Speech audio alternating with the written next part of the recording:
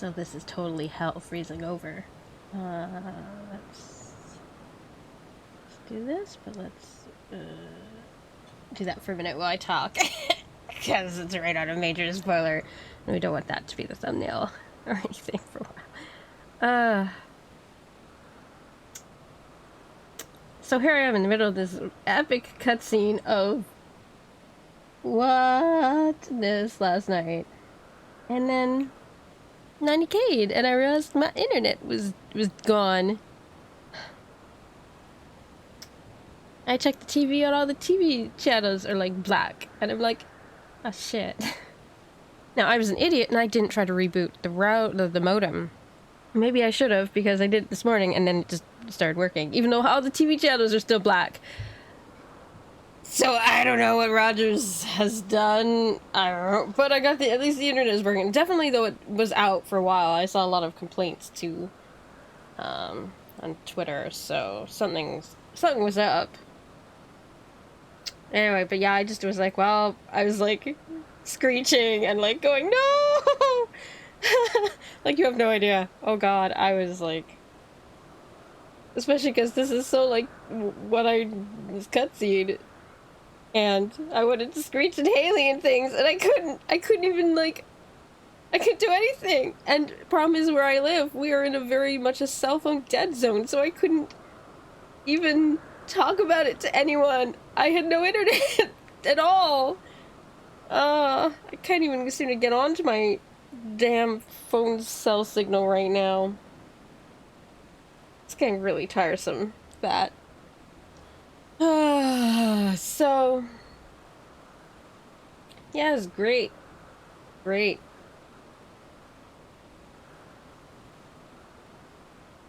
So I just roamed to send at least Nicole a message so she could, pass on to my Discord and be like, yeah, so, her thing died, her cable died.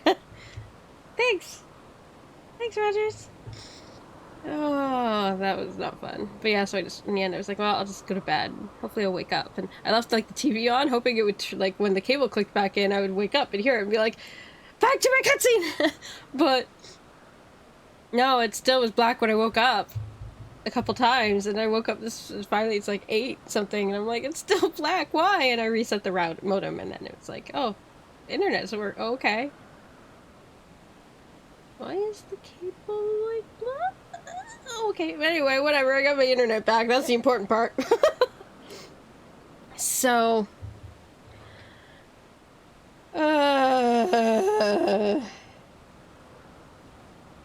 God. Now I have to wait for everyone to wake up, that I can screech at them more. No one's awake for me to yell at. At least I can keep going now, though. This might be a long day of streaming, because I was planning to stream much of last night. Like, ending around 10 was not my plan. So, anywho, so I'm gonna continue this cutscene. I had to watch the first, like, once I booted in, it went right into the cutscene, and some of it has no, like, prompts. It just keeps going, so I just let that part play out, because it's on the other VOD, it's fine. So, so it's a little bit before where the last one ended off, but it's fine, so.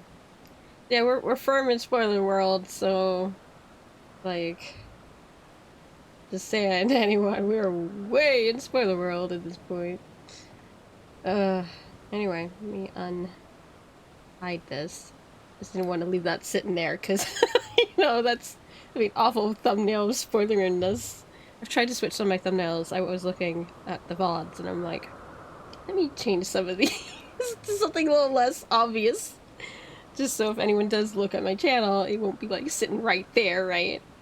I'd hate to do that. As it is, I just effed up yesterday and accidentally spoiled a friend on something ultimately really minor compared to what comes after. But, still kicking myself for that one. You're just so careful! Anyway. Blimey. Right.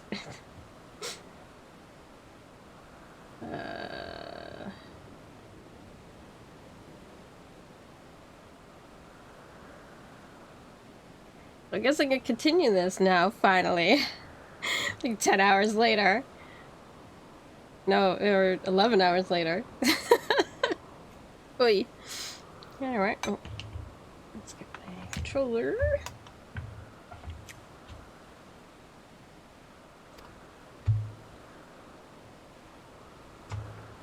Can it be true? Are we the only ones left who see beauty in the world? In life? Are the stars above no more than husks of fallen civilizations? There's a lot of stars out there, man. Bazillions. It's fine. There's probably others that are fine.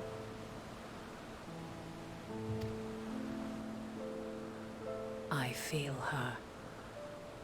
Though she is unimaginably distant, I feel Meteon's presence. And the place where to we must go. Ere she made good her escape, I placed an enchantment upon her. One which allows us to follow her trail. She has already left the outermost bounds of Aetheris, and continues on her way. Given the vastness of the universe, it will still be no easy feat to track her down. But thanks to Emmet Selk and his Ladeus, all is not lost.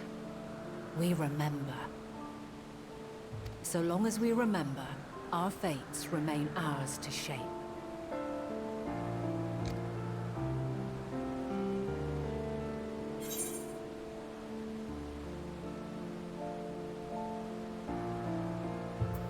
Not bad for this time.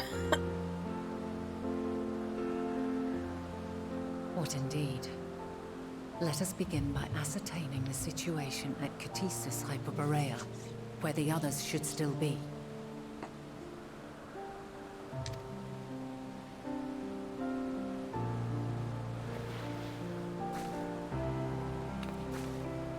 Given the likely state of their memories, however, it would be imprudent for us to approach them directly. In which case...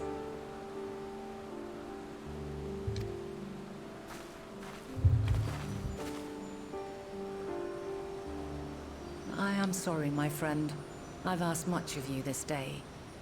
But may I trouble you one last time?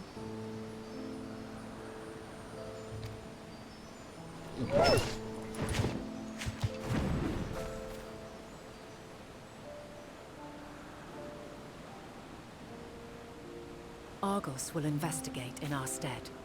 We will share in his consciousness and see and hear as if we were with him.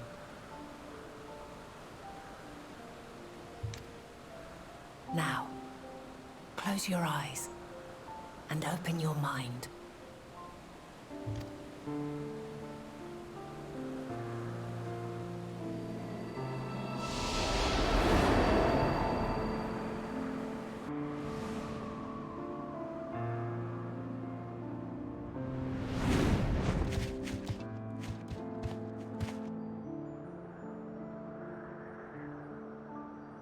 Thank goodness you are unharmed.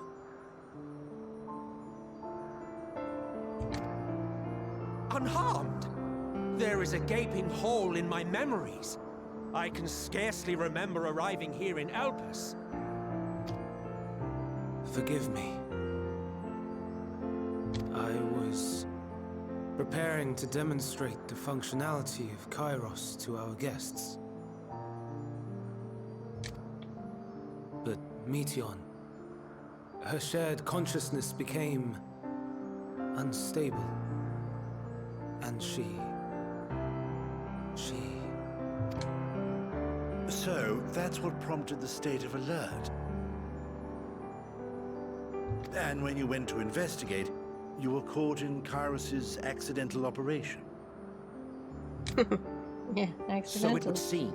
It's all a blur to me. Such an unfortunate accident. Oh, and what of Venar and your other companion? You went inside together, as I recall. We did?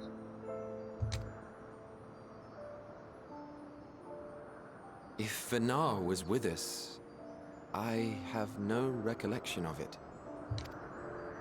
But that there is her familiar, is it not? The fellow seems happy enough, so I think it's safe to assume his mistress as well.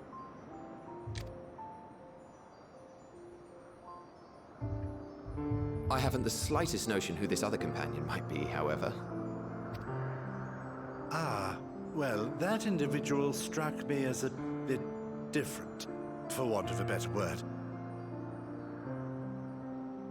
Perhaps it wasn't actually a person, but some manner of creation. Curious. I must ask Vinar about it when next we meet. Yes, yes, you do that. Now, if we may tend to Hermes, whatever this Meteon did, it seems he bore the brunt of it. Once you are fit to travel, you will return with us to Amarot. We need to make certain there are no other ill effects. Also, I am here on business of the 14. We've already had the conversation, like as not, but since your toy wiped my memory, we'll have to have it again. Yes, of course. As you see fit. This Kairos, it manipulates memories through the emission of etheric waves, correct? There is a theory which holds that memories scoured by blasts of ether are restored when the soul is cleansed in the underworld. If true, then perhaps when our time comes to return to the star, we shall remember these few days we have lost. I doubt aught of interest occurred. Look forward to the revelation if you like, but I should prefer to reminisce on more meaningful moments.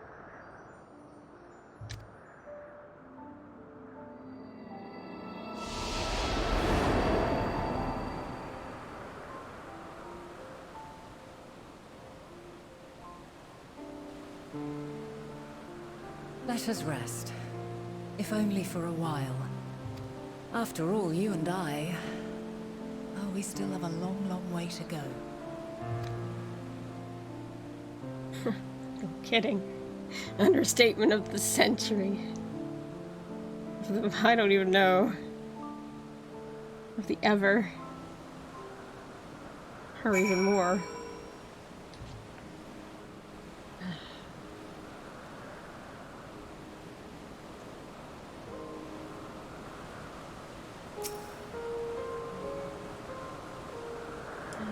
At all recovered. I understand that your exertions were more than purely physical, but resting one's body, if only for a moment, is never without merit. As for Hermes, I think it unlikely he will create more intellectuals. He poured much of himself into Meteon, and now that she and her sisters are gone, dissipated in his mind, the grief must be unbearable. He will blame himself. He will believe that had he never acknowledged his dissatisfaction with the world, then Meteon would never have been born to suffer and die. The offer to join the 14 will be a welcome distraction, and one day hence, we will face the advent of the final days in the role of Van Daniel.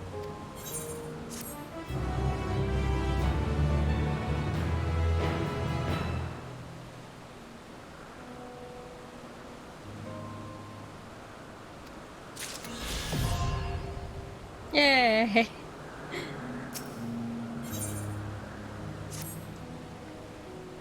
Cornet, listen to me. Our duty is now not to denounce Hermes for his misguided determination, or convince Emet-Selch and his Thaddeus they have been deceived.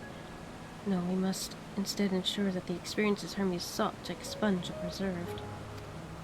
What remains in our memories alone will be our weapon against the final days. We must fight this battle in your age and I in mine. Come, let us walk together, and I will see to the doors of the Leon.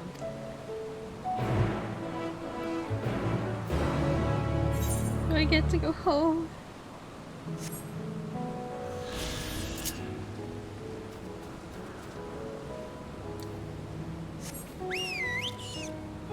Yay, I can fly.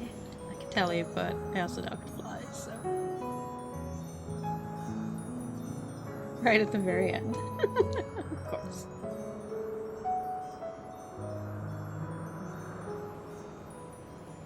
This was a really pretty zone. Boy, did we spend a long time here. It's a very pretty zone.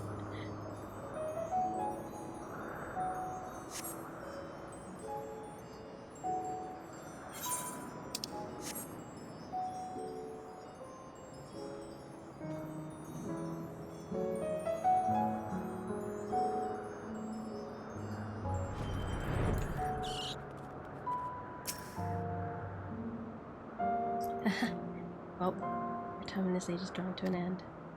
Once we move that, some cutscenes were playing in sequence. I'm fine, just as long as my internet holds out. Time to go home? Oh, I guess first the first, and then home. Oh. So, it is within. The portal that brought you hither, and will take you home. Partially, yes.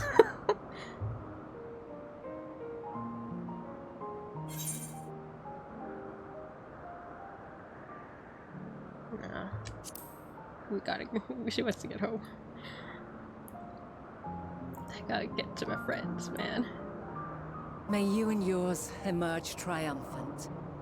Make use of the knowledge you have gained, that your days in Elpis and our friend's sacrifice be not in vain. With Meteon free to pursue her designs, 'tis only a matter of time until the final days are upon us. We must be ready.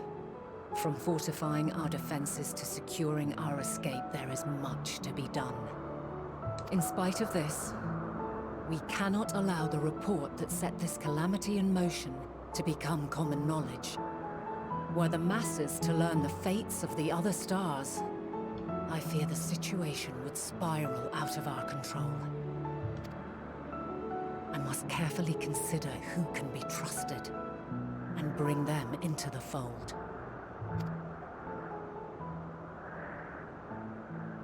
Ordinarily, I wouldn't hesitate to call upon the 14. However, it was the desire for a fair determination that drove Hermes to attempt to erase our memories. Were he made aware of his actions, there is no telling whether he would remain a friend or become a foe. Alternately, we might try to alienate him from the convocation. Yet in doing so, we would deprive ourselves of a brilliant mind who would be invaluable in the crises to come. Quite the dilemma. Which is why I must work independently of the convocation. Regardless of how we proceed, if we are to permanently avert the final days, we must be equal to Hermes' challenge. We must prove that mankind is worthy to exist. And this hinges, I think, on how we confront the all-consuming despair that accompanies a senseless and seemingly inevitable end. Bewildered and divided, we would perish like the peoples of those celestial ruins. We could not hope to survive the final days, much less take the battle to Meteon at her nest. We must find a way to defeat despair, to unite and prepare as many as possible for the struggle ahead.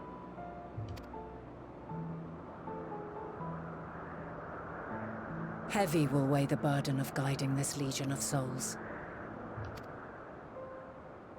Yet I have faith in mankind's potential. As long as he believes in himself, there is naught he cannot achieve. So I will not give up on him. On us. You may find your world to be very different.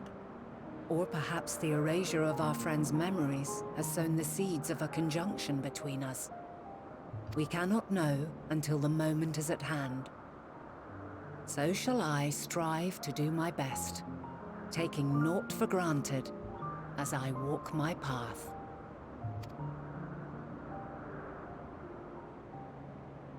And I pray you walk with me to the end.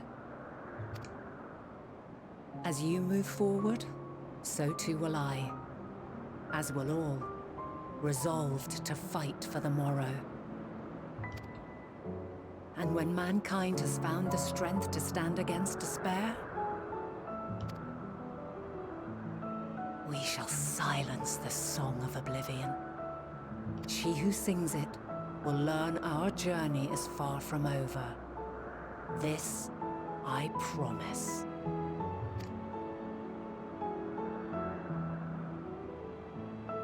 Fare you well, my light of the future. Till we meet again.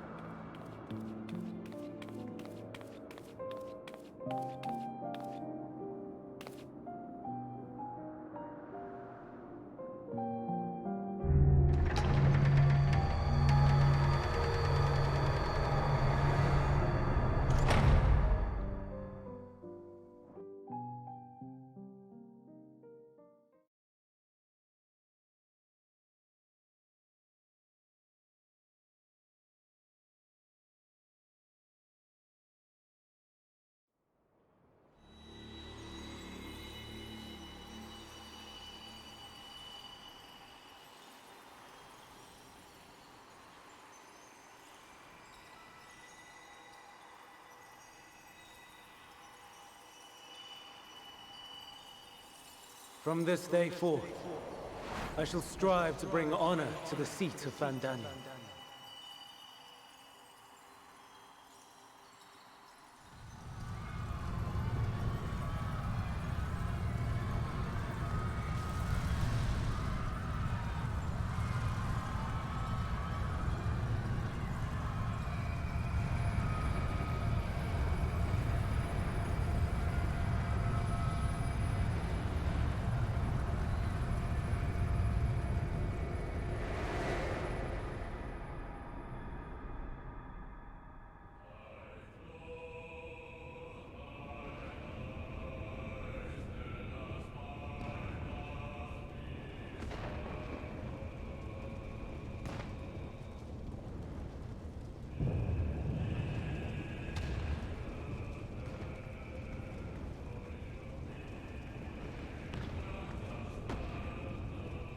Even now, I remember standing there, locked in a moment where the sky is aflame.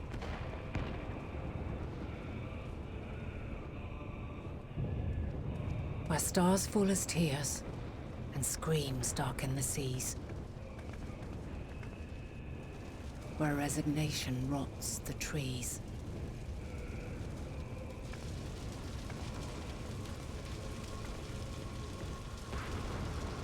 Where terror twists magics into abominations. Such is the lament of they who have gone before. The song of they who tried and failed to create a better world. The song of the end.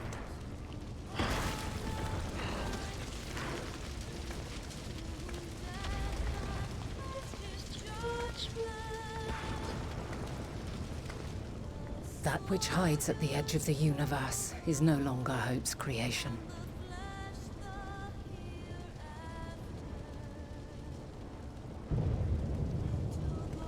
It is hopelessness incarnate.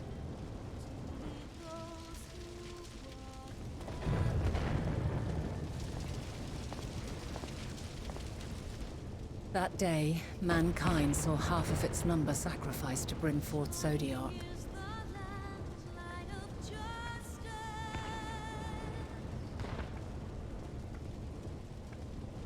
And covering the star in a shroud of ether, we forestalled the final days.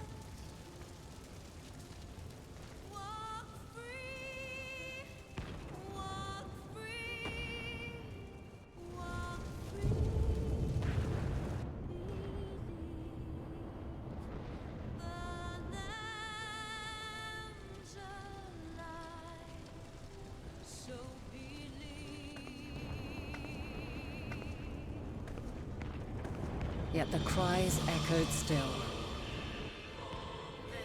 We wept for innocence lost, wailed for death inevitable.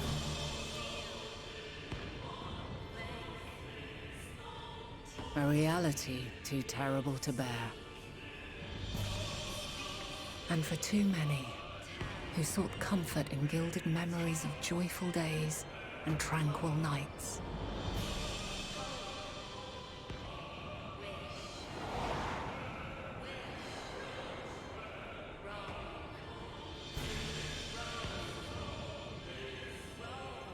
This is all wrong.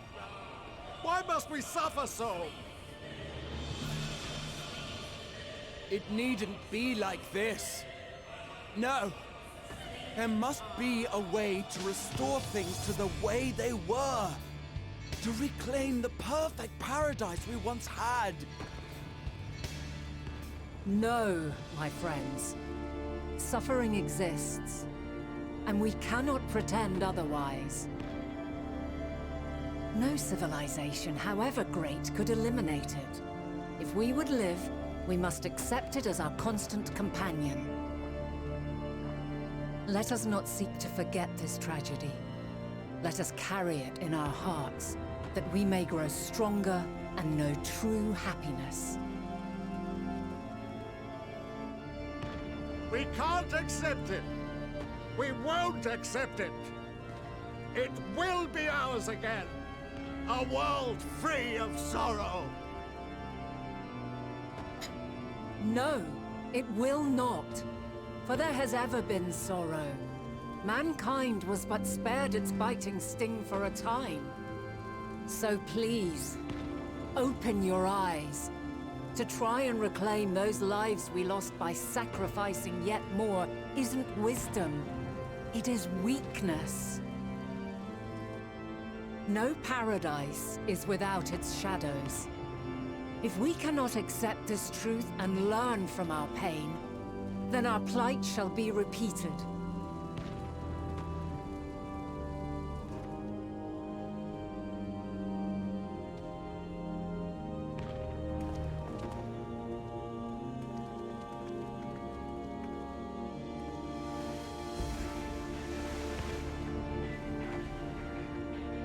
O mighty Zodiac! God, born of our boundless faith, we bid you, hear our prayer. Accept this offering of lives, and deliver unto us the lives we once had. Deliver unto us the days of old, the days when the star was a font of love, and we knew naught but bliss.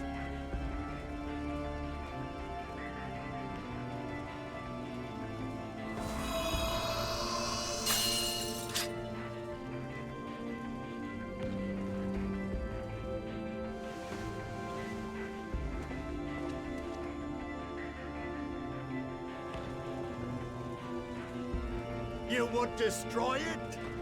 Our beautiful world?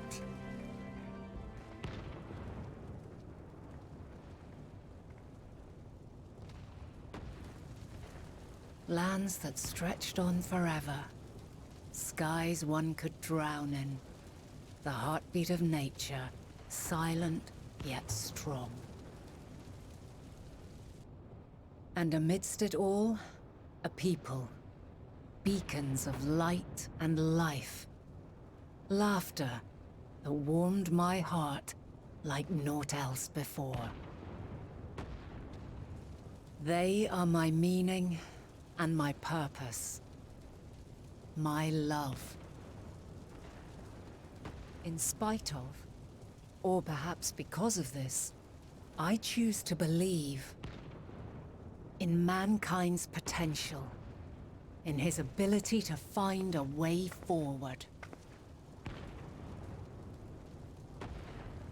So let there be no way back. From that temptation, I sunder us. No more shall man have wings to bear him to paradise. Henceforth, he shall walk.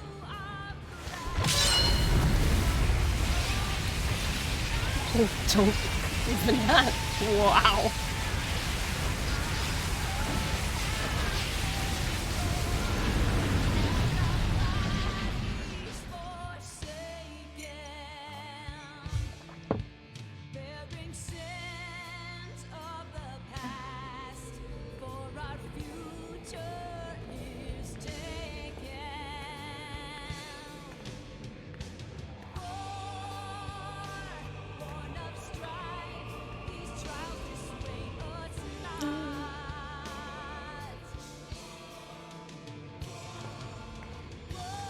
this excruciating pain. I breathe fire and torment.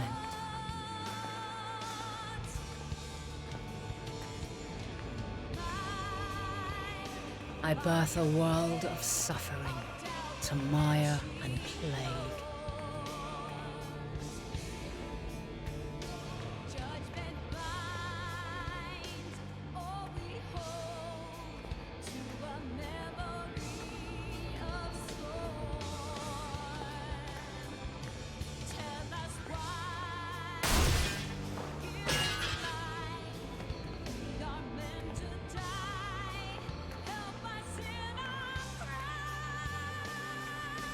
In one fleeting moment, lives come and go, ever moving towards the unknown. And in that fleeting moment, they cry for the answer to the question. Why, given life, are they meant to suffer, to die?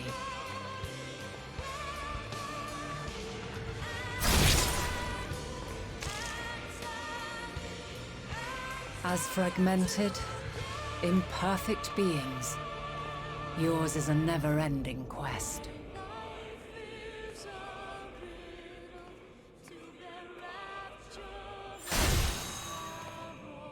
A quest to find your purpose, knowing your end is assured.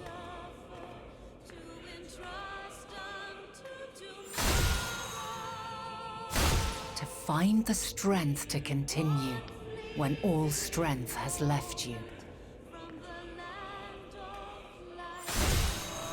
To find joy, even as darkness descends. And amidst deepest despair, light everlasting.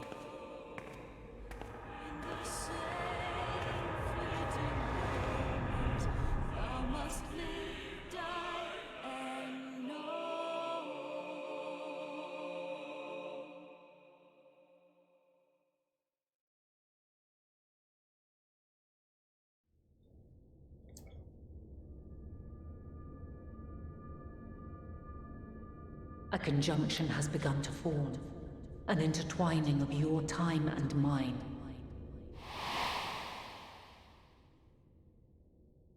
When you truly understand what is at stake, and your journey has prepared you to surmount the insurmountable,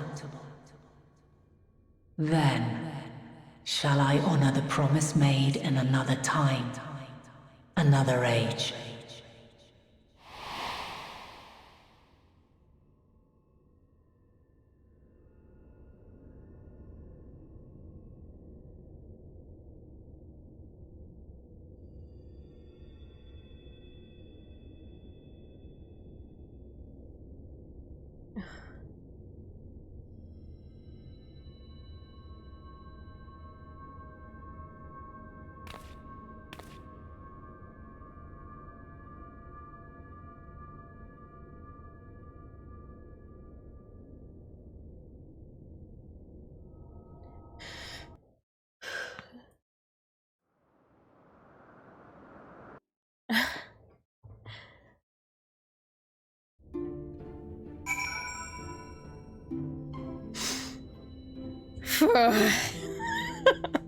Oh my. Hierarchular again.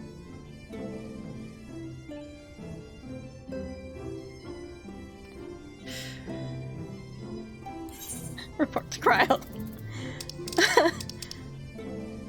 Hi guys, I'm back. So.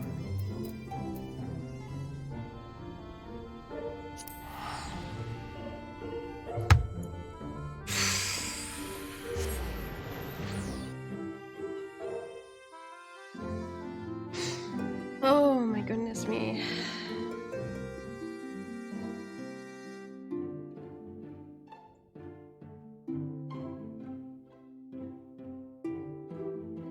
Oh. Oh. Oh. That was making making my eyes water. Ugh. Ugh. Oh, the whiplash. Ugh.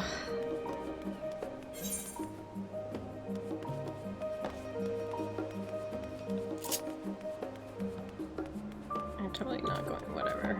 Close enough. No, there we are. We're fine.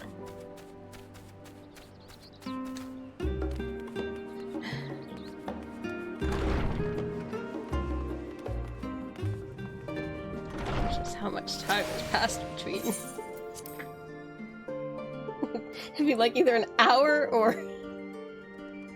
Oh, there's Tataru. An act for turning up exactly when needed. And this is no exception. Uh-oh. Hi, Kiyoshi! Good morning! My internet kinda decided to die last night at the worst possible time.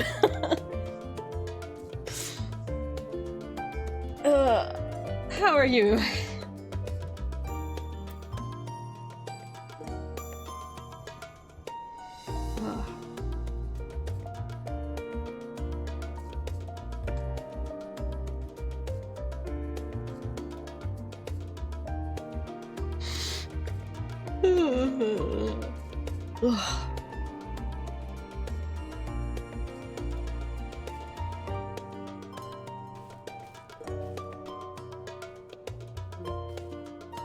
Impeccable timing. Yeah, that's totally where I was. Oh, I haven't been reading that though. Oops.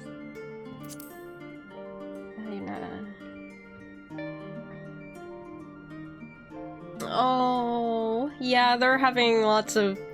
I mean, they just even, like, changed the Mog Station majorly, which it needed, because one of the biggest complaints has been how hard it is to give SE money and shit, so they kind of needed to redo it, but I guess they're having problems a bit with it. That sucks. Hopefully it won't be too much longer before they get it fixed up. I'm getting in quickly. Yeah, I think it was like 25 in the queue when I clicked in. Morning login, best time.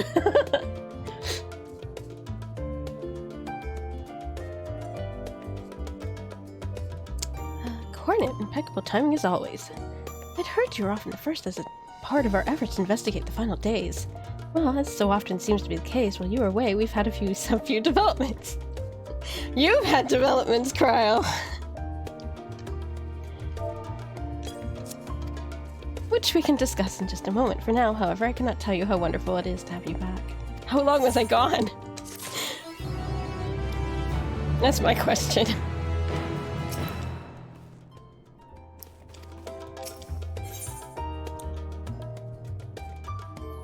Hers is more urgent! How is hers more urgent? Okay.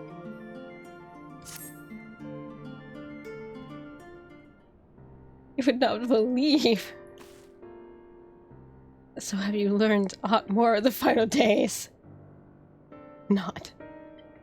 Then the journey was well worth the risk. No doubt your newfound knowledge will be a great boon to us all. You have no idea! Cryo, you are not even ready. Yeah, my term on the first. Events here have taken a turn for the worse. That's not a surprise. The signs are running themselves ragged, trying to contain the spread of blasphemies, but it's a losing battle. Try and ascertain where and why of it. Odyssey and Alphino have been traveling all over. Of all the regions they've visited, Locus Ammonius is one of the worst affected. Zenkra Distingraha took a detachment of allied soldiers there to aid and succor to those in need.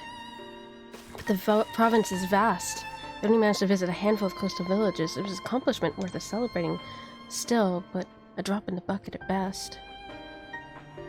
In the meantime, Vistola and Master Matoya have been making a concentrated effort to establish contact with Hydaelyn in Ethereal Sea, but to no avail. As for Tataru and I, we've been keeping an eye on the forum.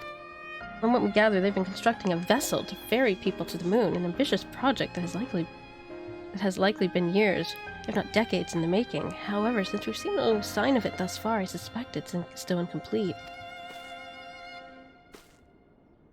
You will recall that the proposal issued by Master Fauchenal to the people of Radzat Han. Following their discussion, Vitra declared his support for the plan and urged those who wished to evacuate to accept the forum's invitation. So far so good, but that's where things get a little strange. Apparently the forum caught wind of the lunar teleporter to the Tower of Babel and decided to use it to deliver people to the moon instead of their mysterious ship. Therefore, to secure passage to the Hanish refugees to the tower, Afno Estinian Graha traveled to Garlemald not long ago. Trouble is, the capital was hardly the safest place to begin with, and now... Yeah, that's not a bright idea. Final days have come to Garlemald. Ah, shit. That's like the worst place. Shortly after our friends arrived, they were sent to rendezvous with Master Fauchenal. Then panic broke out and our communications were severed. From what fragments we were able to make out from the link shell went completely silent, we can only assume the phenomenon has spread to the capital. Others need you, Carnet. Please, you must help them. Frack! Yeah, that is kind of more important. Oh, God. Having you there will make all the difference, I'm sure of it. Camp Broken Glass was their first port of call. You'd best start there. Hopefully you see and will know where they are. There's no telling what you'll be walking into, so you'd best take every precaution.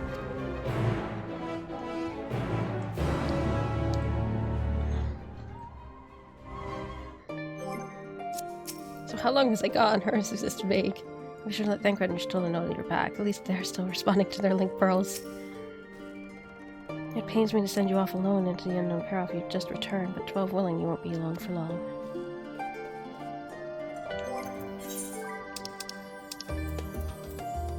Oh yeah, there is an earring. Let me get that.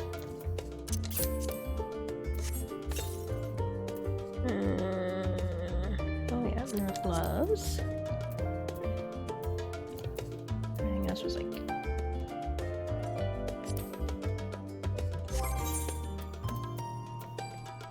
$87. Wait a minute. That's 85. Okay, that's old. Wait. That's 87, okay.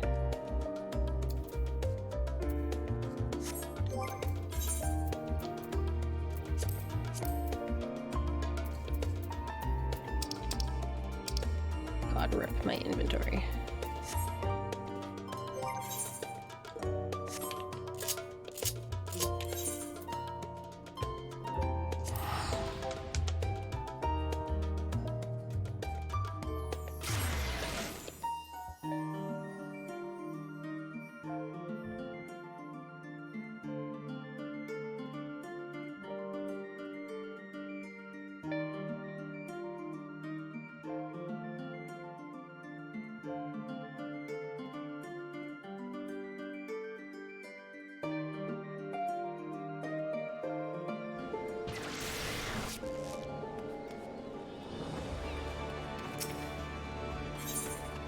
Oh, boy. Oh, when you go from other zones to, like, back to the old school, it's like, whoa, it feels a little whiplashy. My camera's getting super bright again. It's very sunny today.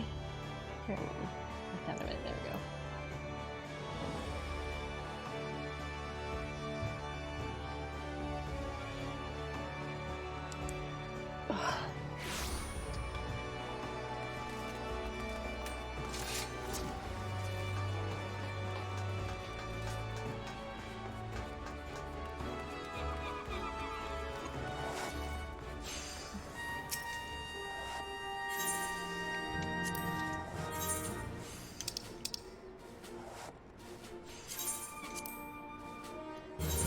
Here, have these weird otherworldly things. Here, I'll take that, 'cause that's not going to be tackling anytime soon. It's hard because I'm going to probably want some of this shit, but... That's probably not going to be anytime soon.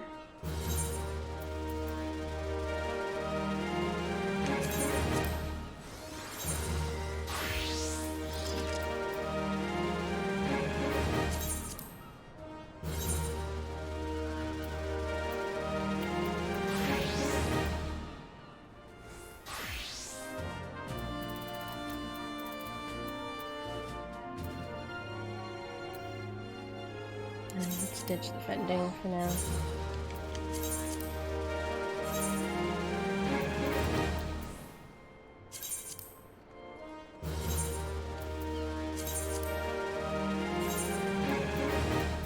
Alright.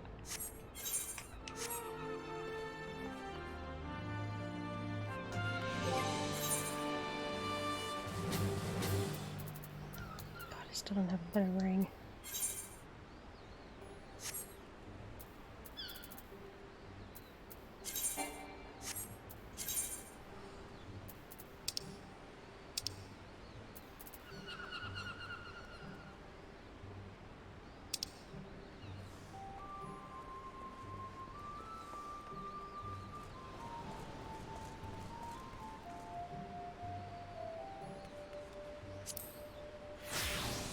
Let's pop that on because we're going to Cold Land again. Going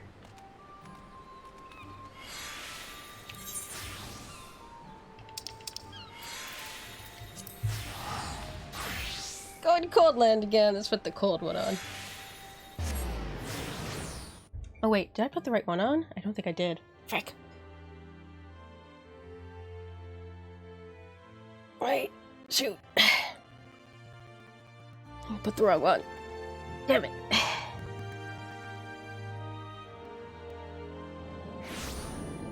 Yeah, I didn't. Shoot.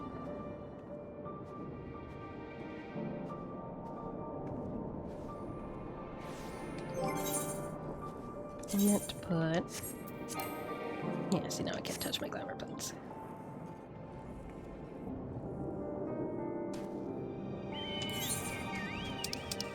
Okay, hang on.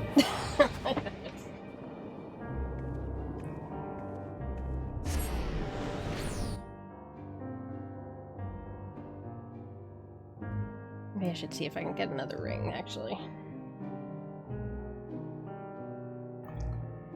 Instead of an ancient one.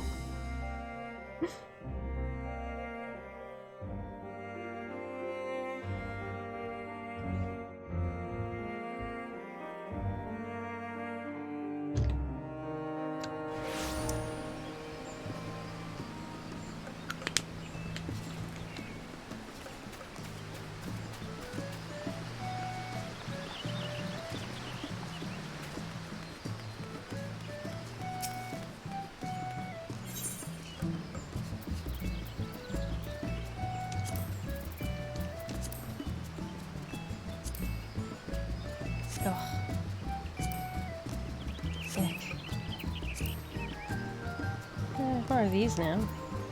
Oh, but this wouldn't be as good, would it? Kind of questionable. Those are coming down.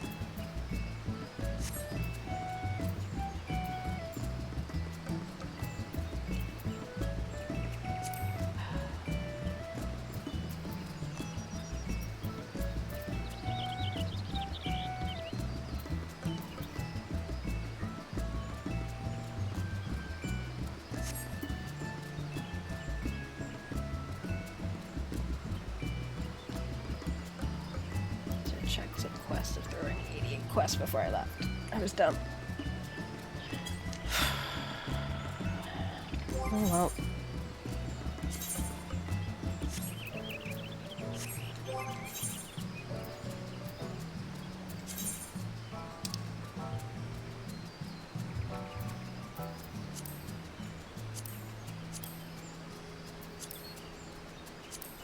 There it is.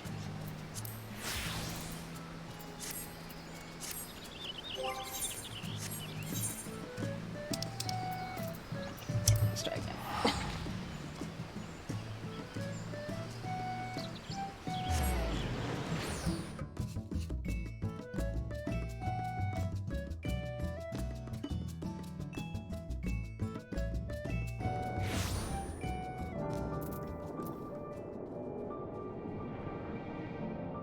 Oh, hello!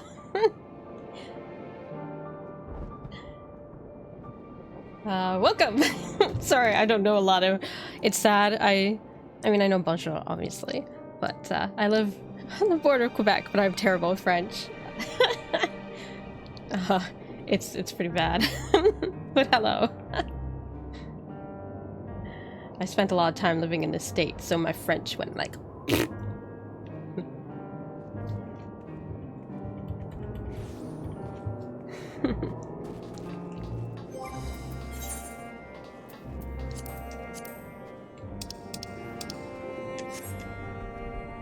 Okay. Yeah, there's still all these blue quests here taunting me. Do I want to do them right now? Not really. Nope. Nope.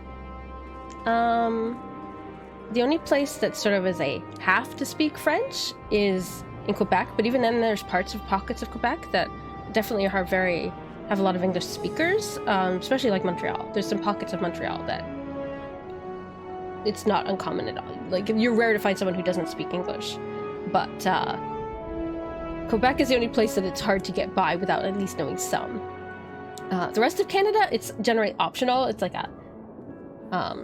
you'll learn some in school, but it's not actually, we never have to.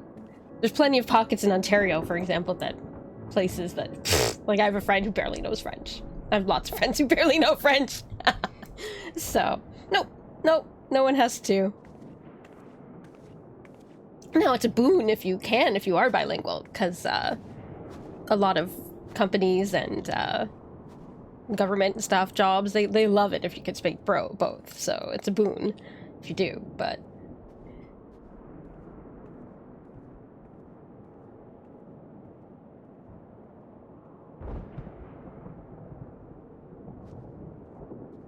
Like, I'm glad we don't all have to speak French, or I'd be terrible at it. I'd still be terrible. I find French very tricky.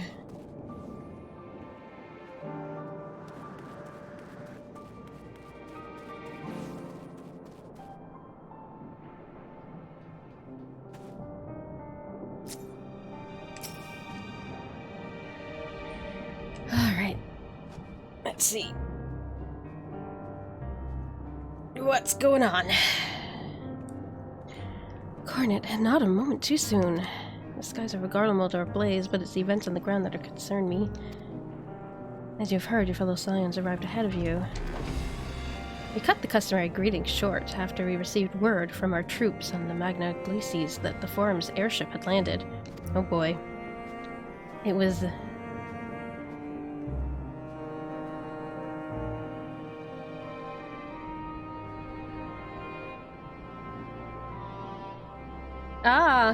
Yeah. I mean, I learned some when I was in grade school. Obviously. Up to about grade 7, and then when I was in 7th grade, we had to move down to Colorado for a while. And in Colorado, no French there. Well, I mean, there was French classes, but it was very basic. And I did try to take, like, a class in middle school of Spanish, but I kept mixing my Spanish up with French, and even then I was so poor at it.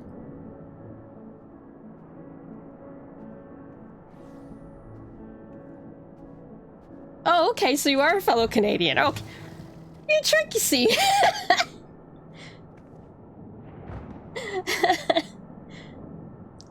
Yeah, going to the States at 7th grade, I might have been better with French, a little better, at least if I'd had that last few, you know, a little bit more French through, you know, middle school and high school, but because I moved to the States, yeah. And I was there until I was about 20, and I moved back here and went to animation college, so...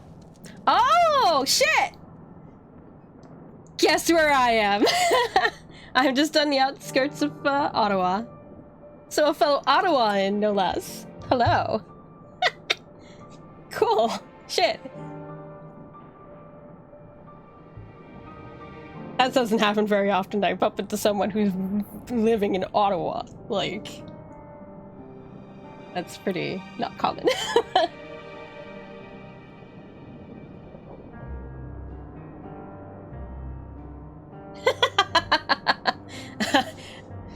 I have barely any food, so I wouldn't recommend it.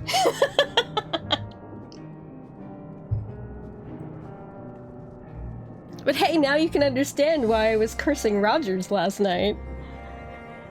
Oh my god. I was in the middle of a big cutscene and it just poofed on me! And I'm still not sure what's going on because most of the TV channels are black, but luckily I restarted the modem and it seemed to work, so it was the worst. It was like 10 o'clock last night. Oh, I was so pissed.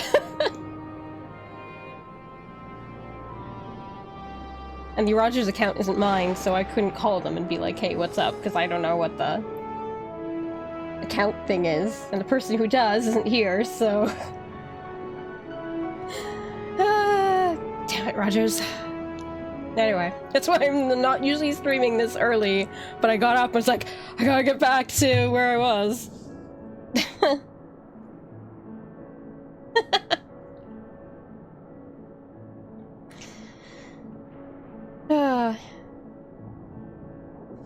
Oh, it was the worst. I yelled so much. Oh, sure, if you like. Go ahead.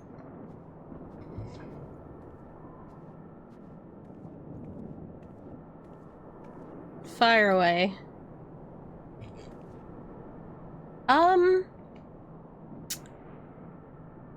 Mainly for streaming, mainly PC, just because I don't have a way to transmit any of my consoles to the computer right now. It's something I want to get. And I don't have a PS4, because I mean, that's obviously built into those, right? But, mainly a mix of PC and my PS2 and PS3 and PS1. I play a lot of PlayStation. I have a bunch of Steam stuff. Obviously 14, I don't buy 14 through Steam. I don't want to get tied into that.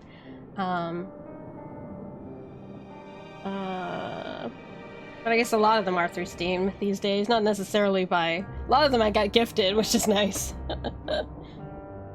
And then, obviously I like... A lot of the games I play are like RPGs and stuff for console, so I like to get the physical copies when I can get, you know, like I've got my Disgaea D2 box set even, and you know, I like this stuff. My Japanese JRPGs. Yeah, I like to have physical copies when I can.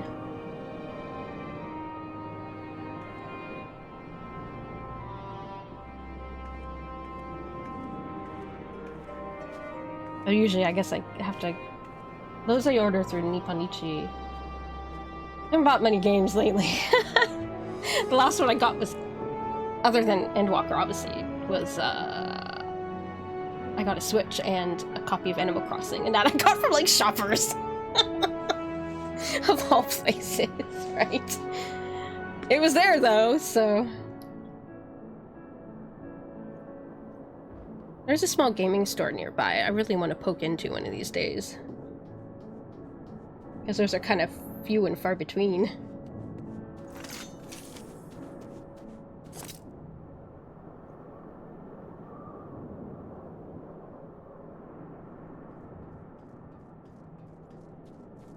I'm fine with how I go about. I don't buy tons of games. Like, I'm pretty choosy, so I'm good, thanks.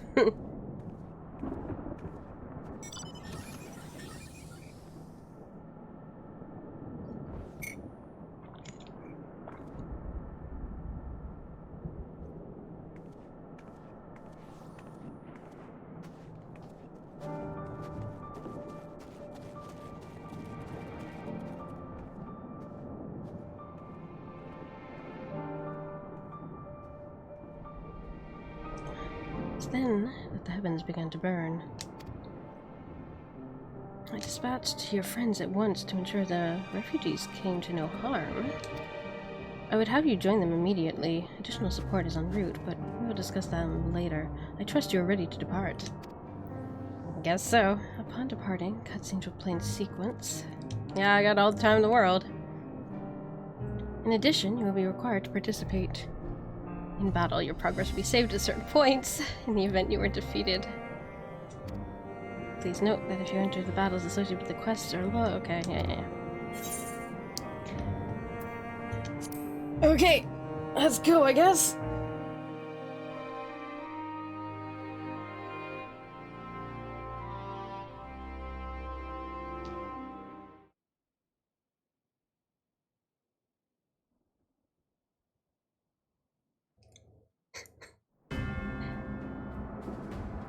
Oh, did you see my Care Bear in the background?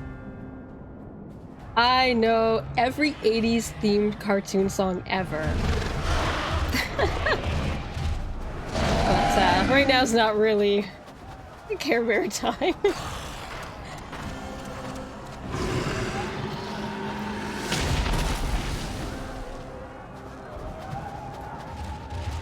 No. Kind of in a bit of an apocalypse, so... No. We were promised an escape. Not the same we fled.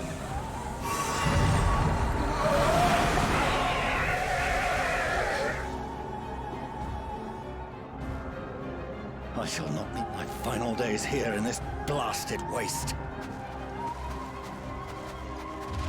Calm yourselves. Your panic is our greatest enemy. Come, we must build a line of defense.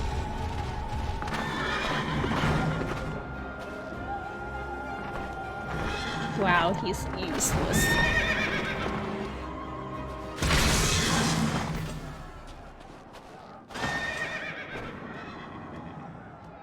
How? Leave the fighting to us, Father. You must lead the people to safety.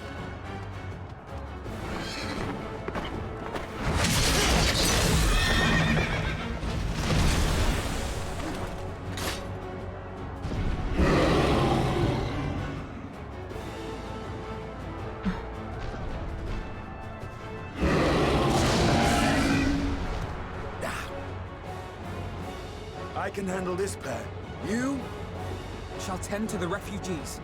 Let us be about it. Oh, I missed you guys. As you wish, my little lord.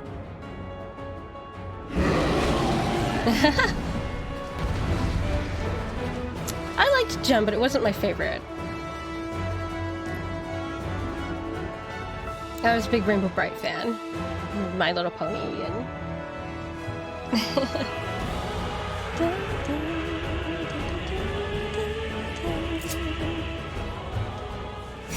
Oh god, I haven't even used Sage yet, why? Command the beast's attention. See to the wounded. Oh god, this is not fair. I have no idea what these are. No! Okay, that's a heal. That's good.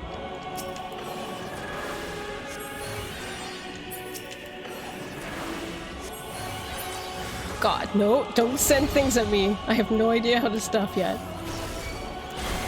Ugh. It's not fair! Leave it to me. Yes, please do.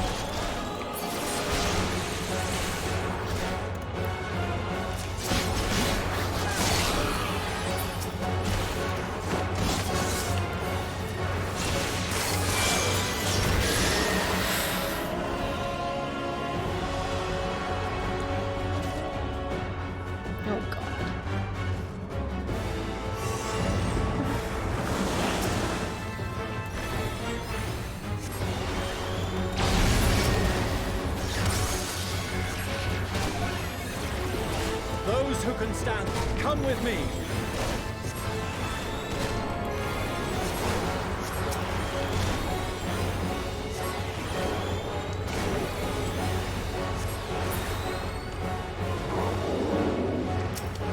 Easy now. Deep breaths.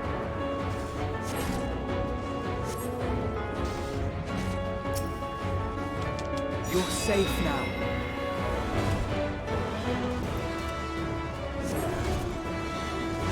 Ah. 80s for here, so, as you might guess. Worry not for the refugees, but for yourself.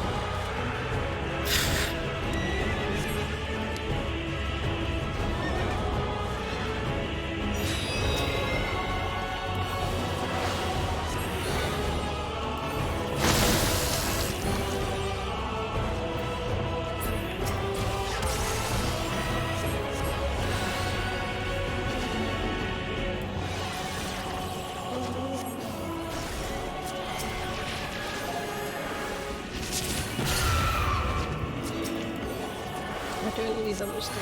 Oh, that's an H cure as well. Oh, okay.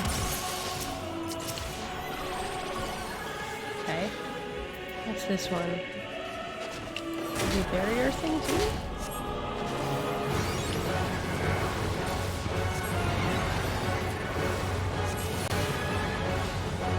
Oh.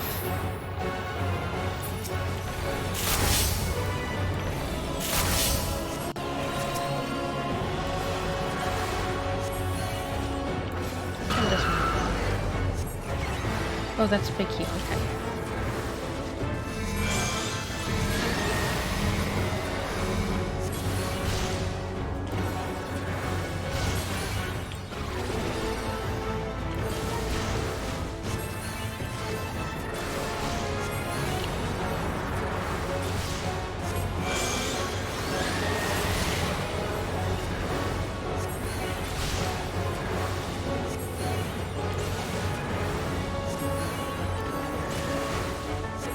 Starting to get the hang of it. Yeah, sure. Sure, Estinian.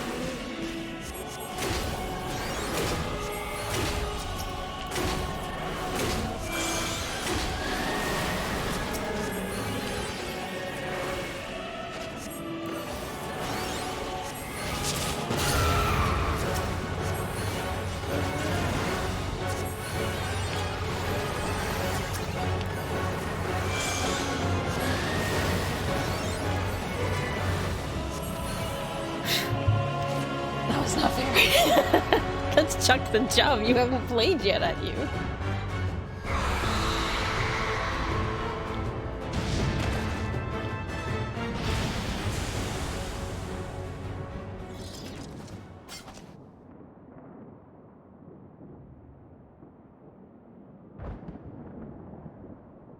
Help! Someone, please! What?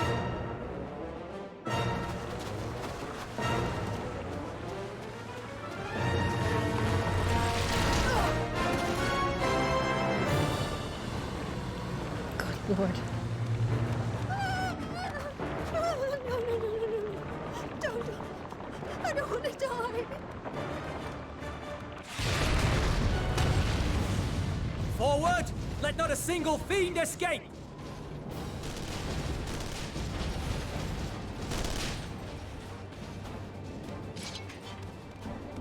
Wait, that's... Euless and the army. So, you've recovered then? In time enough to be of aid, for once.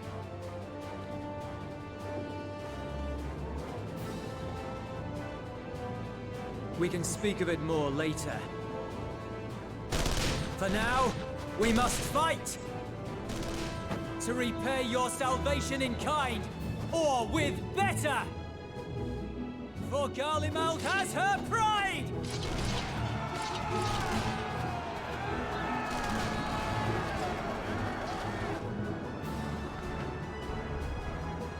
Of that I've no doubt.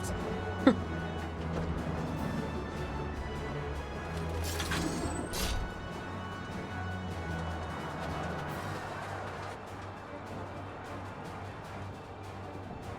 gods.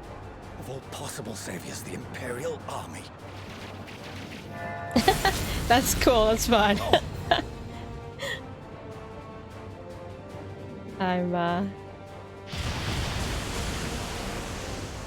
I had hoped to take all of them down. Well, thank you for the follow. Think a withdrawal might be in order? Oh, sod that. You know who would never abandon these people to their fate. To be devoured by their former friends. That'd be beyond cruel. These beasts must fall here and now. Well then, I'd say it's high time we threw caution to the winds. So long as you spare me the heroic sacrifices. Now, Sign let's go. me up?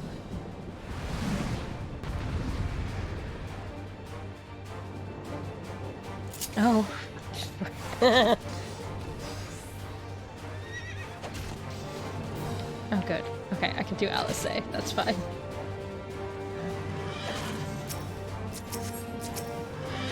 Alright, they've moved things from last time. Okay, that's the AoE one. That's all the flares. That's the group thing. Ooh, get a bonus this time. It's against the thing. Sweet. Okay. Oh, that's heal. Not my usual thing.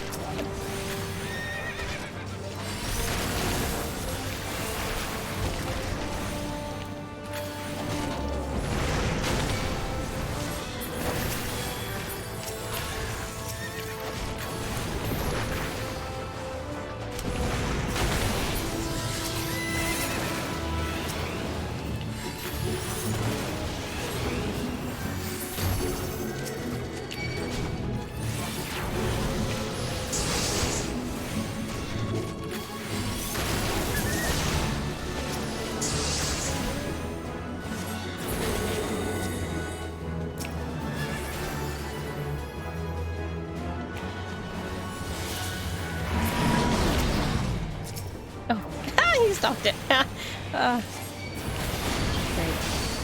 This one's not like the rest.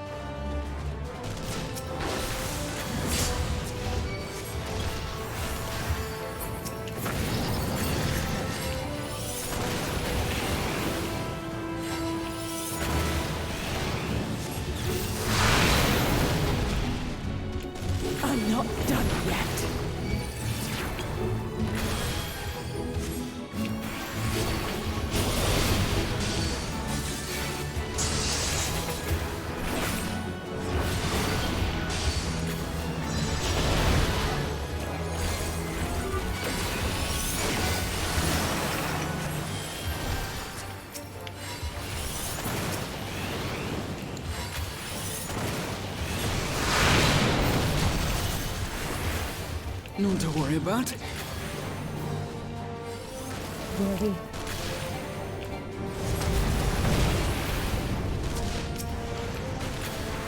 The air crackles with energy. Find cover!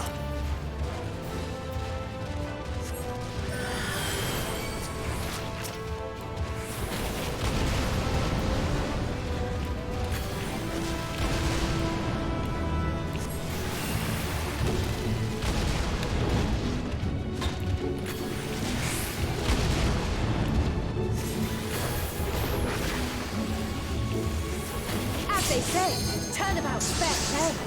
Oh. Time to do her favorite thing. Time to limit break.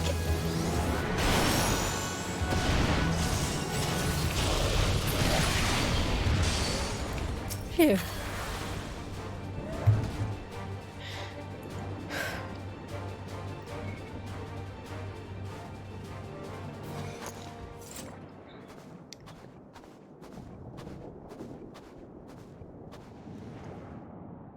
There's not the barest trace of ether. Maybe there really is no way to bring them back.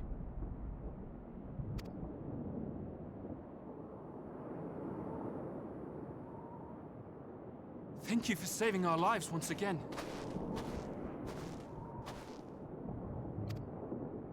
I remember you, from Purusha.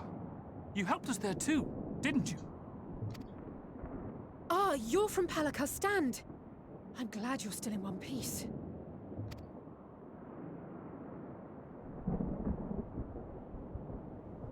Or you will be, once I see to that injury of yours.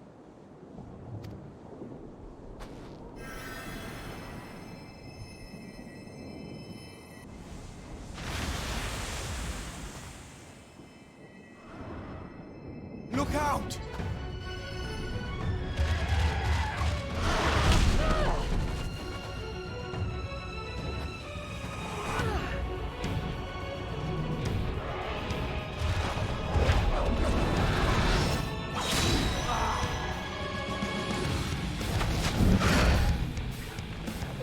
Get out of here! Quickly!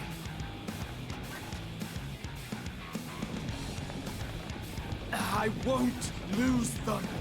Not a one! This will be a brighter future! I won't let a madman's apocalypse ruin everything we've fought to achieve!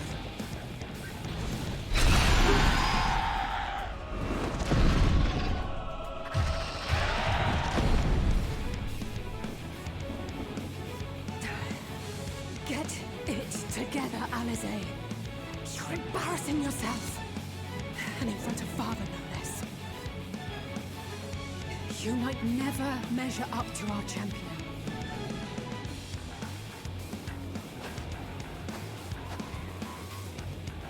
But we ask too much of her as it is. You mustn't let our sword in the darkness fight alone.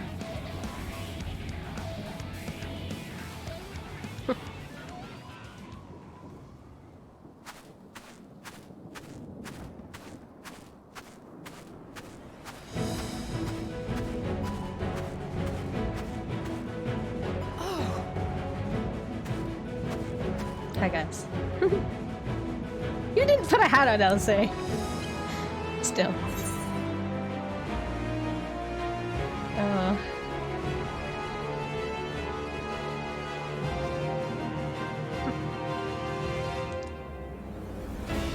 Oh man, which one do I want to use?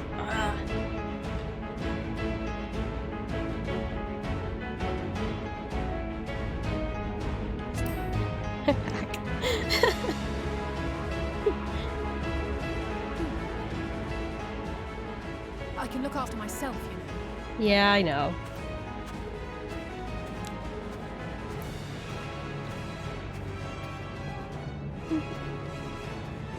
Everything's in order? I trust? Woohoo! Got some things to tell you guys.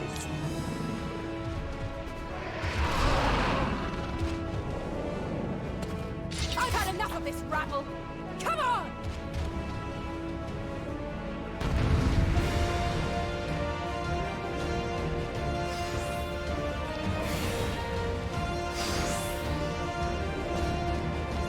Oh, a trio for the ages.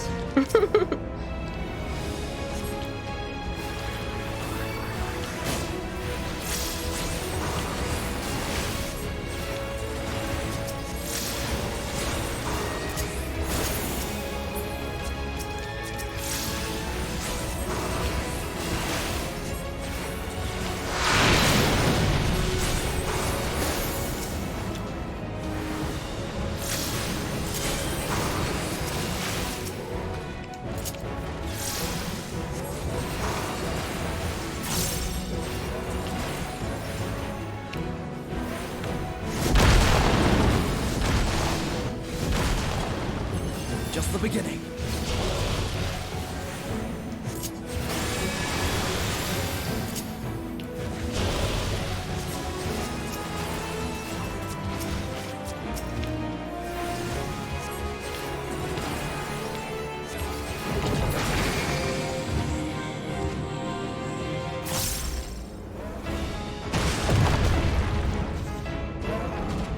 I had a feeling I'd find you here.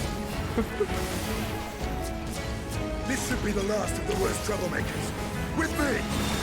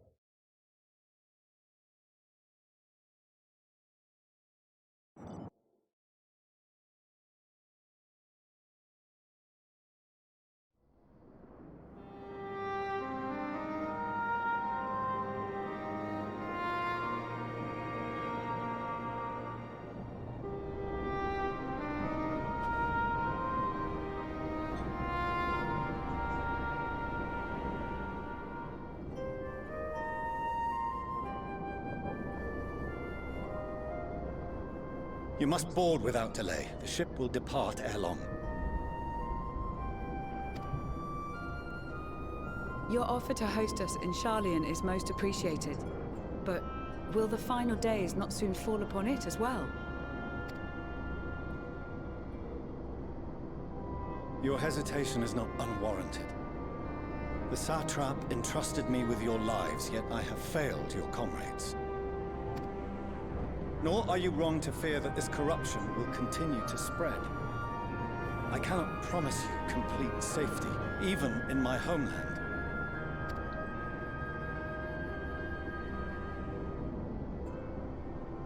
What I can promise is that I will do all in my power to protect you.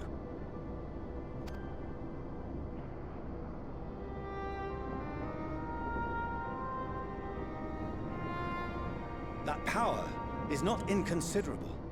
Even now, my countrymen are preparing the vessel that will deliver us to a sanctuary on the moon.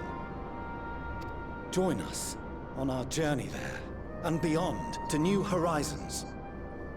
Come to Old Charlian. Please. Yeah, no, the moon might not even be safe.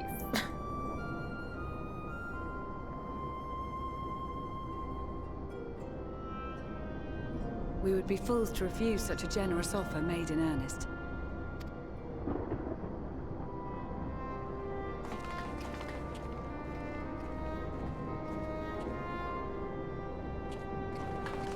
Seems they've a new destination.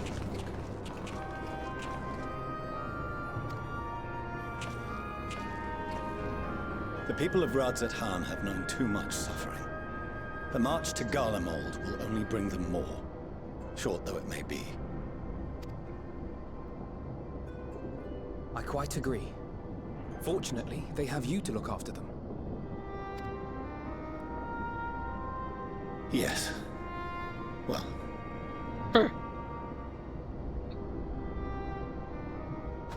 Behind you! Just there! Oh no. What now?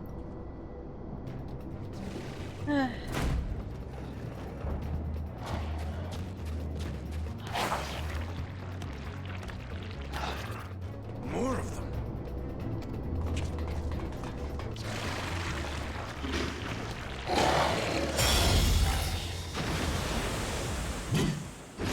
Oh, oh God. Not now. Xenos! Here! Please not now. You'll be all right. Hurry to the airship.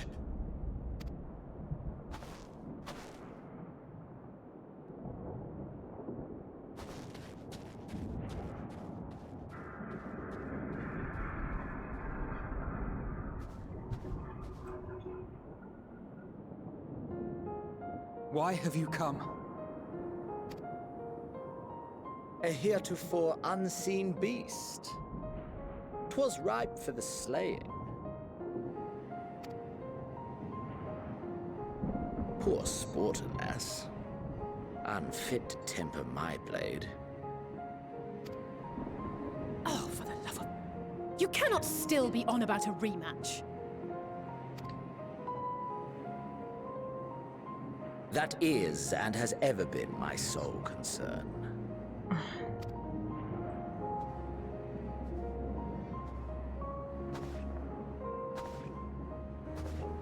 You, on the other hand, are fixated on a different quarry. You think? Your passion pales before mine. Yet neither hate nor despair seems sufficient to recapture your misdirected bloodlust.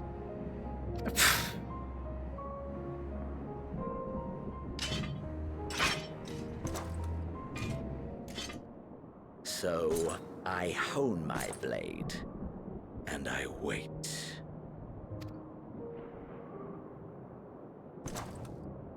That's it. That's all you care about. It's always ever cared about, man. Don't take it like to heart, dude. Garlemald is in ruins. Our homeland, the nation you rule, is as good as gone.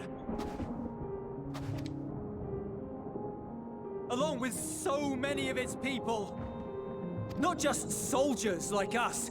Not only those who fought and killed for power and duty. Innocent civilians.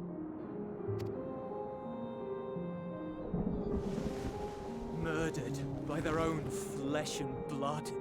Lost and confused as they breathed their last. While we who survived with our lives and minds intact were left to freeze to death. The Eorzeans tell me all this was your doing! You slaughtered your countrymen! You did! For what? For nothing in the end. So much wasted effort.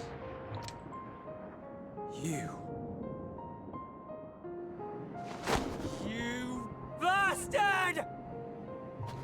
For your own sake, Euless, you must control your anger. It will serve no one should it consume you and see you transformed.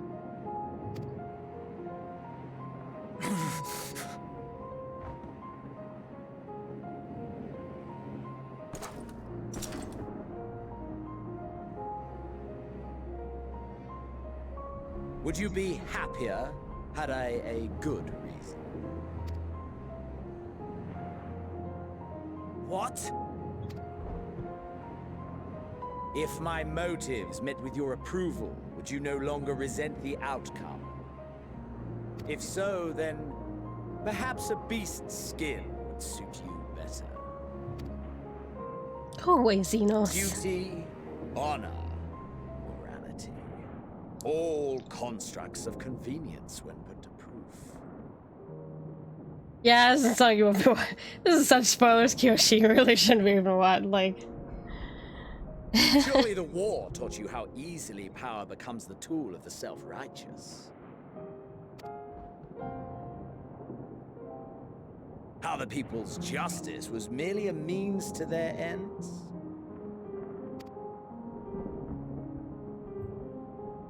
Yet you would ask me why. Ask any creature of this star and those above for answers, and they will tell you what suits their fancy. And they would be right to do so. What meaning there is to be found in the petty vicissitudes of your existence must be gleaned by you, and you alone.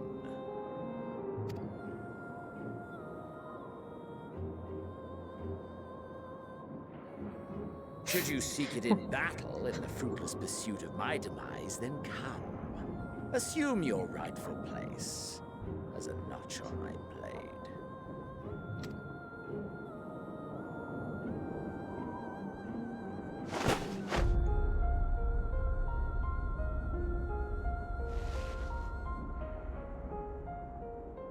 You are a blight on the Garlean race, and there would be no more satisfying way to expunge it than by beating you to death.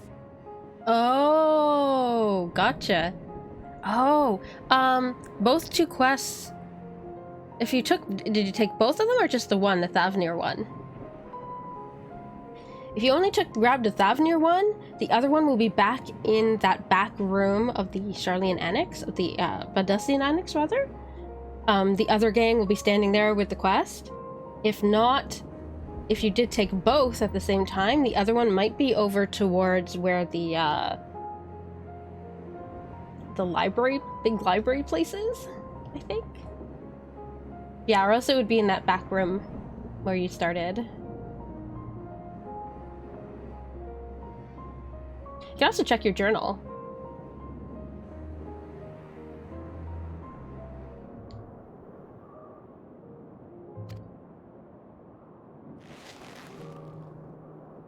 But I will not be party to another tragedy. I refuse to lose anyone else because of you. So go. Go! And may we never suffer your madness again! Thank you, yes, go! Go away, Xenos. Just shoot! Go. Go away.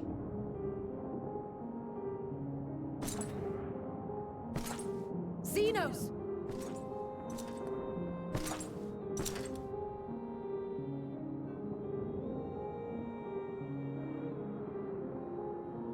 Perhaps you found meaning in living this way.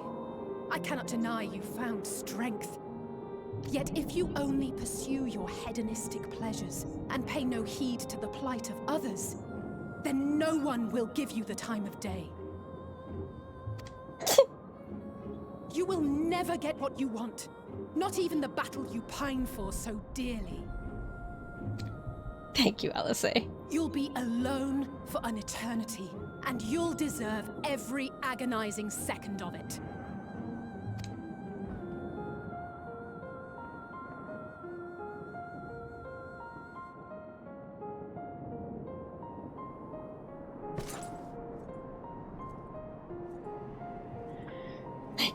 to know and have to, like, put up with him.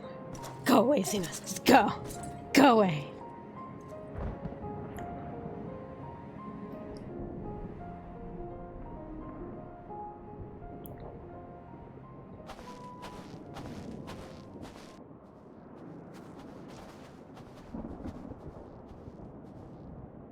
We're ready to depart. The refugee ships will be leaving shortly, but I've asked mine to remain for the time being. There's room enough for you to join me on it, if you wish.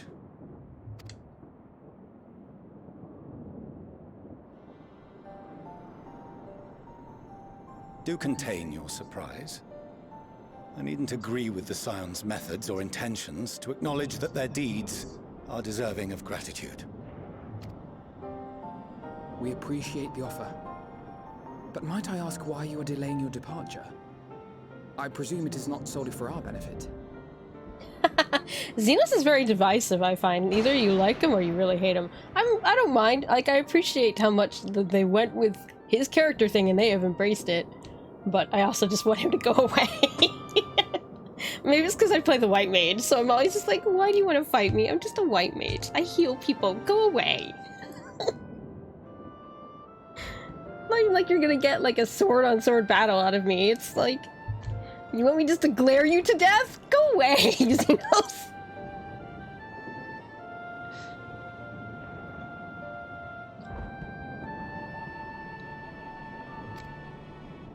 I must visit Garlemald ere we return to Sharlayan.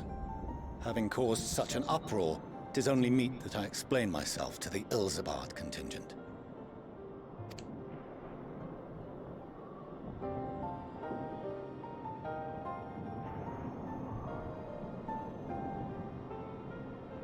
Allow us to accompany you then. We should be glad to facilitate, given our familiarity with all concerned.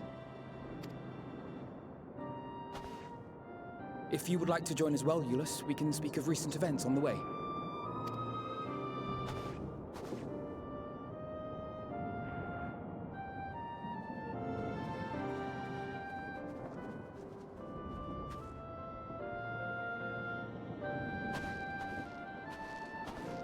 He'll be after your seat on the forum next.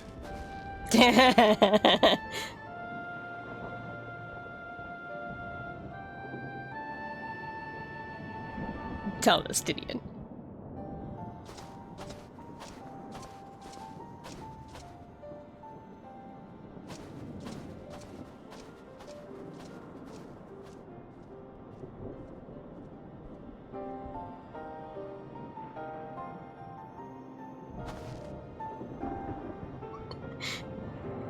Well played, Estinian. Well played.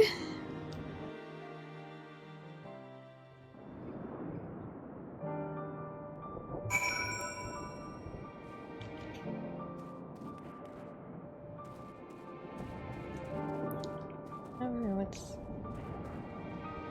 Oh, it just hasn't loaded. There's everyone.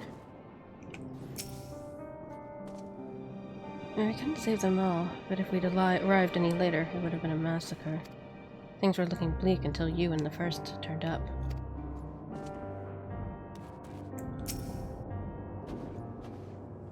That the final days should manifest here too after everything these people have suffered. It is a fate cruel beyond words. Nevertheless, with the allies old and new at our side, there is reason to be hopeful. It's been a while since we last spoke. For some time, I was not myself. Lucia and the others told me what happened that night, and about the events that took place while I was receiving treatment. It was only then that I realized the lengths you and yours go to. I know I might never be able to repay you, but I'll be damned if I don't try. And most of all, I want to thank you, all of you, for everything you've done and continue to do for the sake of my people. At the very least, I am glad our own members are accounted for. This is the contingent's base of operations, I take it. Yes. Hi, Graha. Though there'll be a time later to discuss your journey to the first. Yeah, there's a lot to talk about, man. There's one thing I must ask. Oh, Did you perchance speak with our friends in the Crystarium? I did. They told you to take it easy. Lena and Becklug both warned me against overexerting myself. Yup! Strange that they would express such similar sentiments. Identical, in fact, but their advice is duly noted.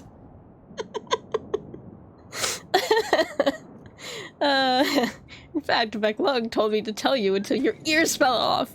But I won't do that, because I like your ears too much to do that. But still, you. I know him so well. I see Xenos standing there, so uncaring and unrepentant. Gods, I don't know what came over me. I just blurted out the first thing that came to mind. But looking back on it, I stand by those words. I would say I hope they won't incite him to further villainy, but to be honest, I doubt he even remembers what I said. Anyway, enough all about that. It's good to see you again. And you. I missed you guys. You just gave me an even better thing. Let's see what this one looks like. They've all been ugly. Equip. What does this one look like? Oh, it's that ugly thing again. It's the ugly shape, too. Right. We're not dealing with this thing.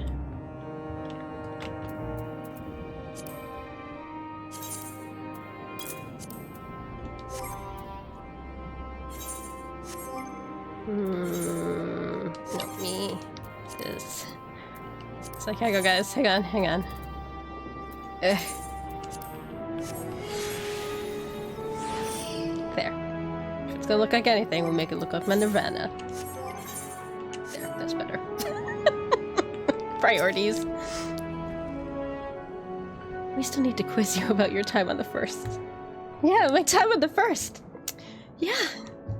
If we ever get more than a moment's respite. Let's check everyone saying the same things. Yeah, okay, same things.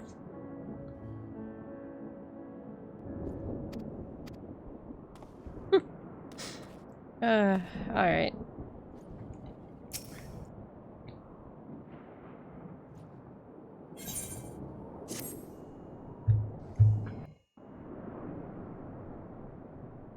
Yeah, they kind of suck. I've just been glamming over them. No major injuries then. Good.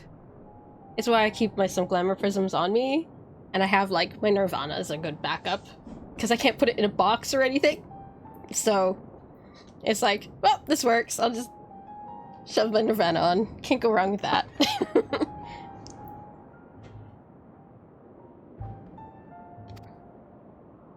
I briefed the recovered soldiers and sent them on their way as quickly as I could, but nevertheless feared they would not make it in time.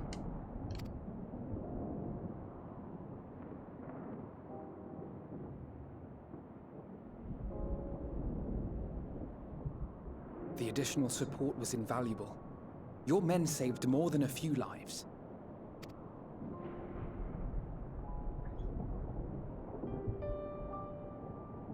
Though not all, I regret to say.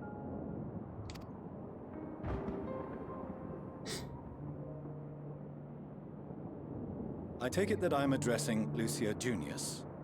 I'm the Forum's envoy, Fortuno Leveilleur. And you are owed an explanation for these most dire developments.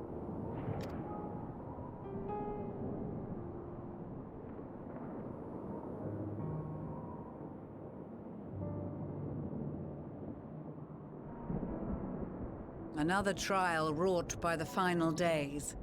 I was beginning to suspect as much. You doubtless feel some consternation having been forced to abandon your original plan. But trust me when I say you were right to send the refugees elsewhere. Beasts have been sighted within the capital. Perhaps it was a stroke of grim fortune that the population was decimated beforehand, as they've yet to appear in any great number, but in time. In any case, Maxima leads the remainder of the contingent in an effort to cull the creatures and evacuate the populace as we speak. Yeah, Garlemald is really not where you want to go right now. To the skies, I pray your men can be persuaded to join him. You'll permit us to retain our weapons? I wouldn't have sent you after the Scions were I expecting you to stab them in the back. And I, for one, would not consider past transgressions more relevant than future contributions. Regardless of the circumstances that saw us at odds before, we need men of courage now, more than ever.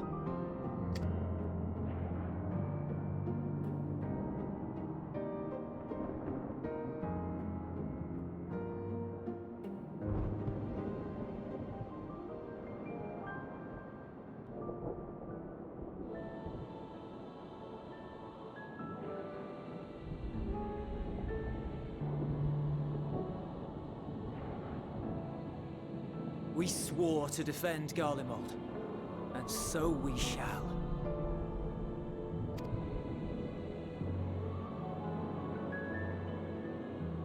It seems you have everything under control.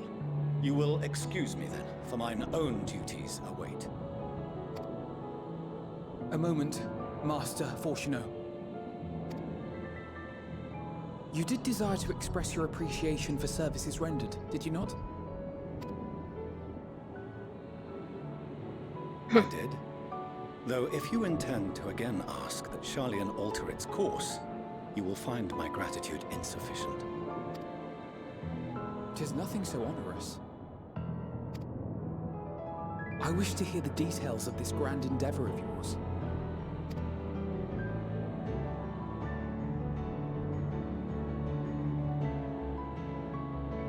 Do you swear to listen and to learn, and not to embark upon some scheme to impede us?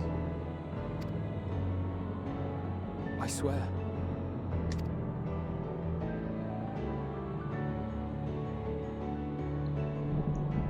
Well, I got things to tell you guys, like, it's not the planets that's eating at us. Any other, I would doubt. But you, I trust to keep your word. For not once have you broken it. Very well. I will request that the Forum make you privy to our plans. You may await our summons at the Baldessian Annex, assuming the decision is in your favor. Does that suffice? It does. You have my thanks. Excellent. You can regale us with tales of your most recent sojourn to the First while we wait. Yeah, about that.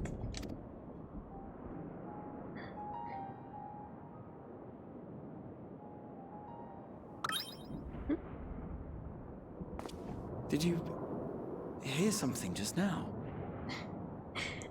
They put a sound effect. I love your ears, Draha. That's why I'm not gonna tell.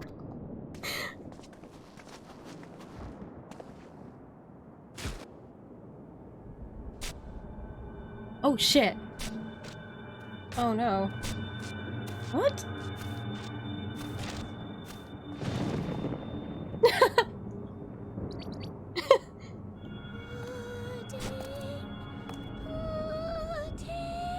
How did you get down here?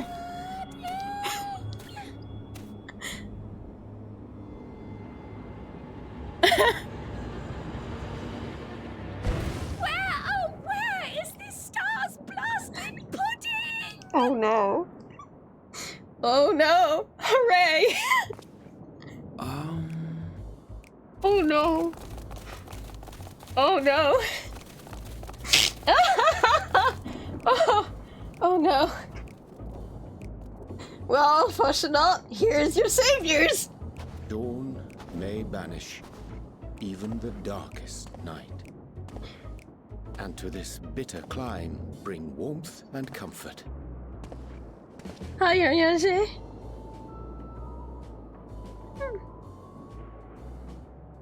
Tis heartening to see such an assembly upon my return. I thought often of you whilst I looked down upon our star's brilliance from the moon above. Yes, but what are you doing here? And dressed like that? Aren't you cold? Verily, I fear for my health should I proceed to expound upon our purpose ere I procure more suitable garments. Why? Then allow me to summarize. We're here because none of you lot are up there. Nor has anyone deigned to send word about any changes in the plans. It's rude, is what it is. At least that's what I thought at first, but then folks got to wondering if you weren't in a spot of bother, so we decided to take matters into our own hands. Come down here and help, if our help be needed. So she says, but it's also something of a convenient excuse to visit Aetheris. Urianger made it sound absolutely marvelous. More so before the impending doom, but still. And it's not like there will ever be a better time. What with the aforementioned doom? Marvellous, they say, yet not an ounce of pudding to be found. I must suffer Urianger's inferior works no more. Hey! Maybe consider the plight of present company before you go blathering on about pudding and doom? Ahem. As I was saying, should you require any assistance with whatever, we are at your disposal. We were born from Heidelin's love for the lives of this star, so naturally we would much prefer to see them continue. Twiddling our thumbs up on the moon is hardly conducive to that, though, is it? Aye, not when you've all got such precious thoughts and feelings and hopes for the future deserving of more active preservation. Speaking to Urianger made us realize that while we've carried out our duties to the letter, we've failed to fulfill them in spirit.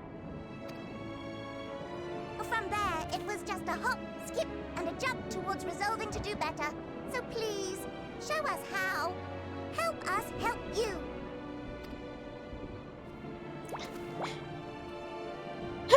Yeah, high function up. This is what you're dealing with. But are they? Thy distant collaborators, indeed. Hello, well met. You'd be a member of the Forum, would you? It's an honor and a pleasure to meet you at last. I'm Livingway, Heidelin's right paw. That last bit is very important. As am I, if I may humbly say so myself. I bid you welcome to our star, Livingway. On behalf of the Forum, I thank you for traveling such a distance to meet us. As you have surmised, preparations for the Exodus have not proceeded as smoothly as we had hoped. I should be happy to personally escort you to our headquarters in Charlian, where you may advise us as you deem fit.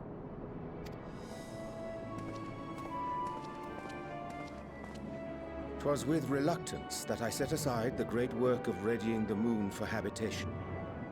Be assured that I did so only after the Loperids made plain their earnest desire to come hither, and I myself felt a growing certainty that their contributions here would prove invaluable. 'Tis trite, perhaps, but I followed my heart.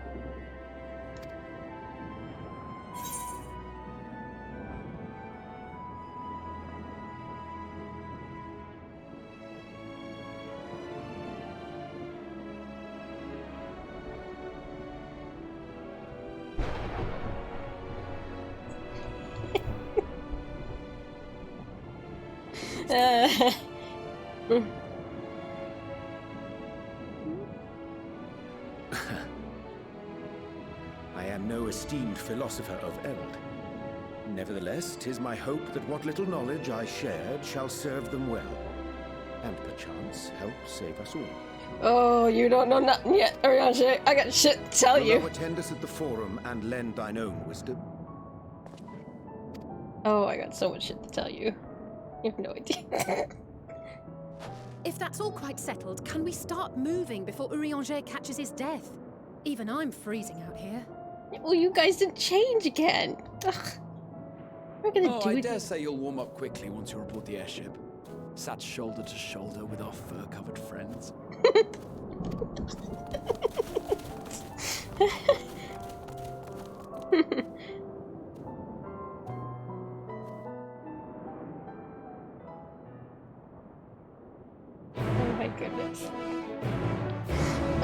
his face was what I was waiting for. Yep, here's your I wasn't expecting it to happen now, but great.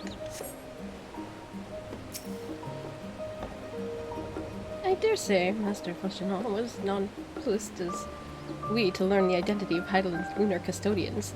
As he will soon discover, they have much and more to offer the Forum. I suggest we return to the Annex first. We may yet have time to discuss thy recent adventures ere we summon to Rostov. Yeah, we haven't talked about that? Yeah, we gotta talk about that, guys. Like, we really gotta talk about that. There we go.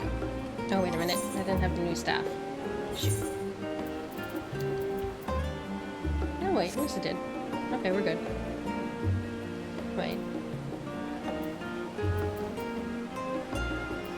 Is everything new? Yeah, okay, cool.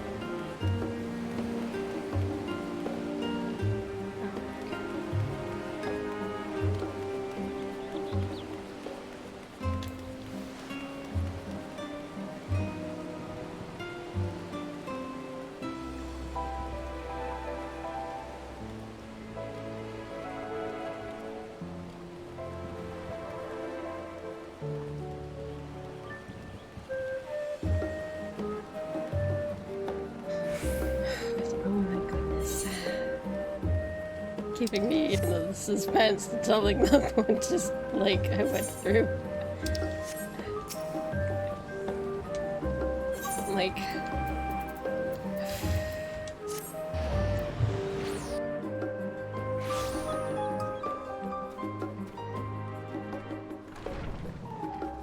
Ooh, yay! Nice.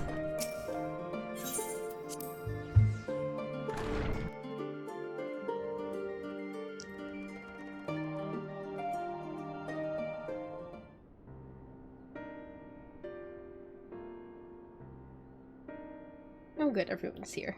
I hope you all sit down. Like, you're gonna need to sit. Sit on the cart. Just sit down. Because I have a story to tell you all. Like... Not that I'm complaining, Ariange, but I wasn't expecting to see you quite so soon. Nor I thee. In extolling the virtues of Aetheris, I did inadvertently awaken in the Loporrit's desire to avert our beloved star's demise. Ah! Kryl tells us you have obtained new knowledge that may aid us in our ongoing efforts. You guys! I have news to share regarding our study of the Ethereal Sea, but your findings are certainly of greater interest, so I'd rather hear them first. What revelations did Heidelin's Opus Flower lead? You guys ready? Alright.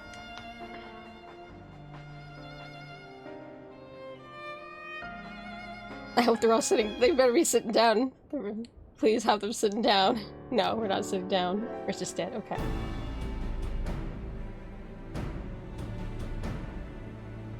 And this dynamis is what drives the final days. And it and Akasha are one and the same. This all but proves Nidhana's theory. We're an eternity through sheer force of emotion to channel this vast, dormant reservoir into a raging river. Its power might even surpass that of Aether. But if our star is so replete of Aether, said entity would need to be outside its influence to effectively manipulate the dynamis of the great expanse. Or rather, the sorrow and suffering of fallen civilizations that she has been hoarding for millennia. Untold anguish and fear and hatred drawn from every corner of the universe, all for a single purpose, the destruction of Aetheris. Then our foe is no longer some unknowable calamity. We have but one aim, to defeat Meteion. You make it sound so simple, but you're not wrong. Vanquish Meteion and we deliver the world from the final days. But to even attempt it, there are two conditions. First, we must determine her location. Heidelin got us! Before Meteon escaped, an enchantment was placed upon her by Venat, the woman who would become Hydaelyn. The implications of temporal magics are not entirely understood, and so we cannot assume that our Hydaelyn and Venat, who met in Elpis, are one and the same. Nevertheless, due to her intrinsic qualities an all-powerful being, I'd wager Hydaelyn possesses the knowledge we seek. Whether she would share that knowledge with us, however, remains to be seen. I'm pretty sure she would. After all, she intends us to flee Aetheris, not stay. Do you suppose she has abandoned her pursuit of Meteon? Yeah, nope, not a chance. Nope, definitely not. That's my impression too. Otherwise, she wouldn't have used me as a conduit for her will, or provided clues such as the Elpis flower. I believe she has been waiting for mankind's answer to Hermes' question.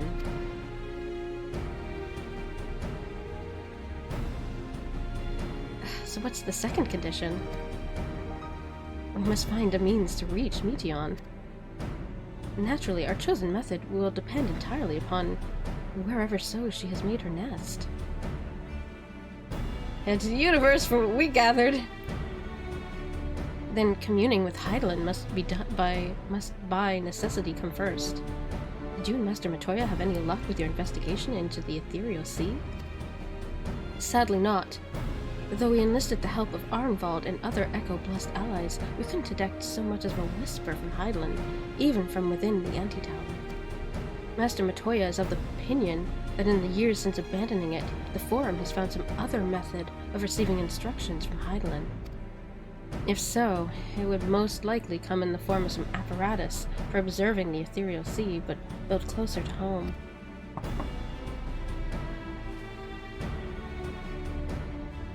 Sorry to interrupt, but we've just received word from the Forum.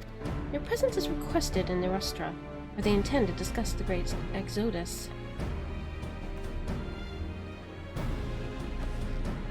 Then Father was able to persuade them.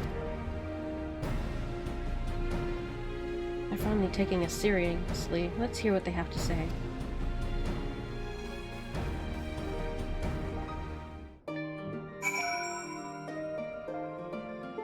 Oh my goodness me.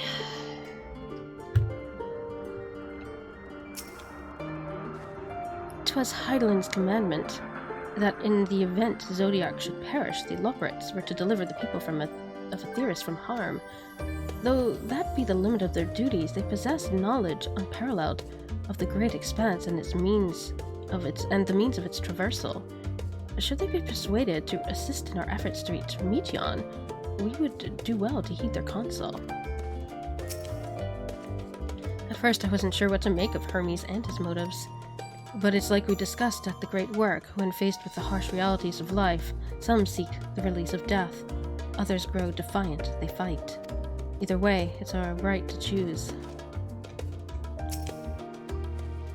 Well, that was a much quicker response than I was expecting. Nice to know our efforts in the Magna Glecies didn't go unnoticed.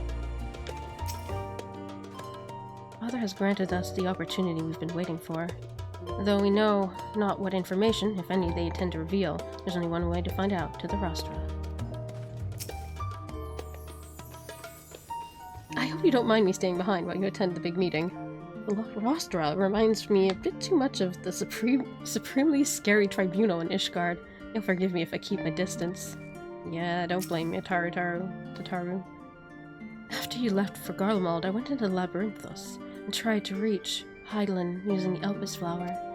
Alas, my attempts were in vain. I can only assume that she spent a vast amount of her power in the confrontation with Vandaniel and is presently unable to communicate. Indeed, as her presence left my body, I could feel how faint it had grown. Master Matoya has suspected for some time that the Forum has been constructing a new facility for the purpose of surveying the ethereal sea. Of course, as the custodian of the Antitower, which would presumably be rendered obsolete as a result, she has a few things to say about that. Nothing that should be repeated in polite company. In polite company, you understand. After sending Graha and Estinian back to Gaunwald, I stayed in Locus Ammonius for a time. Being an imperial province, it was already in turmoil before the onset of the final days. You wouldn't believe the difficulties we had overseeing the evacuation of the villages we visited. I have faith in the attachment we left behind will continue our work and shepherd the people to safety. But safety can be found in the world coming to an end. To think the Crystal Tower of the First is capable of such feats as sending one's soul to the distant past. The events you witnessed and helped shape may yet hold the key to forestalling the final days. I'm reminded of dear friends in a future I unmade, whose selfless efforts saw the 8th Umbral calamity averted. In this timeline, at least. Too much has been sacrificed for us to abandon Xeris now. Yeah, it's pretty what the shit, eh, Graha?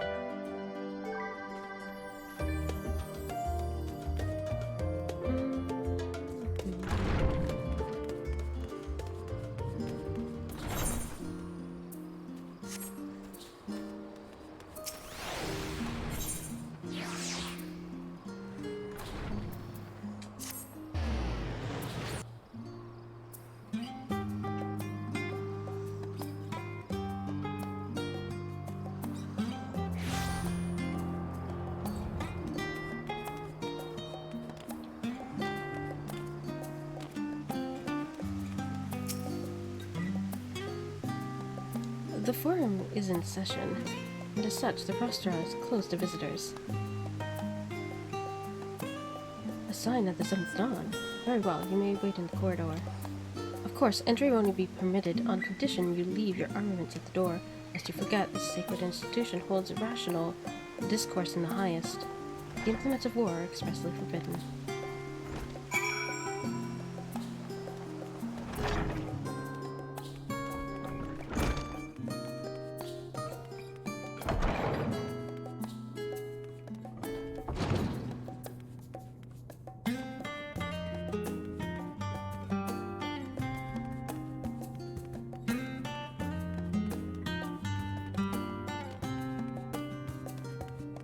We're meant to go around rather than for whatever. It's done.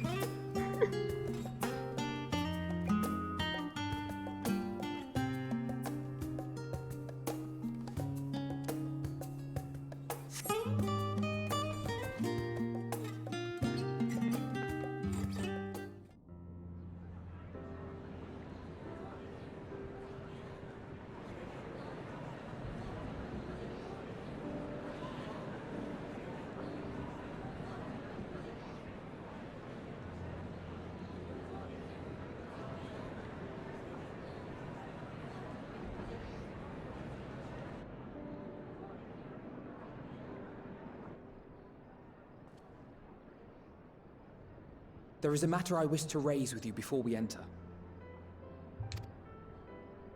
We are here to listen and to learn. But if the Forum's plans are more or less what I expect, then I should like to make a proposal that will serve our ends. By your leave, of course.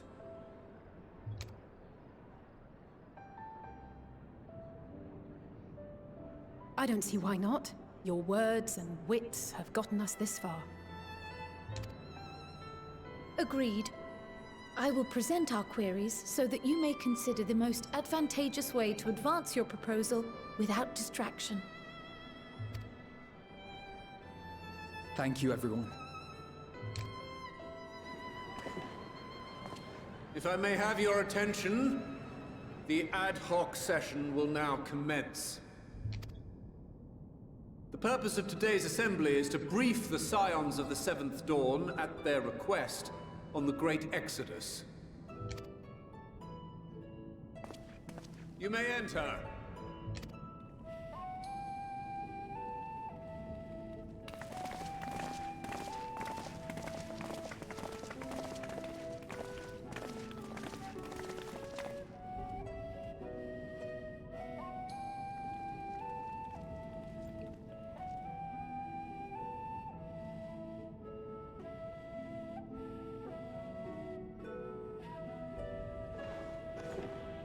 On behalf of the Forum, I commend your heroic actions on the Magna Glacies. We shall not soon forget your service to us and the people of Radzat Han. The Satrap, whom we have informed of the refugees' new arrangements, sings your praises as well. As an expression of our gratitude, we will endeavor to answer your questions as fully and openly as we are able. The moment you go back to complete your quest and the creature hits you for no reason, turned around to listen. Oh! Oh, I was doing a quest last night and someone had aggroed something, but they had managed to get into their quest, like, play thing, and it just kept standing there though, right? And I had to like move myself, because like, I kept getting knocked out though, so I had to move myself like outside of the AoE range, because it kept knocking me out. I was like, dude, why? I try to avoid like bringing things with me when I go to quests.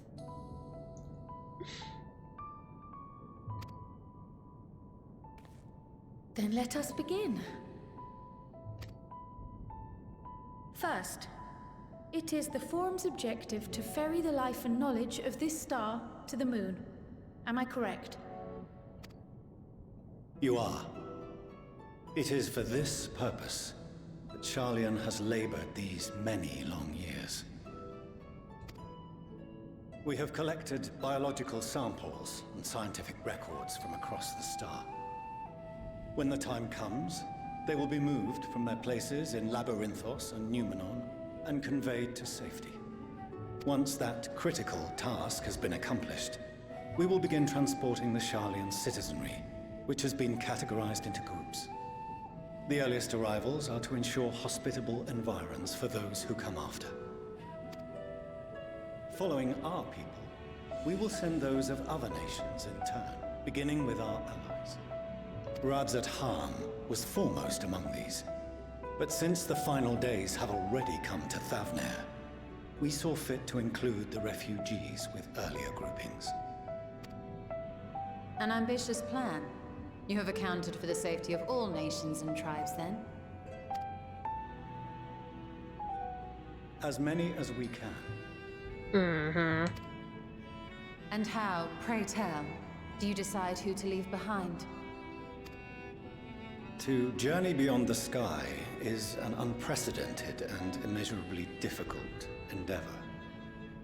Introducing sources of inevitable conflict would condemn all to certain death. Oh, here it is. Heidelin isn't here to choose, you guys.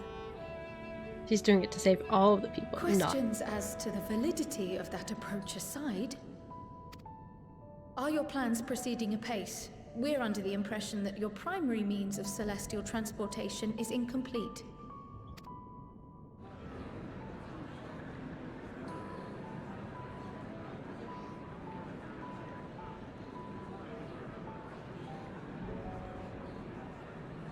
If only in that it does not meet our optimal parameters, that is correct. This arc, as some have taken to calling it, is fully operational and could be launched even today. However, the final days have progressed more quickly than we anticipated. At present, the ship is incapable of attaining speeds sufficient to meet our evacuation targets.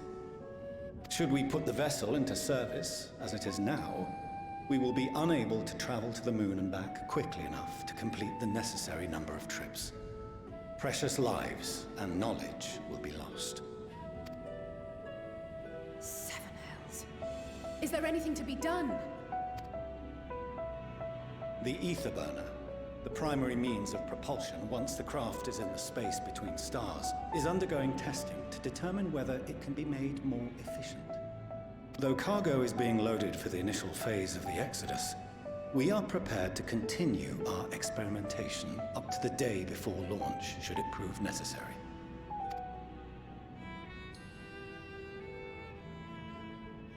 What if the Scions were to solve your problem?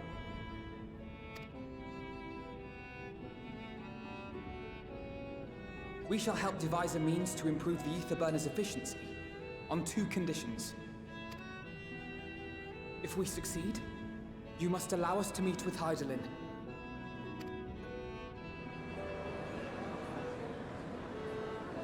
'Twas simple enough to deduce. You have a Concord, and so you would never have abandoned the Anti-Tower had you no other means of communication. One far more convenient, I suspect.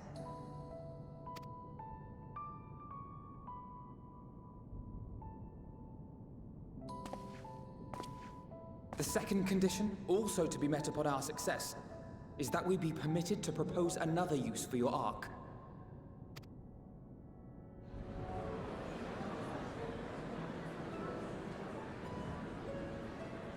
We would be at liberty to refuse this proposal. Of course. If we cannot prove its merit to the 99 here, who are we to stake on it the lives of all peoples of this star?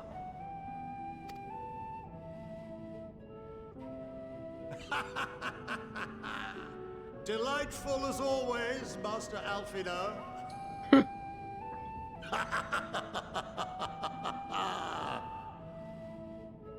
Oh, we couldn't have asked for a finer plan. Allow us to solve this complex engineering problem of which we were entirely unaware until moments ago. What could possibly go wrong? The satire writes itself.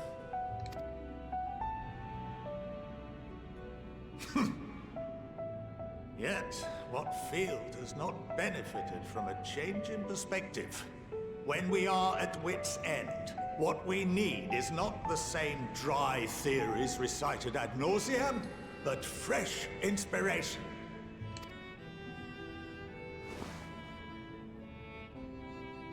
I, for one, have faith in my erstwhile students to provide it, and I find their terms to be perfectly acceptable.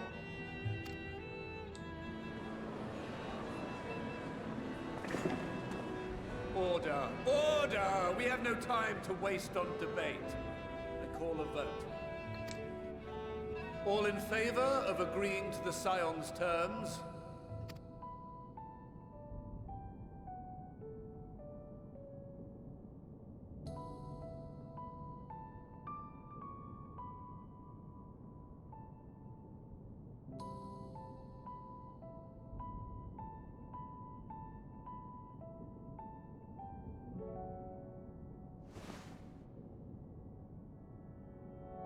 "71 in favor, 28 against. The ayes have it." That's pretty good. Fortuneau, as the architect of this project, you are the best candidate to show them its current state. And bear in mind that regardless of your personal misgivings, this is the will of the Forum.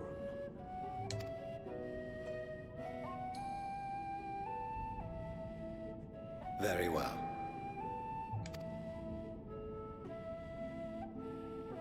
I call this session to a close. Return to your tasks with urgency. The final days wait for none.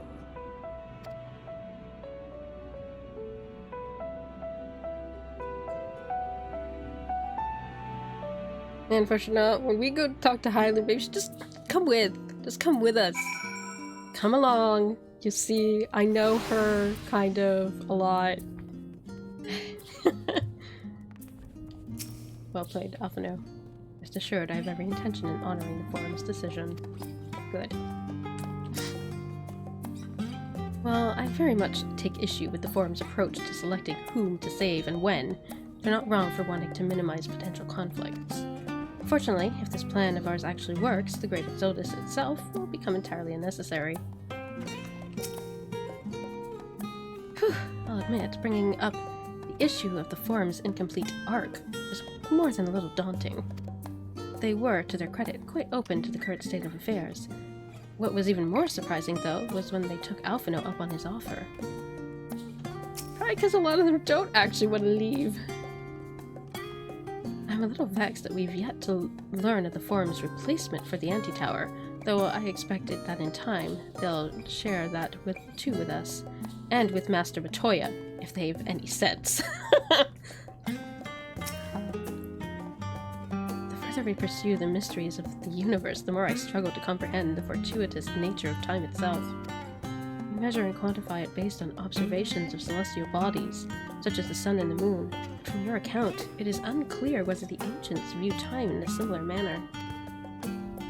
I mention this because while Venat knew the final days would reoccur at a defined point in the future, she presumably had no way of knowing exactly when. Even so, the completion of the Forum's preparations to escape the moon aligning so closely with the advent of the final days is surely no coincidence. Perhaps if Midgard Stormer were still alive, in the traditional sense that is, he could have offered help to help the vessel attain the necessary speeds. Then again, there's no guarantee his contribution would make enough of a difference to matter. Yeah, he kind of swam, just flew across the stars, and of late, I have seen no sign of the Loporrits. This being their first opportunity to experience the wonders of Charlian, the potential for misadventure is nigh infinite. Yeah. My affinity for espionage may have earned me the title of Archon, but I was completely unaware of the Forum's plans.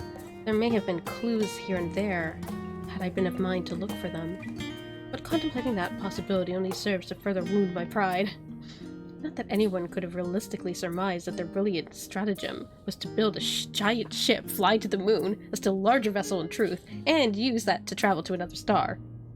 Even now, the whole idea seems positively absurd when spoken aloud. Right? Sorry for not letting the rest of you in on my plan. I was admittedly thinking on my feet for the most part.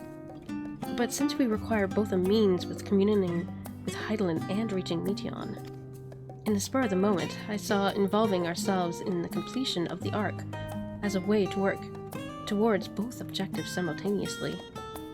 However, we must keep our end of the bargain and solve the problem of the Aether Burner. I'd like to think it is not a challenge beyond our combined expertise, or at least the expertise of our extended circle of associates. It might behoove us to learn how an Aether Burner actually works before we attempt to improve it, though.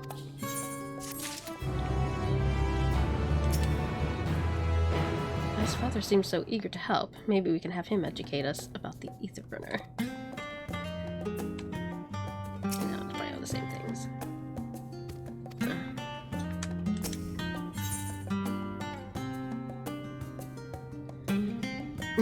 Orshan's ability to maintain a stiff upper lip is being sorely tested. As instructed, I shall take you to see the Aether Burner. Meet outside the Archeon. I trust you can make your own way there.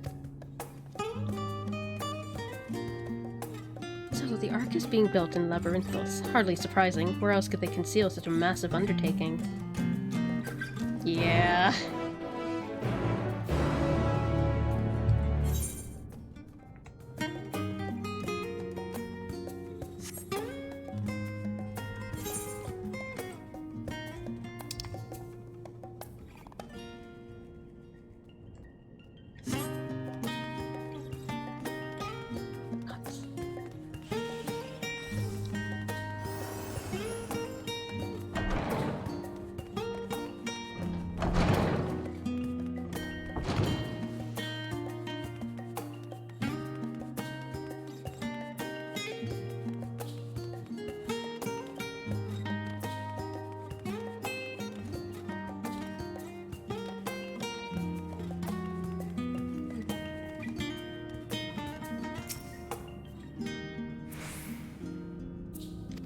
Yes. Since it was right here, might as well just...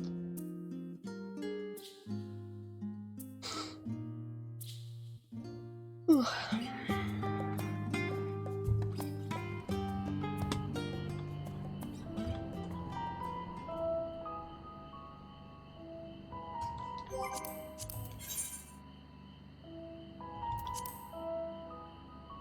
she's pretty far from me.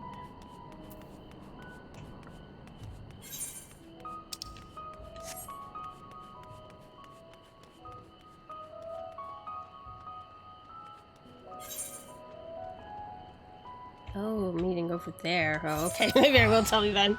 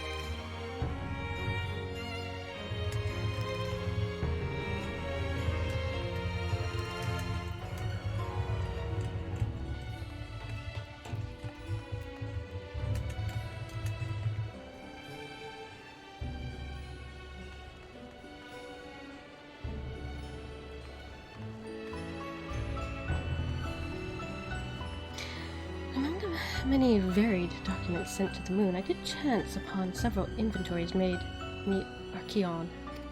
Mayhap the Forum believed such records would provide insight into the intricacies of clerical duties. Regardless, the Loperites did not consider them worthy of more than a cursory glance. Yeah. Where once we were refused entry, we are now welcomed as guests. It seems so long ago we first set foot here. Tell me about you think! Imagine for me!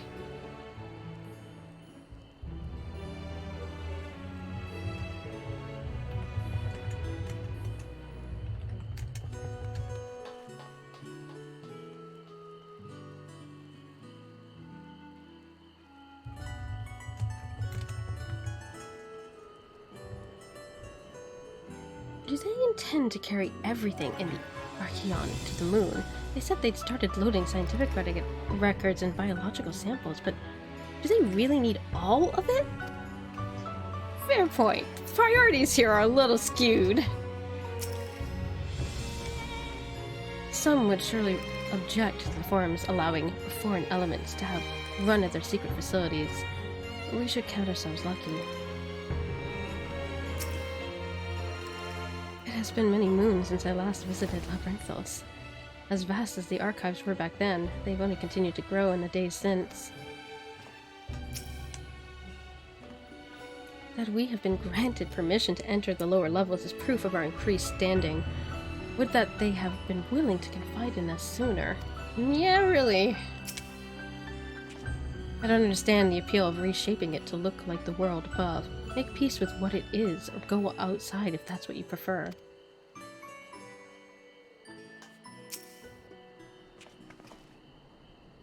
Our destination lies in the lower levels. The Forum, in its wisdom, has granted you access to the Archeon's lift.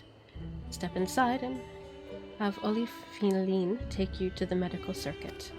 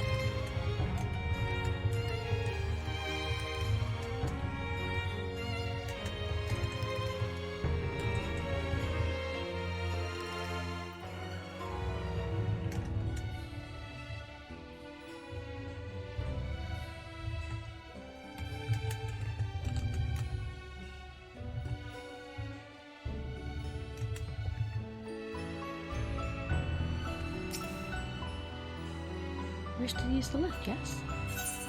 Please.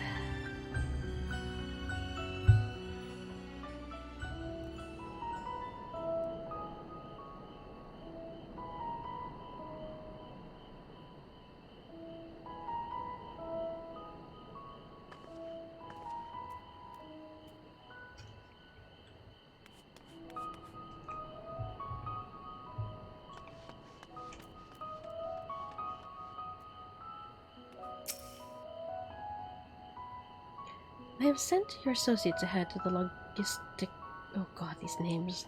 The Logisticon Alpha, on the other side of the Mariel Ergonomics. Actually, there is something I've been meaning to... No, never mind, it can wait. Let's attend to the matter at hand. Oh, come on, dude. What? What? What is it?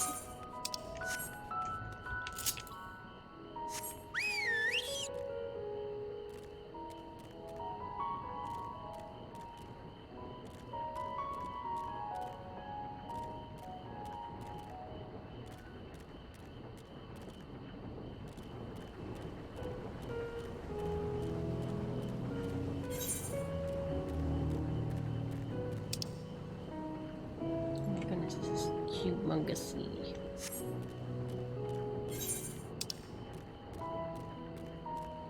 Boy, we really didn't visit much when we were here.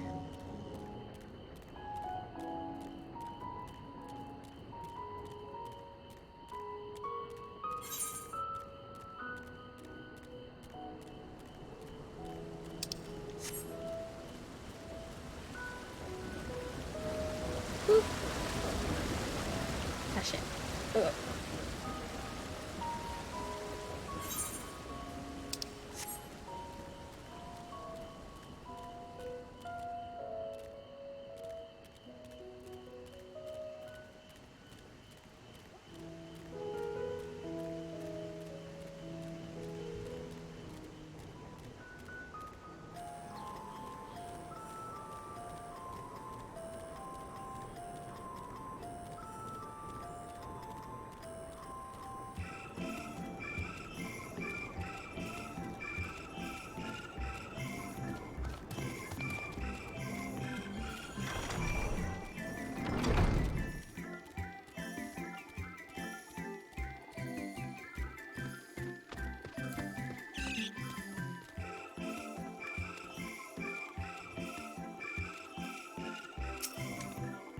Oh, there you are. Having worked with Master Fasha by any chance? Not really. Knowing the Forum, even the people working down here are probably kept in the dark about the true purpose of this place. On our journey here, I was filled with inexplicable sense of elation to see the vegetables other than carrots being cultivated. Why, it near brought a tear to mine eye. We must be close to the central circuit, which is where Charlene's greatest secrets are held. If the tomes I perused told the whole story. The fields we passed along the way brought back memories of Ferndale. Fortunately, we were never blessed with such abundant crops. The farther underground we go, the more surprises we find. I wonder what this place is actually for.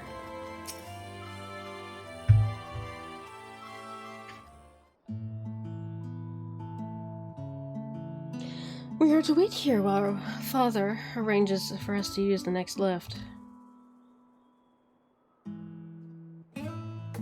Here, being Logis Ticon Alpha, where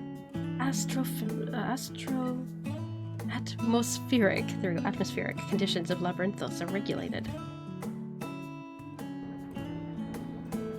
Water is drawn from underground and dispersed as vapor, stimulating the formation of artificial clouds and rain. By manipulating the temperature and air circulation, they are able to create the ideal environment for the growth and preservation of biological samples kept here. Hold on, how do you know so much about it? Why, Father brought me here as a child. What? And left me behind? Actually, you're the one who left me behind. You went off somewhere with Grandfather. The night before, I'd been asking Father how the clouds are made, so he decided to show me. It was fascinating. I peppered him with questions the entire time.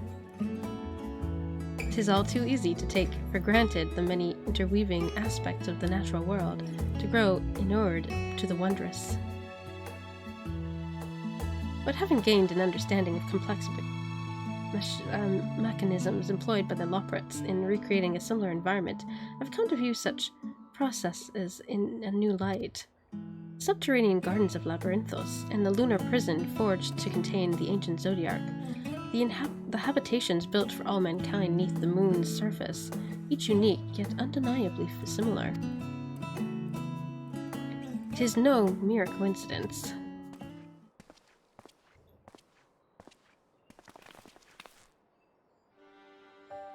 Ever since Hydaelyn unfolded to us the grim fate that awaits Aetheris, every essential resource we could spare has been delivered to Labyrinthos, in preparation for the great exodus. But that is not all. It is also a testing ground for the technologies that will allow us to settle on distant stars. Though the Loporits have endeavored to make the moon inhabitable, that is not our final destination. Mankind must learn to propagate life where there is none, to thrive where all is barren. Alas, time is not on our side. I've arranged for you all to enter the central circuit. It is there most of our preparations for the great exodus are carried out, the construction of the Ark among them. Though our plans have been made public, access remains highly restricted. You, however, will not be subjected to said restrictions and will have free rein to come and go as you please, such is the will of the Forum, after all. We will prove ourselves worthy of your trust.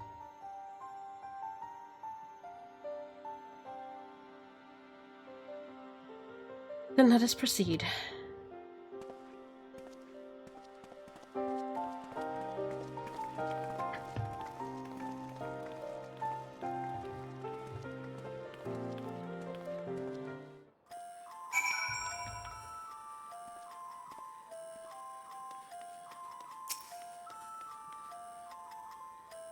By decree of the Forum, the Signs of the Seventh Dawn are permitted to enter the central circuit.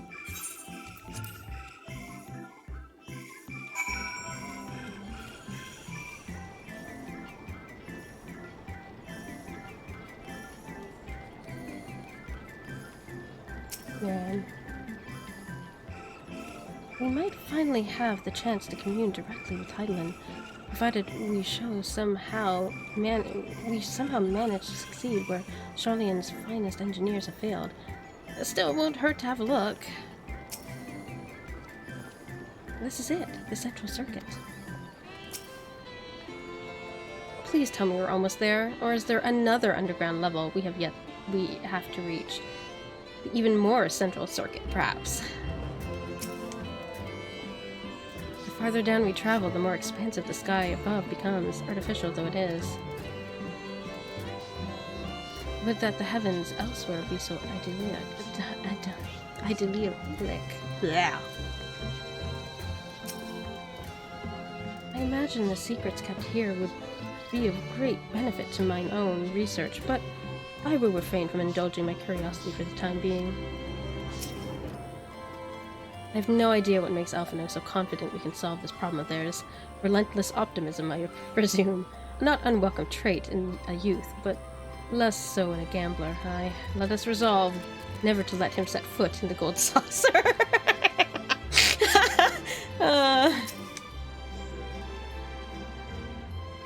The temperate environment here is not unlike that of the Bestways burrow, though the diverse vegetation doth produce a far more complex bouquet of aromas.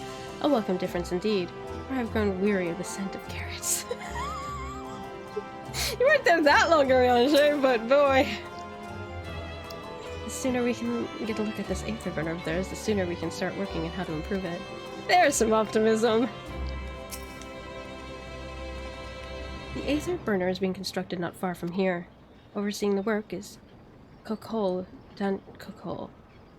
whom after the forge is named. Once the necessary introductions have been made, I shall leave you with him to discuss the particulars. This way.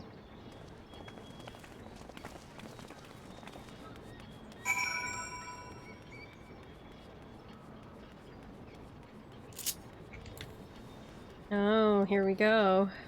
Oh wait, I'm not going the right way, but whatever. Oh, look what we got here. Have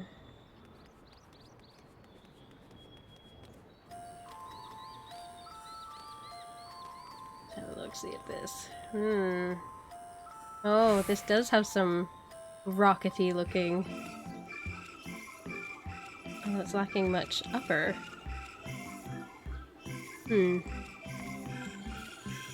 it kind of looks a lot like rock, so I question this. Oh, okie dokie, Kyoshi. I'll see you a little later then. Have a good nap.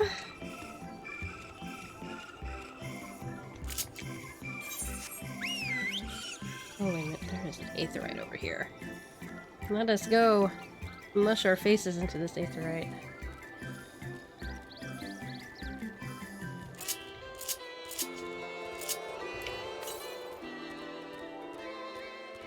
Oh, there's also a current somewhere near. Let us touch that too. Where is it? West.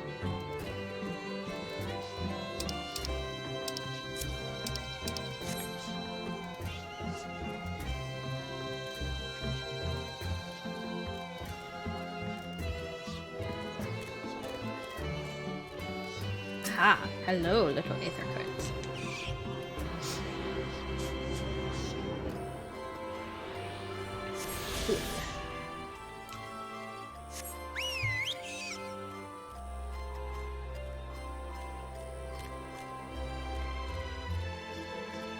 Okay. Now, the aetherite.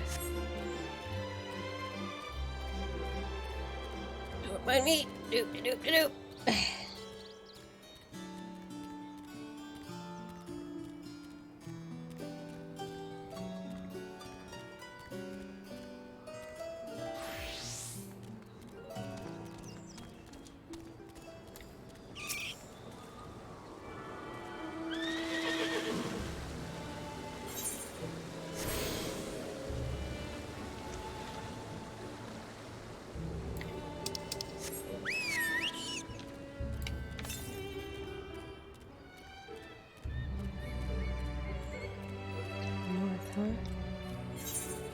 Let's go have a look. I haven't done any quests, so I'm not actually gonna get much done here, but anyway.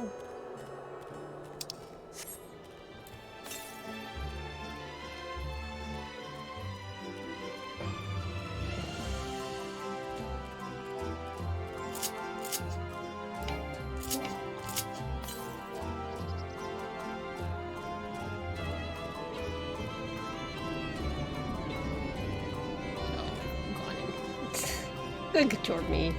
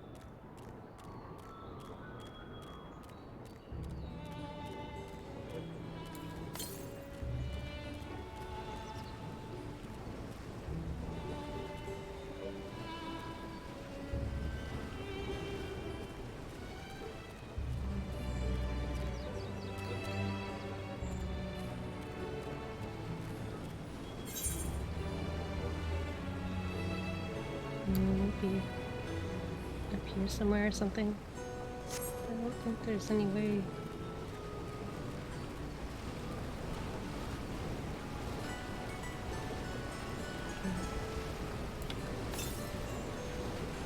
Yams northwest. Maybe it's over here. That'd be okay.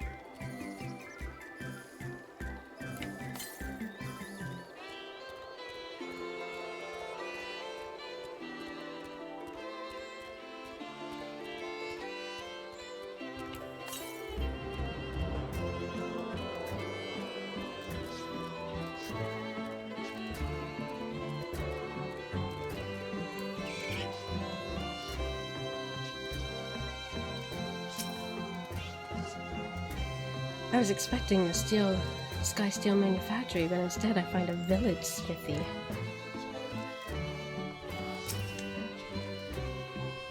While many of the facilities within the central circuit seem to be visible from the upper levels, the more secretive work must be carried out behind closed doors.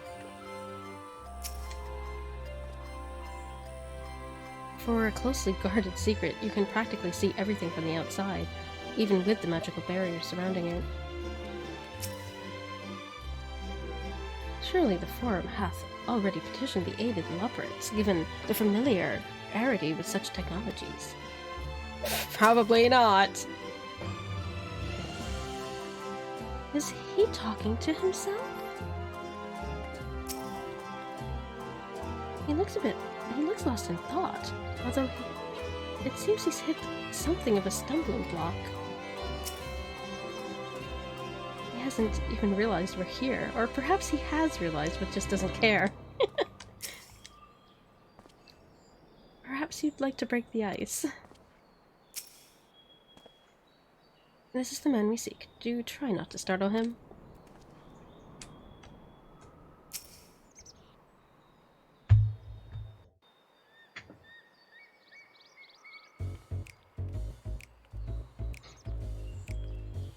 Could swap them out. No, been there, done that. Damn near lost my eyebrows. Think, Coco, think!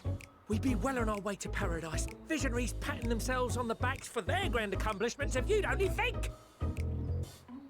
Yes, that does sound rather lovely.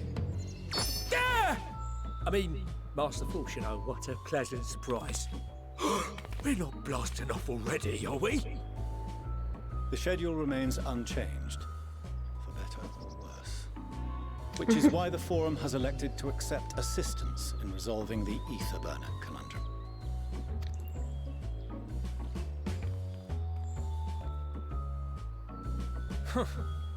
Not seen you lot down here before. There are Archons among their number, but engineering is not their expertise. Nevertheless, the Forum concedes the slim possibility that they may have insights to offer. If not, you are at liberty to return them to the surface, by whatever means you see fit. I assure you that won't be necessary. Now, about your troubles with the ether burner. Aye, aye, I'll walk you through it. Suppose I could do with a change of pace. As the name ought to tell you, the ether burner burns ether, ambient or otherwise, and transforms it into motive force. Think of it like a giant bomb that never stops exploding. Even out in that black void where the ether's right sparse, it's strong enough to move our arc. And it probably won't kill you like an actual bomb. That's good. But it ain't perfect. According to my calculations, to travel to the moon and back fast enough for the Forum's liking, the conversion rate needs to be 6% more efficient.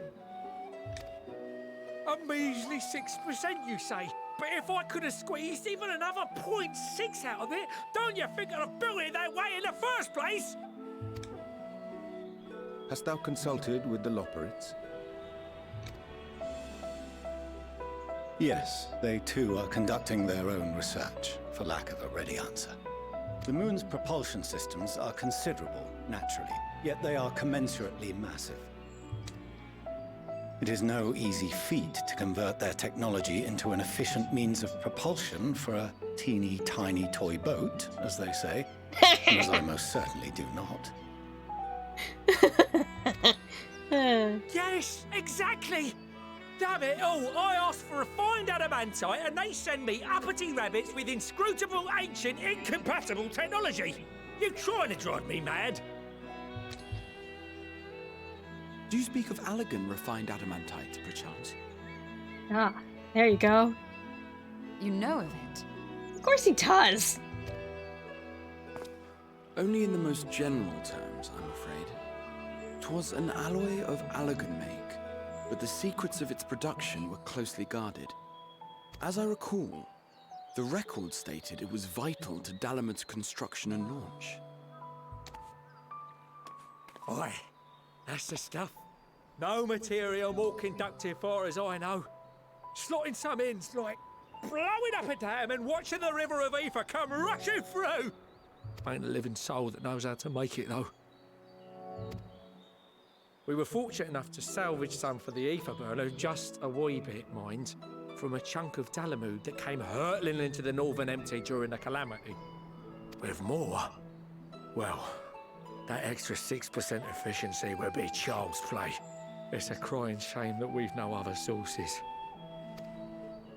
Surely the many shards of Dalamud scattered throughout Eorzea would suffice.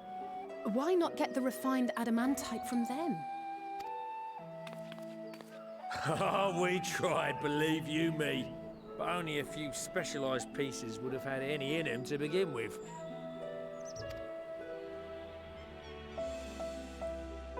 Drive calls from Ragnarok-class internment hulks. Those are the prize bits we really need. According to the Gleaners, getting to them means delving deep into the shards. And the defences are still very operational and very eager to blow them up. It's rough going in there, even for the cream. Not sure they'd make it out alive. Weren't we near that part of the Ragnarok when we went to destroy Bahamut?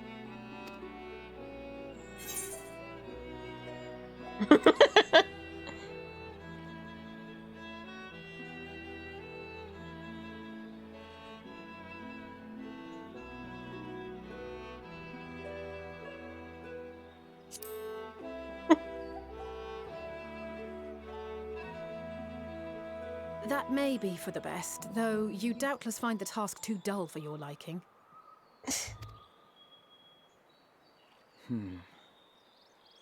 There are multiple internment hulks in Eorzea alone, so handling this ourselves may not be the most efficient option. Rather, if we could salvage adamantite from the shards simultaneously... Thancred, is the link shell we established before you went to Garlemald still active? Of course. The floor is yours.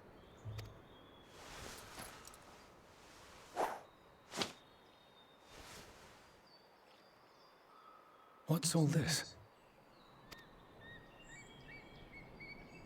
Gathering firewood, so to speak. We alone can accomplish little, but joined by others, we may yet build a bonfire to carry us heavensward. This is Alphino. The Scions have need of you.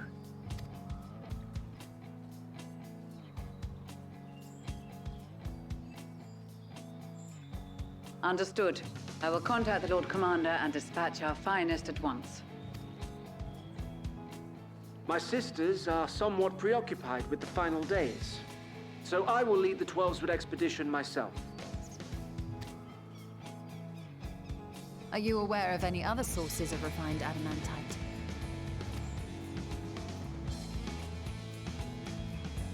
Logically, such an invaluable alloy would have been utilized solely where absolutely necessary, in components intended to conduct or collect surpassing amounts of ether. Any extant instrumentation or devices would have likely found their way into the hands of etherologists or enthusiasts.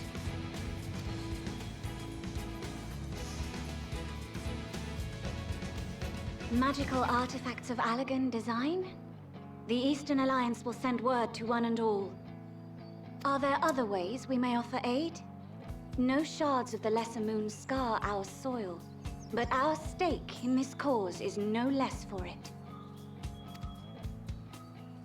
Is there anything in Othard that might be of use to you? What did you say? Oh, you got friends in far places, lad. Anyway, if you're offering, I wouldn't say no to one of those Far Eastern sacred relics. Some of them can hold enough ether to summon a whole damn primal. Find a source like that with the ether burner, and 3, 2, 1, kaboom! I gather you heard his explosive enthusiasm. Might you secure us a suitable relic? It shall be done. I know little of machines, but I promise we will do our utmost to gather the materials you need to finish your starship. I am glad for the work, in truth. Better to busy oneself than wait and fret over disasters foretold. Then why are we all still standing about yapping? There's plunder for the taking. And I'm a born plunderer. I'll be an old Charlian before you know it. Start mixing the grog. I'm certain that can be arranged. Thank you all, and do be careful. Just like that. Aye, just like that. Our refined adamantite is on its way. Now let us consider our next steps, shall we? There's yet much to be done.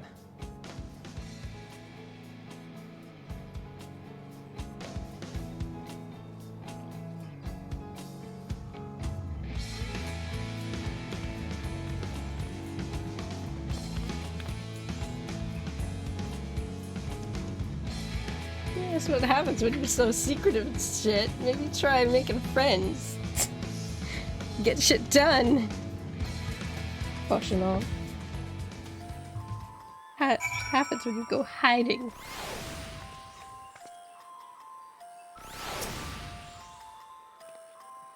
Appreciate you doing this, but I ain't getting me hopes up just yet.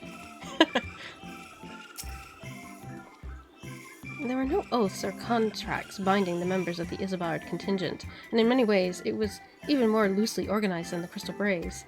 Nevertheless, I knew none would refuse this call to arms. Truly, we have been blessed with trustworthy and dependable allies.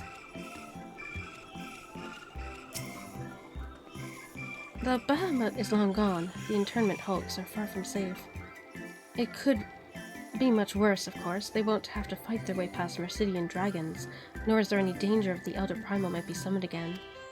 Even so, I dare say, there's still quite a fair few elegant creations and contraptions remaining to bar our friend's way.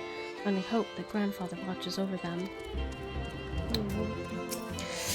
Coils of Bahamut still being useful. Well, useful, I guess, but still coming up. What a serendipitous irony that the remnants of the Seventh Umbral Calamity would become key to mankind's salvation. Never more certain have I been than Master Suiswa watcheth over us from the ethereal sea. Considering how much of a fuss he made at the time, I don't see why he takes every opportunity to bring it up. It's just firewood.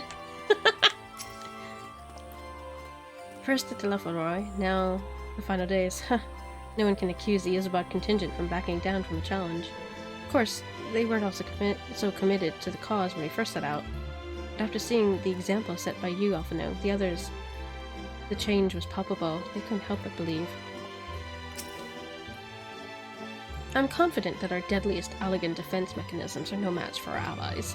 At this rate, some of them might soon have accomplishments to their names, such as a certain warrior of light. Time and time again, it seems that Allagan something or other are either the cause or the solution to our problems. To think the same self-materials once launched Dalamud will now be used to help ferry mankind to the moon. There's a poetry in that. Alright. Trial. It's times like these we're reminded of how famous, or infamous, Alphino has become. Who would have thought he could achieve so much with a single link pearl conversation? As we're expecting a rather lot of visitors in the near future, I'd best return to the surface and inform the relevant parties. I also have a contact of my own that might be worth a try. Oh, and who might that be? That's for me to know and you to find out. I think she's gonna go talk to Tataru, because if anyone can find shit and things and And on that note, I leave matters here in your capable hands. Best of luck.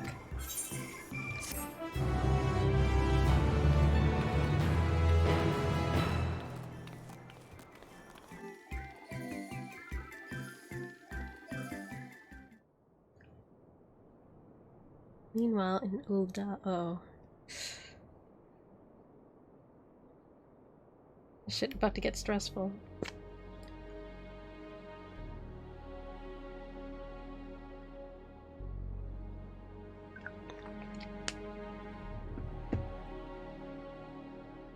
course of action is clear.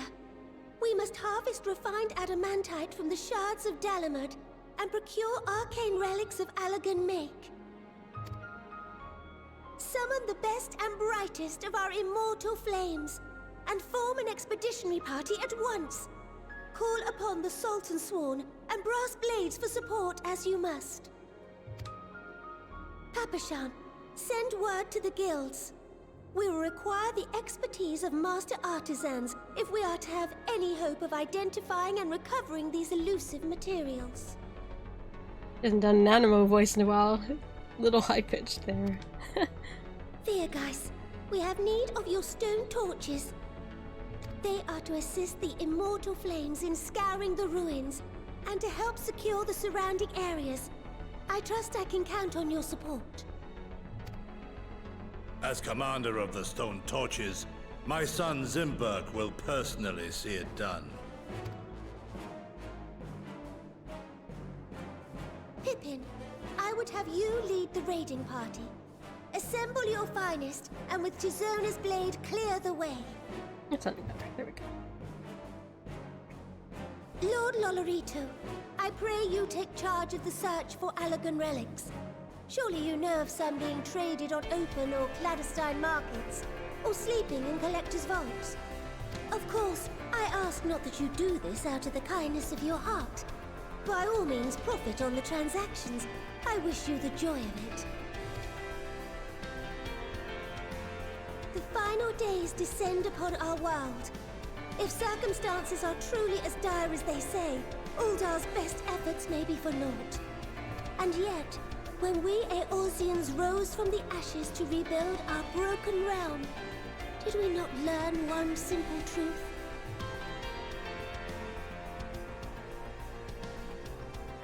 That which seems all but impossible to overcome alone may yet be possible if we stand together. It was the Scions who united us then, and it is the Scions who call upon us now. Uldar will answer that call. We will summon our courage and join the fight for our world's future. You know your duties. I, Nanamo Ulnamo, 17th in the line of Ul, bid you good luck and Godspeed.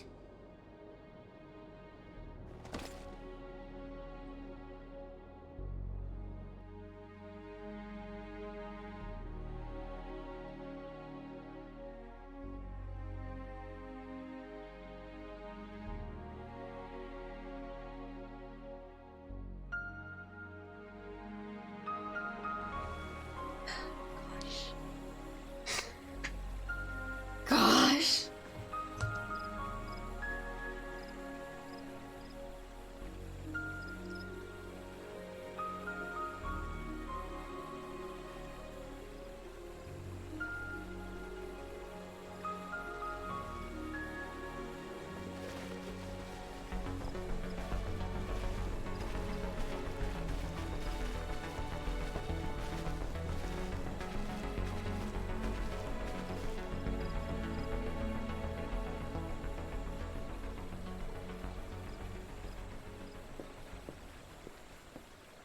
We fielded a goodly number, but our ranks are heavy with healers, and an abundance of restorative magics will be of little help in destroying Dalamud's defenses.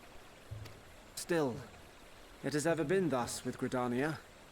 We must steel ourselves for a protracted engagement.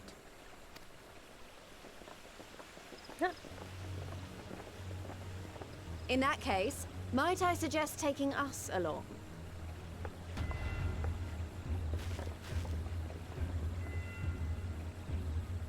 Commander Hext, what are you doing here?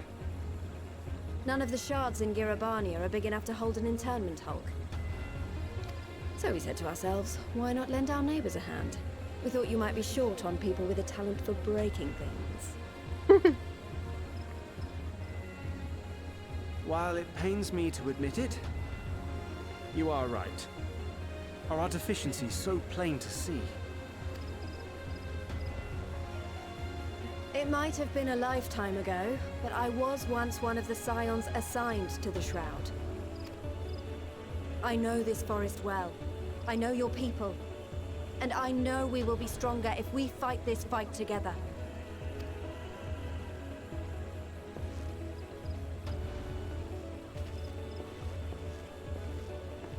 Then I will impose upon you with a clear conscience. Come, let us speak of how to integrate our forces.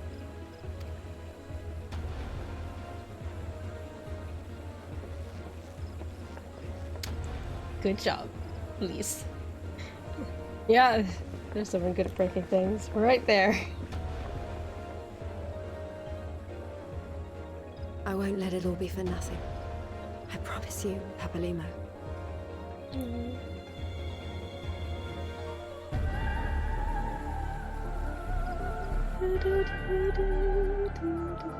Oh, all this Dalamud, like, Coil's music.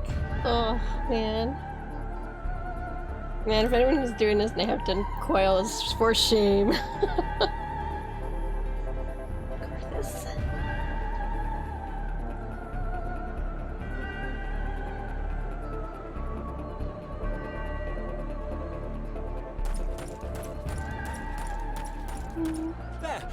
There you are! We've no time to waste, brother. Everyone has already...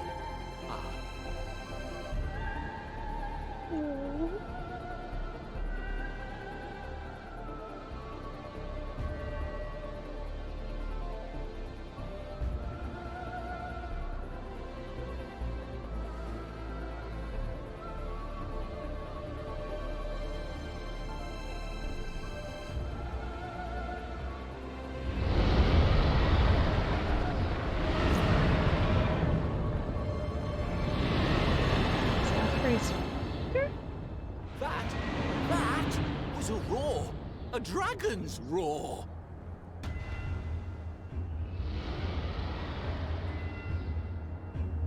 Or is it a bit of there?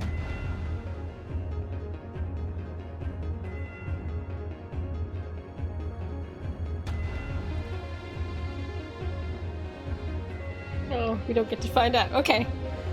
We'll find out later, I guess.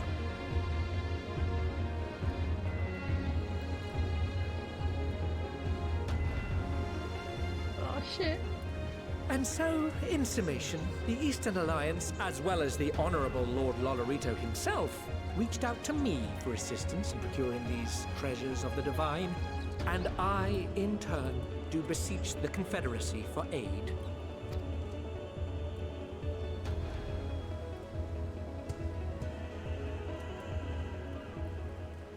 Ah. Is that... Hancock? What a surprise this is. And a fortuitous one at that. I have a favor to ask, you see.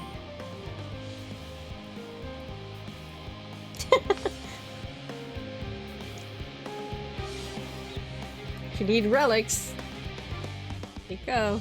I just finished. Okay. Oh my goodness. Everyone! Oh, and they're pulling this all together so well. Holy shit. Okay. I gotta go bathroom. Be right back.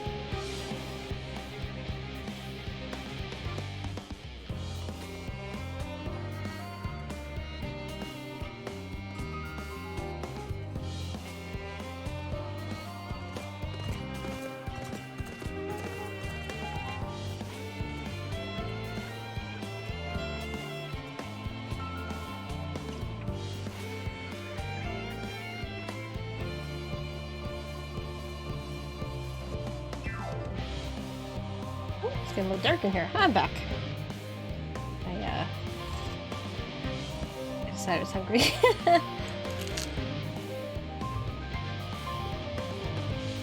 Well, not so much decided as I was hungry.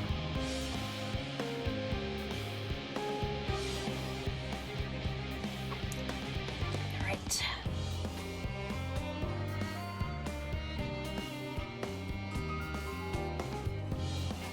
There we go. Alrighty. What now? You guys saying anything different? No, same things. Okay. I just wanted to pat himself on the back. Though our friends are searching for the refined adamantite and the sacred relics, we will only know if they meet your requirements once they have arrived. In the meantime, is there aught else we might do to be of service? Ha! You've already done more than enough. If I had to say, though, I could use someone who knows a thing or two about elegant technology. You there, lad with the red eyes and the matching hair. You seem to know more than the average scholar.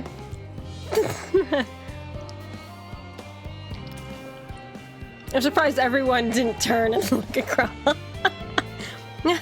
If only Master Kokol knew how right he was. Oh, he and Graha established a report. Why don't we help with preparations for the Great Exodus? Indeed, this would mean going above and beyond the terms of our arrangement, but I propose this is not to curry favor. As confident as I am that we will succeed, we must be ready with every eventuality. This would also serve as an opportunity to familiarize ourselves with the logistics of traversing the Great Expanse. And if nothing else, it beats twiddling our thumbs while we wait for the adamantite.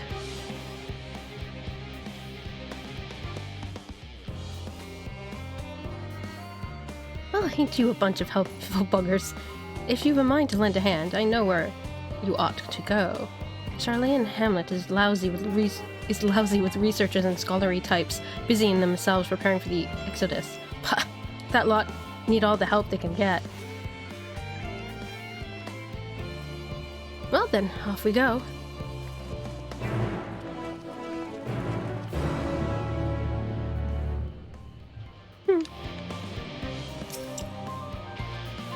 I'll admit, without refined adamantite, I ain't got a bloody clue how else I could get the Aether Burner performing any better. If you lot don't come up with the goods, we're buggered. Well, I'm showing the endeavor to provide Master Kokol with whatever information he should require. I'm sure you will.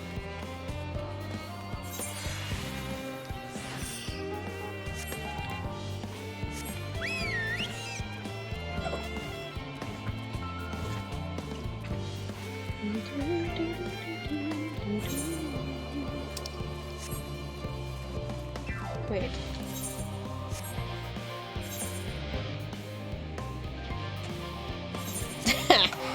Yes. Yay that I went over there and attuned.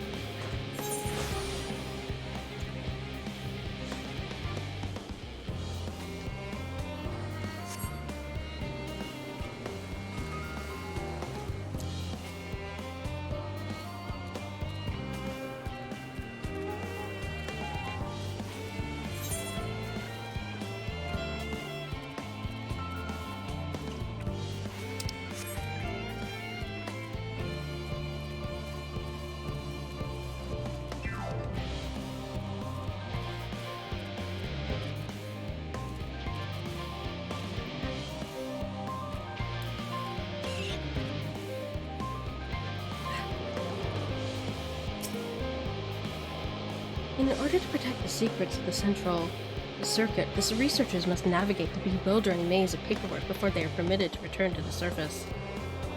I suppose it's no different than any other aspect of Charlene society. We do love a bureaucracy. It's very much a mirror of the city above, which is perhaps how it became to be called the Charlene Hamlet. What a quaint little settlement this is.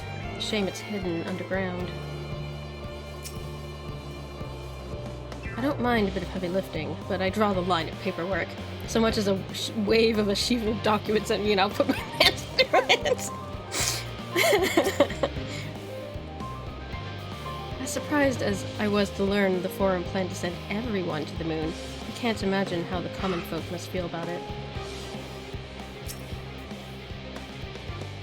Do my senses deceive me? In the shadow of yon corner.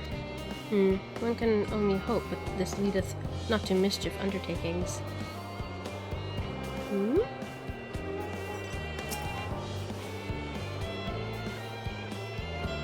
From what I can tell, a lot of the people actually live down here.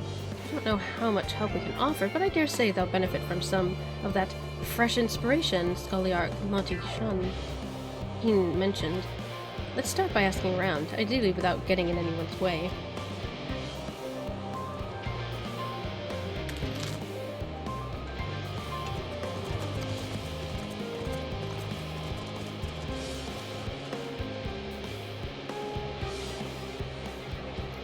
Let's meet by the Aetherite once her work is done.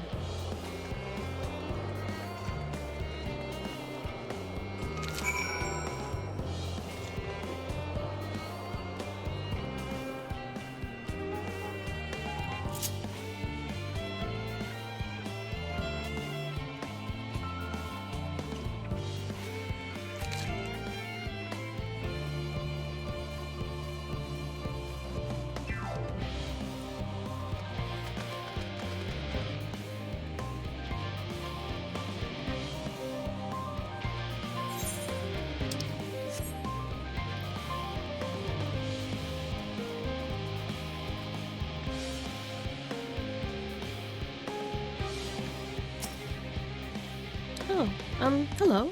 Are you one of the new helpers? Working on the Aetherburner? Oh dear, I hear things have come to a standstill on that front. And so, I'd choose to do that over my current duties, checking and loading samples day in, day out. It's tiring, thankless work. Still, no one will be cross if I misplace a few legumes or whatever, what have you. The Forum's got enough on their plate as it is, what with deciding who gets to board the Ark and when. A lot of powerful opinion have opinions about that. My heart goes out to Master Fortunaut and the others. Hardly get a moment's rest, I expect. Do they even have time to sleep?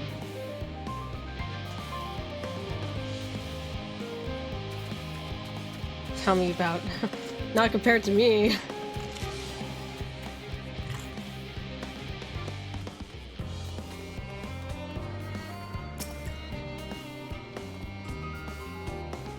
Helping with the Ark? Even with all the power Master Cocole's managed to squeeze out of the Aetherburner, it's still not enough apparently. And now I hear the final days have arrived, horrible creatures running rampant all over. Only have we begun the exodus sooner. People are dying. There'll be no end to it if we don't fulfill our duties. But we will. I've spent years preparing for this moment. Believe in the plan, and all will be well.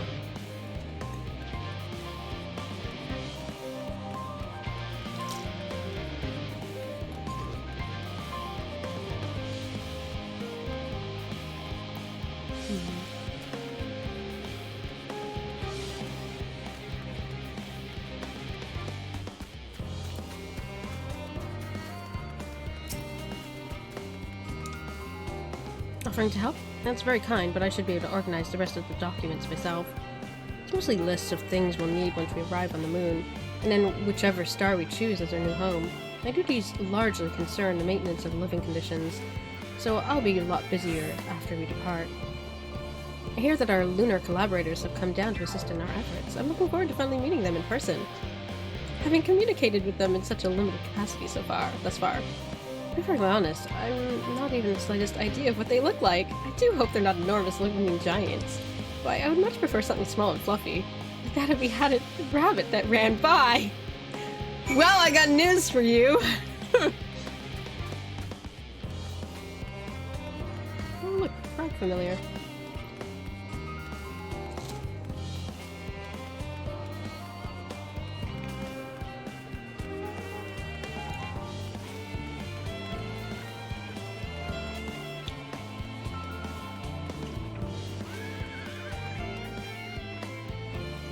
Oh.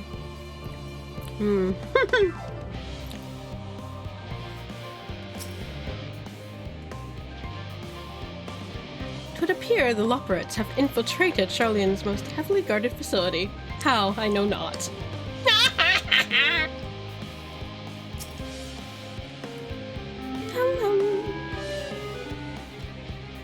What a joy to sample the delights of a theorist. How marvelous it is to see you again. You'll be pleased to hear I've learned much since our fascinating discussion in the Declaratorium. It's all thanks to Urianger, you see. He's taught me the finer points of cooking, which, despite my name, I knew very little about. So many dishes, so many hard-to-pronounce words. Actually, I was rather hoping he'd show me how to bake an Archon loaf. They're quite popular, I hear, but it doesn't sound like it contains any flavor to speak of. Still, if that's the sort of thing your kind enjoys, I shall make enough to last the whole God, no. Crikey, I wasn't expecting to see you here, Cornet.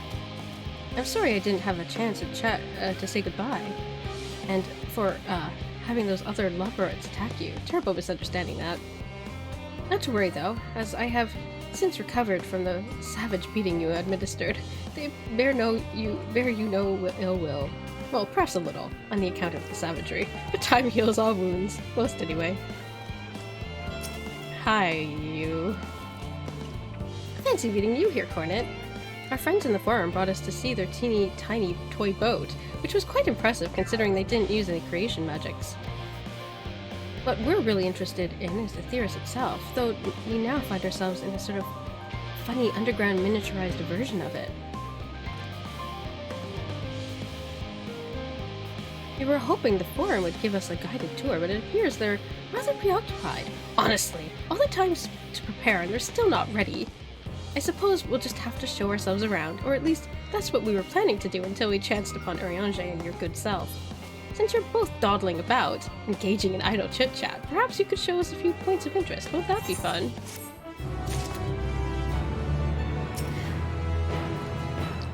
If you're too busy to show us the sights, we'll find other ways to keep ourselves amused. Don't you worry.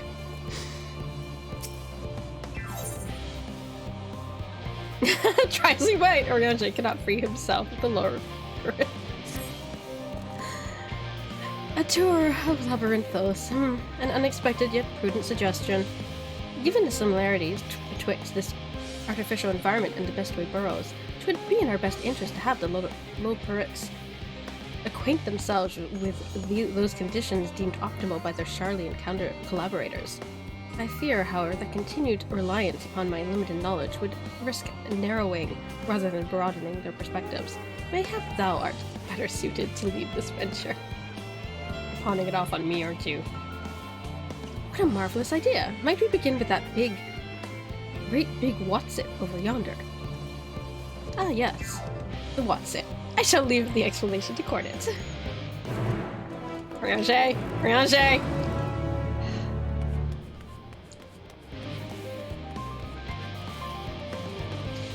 Well, when at 10 o'clock my internet decided to die, right in the middle of a really big cutscene, and it didn't seem to want to come back, I was like, well, I'm just gonna go to sleep, I guess, and I hoped it would come back up, but it didn't. And then I woke up, and at that point I'd had like an 8 or so I woke up. And at that point, I'd fallen asleep at 10, so I was like, well, I'm awake now. So I was like, no internet though. And then I was like, well, I guess I'll try resetting the modem. Even though all the TV channels are black. It's really weird. I don't know what's going on. But I reset the router, or the modem rather, and internet came back. So I was like, okay, well, I guess I'm having my earliest stream ever, because I'm not gonna wait till later to get back to where I was. Like, when it died, I was screaming. Like, it was like, God damn it! Like, I was not happy. Especially because it was such a big cutscene, and it was right in the middle of it. And I was like, no! So yeah, you might not see me. Well, then I was gonna say you might not see me super late night, but then again, depending on how long this last bit of story takes, I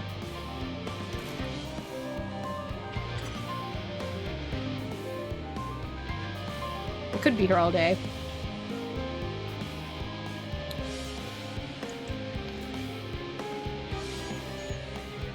Oh, just avocado. Just avocado.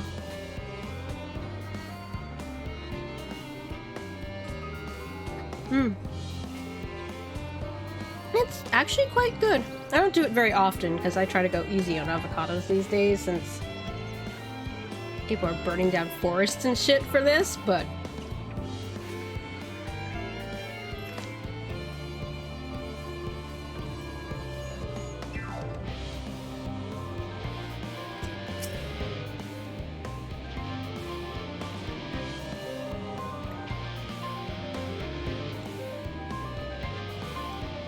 it's all very intriguing, I'm sure, but where are the food preparation stations?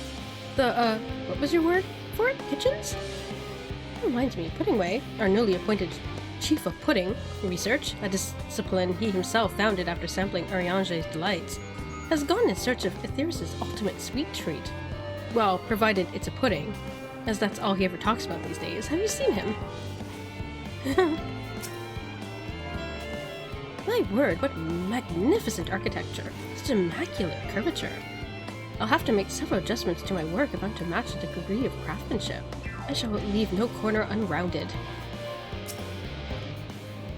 In setting Singing Way and Growing Way specialties, I expect them to pay full attention to your explanations, which I am sure will be most informative. The Loperits' technical expertise doth far outstrip our own. We would be wise to allow them to form their own conclusions as to the function of various apparatus, rather than offer uninformed suppositions of our own. Unless that is, unbeknownst to me, thou art possessed of surpassing knowledge concerning the construction and operation of advanced Charlian, what's-its. Goodness me, to build something so large without creation magics is positively stupendous. Perhaps you could direct our attention to its most important features.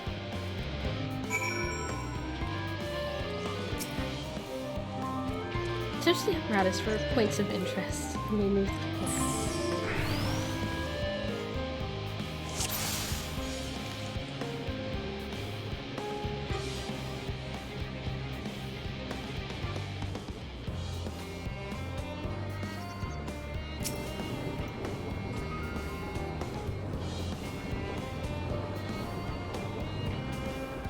It's a little hard to see from here, but is that a gold pipe connected to the top of those tanks? And I can see through the window another pipe at the bottom. Ah, this must be for purifying water drawn up from below.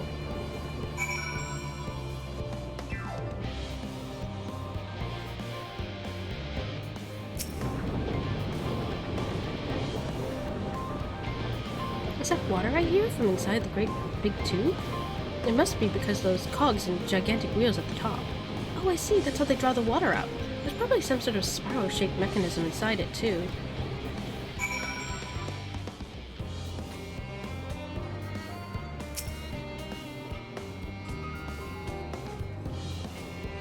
That looks like the giant tree, like the trees in the greatest evidence mail. Hold on, it's a bit of a strange shape. It's thin at the bottom, but big and round on the top. Quite tall for something so unbalanced, too.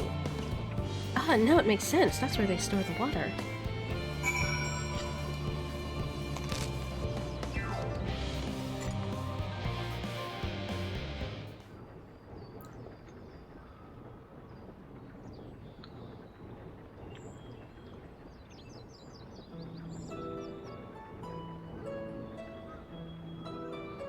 Well, if I were to hazard a guess, water is drawn up from underground, presumably with some other mechanism, is purified here and stored in that tower before being distributed elsewhere. I'm right, aren't I? I knew it. A design brilliant in its simplicity. I dare say it would take only a moment to install it in even the harshest environments. For us Loperits, that is. Indeed, securing a reliable water source is of the utmost importance for any fledgling settlement. We have read, however, that the peoples of the Aetheris sometimes make their homes in arid deserts and such. How are they able to survive?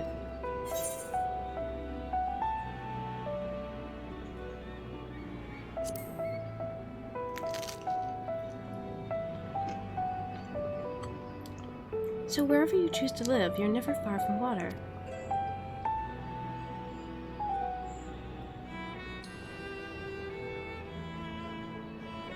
Oh dear, I worry we won't be able to procure the necessary amount. We can provide enough water to keep them from drying out completely, but it would appear they rely on it far more than we anticipated. A few adjustments may be in order once we've calculated the average rate of consumption per individual. It also may be worth learning more about how exactly they obtain their water in the first place. Master Alphino spoke of machinery responsible for that feat during our journey through August Con Alpha, did he not? Mayhap the Loporits will share his appreciation for the engineering marvel. Oh yes, that sounds absolutely splendid. We must journey beyond this sanctuary of the Charlian hamlet. I shall lead the way. You mean we'll have to brave the untamed wilderness? A valid concern indeed. We could not help but notice many dangerous-looking creatures with big nasty teeth lurking beyond the safe confines of the settlement. Were we not escorted here by burly custodians, I dread to think what would have become of us. Regrettably, to many a hungry predator with the aforementioned big and nasty teeth, Loporits may appear to be a potential and rather appetizing source of sustenance. Might I impose upon thee to assist in securing the safe passage to the Logisticon Alpha?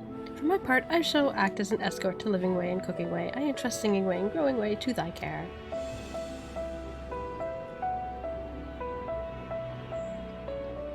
A more valiant protector they could not wish for. Godspeed.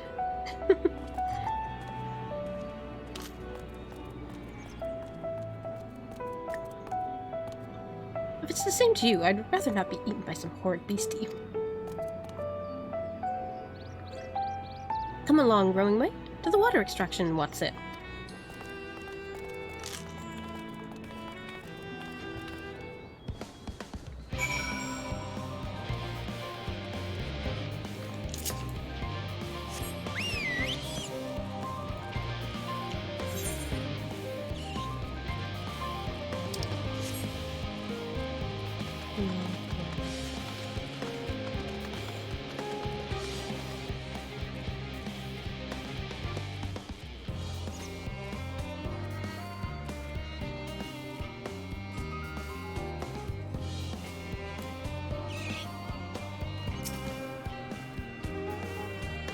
You could tell the local beasties were not nearly as delicious as we might appear. I have a feeling the way forward is not as clear as we'd like. Could you go take a look?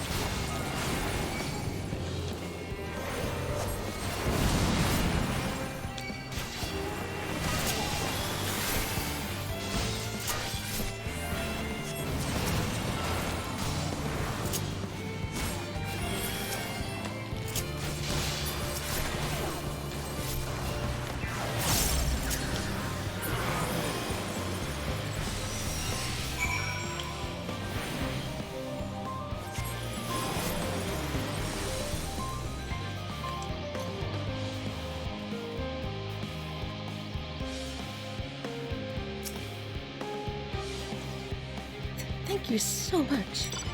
I really hope this water extraction Watson is worth these harrowing experiences. All part of the fun, some might say, but I'd rather not be burnt to a crisp if it's all the same to you.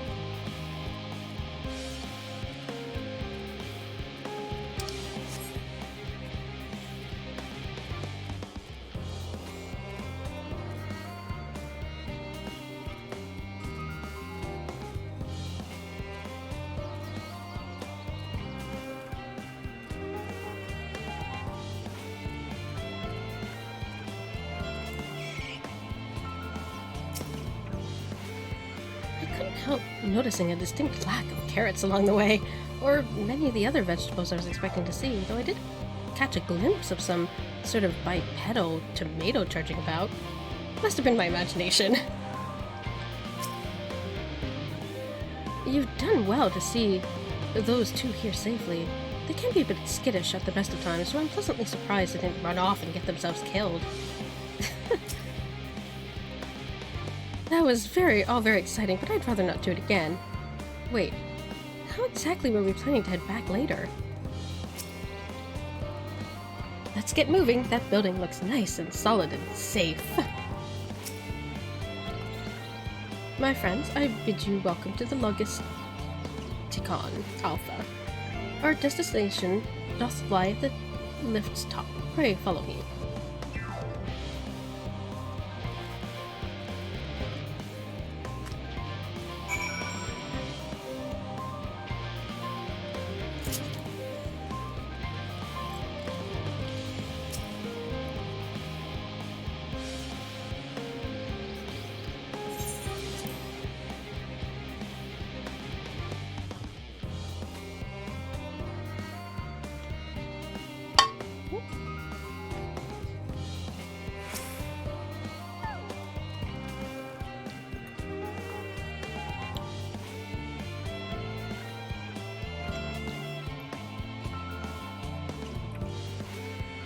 As I understand, places like Labyrinthos are the exception rather than the rule. You don't all build enormous underground living spaces like this, surely? No, just Charlian. That was terrifying, but at least the scenery was more pleasant than the was-name Garlemald. As a first impression of Theros, it was far from favorable. Anyway, onwards and upwards, quite literally, as is the case here. Forgive me for asking, but are we any closer to the kitchens? Come to think of it, why am I even here? Atmospheric manipulators are hardly my area of expertise.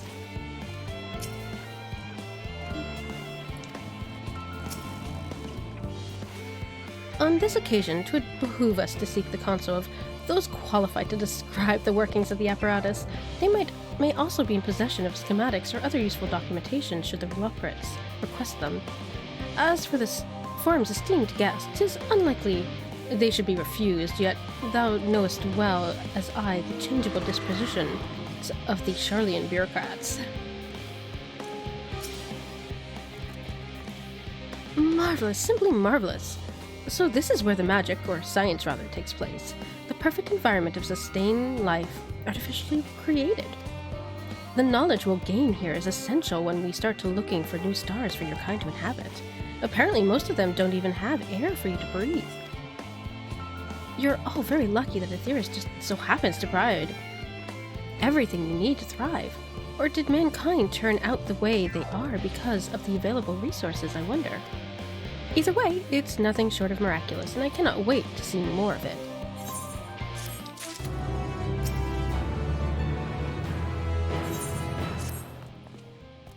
This is all very wonderful, I'm sure, but I was rather hoping to learn more of your nourishment provision facilities. In other words, where's the food?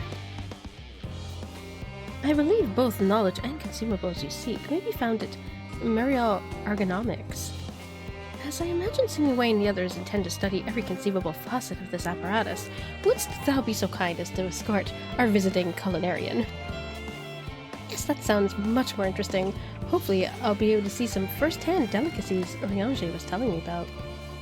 Even his incredibly vivid, if a bit too verbose, descriptions cannot compare to sampling them myself. Not even mention Aetheris will soon be no more, so I must learn all I can while there is still time. Let us brook no further delay. Well, it'd be better to go to Limsa if we wanted food, not Charlian.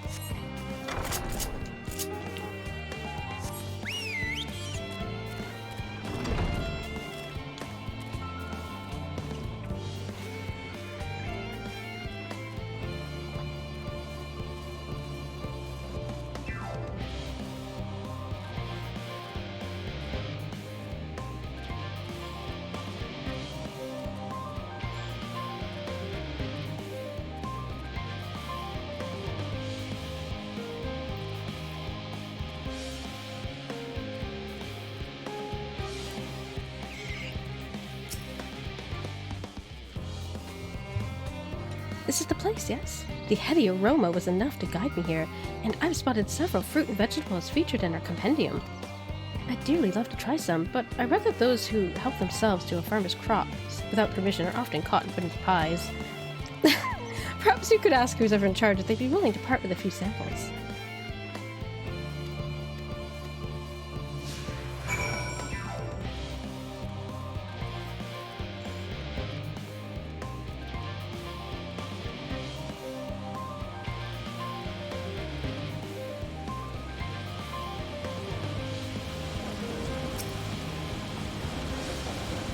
What a fine mess this is. Ah, it's you, the one who climbed down the mine shaft. I'd show you around if I could, but I'm rushed off my feet preparing for the exodus. And I'm not the only one. We've all got to find ways to do what we do down here, up there. First on the moon, then in whichever star the Forum decides will become our new home. It's all so sudden, so unreal.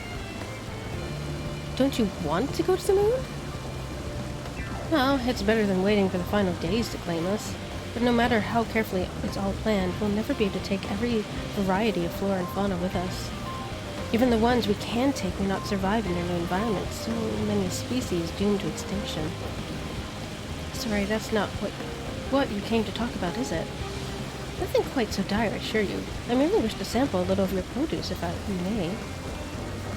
By all means, help yourself. Much appreciated, my good fellow. So, where to begin?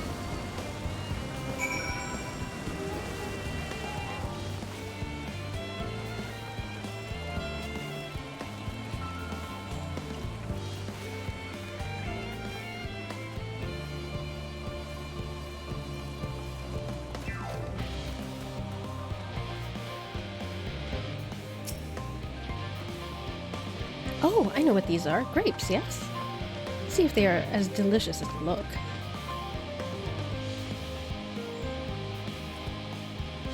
So sweet, so sour. The taste is much like a ripe philosopher's carrot, and yet the texture is entirely different.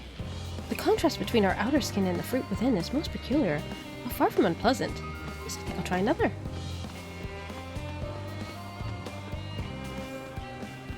Oh, that's certainly given me food for thought, though in a far less visceral manner than any philosopher's carrot. But tell me, what is your opinion of grapes?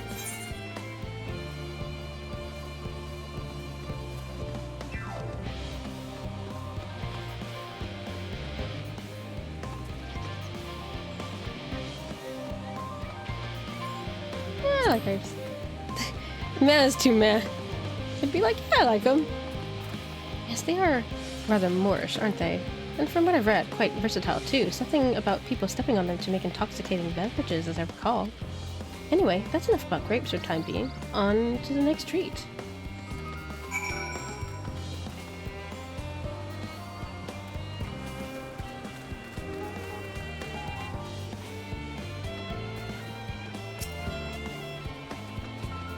Orange by name, orange by nature. What came first, the fruit or the color? Who cares? Let's eat.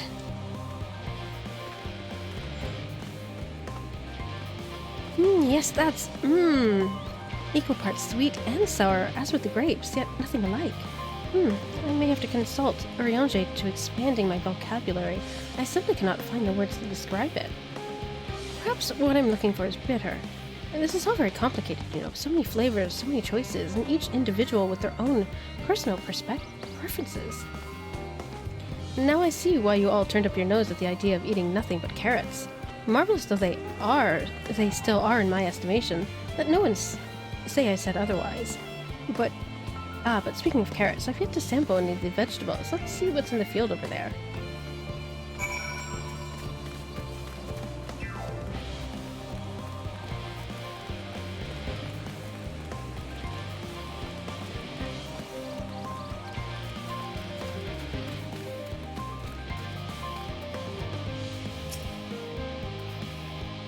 Color, the texture. Are they some sort of enormous round carrots? No? In any case, proper nomenclature is less of concern than taste. Blech! It's so hard and flavorless. I may as well be chewing on a piece of wood. That all but confirms it. These are nothing but misbegotten failures masquerading as goodly carrots. Stop, stop, stop. Can't you see these are pumpkins? And no one with any sense would try eating them raw. You're supposed to cook them first. Do you not find it an awful bother?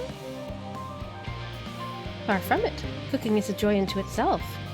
And what's more, it broadens the range of ingredients that we may safely eat. But above all else, cooking allows us to draw out the full potential of our produce. Pumpkin stew has been one of my favorite dishes for so long as I can remember. And perhaps even these hard blocks of plant matter can become delicious as the orange I sampled. I wonder, though, if there is anything more delicious. How about that yellow fruit over yonder?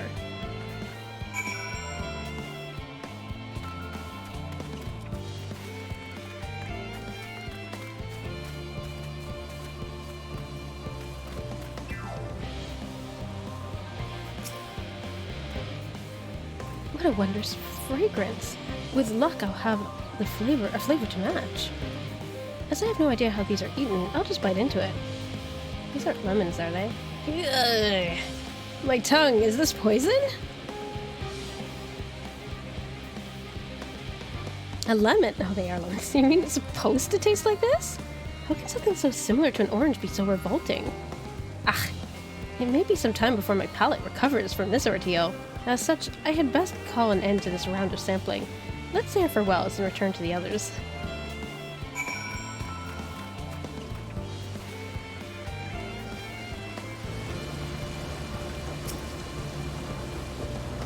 Finished, have you? I trust you found something to your liking. I'm rather enamored with the grapes and oranges, less so with the pumpkin, though I learned the hard way they're not to be eaten raw. Then there was the lemon, the deceiver. I feel so violated! First time, was it? I'd hate for you to leave with a bad taste in your mouth, in more ways than one, so I'll give you this lemon muffin I baked. If this doesn't change your opinion, nothing will. More lemon? Have I not suffered enough?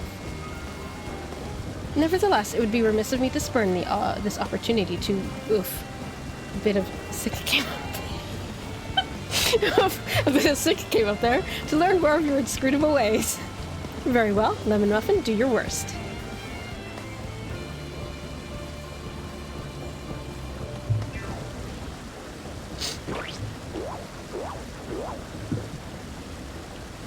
This is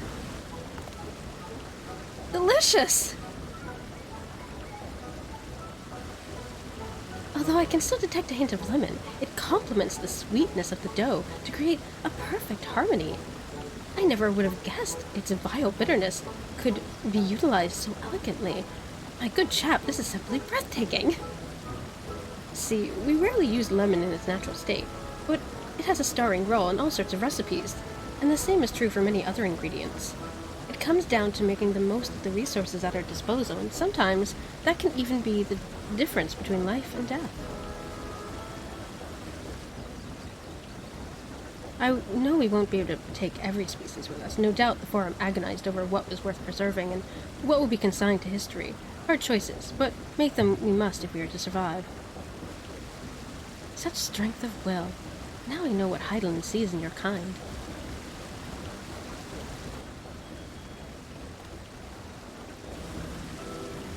Mankind, the Loporrits. We were both born from the accumulated knowledge of the ancients. They learned all there is to learn about the nature of sentient life and the fates of the stars themselves.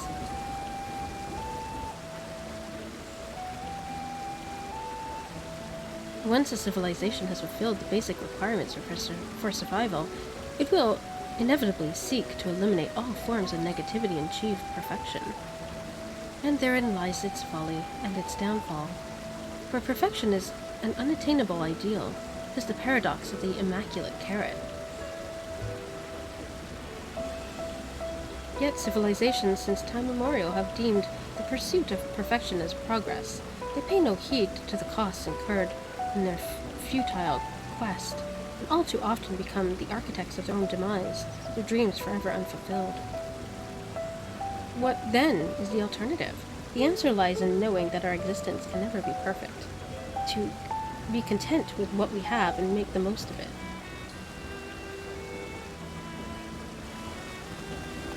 When life gives you lemons, make lemon muffins.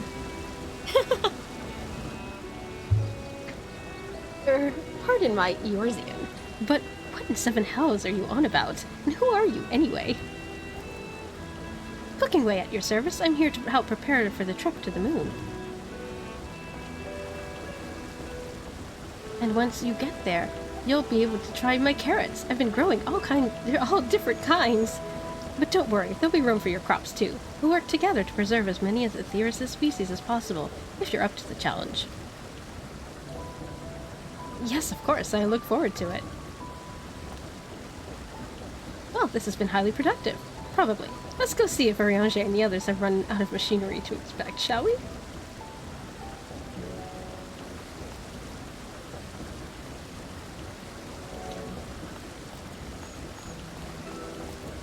Yeah, I know, dude. Unexpected, right?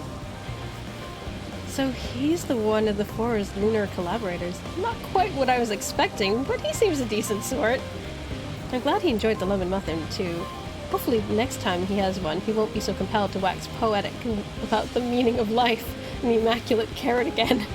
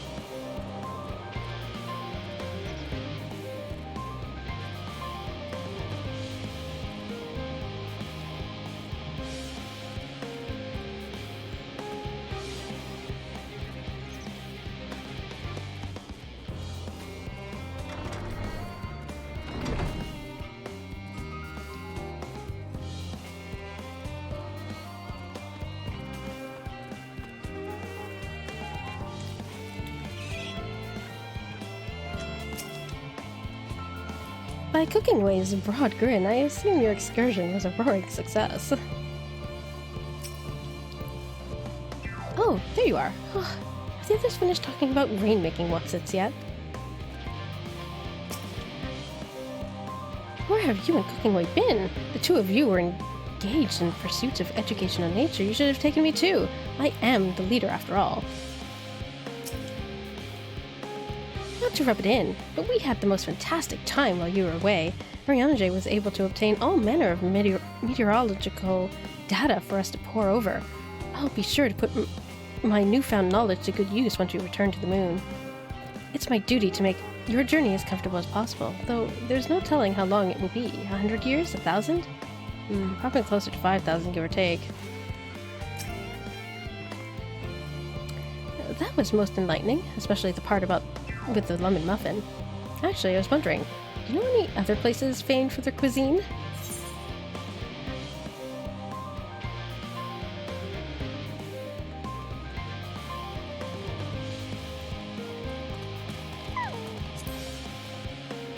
I gotta say the Lipsa, because I mean I'm culinarian, so... But that I had the time to visit. The more I learn of Aetheris, the more I wish we could spare it from the final days. Alas, Hydaelyn's orders are to flee, not to resist. If only there was some other way. Yeah, we're working on it. Muffins. I wonder how Pudding Way felt the first time Urianger made pudding. Though I'm not sure it was actually was pudding, come to think of it. Something about it seemed a bit off.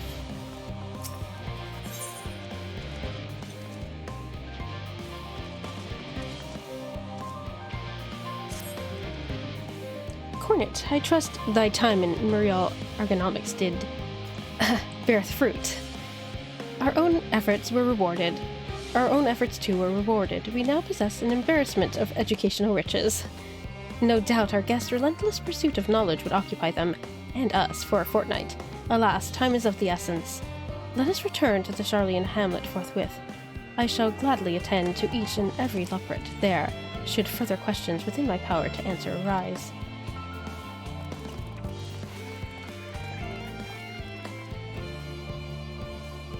Oh.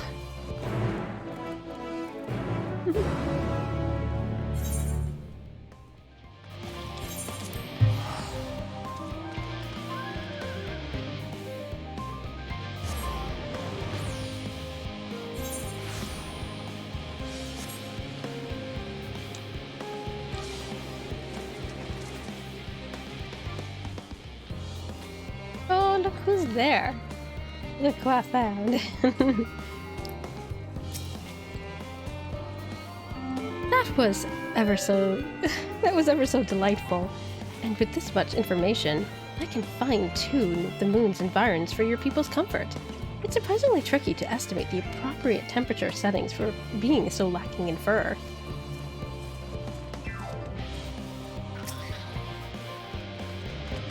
Why did I not ask Jeb how to make carrot muffins? We could have had baked goods bursting with happiness.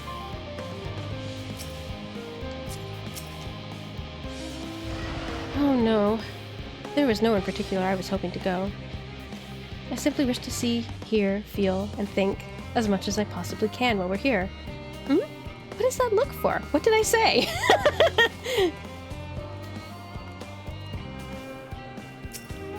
Oops, I forgot to talk to Ariange. Darn it!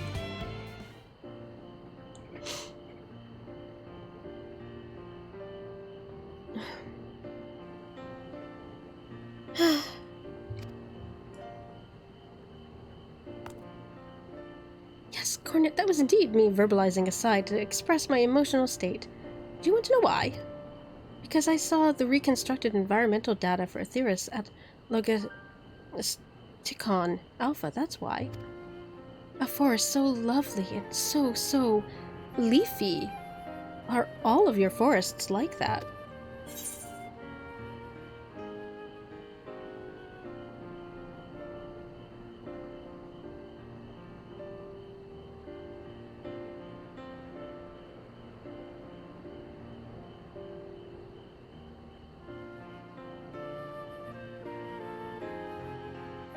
Oh man.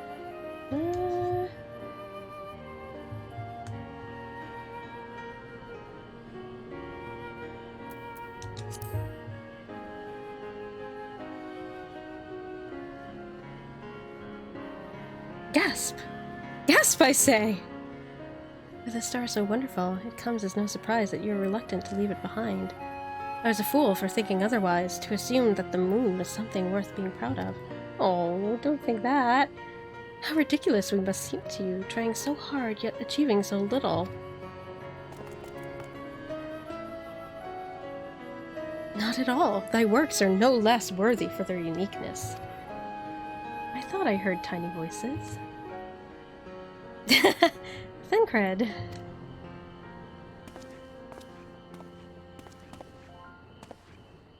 How didst thou fare? Oh, I was able to glean a fair bit from the researchers while helping to move their cargo. Preparations have proceeded without interruption here, despite news of the coming end. We have the forum's leadership to thank for that. That doesn't mean people aren't worried, though. Quite the opposite. Knowing disaster could strike at any moment, they hurry to complete their work, equally aware that a single error could be the difference between life and death. We can hardly tell them there's no cause for concern. Perhaps not. Though aided by our goodly growing way, we may yet find ways to lighten their burden. Me? Be of use to people? I'm honored that you would think me so capable, but I'm not sure I'm up for the challenge. Nevertheless, I believe in thee. If you say so, I suppose it can't hurt to try. I passed someone moping in the Western Plaza that looked to be in need of a helping paw. Perhaps you might start with him.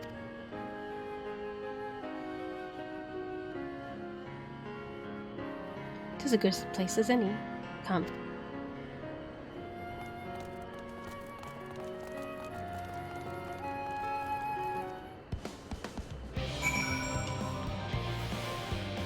You're staying here, Thancred. Lucky. You'd best go with them. I don't think Ariange misjudged him, but Growing Way does look like he could use some emotional support. I still have to work to complete elsewhere. I trust I won't return to find any Loperates in tears.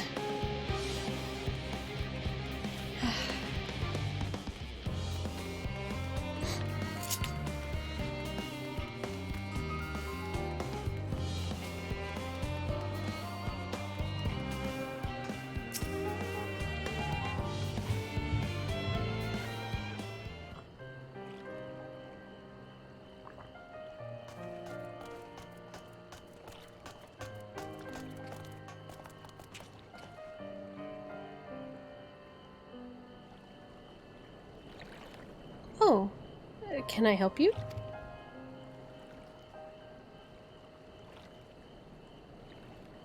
It is you who would help me. Is my anxiety truly so obvious? A burden shared is a burden eased. Pray, tell us thy troubles. Thy who looks like Curtis? Oh my goodness, this guy looks like Curtis. This guy. Those little fellows do look like good listeners. I'm an engineer, you see, and what they say of the ship, that is the sum of decades Charlian ingenuity, that it's built with peerless, elegant technology, is all true, but I know that none of that's a guarantee. We've never launched a star-faring vessel, let alone flown it into the great expanse. All the testing we've run have been on the ground. Only operational personnel and cargo will be aboard for the first voyage, but even so, if it fails us, then what can we do? And if it doesn't, it could fall apart in the next flight, or the one after that. We've done everything we can to prevent that from happening, but it hardly matters. We thought the Aetherburner's design was flawless too, and look how that turned out. Thou art familiar with the most daunting technologies, and thus dost thou hold the power to allay his fears. Oh, I'm not sure about all that, but well, maybe you could tell me if there are any aspects of the ship's design that you're especially worried about. Our ability to walk and perform our tasks, for one. I've devised a means by which to employ gravity, a spatio-temporal spell to regulate the environment. But what if it's not strong enough? What if everyone floats away and begins crashing into things as soon as we've left the star? Gravitation. Maybe I can be a help after all. Up there is not so different from down here, you see. The same rules apply, and if you consider them as part of one great big cosmos rather than separate places.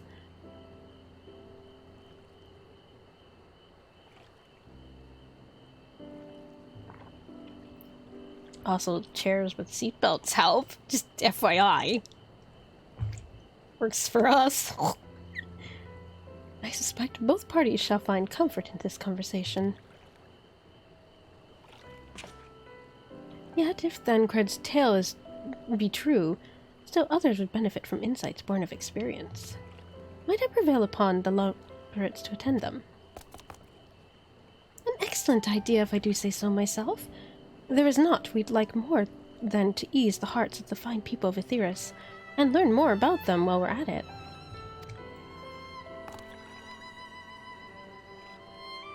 Full glad am I to hear it. Gather thy companions and bring them hither. Cornet, thou hast the gift for finding souls in need of succor. Pray seek thee out the distressed and apprehensive, and inform them that help is at hand. I shall await them here, that I might introduce each to a suitable Loperate.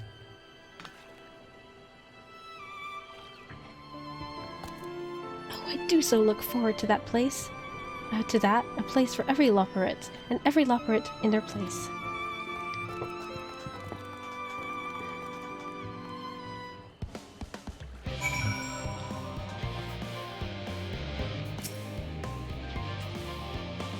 Final days doubtless weigh heavy on the minds of many Charlian Hamlet. Pillars of the Exodus they are. Pray bring them hither. Yes, precisely. However, it would also be prudent to have a redundant system in the event of failure. Thank heavens I asked you.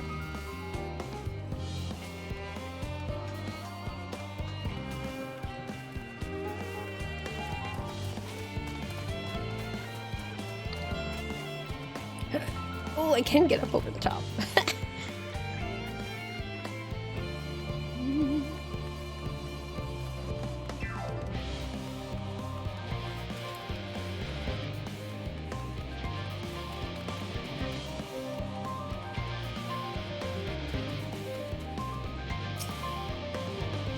Just leave me to my misery. The forum can appoint someone else.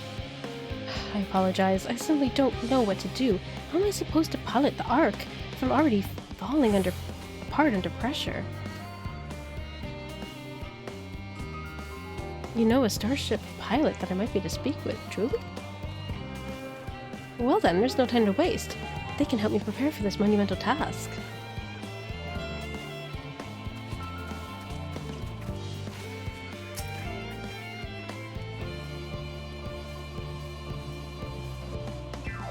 Have you heard anything of what's on the moon? I've no doubt that we can make it up there, but searching for a new star part of the plan sounds awfully vague to me. I asked the forum, but they only tell us the collaborators have everything under control. Forgive me, but I don't feel particularly safe wandering through the sea of stars on God knows what made by God knows who.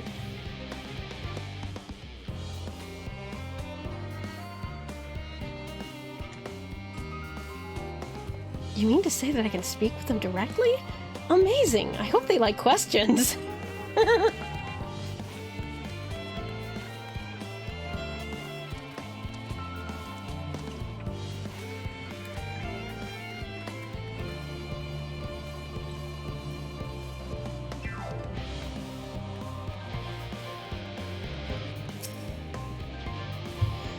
Is anything bothering me? Well, I've been loading cargo for bells now, so my back feels like a void sense played it as a piano.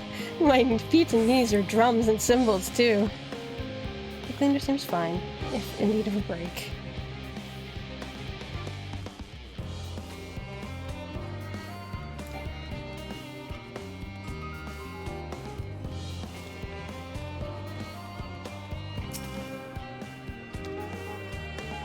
Hmm? Consult our collaborators. I suppose that would be more effective than sitting here brooding. I'm attempting to calculate how much cargo we can consolidate into fewer trips. Should the Aether Burner make our original estimates look feasible, but there simply are too many variables. I feel as though my brow will turn inside out. Perhaps our lunar associates will have more insight into how much weight constitutes too much weight for our purposes. Thank you for letting me know.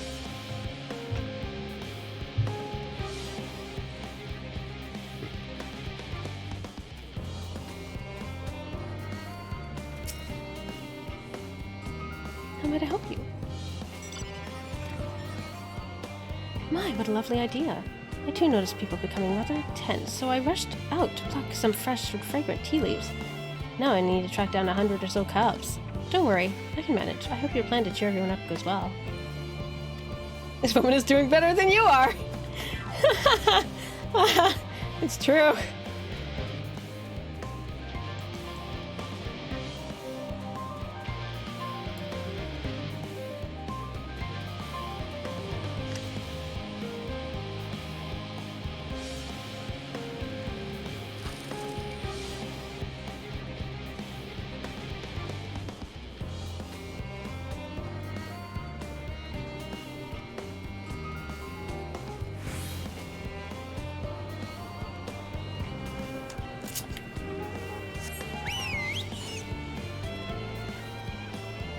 One person here.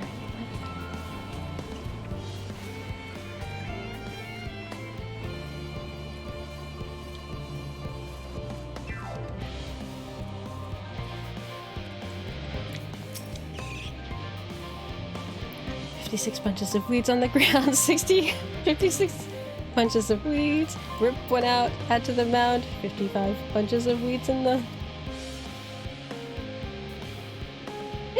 I'm not neglecting my duties, I swear. I was in need of a little break, you see, but then I found myself unable to relax at all, so I went for a walk. Then I noticed these weeds and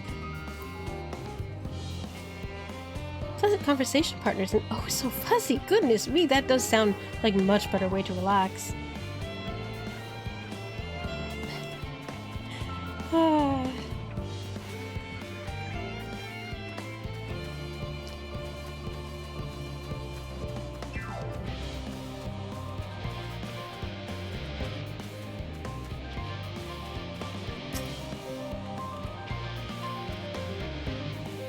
Concerns? Nay, there's no point in worrying at this stage. It'll only make the work go that much slower.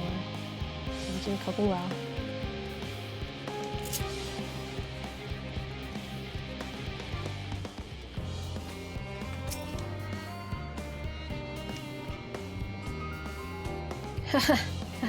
The end of the world is nigh, yet the work goes no faster. Schedules are such temperamental things, feasible one moment, utter bollocks the next. And yet I've never felt so alive. Well, this one is beyond your help. Only sleep can save her now. This one's Tega.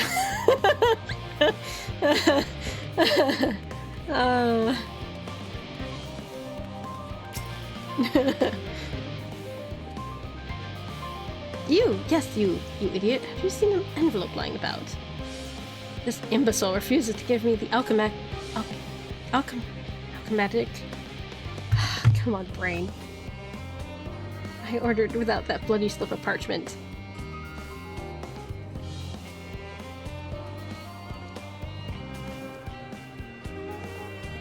Unless your friends have a spell to make me remember where I dropped my damned envelope, I doubt they'll be more help than you, and you've wasted enough of my time already. It'd be unfortunate to be involved to inflict this ban upon the Loperites.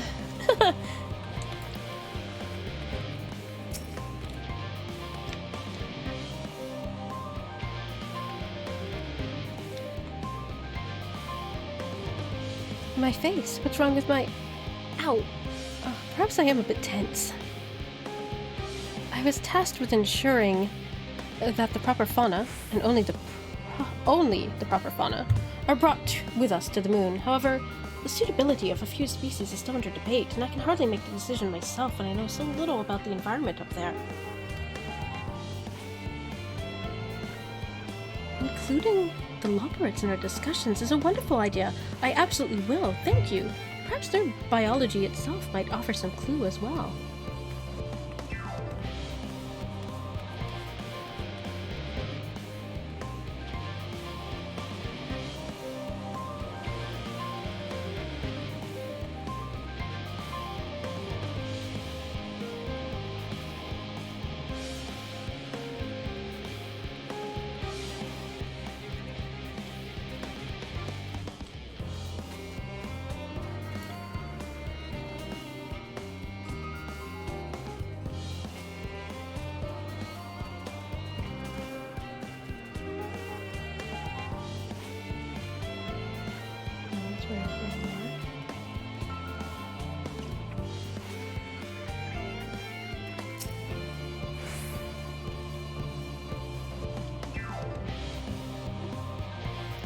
What am I thinking about? The medical facilities on the ship, of course. I designed them with the assistance of our sages and Jurgens, but to imagine every illness or injury that one might face in that great expanse is beyond any of us, to say nothing of the effects that living out there would indefinitely might have on the body. The crew from the moon? Why did I not think of that?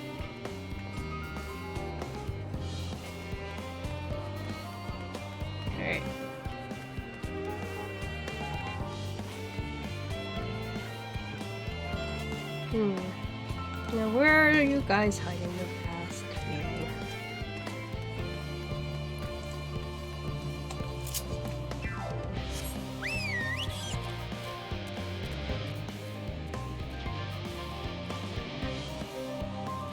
Aha!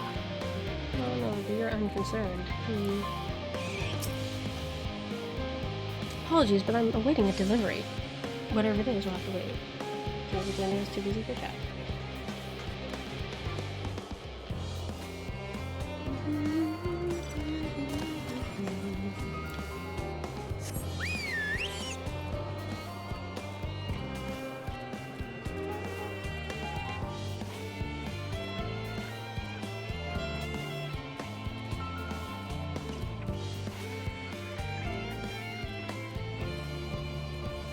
Ah. You look promising. My the gods, my chest is tight. Am I dying? Is this what dying feels like? Oh, do pardon me. I didn't see you there. There's no cause for concern, I assure you. No cause for concern, even though we may need to depart at any moment, and if the hull I designed buckles under strain, the entire vessel may explode on launch, claiming countless lives and dooming all mankind. But that is highly unlikely, yes. That's highly unlikely. Highly. Our visitors can help me triple check the structural flaws, you say? Why, that would be wonderful. I'm breathing more easily already.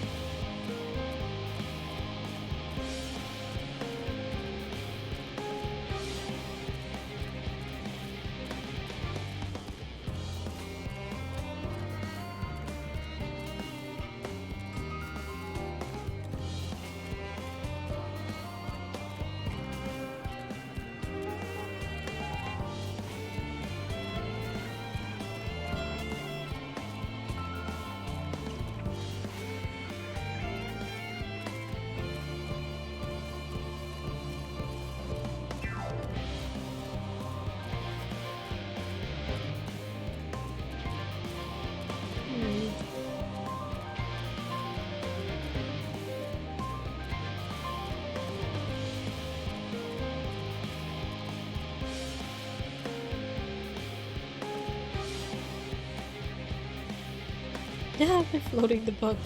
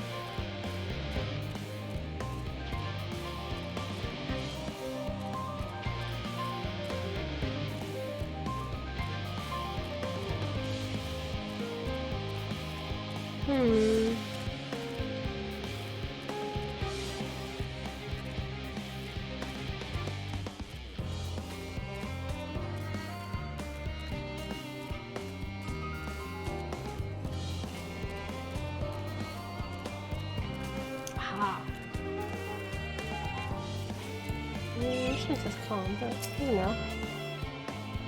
Worries. No, I believe I'm fine, thank you. I've been confiding in my colleagues, and that's helped a lot. Can't recommend it enough.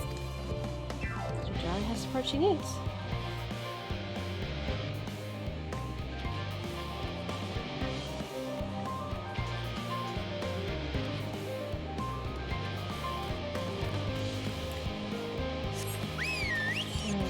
Anyone at the edge?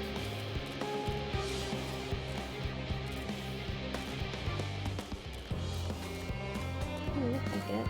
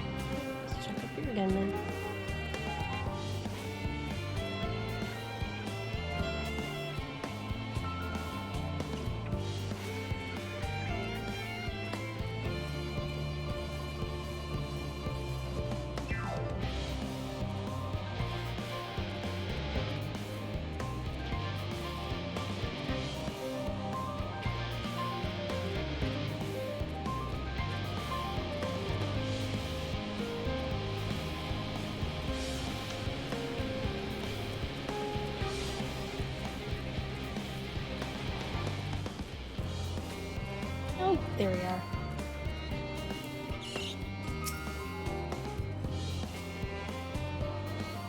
Blasted assistants. Where have they gone off to at a time like this? I beg pardon, but I have not the time for idle chit-chat. I need to reconfirm that the aether levels are consistent throughout the vessel's machinery, and it seems I shall have to do it single-handedly. I swear when I find those assistants of mine. The Loporits are willing to help. Why didn't you say so? At least they won't moan about how they checked 24 times already and haven't slept in weeks. Lazy saw.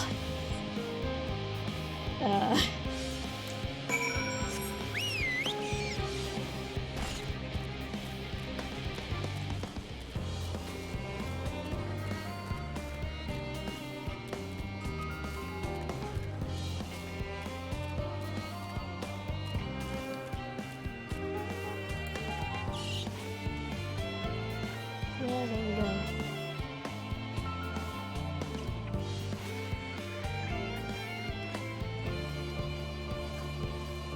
Long run.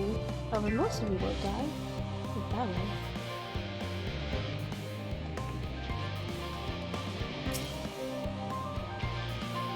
Rowing Way has been a godsend. I can look upon what we've built with clarity now.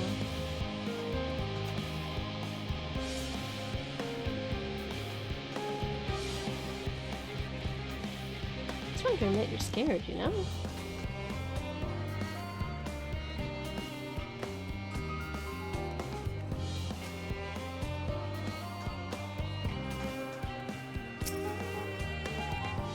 Cornet, he said he was glad we spoke, and he thanked me. It was all worth it, wasn't it? After all, wasn't it? Even the mistakes we made, because now we could tell them what not to do. Hear, hear. Behold, Cornet, though thine efforts word hath spread throughout Labyrinthos, verily, are a greater number than we anticipated. Living Way doth gather more Loporits as we speak. I shall assign each in accordance with their skills, and that new bonds of friendship might be forged. Should greater matters require not thine attentions, watch over them, I prithee.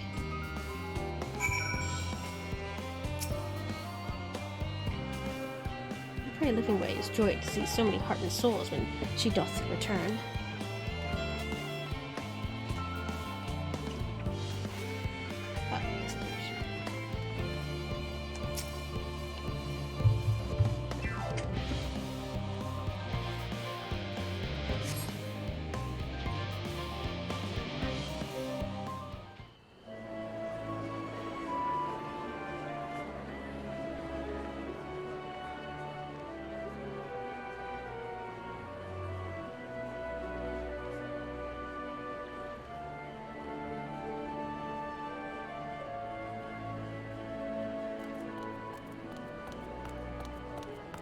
Phew!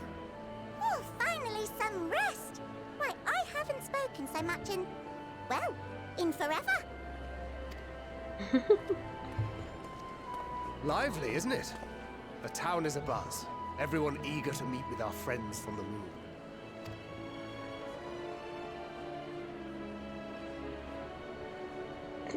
Twould behoove you to consult with Sleeping Way. As our moon's pilot, his advice should be most pertinent.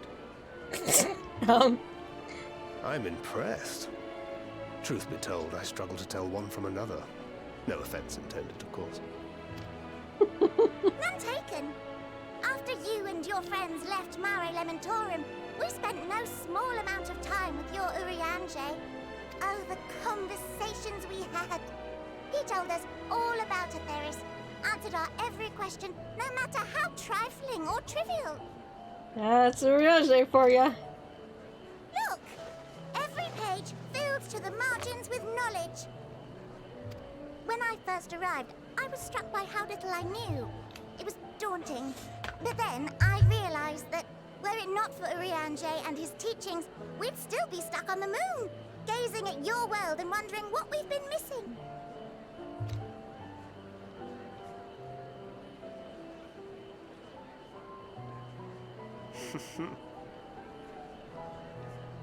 What would they think if they could see Urianger now? I dare say they'd be more than a bit surprised. And impressed, no doubt.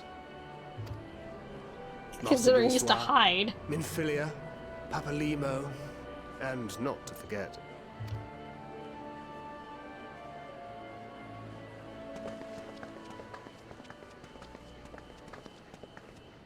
Oh there. Heard there was a visiting expert who we might bother with a few questions. I take it you'd be the one.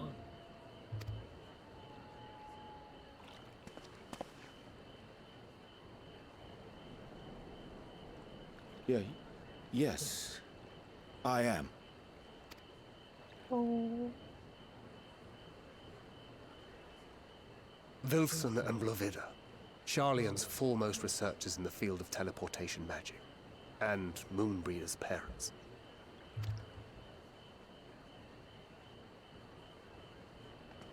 It hath been some time. Tis good to see you in good health. Likewise, old friend. Blovida and I were most honored to answer the call. Never expected this reunion, though, did we, dear?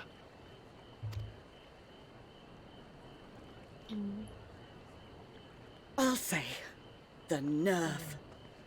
Sending that letter, then running off to the gods know where. Oh.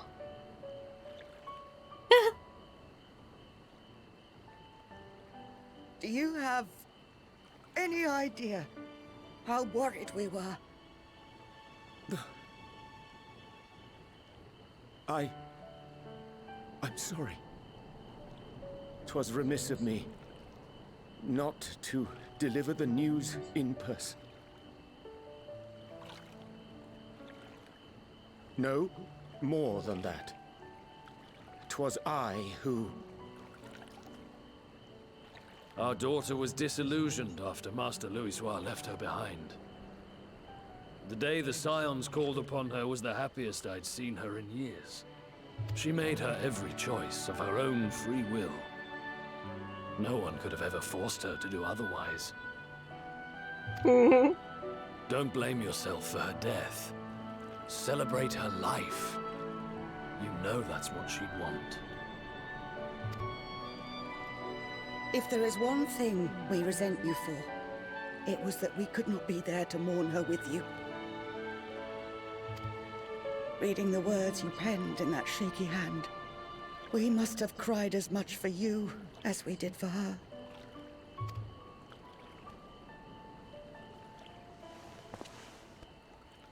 I'm sorry. I truly, truly am. I knew not what to say. Knew not how to express my feelings. The poems and platitudes of wiser men, musings on sadness and loss, studied and memorized, and meaningless in the moment. Silly boy. We are all powerless before such grief. Even now, try as I might, the words escape me. But in our hearts, we know, we always know.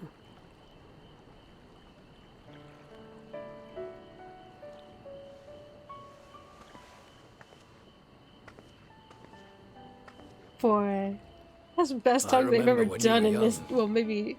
How the lads teased you for choosing the company of books over Anime others. always has a few good ones. That's about it. Ah, have a good hug.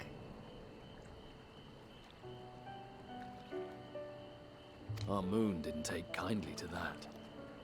Be nice to Urianger, she'd shout, and give them a walloping.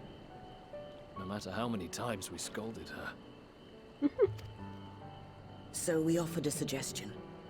Rather than starting fights, why don't you be the bridge between Urianger and the others? She had to mull it over for a while, arms crossed, brow furrowed in intense thought. But from that day on, she never let you be alone. She'd drag you outside to play, pepper you with endless questions, read the same books you read, all to try and understand you that much better. I'm sure it was annoying and exhausting at the time, but she only ever had the best of intentions. And look at you now, at the center of the crowd. The reason there even is a crowd, having brought these people together. You've no idea how proud we are. To see the boy our daughter trusted and believed in more than anyone, grow into the man she always knew he could be. I can see her in you too. Feel her. She walks with you wheresoever you go. So thank you, Urianger, for being who you are.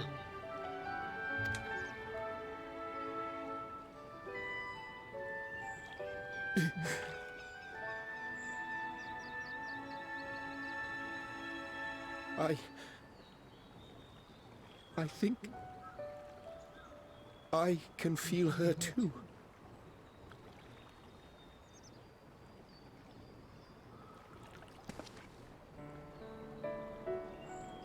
The truth of her life.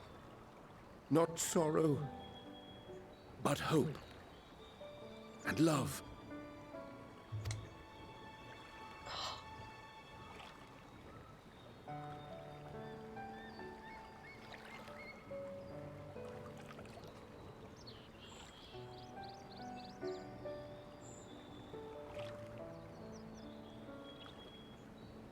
This moon breeder, she was important to him, wasn't she? You could ask the man himself. Oh, no. But watching this exchange reminds me how much I've yet to learn about your world and its people. You can live here your entire life and hardly learn a thing. And that's why it's too soon for this to end.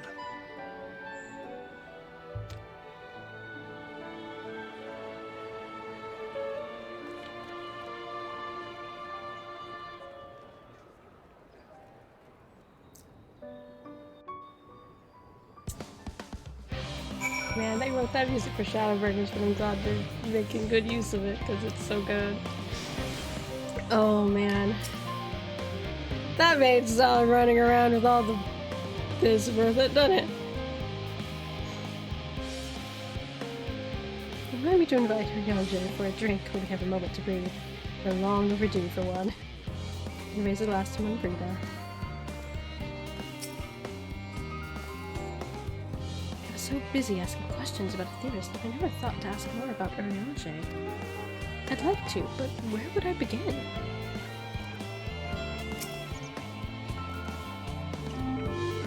Goodness me, I've never felt like there was too little time before. There were so many people to talk to, so many things to learn. I assure you that my fellow Loperids are equally excited to have this opportunity. They were humming the whole way here. We spent so long gazing at this star, wondering and hoping, but to be here now, to walk among the people, to be a part of their lives, and to know that we've made a difference, is so much more than I ever dreamed. Lala talking to... It's nice for us Lalas finally a race smaller than us. Oh, you must be the one of the Scions, correct? Thank you for caring for my daughter. The time she spent with you was all too short, but I know she was proud to have you as comrades. Urianger is too, I'm sure, and I certainly feel better for knowing he has good friends to look after him. See that he comes home from time to time, will you?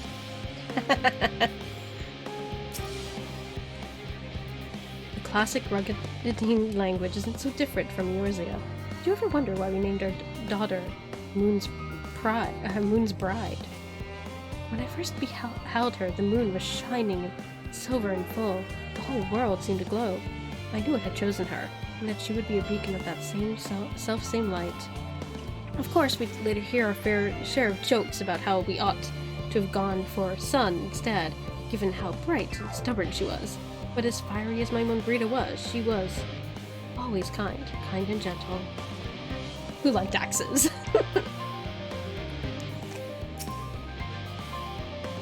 Oh, Cornet, be assured that I am fine. I am. Felt glad to see them too after so long. Gladder still that it was in your company. As difficult as it was to accept their kindness, it would have been far harder had I faced them alone.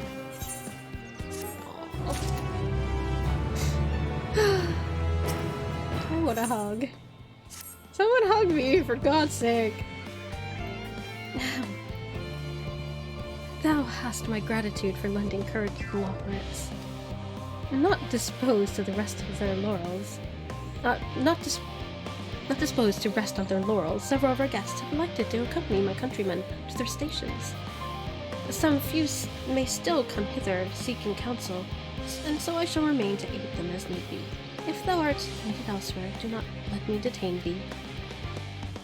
As a matter of fact, I was hoping you might check on Alice. Last I saw, she was struggling to carry an enormous pile of boxes out of the west gate. I could go myself, but we both know whose help she's less likely to scorn. Not to mention that, much to my misfortune, I can think of several other things I ought to be doing. Until later.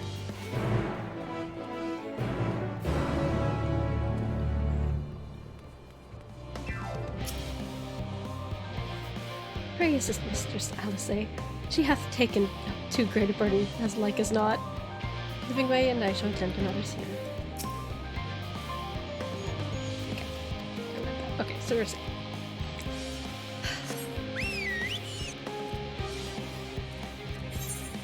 Alright, Alice, where are you up to?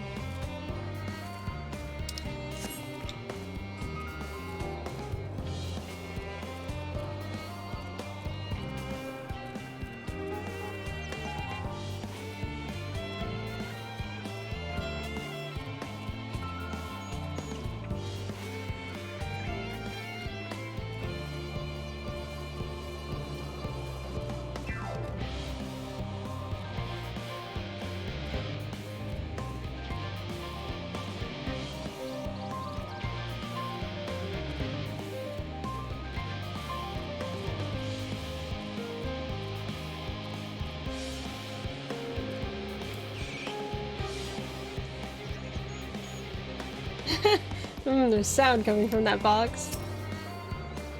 Hey, best friend, what you doing? Cornet, what are you doing out here? Looking for you!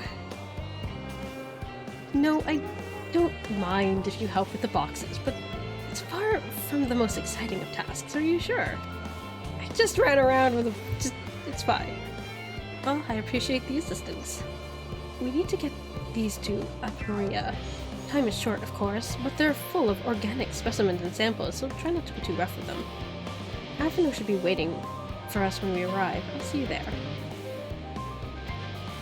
3 minutes complete to task sheet fail return.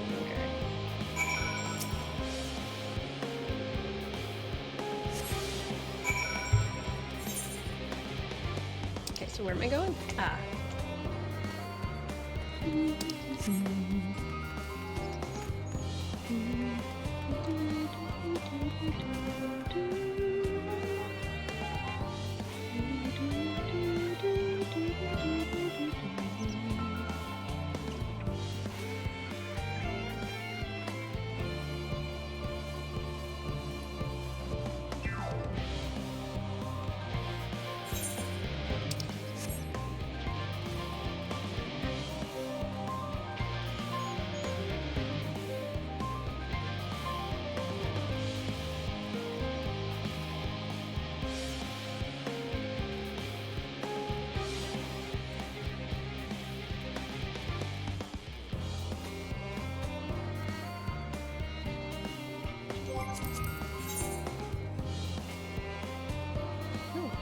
I thought probably she's been doing quests and like we.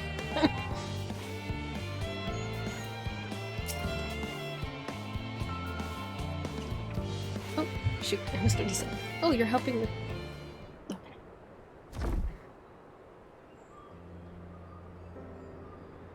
You have my gratitude, but how did you come to be involved in this? Alice had taken too many. Huh. Then I suppose I have Thancred to thank as well.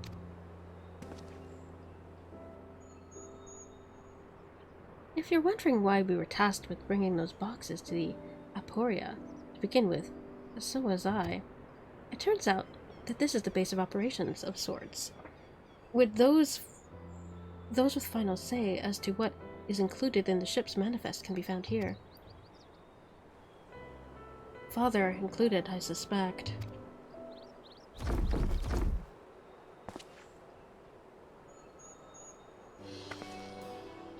That should be everything. You carried all of that at once! Are you trying to injure yourself? Oh, hush! They're lighter than they look. Not everyone has your delicate arms. I suppose we should let someone know we finished. If Theo Podrin is in the courtyard, we can report to him. Why don't you come along? You should get credit for your assistance, at least. Considering where we are, we might even learn something interesting.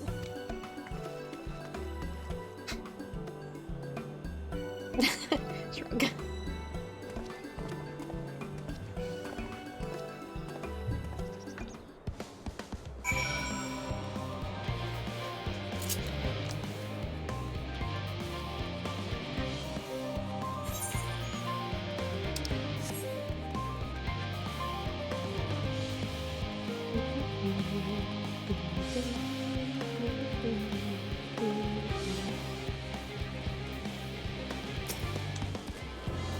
And much better than putting them in water. So you come in and you're like soaked. Good.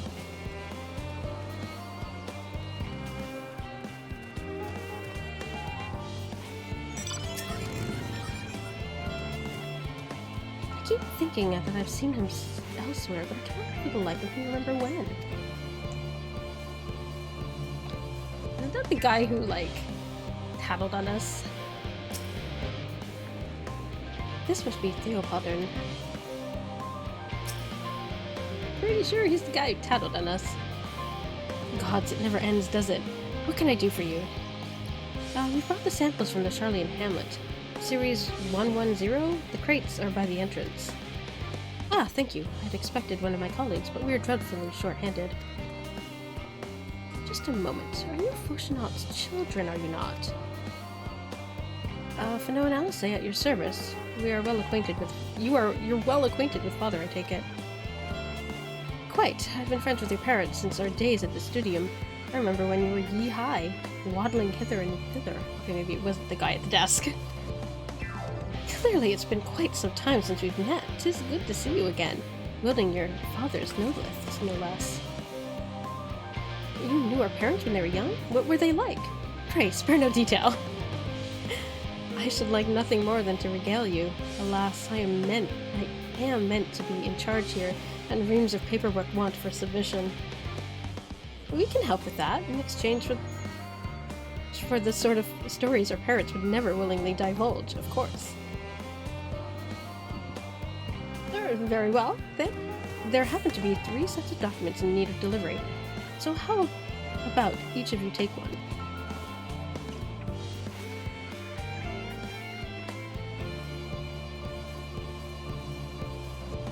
Wait right there.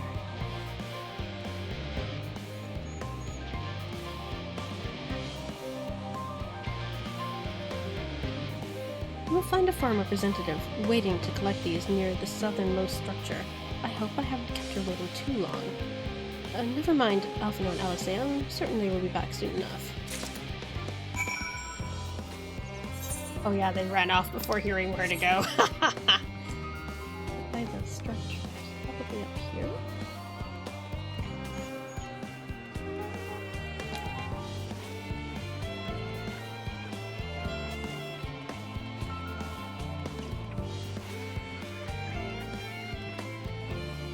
Sitting down.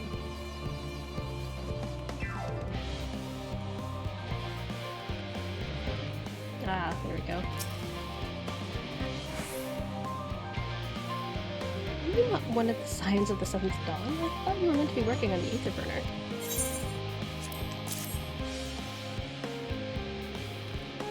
Well, Theo Podred's paperwork. I was beginning to worry he'd misplaced his quill.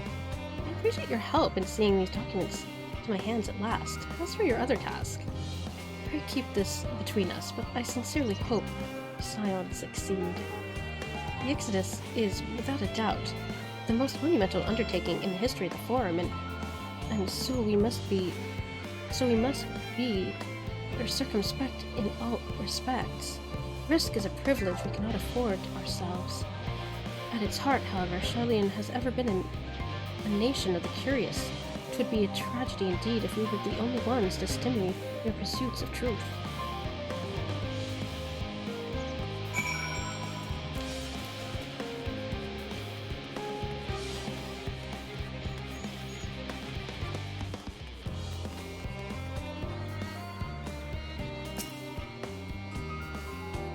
Quick and efficient. I dare say we have a talent for this work. The twins' papers only needed to be delivered to elsewhere in the facility, so they should be returning any moment.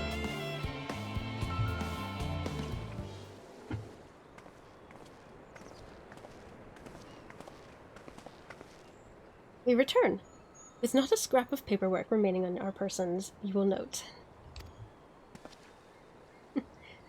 You both have my thanks, and my apologies for sending you an errand far below your ambitions. Why, even as a babe, you struggled out of your swaddling clothes and...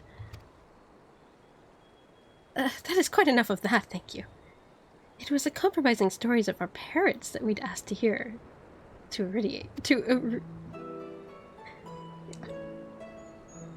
reiterate. Of course. I've known your father for so long. I must have something. Well, as you know, part of why your name garnered such respect in Charlian is your family's storied history. You too can trace your ancestry directly to those who came aboard Laincraft's Hope, a lineage few can claim. I've never thought much of it myself. It's not as though our forebears founded our nation. They were simply there when it happened. Nevertheless, it has traditionally been a point of pride. Tis why Laincraft's pronouncement renounce the ways of war and pursue enlightenment through knowledge and reason has ever been our family's creed. Until your grandfather's time, aye. Archon Louisoix looked not to Laincraft's words, but to his deeds. He asserted, in defiance of his peers, that choosing to save the great and the small from the rising tides was the true mark of our founder's virtue. Perhaps it was his expertise, his knowledge of ancient prophecy, and the fall of civilizations that led him to conclude that to enshrue conflict at every turn was to consign mankind to his doom. There will ever be conflict, and calamity will follow. Thus, to ignore the plight of those who one might conceivably save, is not wisdom, it is indolence. You remember his words well. Indeed, Archon Louisoix lived by that personal creed, and used every means at his disposal to bring succor to those in need, Charlian or no. No one loved and admired your grandfather more than his son. Yet Fauchelevent could not reconcile Louisoix's deeds with the philosophy of the forebears and his peers, a philosophy in which he believed so fervently it made a para of his father. Fauchelevent agonized over this contradiction for much of his life. God's father. A son may carry his father's blood, but his choices are his own to bear. Is it not always thus? Gods no, Fauchelevent's a cranky old goat. Ha! Ha! A cranky old goat. Amen. Ha! So I'm sure you butt heads often enough. Yet, even so, you must know that you are constantly in his thoughts, every moment of every day, and that is not an exaggeration in the slightest. You should have seen him when you were born. barely recognizable, he was, with a kind of dumbfounded grin I'd not seen since he first took fancy to your mother. He was practically skipping when he told me the news. Take my word for it, he loves you to an embarrassing degree.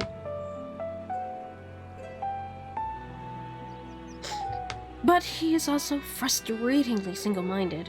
Once he's decided that a given action is for the best, he will stay the course no matter who or what opposes him. Yeah, ain't that the truth? A profoundly annoying habit when you're at the other end of it, as I'm sure you will agree.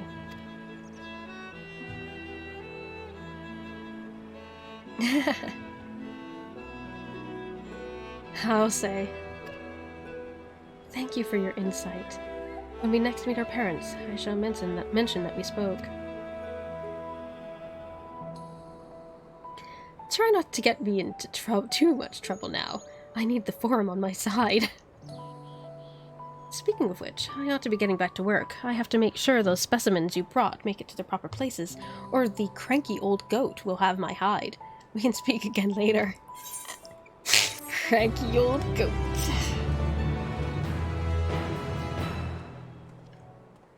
Hail, you three. Oh, Raha. Raha! Surely Cole hasn't driven you out of the forge already. For better or worse, no. However, he has set me on a task that requires more than my single pair of hands, and here you are. I could use at least one of you, but I won't object to more. Unfortunately, Alisai and I have prior commitments, and we have delayed too long as it is. What about you, Cornet? Can you spare it? Perfect. This shouldn't take long.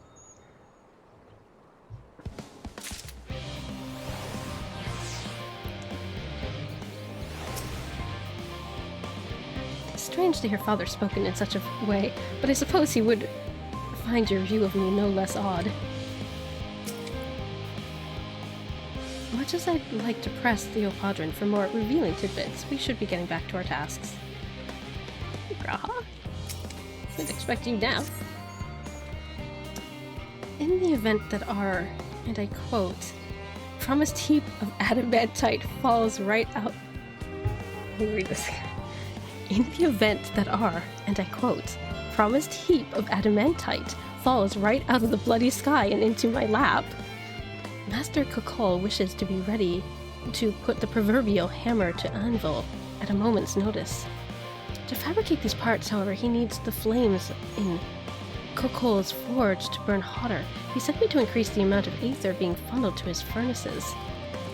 The flow of fire-aspected aether into Labyrinthos is regulated by an elemental reactor south of here, to which I have borrowed the key. The adjustment will require 2 people to carry out safely, but I can explain the process when we arrive. This is where we part, then. I'll see you in Charlie and Hamlet once the adamantite arrives, if not before.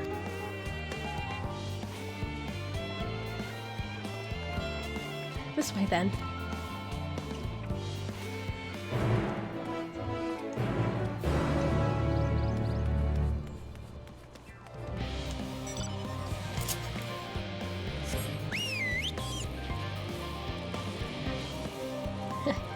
Bye, guys.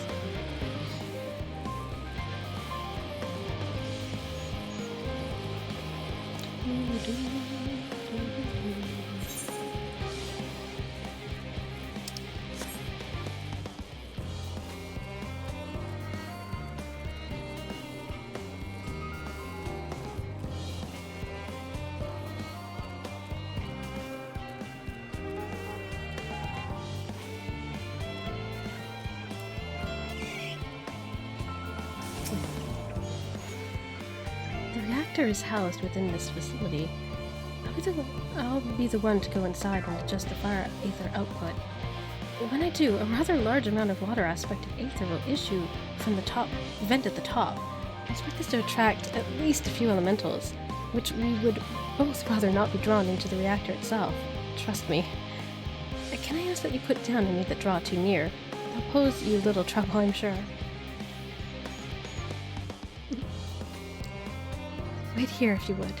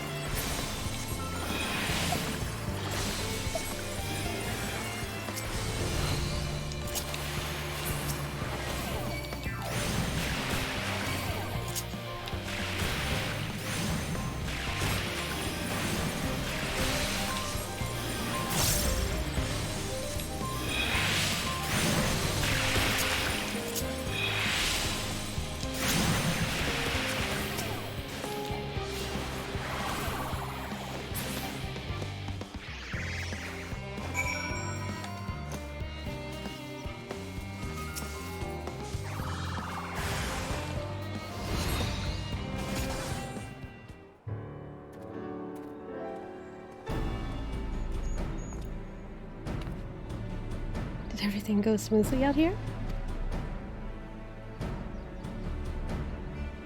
I thought as much. No major complications to speak of inside either. And the water ether appears to be venting properly.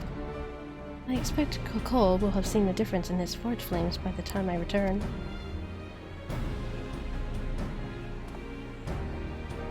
Since I have you, there was another matter I thought to discuss with you. Nothing terribly important, only something I've been considering. Part of this I shared with everyone, yet you and only you have been to Elpis.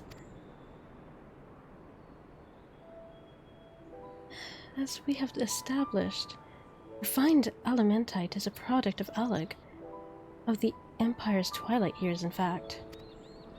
It was a material which saw much use as part of the Alagun's efforts to extend beyond the bounds of this world, Dalamud, of course, being the most prominent. Of those who would push further, expand Alag's empire to encompass the heavens and the stars above, perhaps the greatest was its infamous technologist, Amon.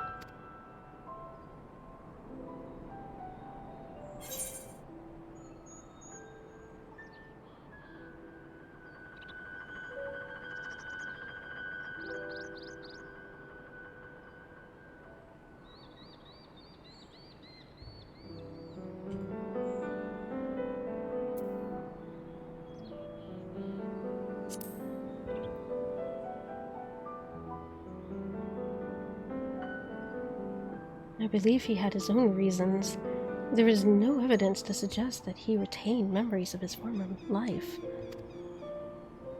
He only joined the Asians once the Empire was but dust, as you know. If not his memory, though, what drove him to pursue the idea with such fervor? This may seem far-fetched, but what if souls like mine have a personality, so to speak, a natural disposition towards which they are inclined? Well, I mean, given me, we know with relative certainty that it was the gross decadence and inexorable decline of Alag that moved Amon to resurrect Emperor Zond.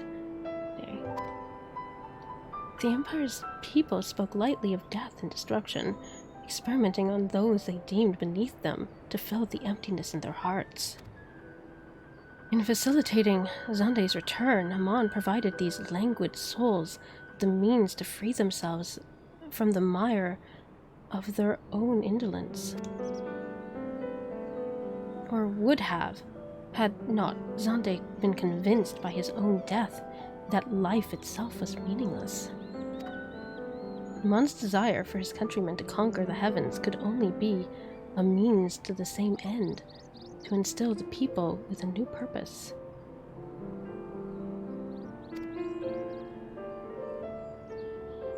Like Hermes before him, Amon was appalled by how those around him lived, but could never bring himself to believe that those lives were devoid of meaning. And both of them sought that meaning, that hope, in the distant stars. Such is my theory, anyway. Ultimately, it is the consequences of their actions which matter. Their motives are of no moment, and yet... To reach those stars on wings of adamantite, to travel to the ends of creation and beyond, the promise of hope everlasting, that much I do understand.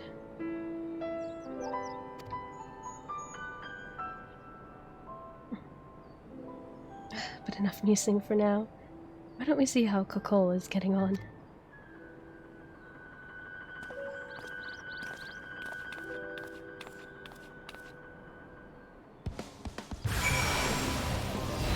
Lots of people here now. I was here at a good time.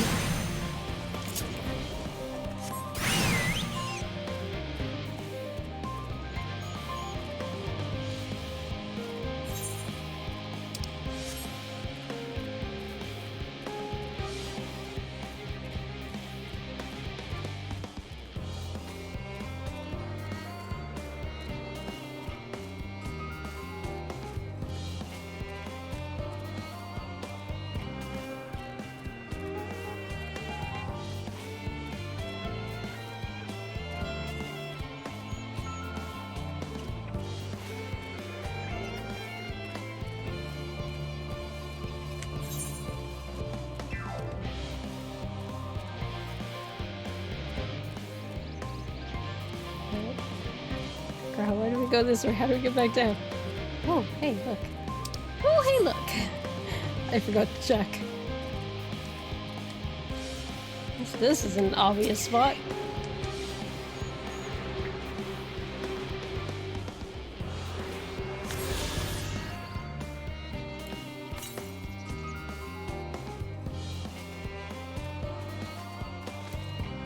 No, I'm not surprised by this guy here.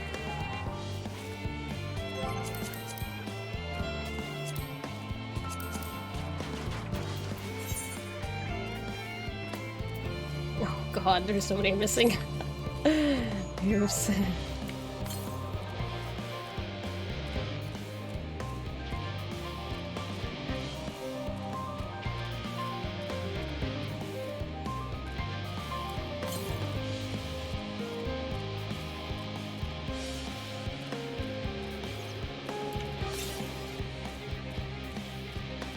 Right. Oh, I didn't even see it. There it is.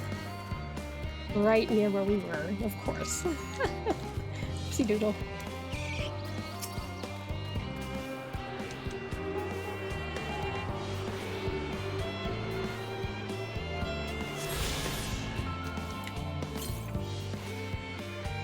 Okay, that's way over there.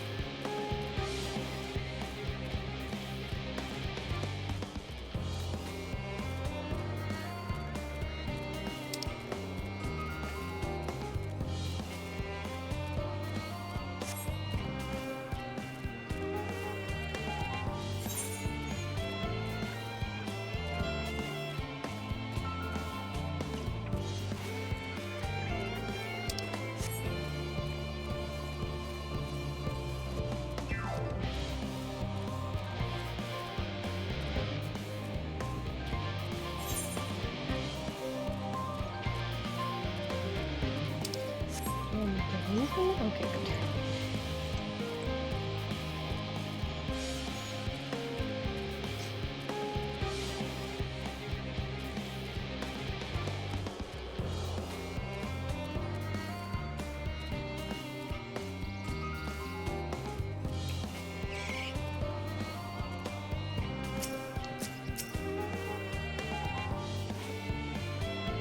So, I did thoroughly brief Coco on refined adamantite's history. I only volunteered to go to the reactor because I was finished and there was little else to do. Hopefully that dispels any misapprehensions that I was kicked out for prattling on.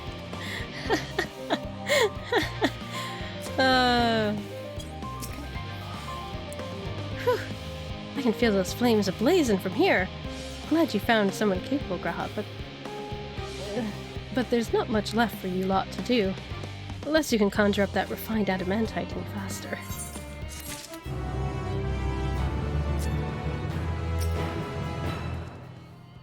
Okay, seriously.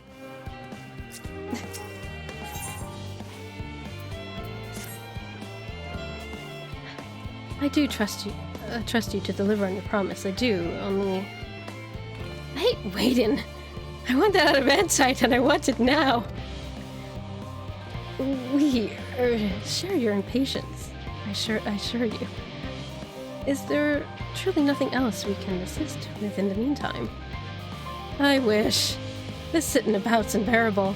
Pity the Forum frowns on recreational explosions. Well, so long as they can't prove it wasn't premeditated. Get you gone. Get you gone. I have mistakes to make. In that case, I suppose I should go and return the key to the reactor. I'll have one more look to make sure that nothing has gone wrong, unintentionally or otherwise. I'm certain there are better uses of your time, however. I'll join you in the Charlie and Hamlet anon.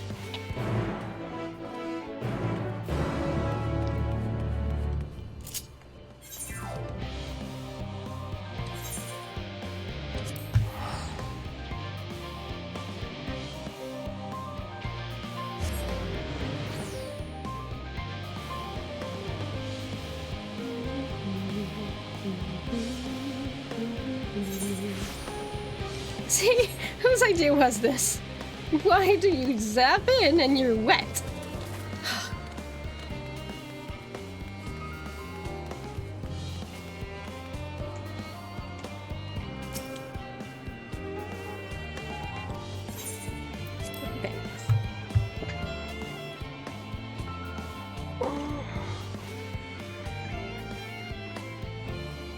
Bonds of adamant. Tight.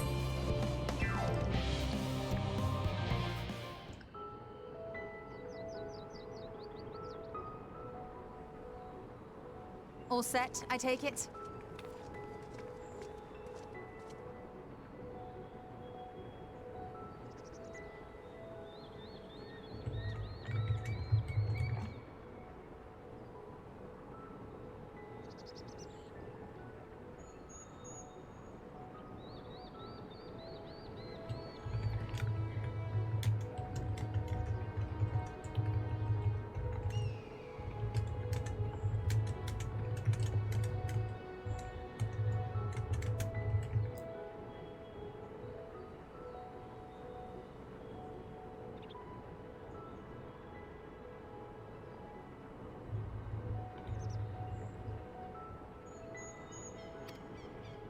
We finished what we could.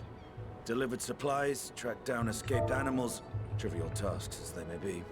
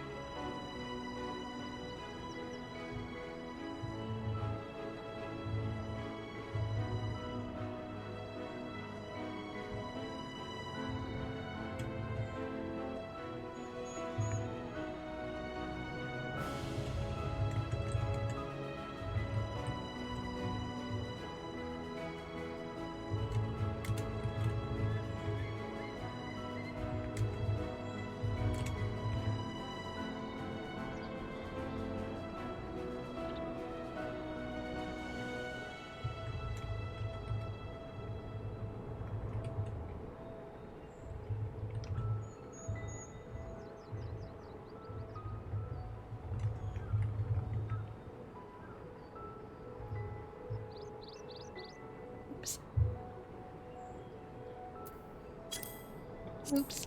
Shit.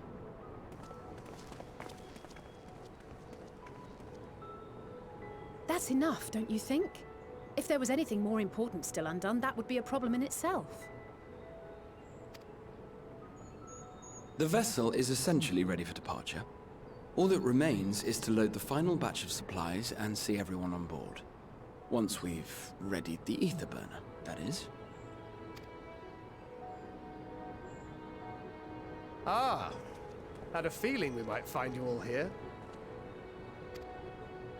Our consultations with the Loperites, too, have run their course. Pleased I am to say that our researchers' concerns have for the most part been allayed, though some insist on making adjustments to the very end.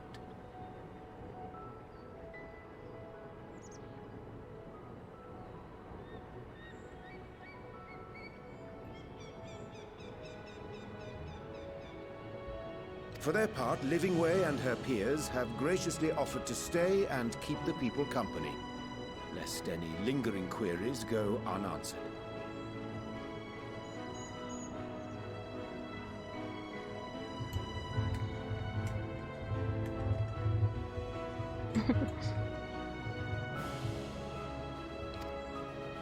All that remains is to wait for the refined adamantite.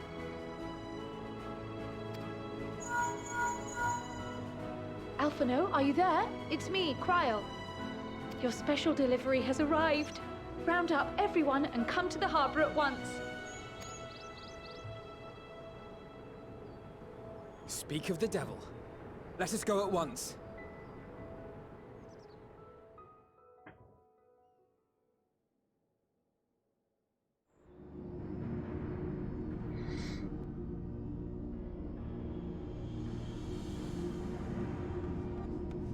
Forgive the intrusion, Master Fortuner. I bring urgent news. A great commotion has broken out in Scholar's Harbor.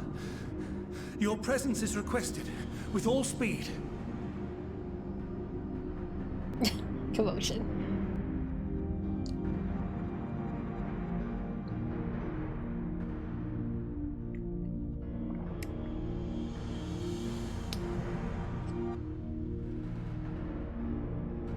I don't think it's gonna be the commotion he thinks it is.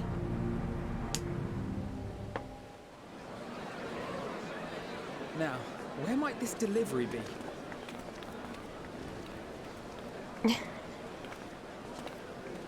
Oh.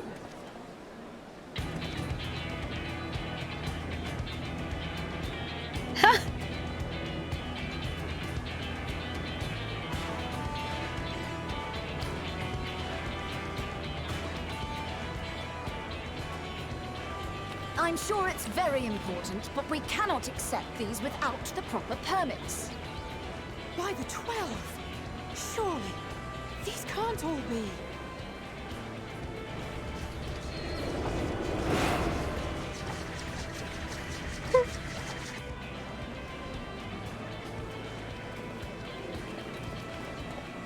Bleeding hellfire!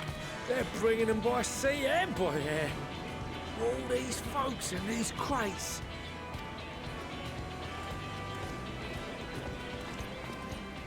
And more on the way. Got your adamantite right here. A bigger haul than any of these sorry bastards brought, and that's no lie. Yes, because you were charged with seeing the shipments from Gridania and Uldar here, along with your own. Give credit where credit is due. Sounds like the sorry whinging of a sore loser. And a hypocrite to boot. Ain't no way a scrawny whelp like you took a dozen steps inside a Dalaman shard. I'll have you know I went all the way to the entrance. Furthermore, 'twas my contacts that enabled us to enlist the cooperation of the Sky Pirates. Left you outside so you wouldn't get anyone killed, did they? Well then, credit where credit's due, you did a right fine job sitting on your ass. Take that back. Make me.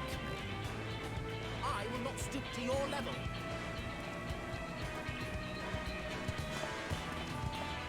My, what a grand welcome party.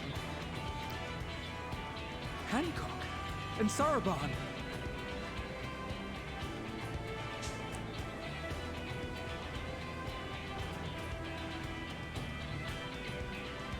Oh.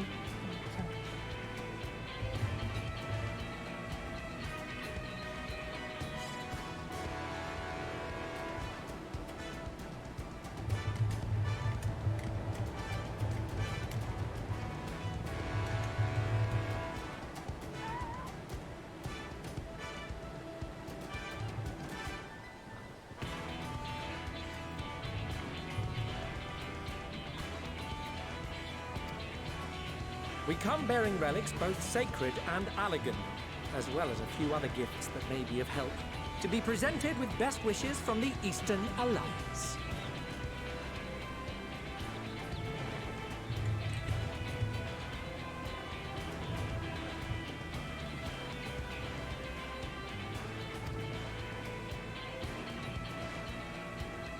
I myself have come with a sacred relic of the Kojin. Upon learning of your need, Bunchin bade me deliver it on behalf of the Blue with all haste.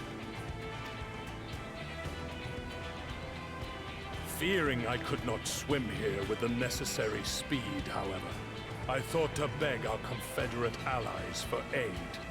To my delight, Hancock was already preparing for departure at the self-same port, and had space for additional cargo. We did, of course, need quite the impressive vessel to get it all here in time.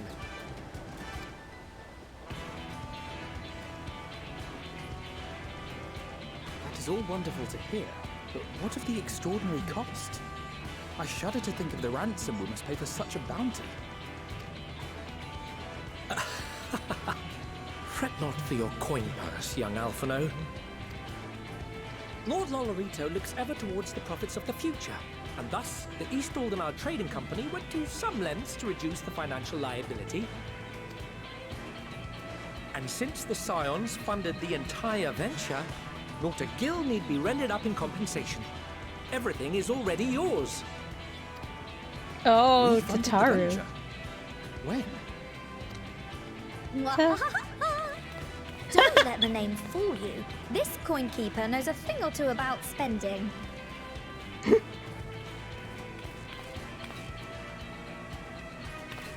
When it comes to capital investiture, a sprinkling of gil here and there will not do. You need enough savings to make waves when it really counts, which is why frugality is paramount. We also had the benefit of a generous patron. Generous being rather an understatement. She has supported us from the shadows since the very founding of the Scions. We even had coffers to fill. Oh!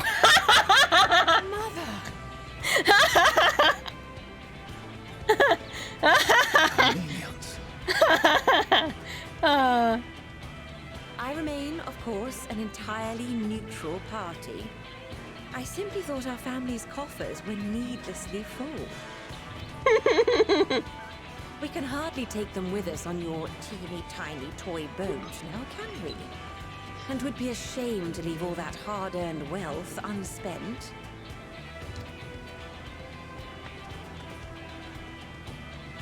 Waste not.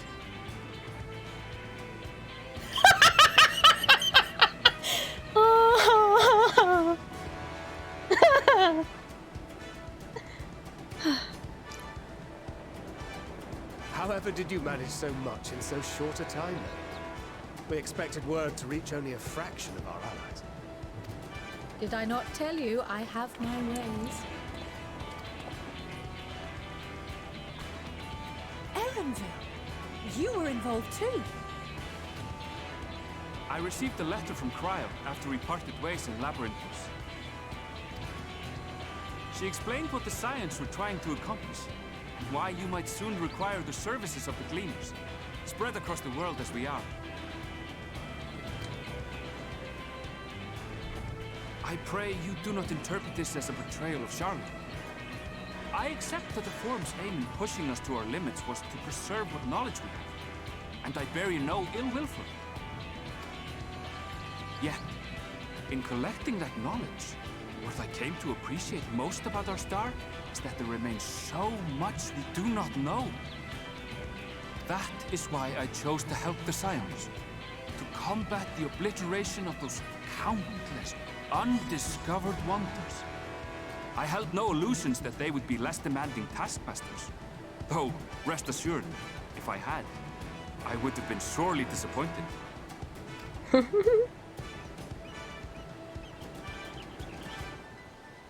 To make a long story short, the whole of the guild ship cooperated to ensure your call was heard far and wide.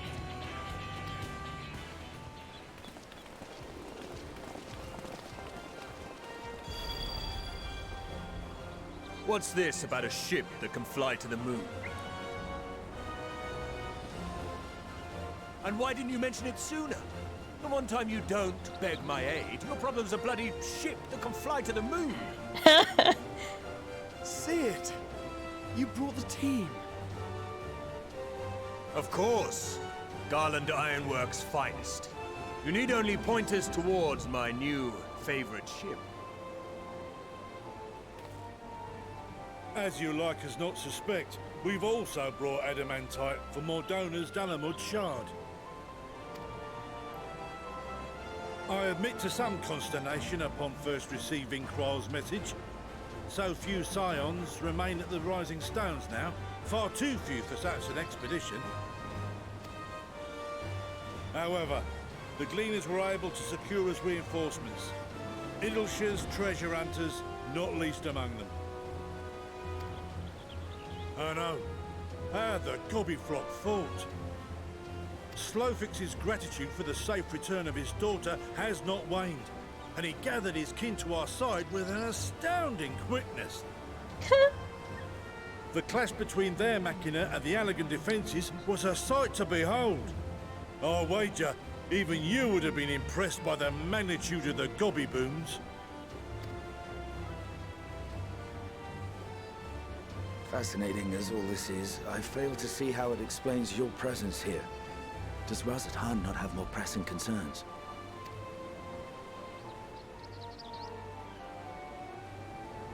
We do. Yet averting the final days would be the most expedient solution. That, and I am indebted to you.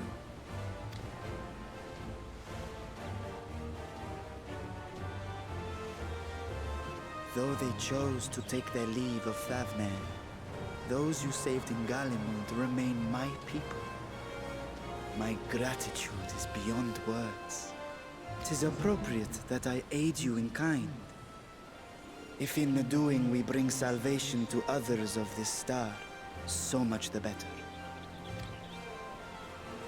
You will recall that I spoke of my father, Midgard Summer, and his journey across the great expanse. As he traveled betwixt the stars, his resplendent scales drank of the ether in those nigh empty surrounds, and imparted to him the strength to persevere. Thinking they might further your cause, I called out to my kin for consent.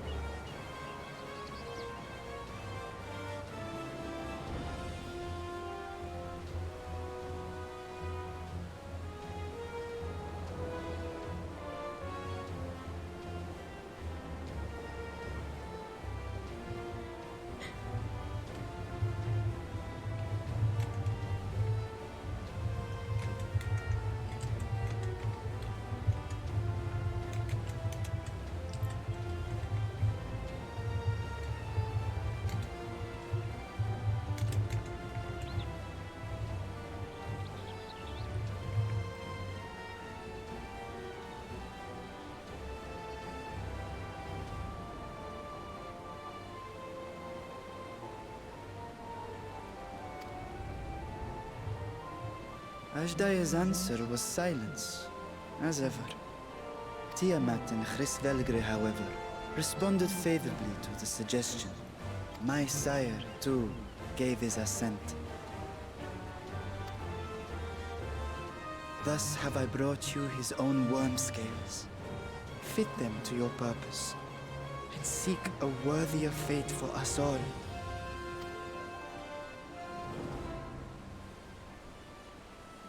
You'd be hard-pressed to find someone else so familiar with the unique properties of dragon scales.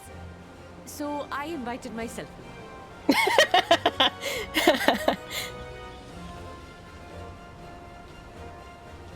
Fuck me, this is so unbelievable. I've gone right back round to believing it again. To get a 6% gain in efficiency, with all these goodies, we could get 7, no, 10, no, 14 bleeding percent. Think of how far we could go! What we could do with that much power! What we could blow up!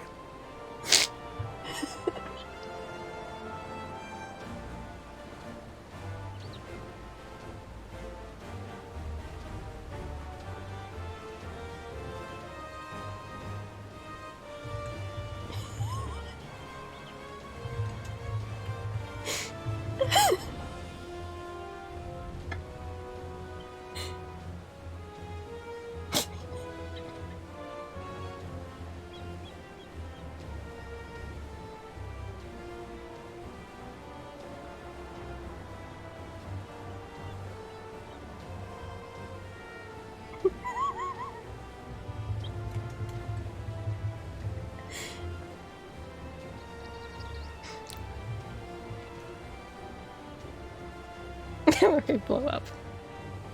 If Kokol is duly convinced, then it must be true. In which case, the Scion's end of the bargain has been fulfilled. Would you not agree?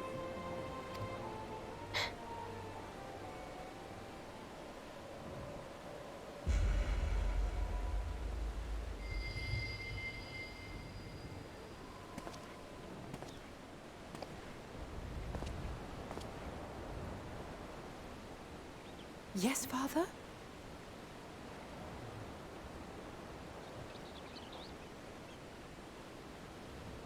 I know not what you seek of Hydaelyn, nor for what purpose you would take command of our ship. Yet this much is certain. To do so will be to dictate the fate of this star and the lives upon it. The lives of each and every creature, in their magnitude and their fragility. Do you understand? And are you prepared? What do you think we've been doing for all this time, dude? With so many things. We have seen and we have felt how much each life shapes this world. And so we are determined to abandon none. We understand what is at stake, and we are prepared to bear this burden.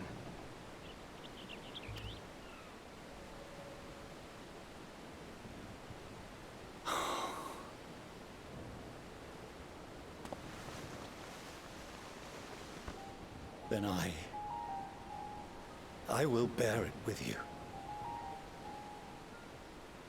I beg you, share your struggles with me. As family.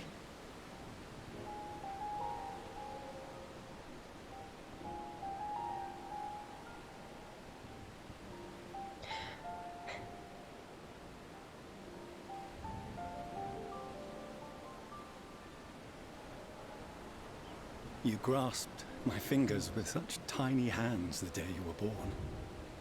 I thought my heart might burst.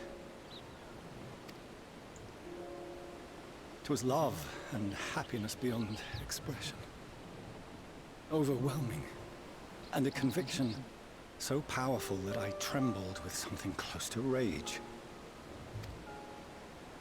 I had heard the final days foretold. I swore to myself then and there that I would not let them steal your futures.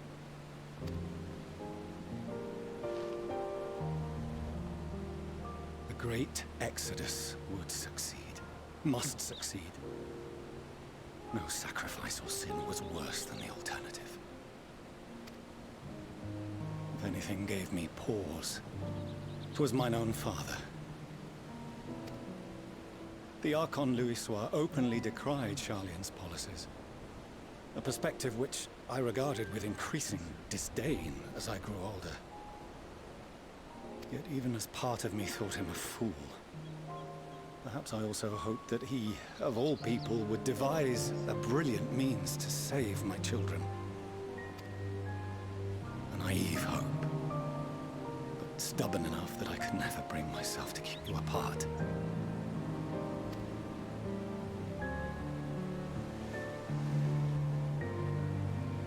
No, that was his doing, when he perished at Cartano, as we pulled that twisted slab of Dalamud from the sea.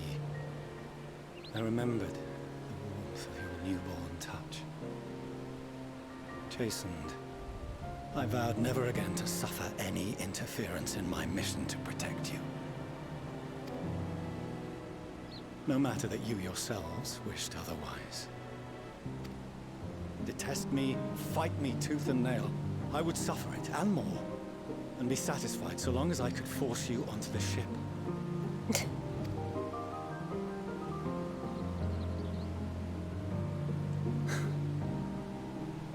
I was wrong. You two have grown so much stronger and so much wiser than I dared dream. You have earned the right to walk your own path, and already begun to do so. Good. Because there are things we care about, and people we love, and none of them is replaceable. Not a one. It cannot have been an easy journey for you to have come so far. We shall be glad to acquaint you with the finer details someday, once this danger has passed. All that we have seen and heard, that we have felt and learned in our travels. Ours is not a kind world, but it is beautiful. Always. Oh no. Are you quite sure that's wise? After all, someone turns pale and flees the room when he sees so much as an envelope containing word of your adventures.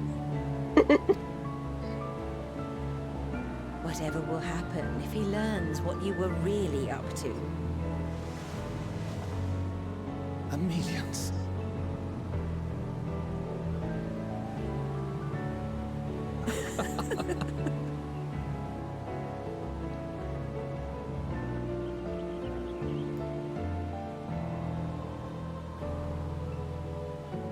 Though I have wronged my children most gravely, I owe you an apology as well. I assumed that it was the Scion's influence that made them so keen to charge headlong into danger.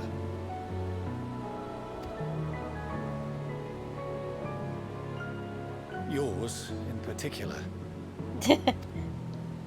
I see now that said influence instead brought them together with the many fine people gathered here today. In which case, I hope you continue to guide them.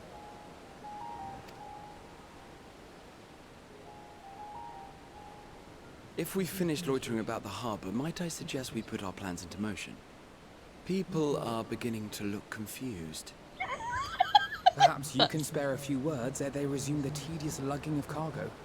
You've no small number of friends and admirers here after all.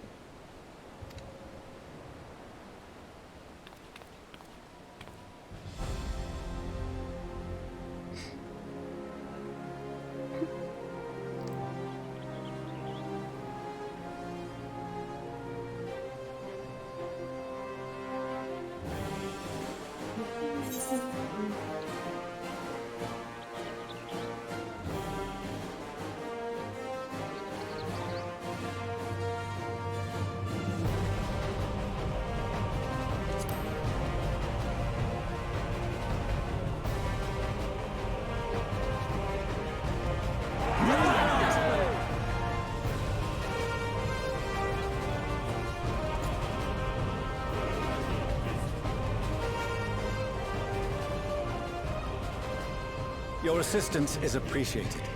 Now, in an orderly fashion, if you please.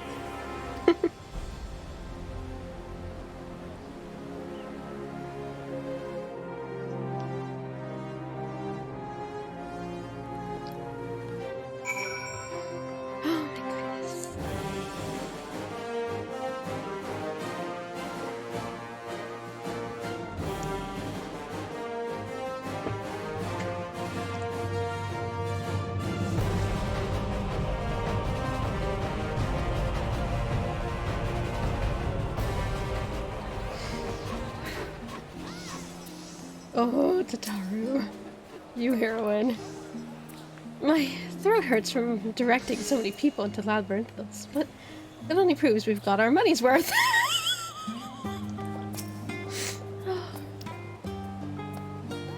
I apologize for not informing you earlier of Erenval's involvement. It was something of a contingency plan. Thank goodness we had him and his fellow gleaners on hand, though. It would have been monstrously difficult to locate Sid and transport the Hunnish delegation here otherwise.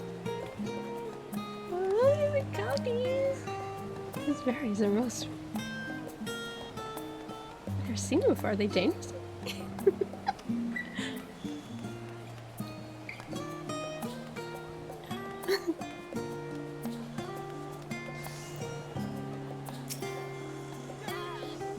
I had no idea how massive a weight it was until he lifted it off my shoulders.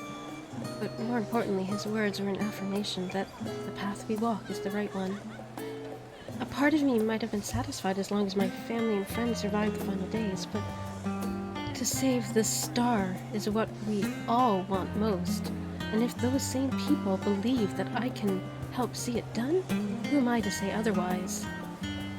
Come what may, I will fight for this world of ours until the very end.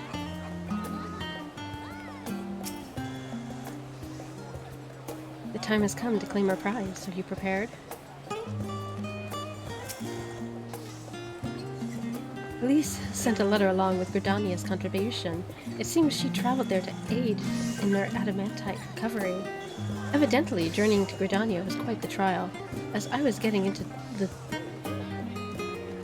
Dalamud Shard, as was reaching its depth. I suspect she will have few kind words to say about the Alligans when next we meet. If I never see another crate again, it'll be too soon. Unaided, we Scions could never have gathered such a bounty. Refined adamantite, relics sacred, and ancient alike. I find myself quite overcome. Tell me about it, man. God. I cannot wait to see what our friends from the Ironworks do with the ship.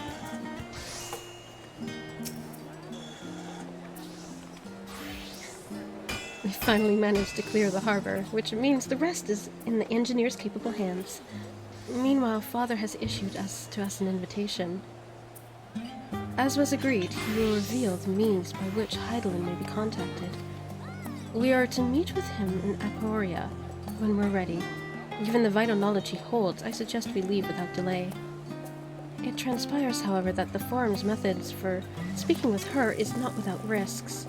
I'm curious to hear what those might entail, but regardless, be warned. Most of those who arrived at the Adamantite have offered to stay and see to any remaining tasks that need doing. The Forum has already asked for my assistance in overseeing the process, so you needn't worry about a thing. Thank you, Tataru. We're off to Aporia, then.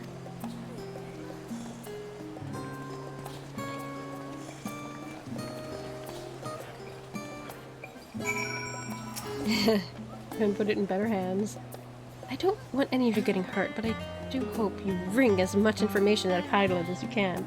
For all we know, this is the one and the only opportunity we'll get. Well, I kind of gained a lot. Oh my goodness. Okay, so first things first. Let us... Got some new gear here to pop.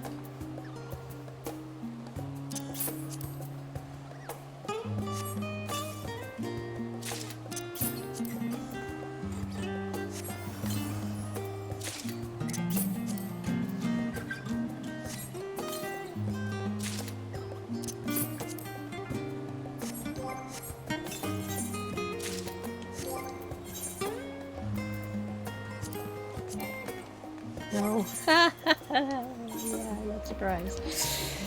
Alright, shed.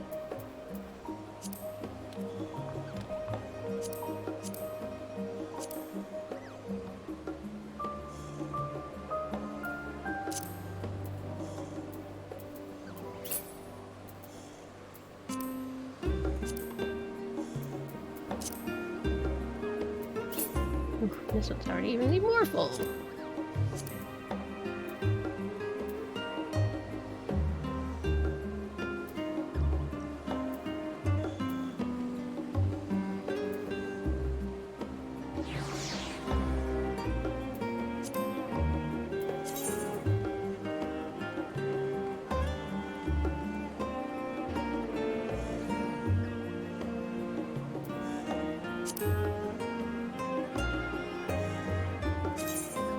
Oh, it's because of this set. Okay. Hang on.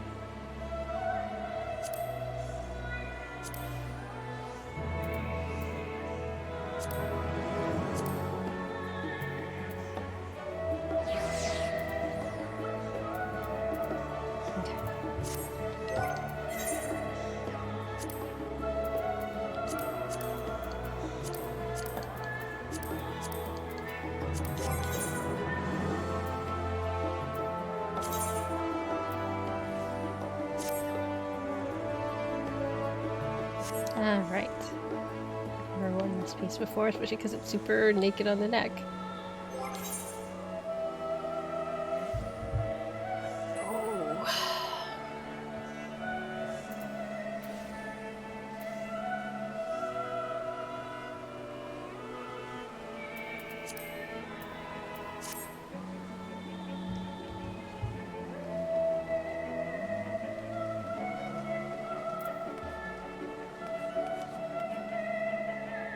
I like the casting one of this stuff, but the White Mage one is so empty neck. Hmm.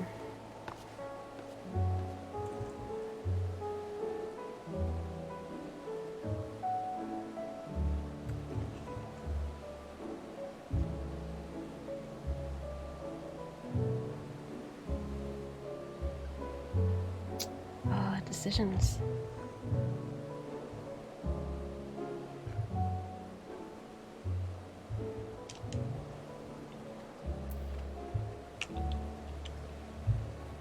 What the? What are you?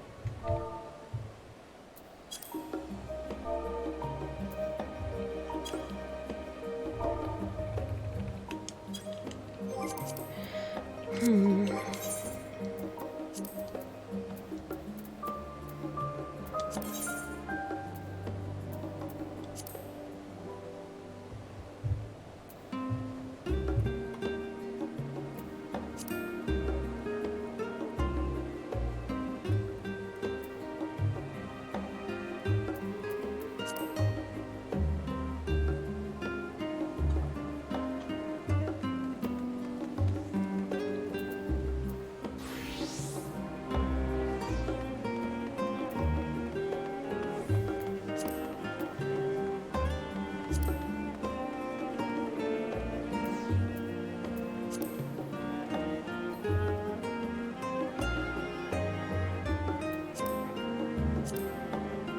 This is the thing that gets to stop me from doing MSQ.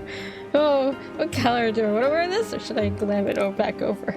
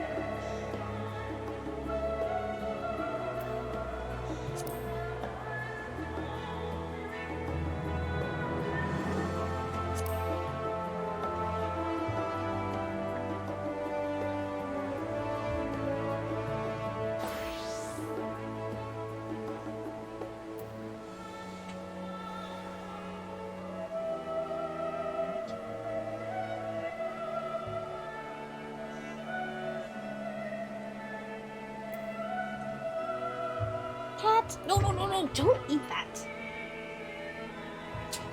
Trouble.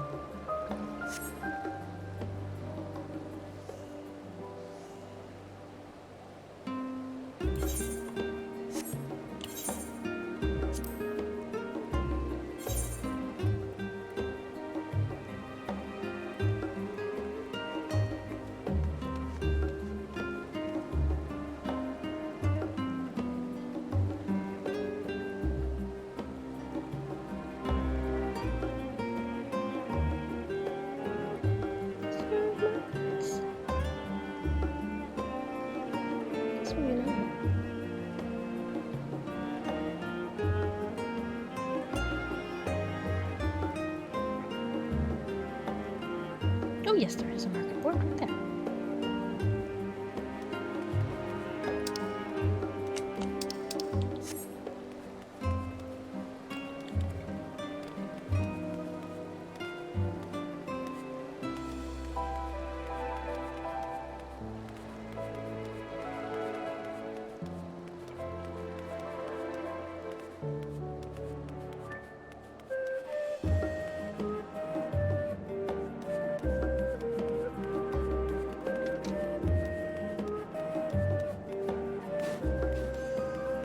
Whole one.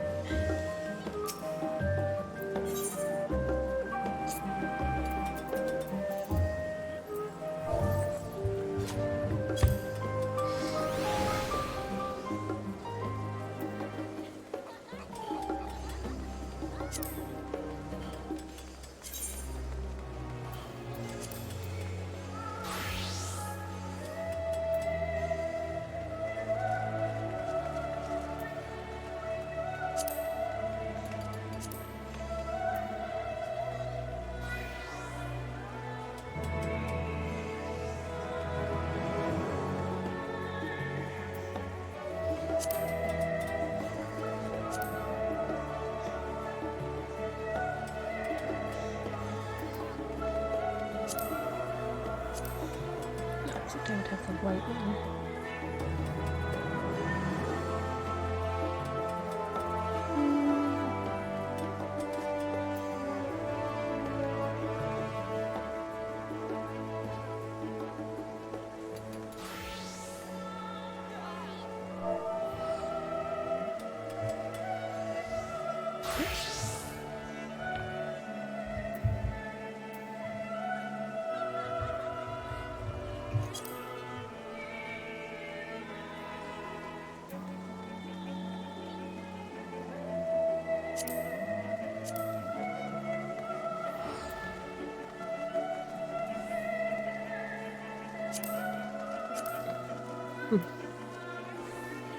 No, stencil and stuff.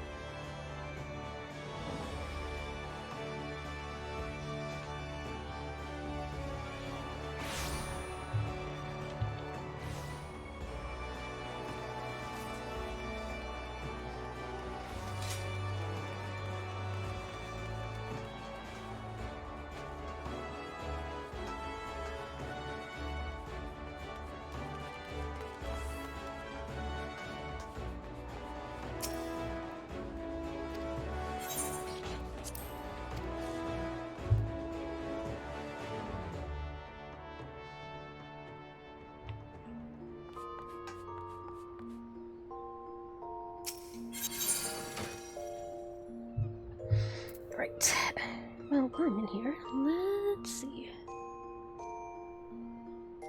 Oh, wait a minute. The important things.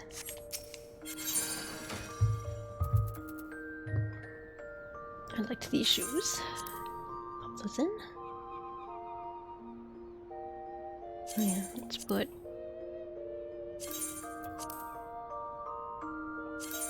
those in.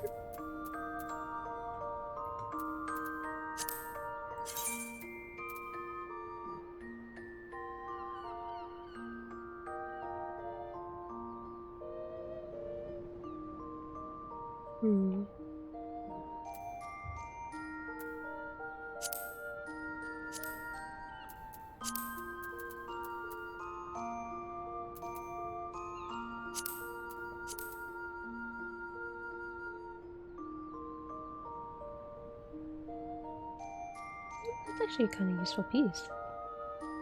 Just a little.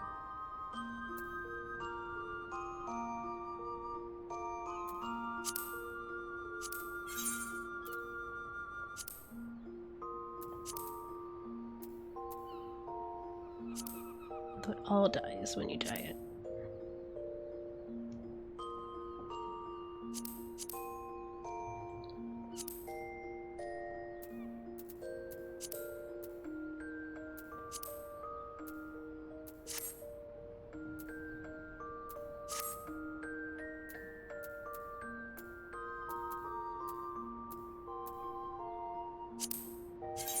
Better than that, just much higher. It was a little lower. Yeah, it was a little lower. Interesting.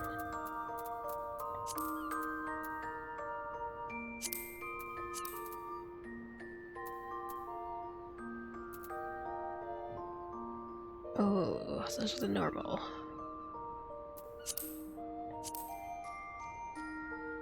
Not those ones. Why don't I have the I need to get the augmented of these, so then I can actually dye them.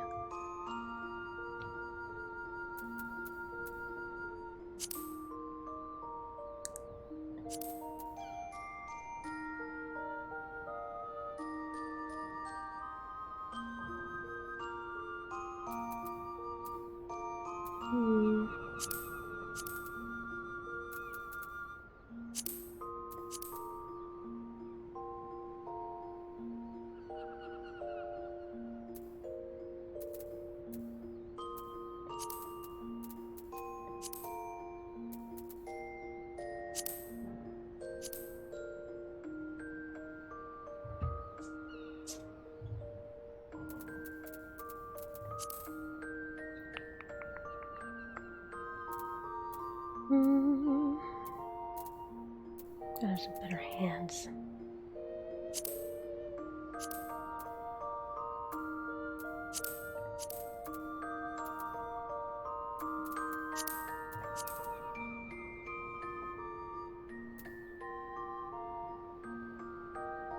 This could be good, especially since I might dye this white.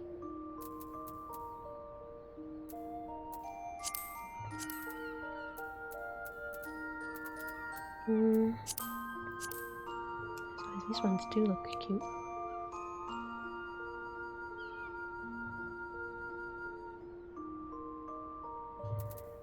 Somewhere there's also my Word of Darkness ones.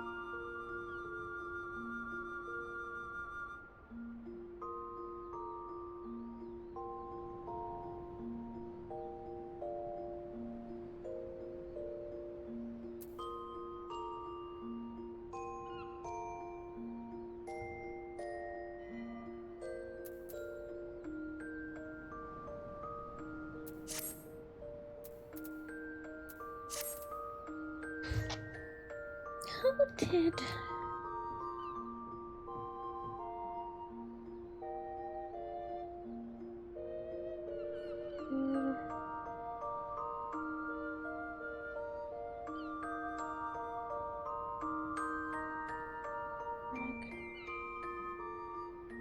Oops.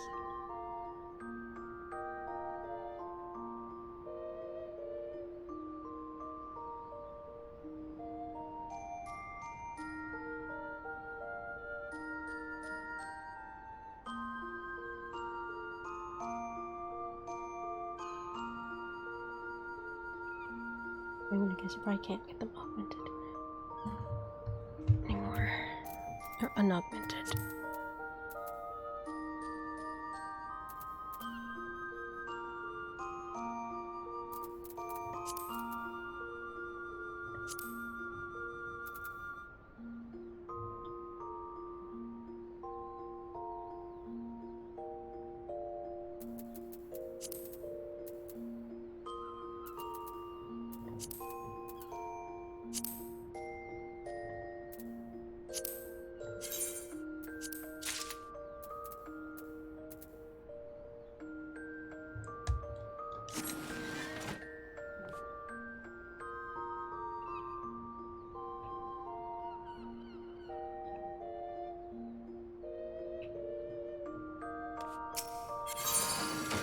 Before I go, is there any other pants that would work, just out of curiosity? Like, would pants look better than the skirt? Like, there's always shared legs.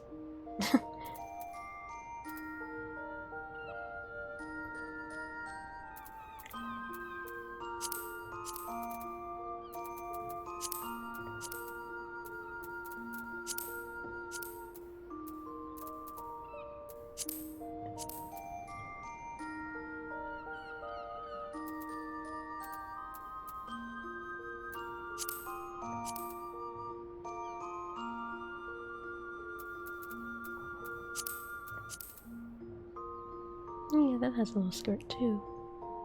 But,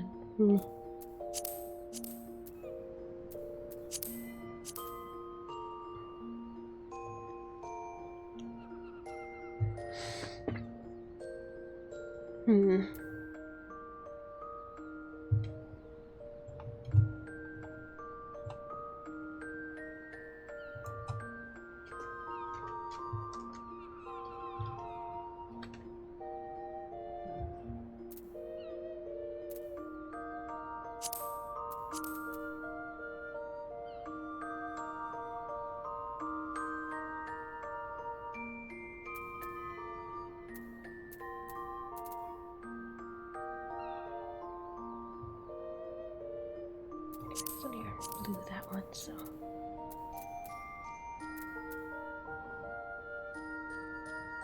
Oh, those little shorts.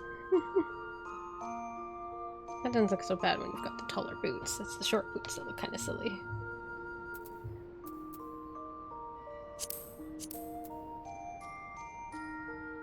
Yeah, it doesn't work as good.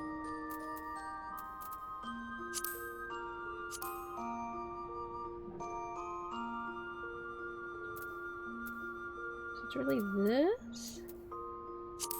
Or... it's the little shorts with the taller boots. the actual like zone.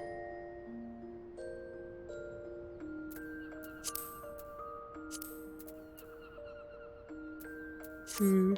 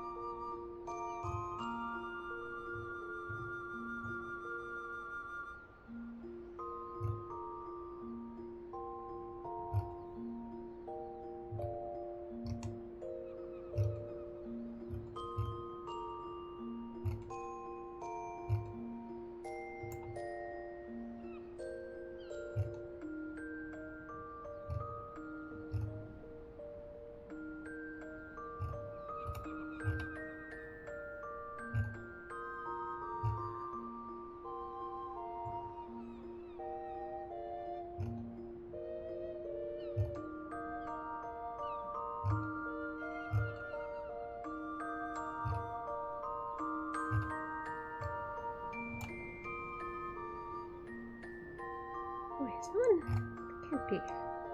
Come on, where is it?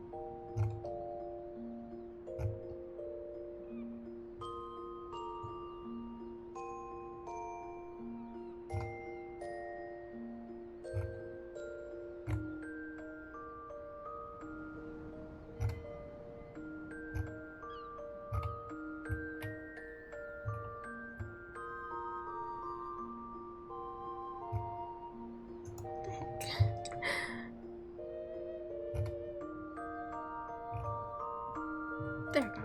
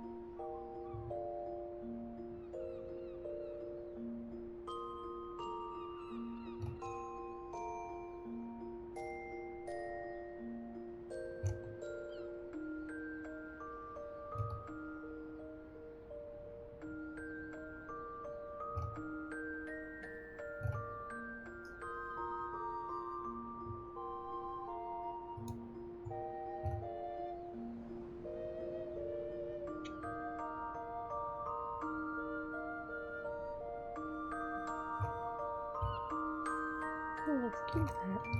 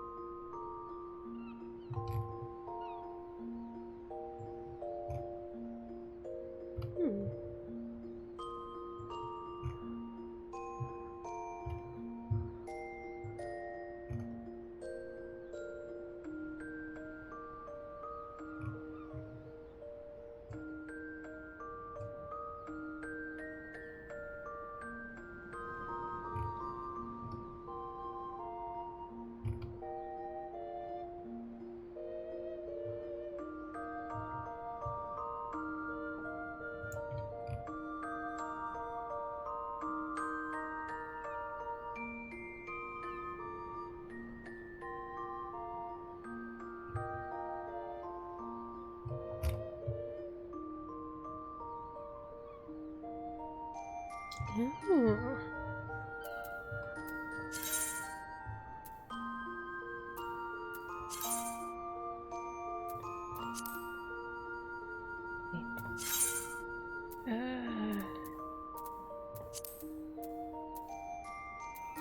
Oh no, I'd have to go through here. Okay.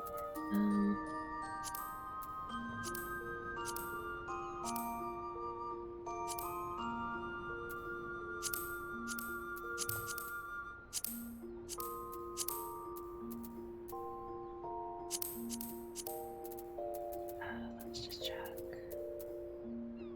That's whatever. No.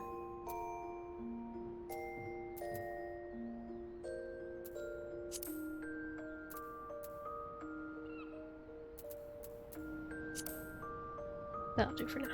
Okay. Thanks. No more.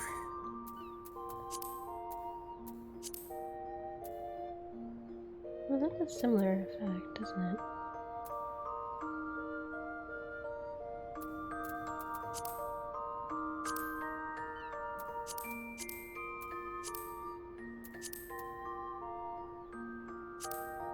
Well, they're a little different.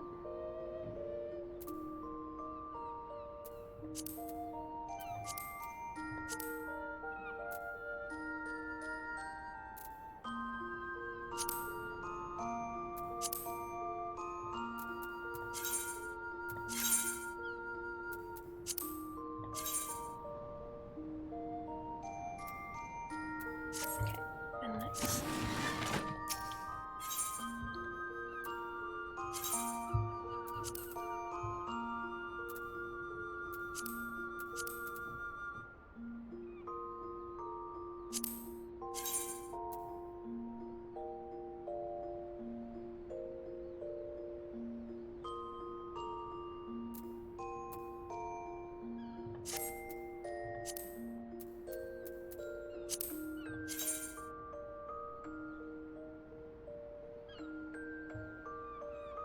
Let's see. No, it doesn't work. Nope. Nope.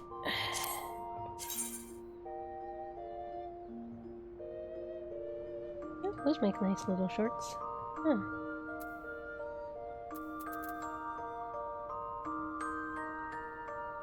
Not much different from the ones, though, that come with it.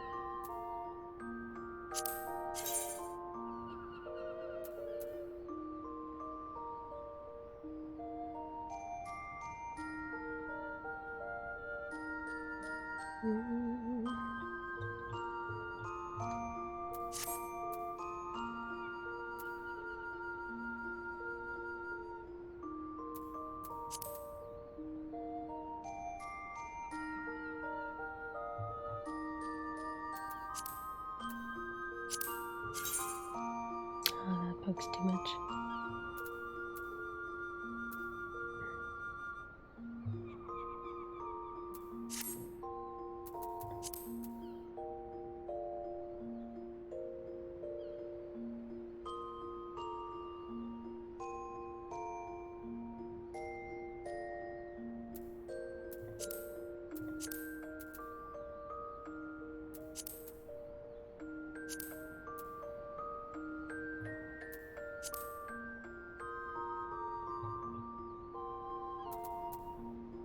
Right.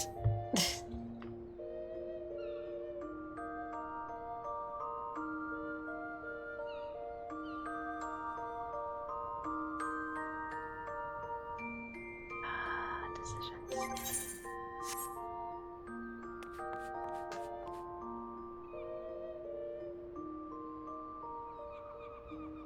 Alright, I was going to...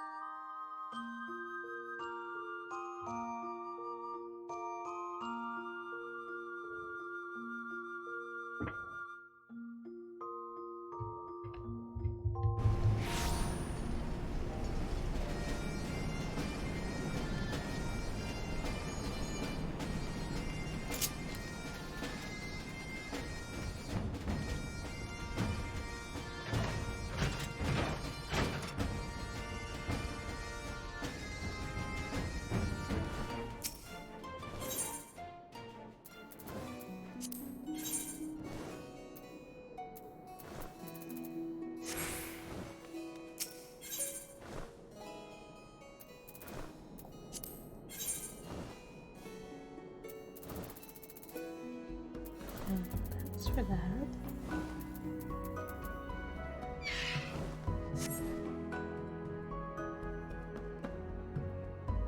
Okay, it doesn't look like you can get.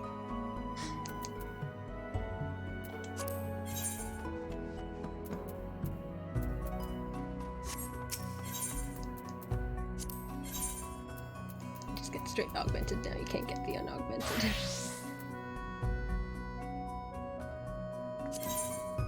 Alright. Let's do that then. Unless I will chuck the old.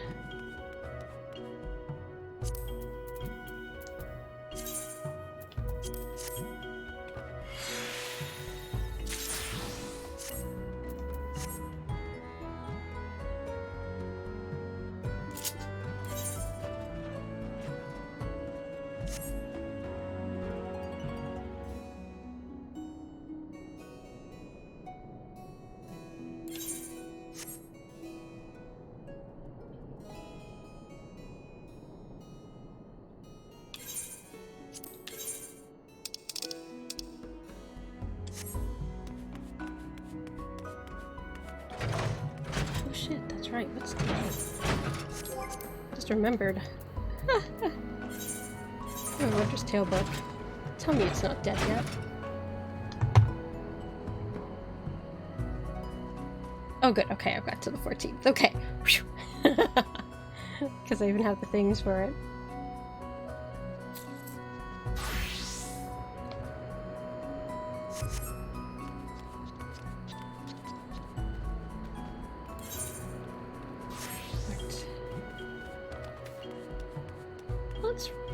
Surprisingly busy over here. Wow. What the heck?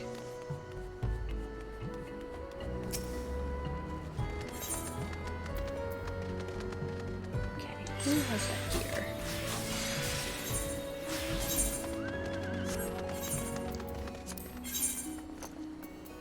Okay. Oh, I can't even try it on from here though.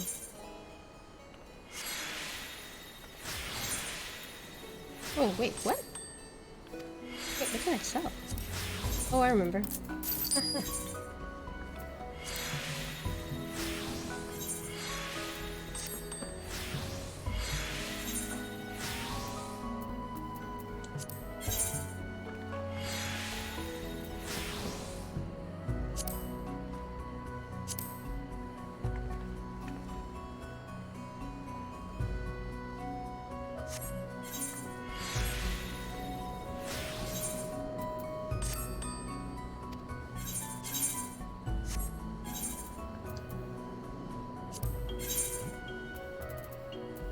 There's what I was thinking of. I can't try them on from here.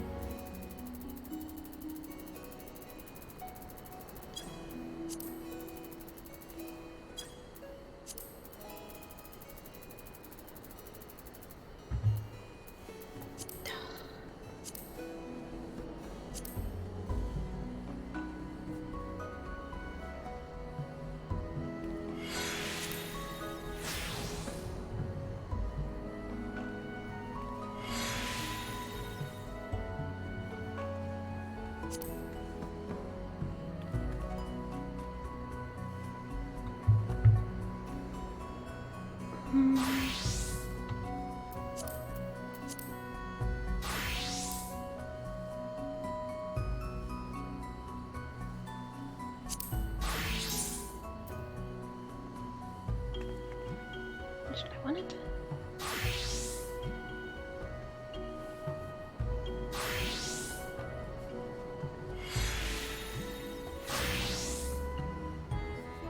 Yeah, I think I like the little ones better.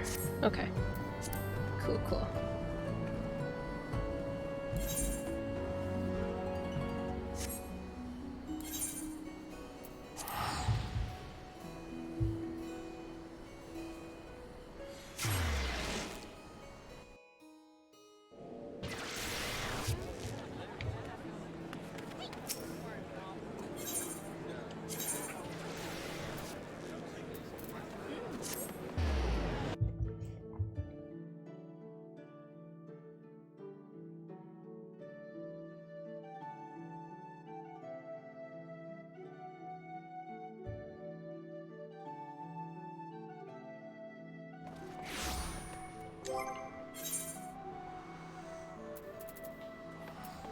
Right.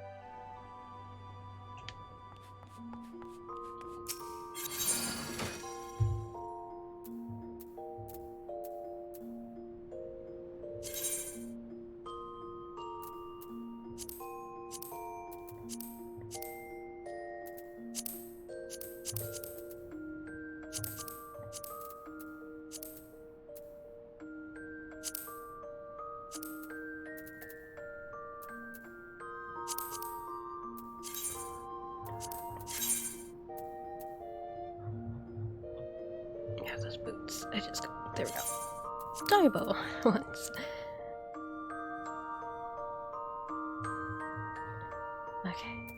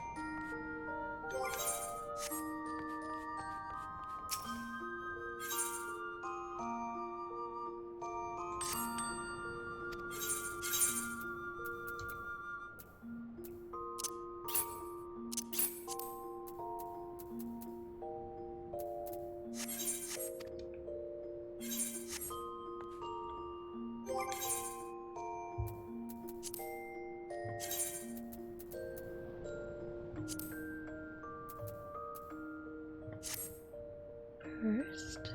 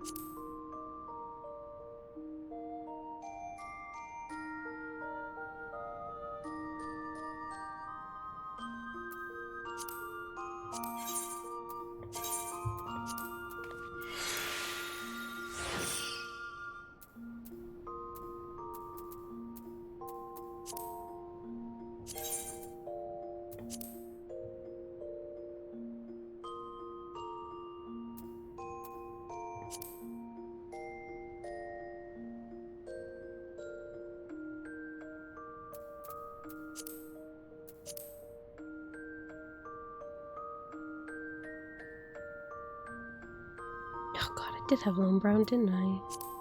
Shoot. I sold it.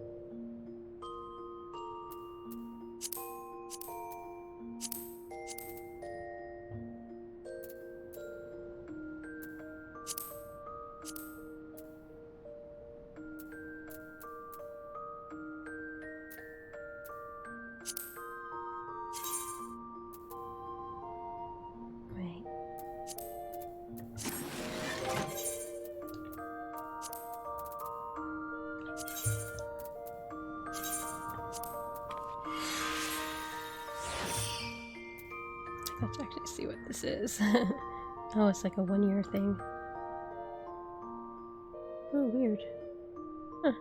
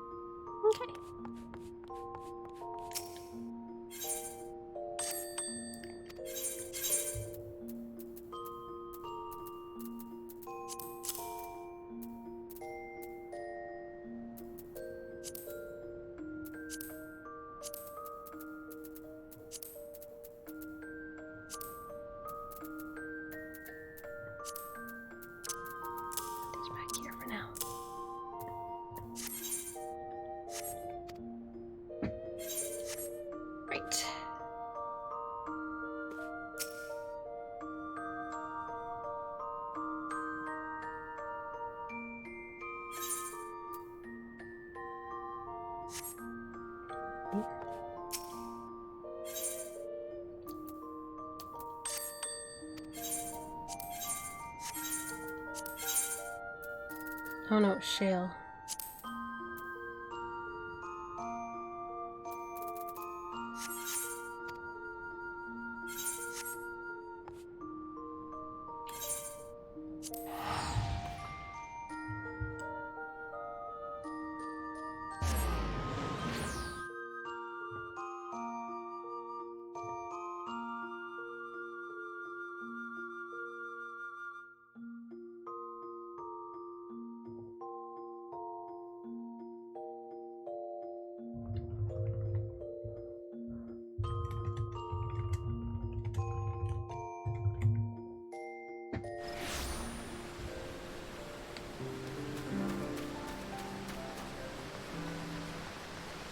Oh, I hate the way they clip though. Like, are your shoes clipping this bad?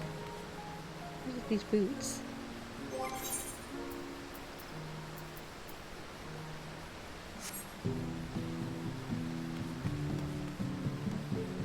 Some boots clip worse than others.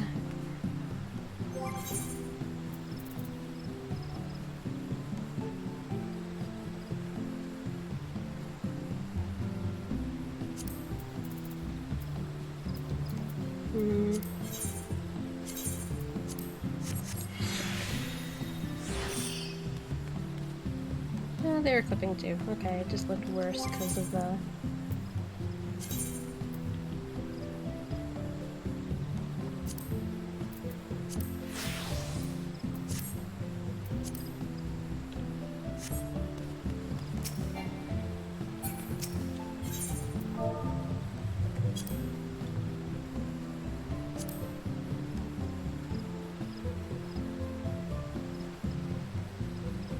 way.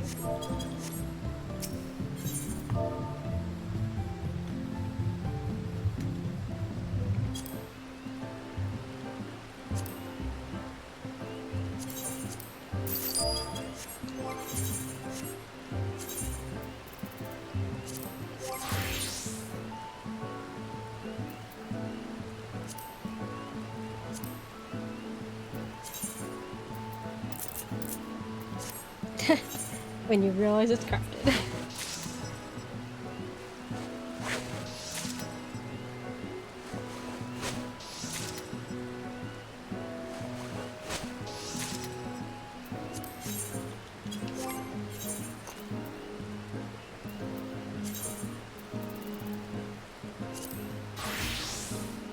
Oh, fudge! Oh no, I'm okay, because that's all the other gear. That's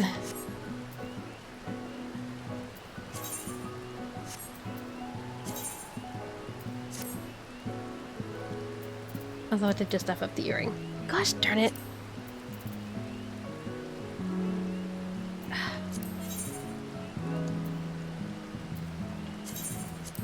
My bad.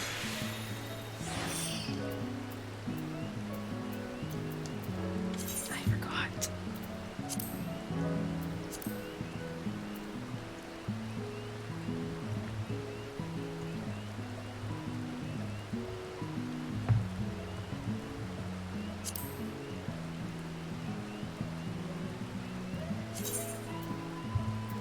I'll just swap it with the winter. Yeah, that works.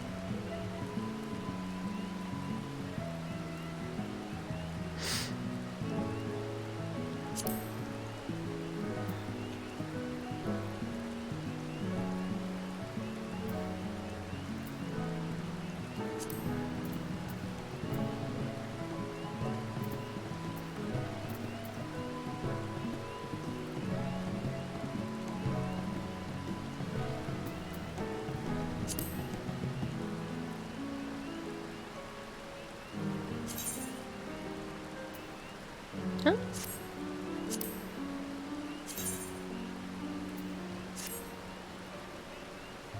What did I do?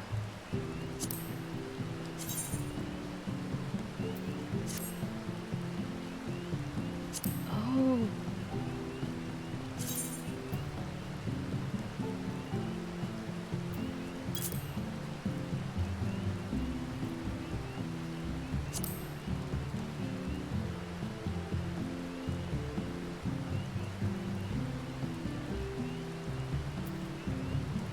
Hiya, hippie!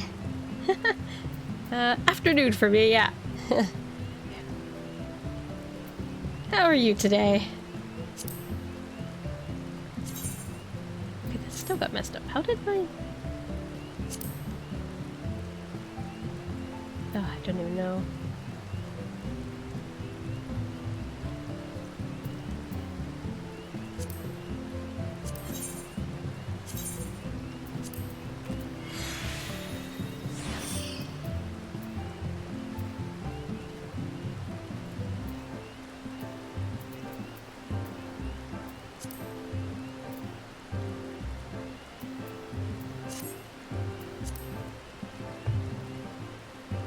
Oh, dang. Oops.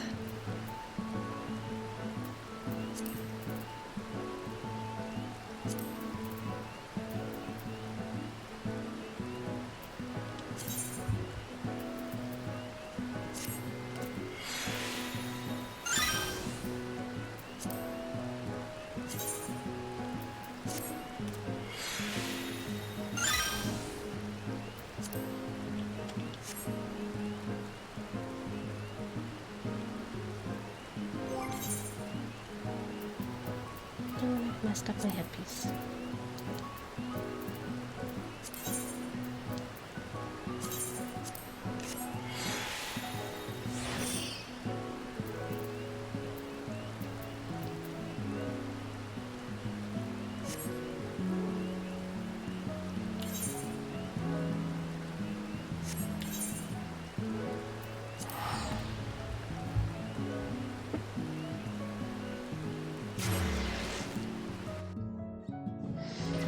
I got like 8 or 9 hours last night. It was unusual for me, but that's because in the middle of a cutscene around 10-ish, my internet died. And so I sat here like, shit. And by shit, I mean much louder. So finally I was like, I guess I'll go to bed. So. Ah, I see. Erica. Oh, right. Took me 1 second to be like, gosh, where do you need that? You need Erica. Oh, wait, I know. Never mind. I remember. Just took a moment.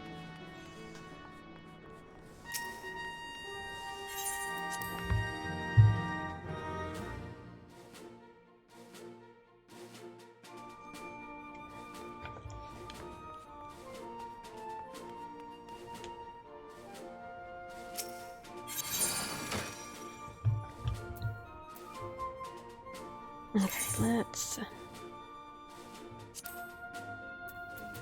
put that earring there. Yes, close.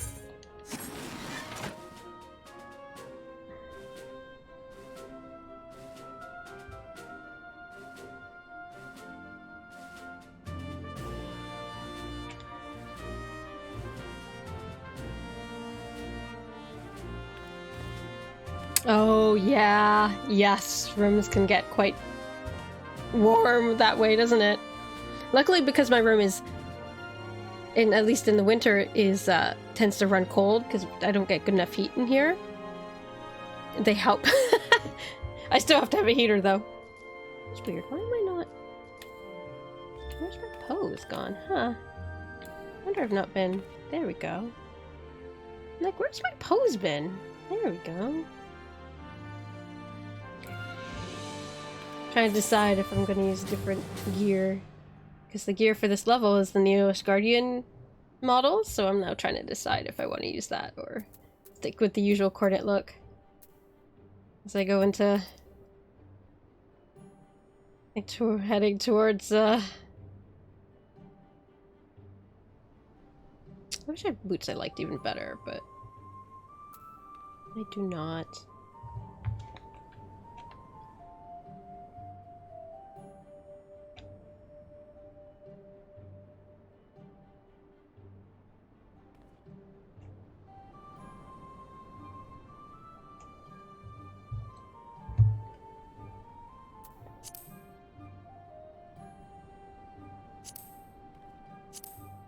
Oh, right, I haven't put the earring on.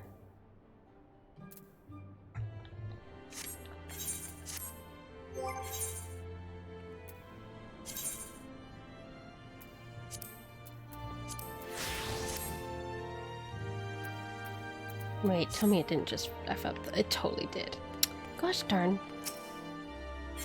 I love glamour plates, but sometimes...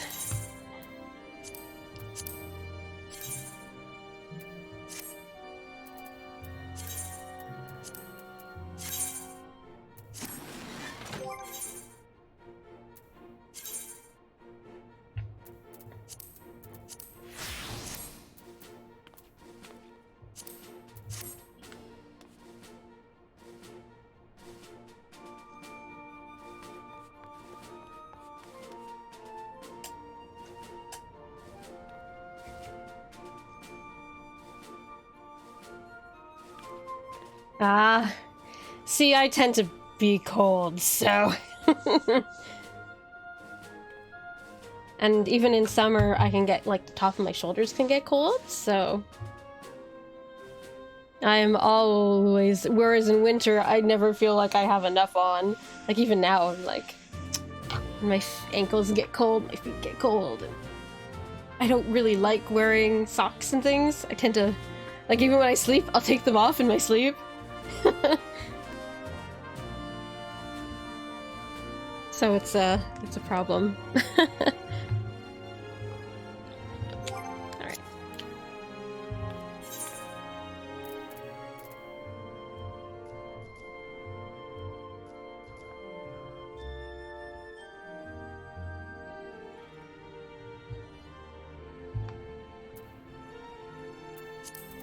Whoa, that's not the right. It. Wanted. Just the character.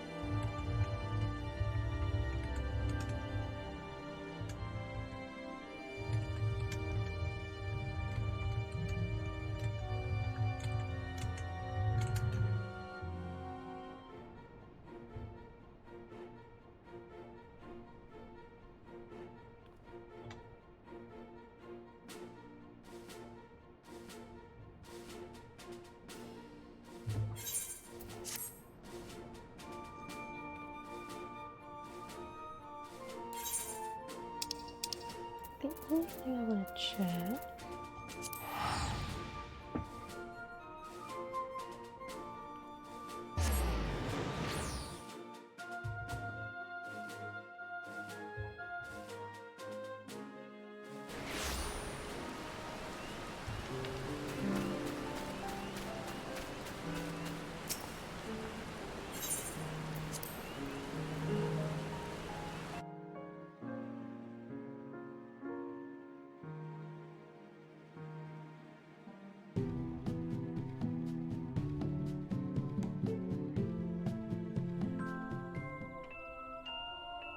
Oh, I've been in again today.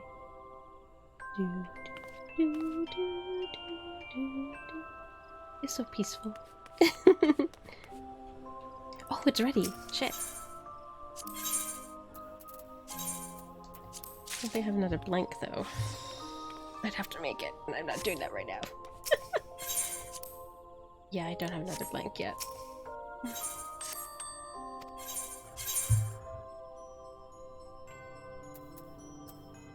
Oh good, it was another XP up one. That was smart of me.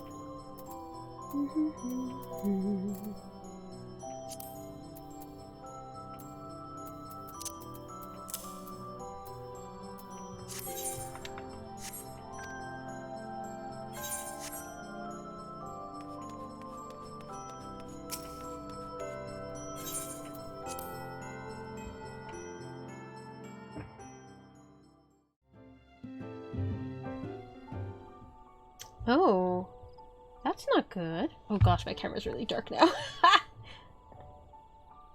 Oh, oof.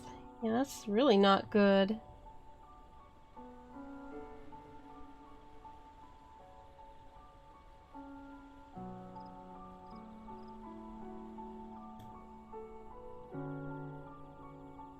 Oh, that's better. Here we are.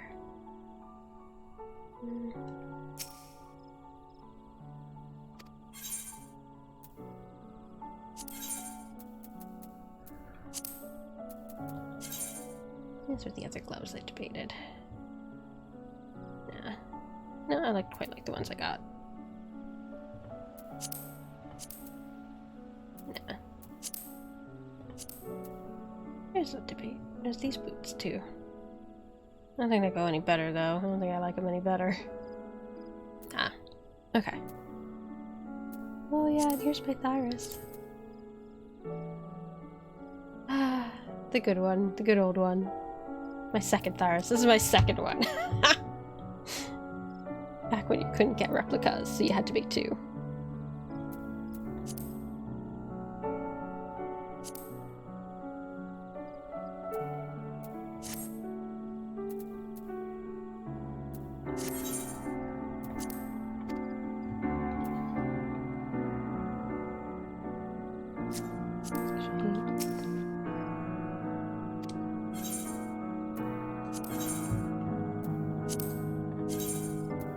that would look kind of cute with that. Not doing it now because that's how to lose your facial expressions, is this hat. But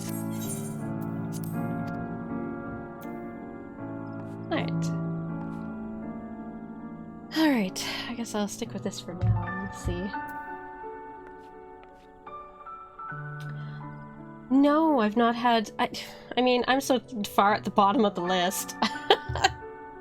I've not had anyone come in and spoiler at me. Now, I have accidentally said a spoiler to one of my friends. Luckily, it was really, really, really minor. Thank goodness. But... oh, I feel so bad still. But no, I've never had anyone come in here and start spewing spoilers at me. Generally, people are pretty good about, like, spoilering stuff. Oh! I mean, it's more of a preventative thing. Is the, you know, don't spoiler me. Because I would want someone to... I actually feel more strongly probably about, like, unsolicited help. Why don't you do this? I could, yeah, but... I think that bothers me more, even in a way, but... No, I've not actually had anyone come in and do spoilers, luckily. But, yeah, you never know. I appreciate that!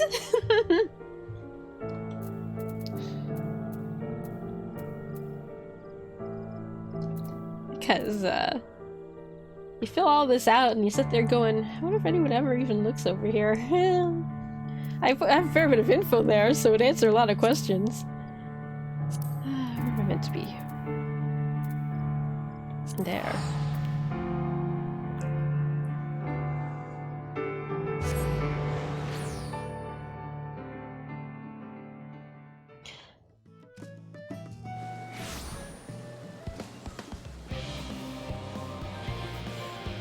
This is the dumbest.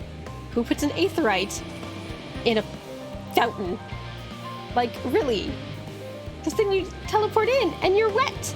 This is the dumbest. I can't get over this. It is the dumbest. Why? Why do people... Why, Charlian, why? Now I'm all wet.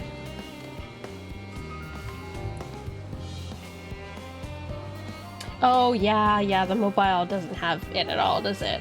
Which is kind of annoying.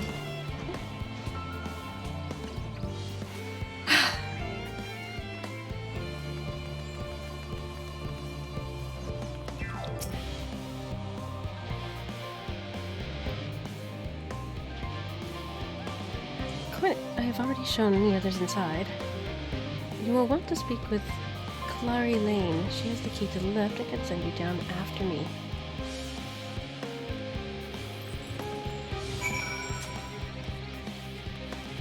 Oh, I hate that it really clips bad through the back.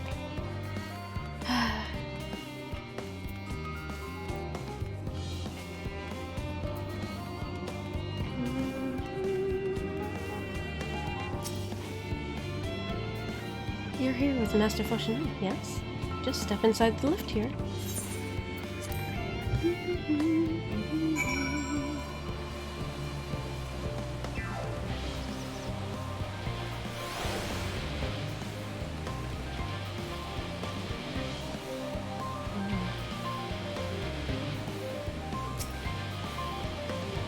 From here, we proceed to the heart of Labyrinthos, and its most closely guarded secret, the mezzanine.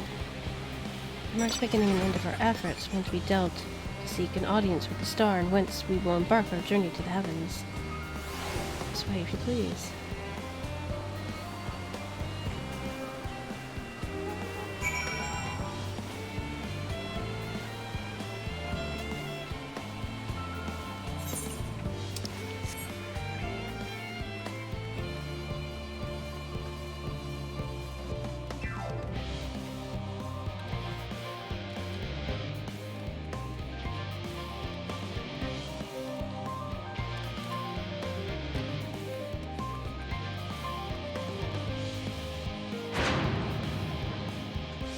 Oh, jeez. Oh, spoilers here. Spoilers. We're going deep, and we're in towards end deep spoilers time here. Where's my feather missing?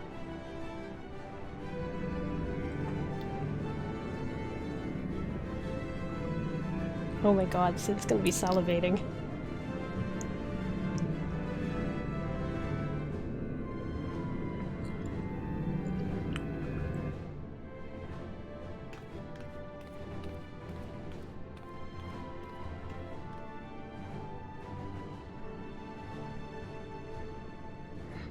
I bid you welcome to Thaumazian.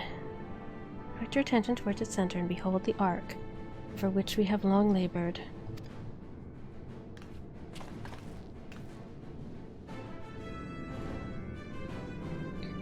As you can see, it was designed as a medium-sized craft.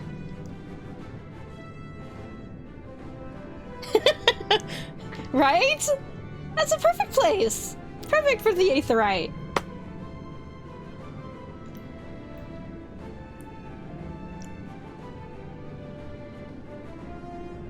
It means that the better to reduce fuel consumption, miniaturized magics have been applied to its interior to ensure that the thrust-to-weight ratio does not place too great a limitation on its freight capacity. The Aether Burner, as you know, has been removed for further modification, but we shall reattach it soon enough. We've received word that Kokol and several of your allies are working on it with intense fervor. They are sure to see it done. 'Twas by their expertise that many a prior disaster was averted. If anything, I fear they will not afford us much time for speaking with Hydaelyn ere they finish.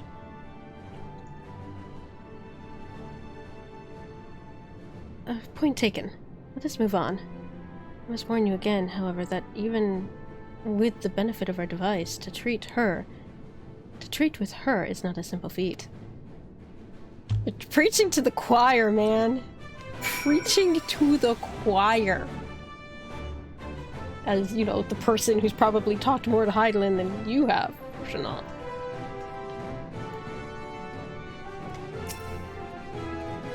You feel it too, don't you? The ship is impressive, but it pales in comparison to the vast primordial power beneath our feet. It would seem enchantments most advanced have been woven into the ship's very bones. Wilfson and Blowwinda were doubtless called upon for their expertise in teleportation magics. We must learn of Hydaelyn's greater plan. We can only hope that she also knows the current location of Meteion. And we can do neither if we do not focus on whatever trial awaits us within. Well, I can imagine the zeal in which they are working on the Aether Burner, and all I can say is I'm glad we have something to do other than get in their way. Once it's ready, we'll see that the ship is put to good use. To think how many generations labored for this end, that we might aim higher still. We must spare no preparation, and that means speaking with Hydaelyn, no matter what the cost. If meeting Hydaelyn proves difficult even for the Forum, then perhaps Oh, 'tis an uninformed idea at this phase, I'm afraid. I will duly inform you if anything comes of it. I doubt this is what Erenvel meant when he said that there remains much we do not know, but I still can't believe everything that was hidden underneath the city this entire time. It was the Allegans who first combined mechanical and ethereal sciences into revolutionary discipline. Given that this ship is nothing short of a technological marvel in that precise vein, Allegan's salvage should suit it well.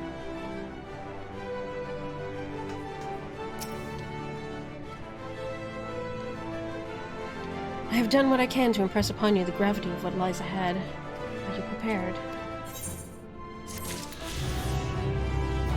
Oh, right. Now I got the hat. Right.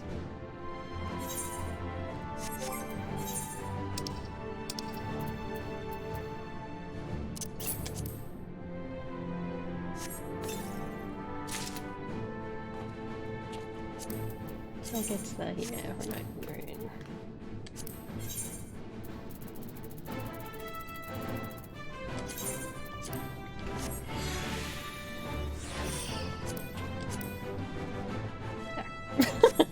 Oh no. Oh shit. Am I too low? I am too low. I am behind. Well, shit. All that effort and I'm too low! Oh.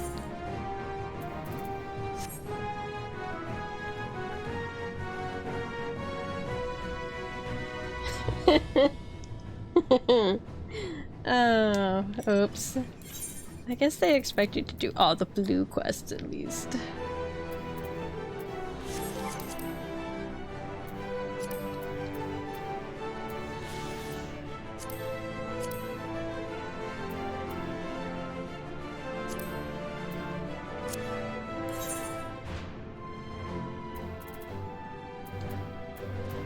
Oh, I guess I better go.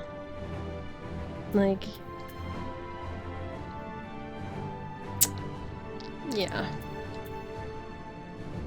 So, be right back, guys! I'll be right back.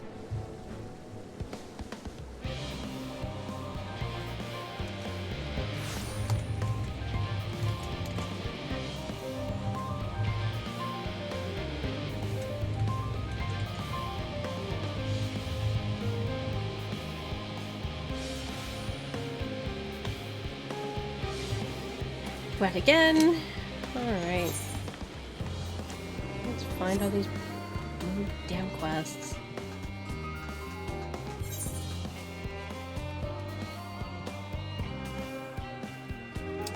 Oh, maybe I needed to... this one? Isn't there any up here? Yes, there are. Over there.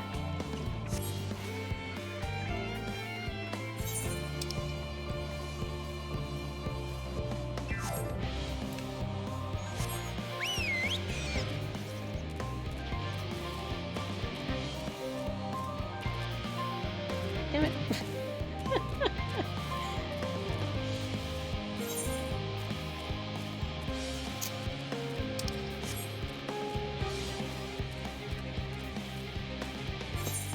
Oh. Oh no, I do need to go down.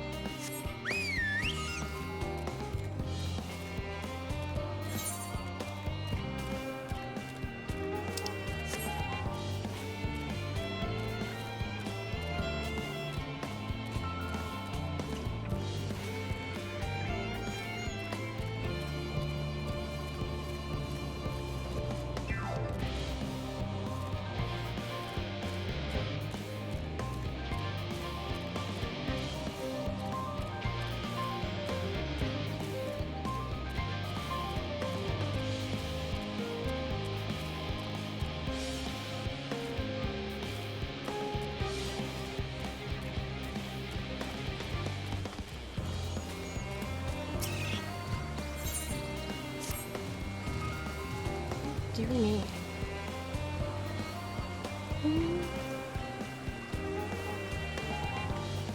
Nice. Read the shackles. Precious samples is fled. You have no idea what I'm talking about. When an archivist. Xion is home to various samples collected across all the star, and one such specimen has just escaped. A young troll is to be specific. Oh, I hope he hasn't been set upon by the local predators. Listen, I promise to compensate you, but could you help me retrieve the specimen? Thanks. I will continue to search this area if you'd like to check my third. Once you've a comprehensive look about, please meet me at the...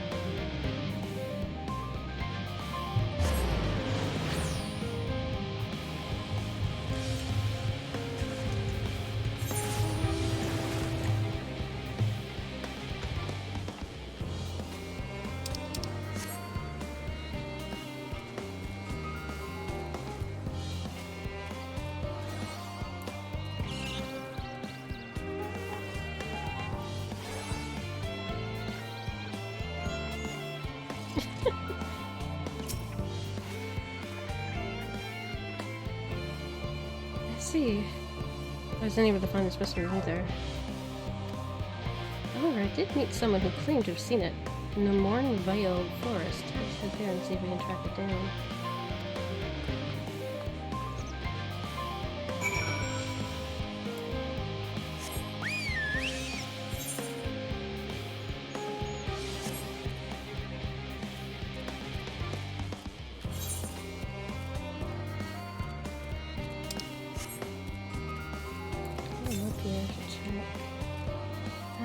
South, okay.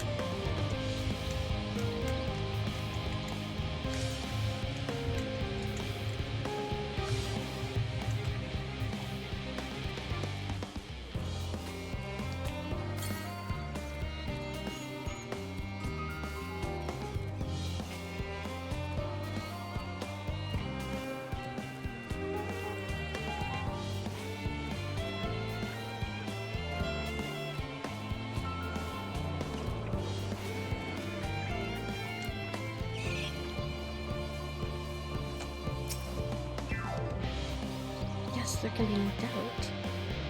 These were Shaggle's footprints. I've uncovered the specimen's trail. It should be close if you find it under threat of the local fauna and your dispatch its assailants.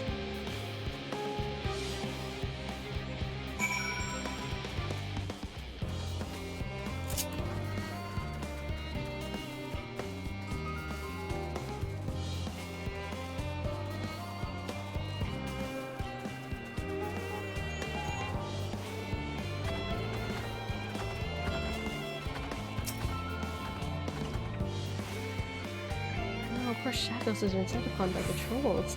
Quick, to the rescue.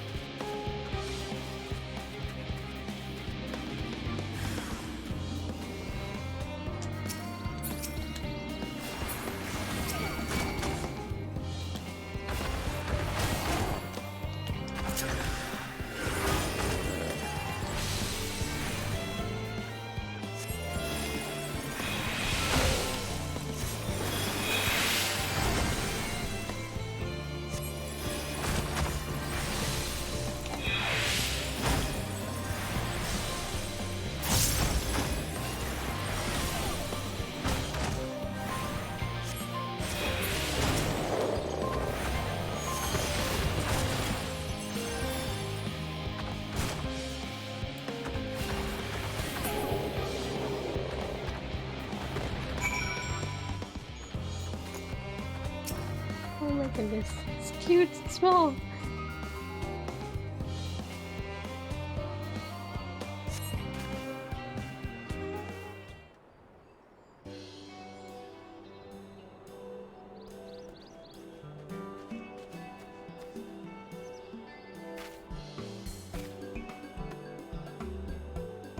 Oh, I'm so glad you're unharmed.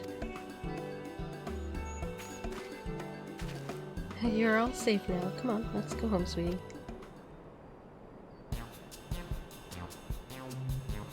Oh, not this music. No, not the retainer music. Ah! God.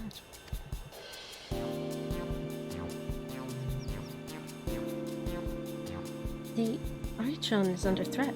I must do something. Grrr.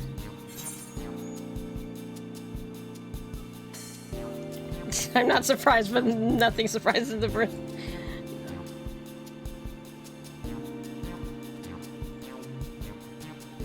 You can understand me?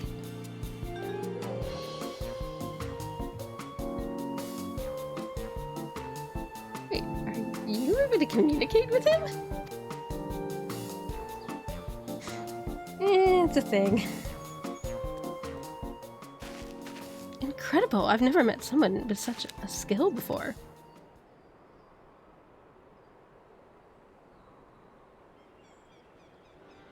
This bundle of joy was born in Labyrinthos. However, he was abandoned by his mother and in quite a state by the time we found him. He poses remarkable intelligence for one of his kind. We've elected to use him as part of a study in the effects of growing up in artificial environment. I had seen him making gestures to indicate that he'd been reading the tomes here, but I thought he was just copying those around him. I think he actually understands speech. Though I do wonder exactly why are you able to understand him and I am not.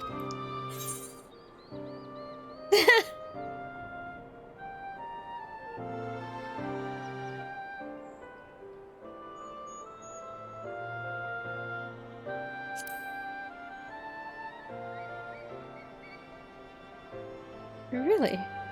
Oh, what I wouldn't give to understand him too. Grr, you possess the echo, don't you? I find it difficult to grr the way your kind do, but I suppose it makes sense that you understand my general sentiment. I happen to learn said power from the tomes of the Archeon. Honestly, that buffoon over there is sounded by a sea of knowledge, and he makes no effort to engage with it. Grr.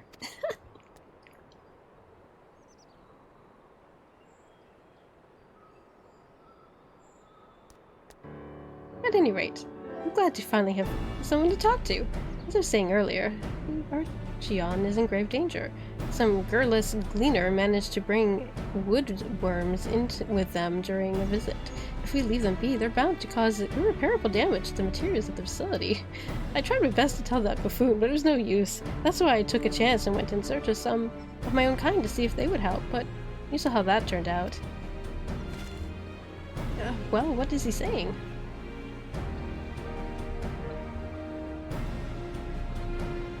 Oh, dear me! Still, it was most courageous of him to try and solve the issue on his own. Now that we're aware of it, we need to sort out this pest problem at once. Would you mind helping me a little longer? You're the only one who can understand him after all, and he seems miles ahead of us with regard to the situation at hand.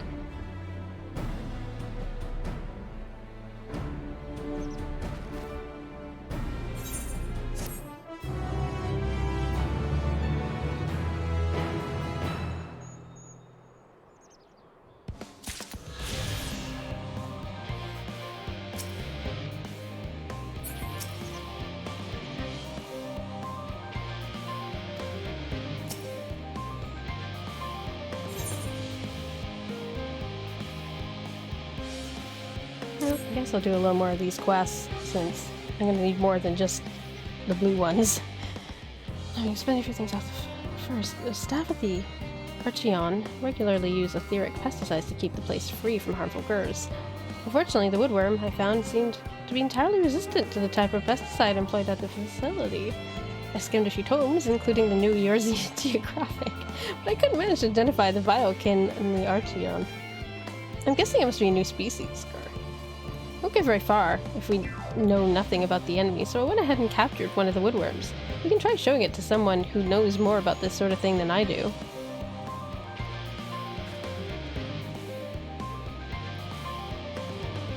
I see. In that case, I think we'd best be served by a biologist at Merrill Ergonomics, shall we?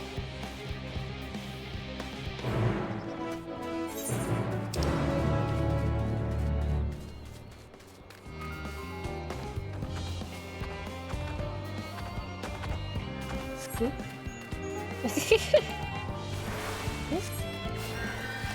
what I wanted to do.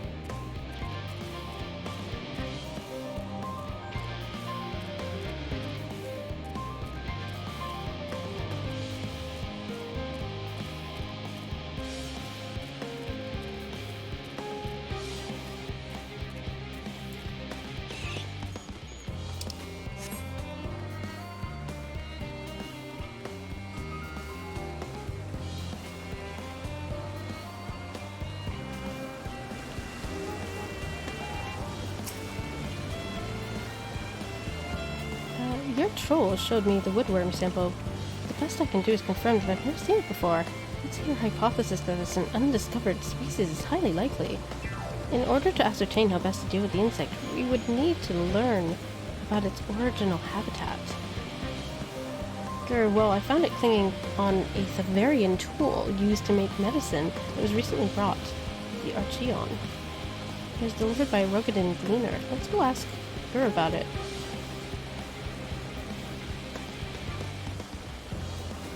Well, what are we waiting for then? To the Archeon. That troll truly speaks to you, doesn't it? Perhaps that woodworm is not the only new species in our midst. No, it's just the echo man.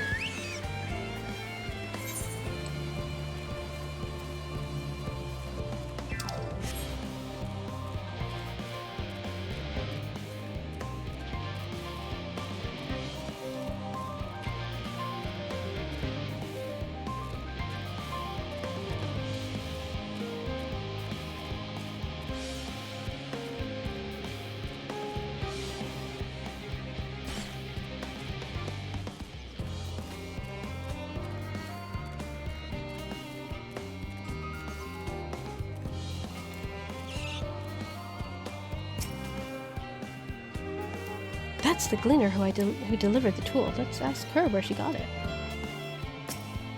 Oops. Nope. Try to click the cat boy. I wonder if he'll be able to talk to Shadow someday too. If I'll be able to talk to him, I'd love to know what he thinks of me. He thinks you're an idiot, man. Or buffoon. Oh, that. I found it in Fafnir. To be more specific, at the alchemist's outpost, the Great Work. It was used by the first alchemist, they say, and there were a few tools like it still extant. I spent days arguing my case of its owner before I agreed to hand it over. It's all coming together now. The woodworm was probably exposed to so many alchemic concoctions at that settlement that it probably developed a hardy resistance to substances like pesticide. Let's waste no time in gurring the biologist about this. I feel like I've seen that little troll in the Archeon before. Is it alright for him to be out and about like this? Well, circumstances have required us to set him free for a bit. Closely monitored, of course. But where did he go? Oh my, we should make for Miro Argononic straight away then.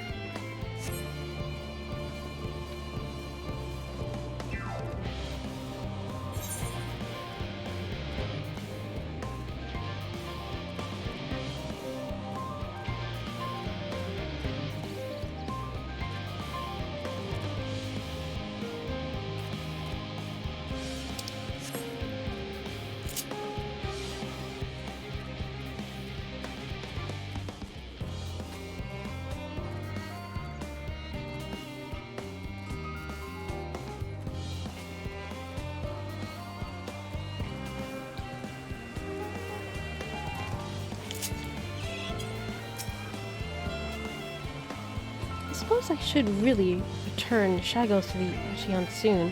Oh, ignore me, I'm just thinking loud. Sure, go on then. Well, that certainly makes a lot of sense in light of what's happened so far.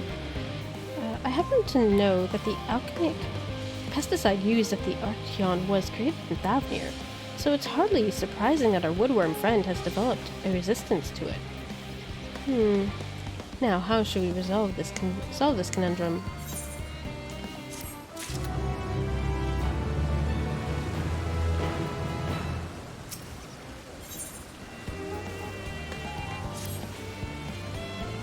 It may not be the most inventive solution, but what if we were to make an even stronger pesticide? But how?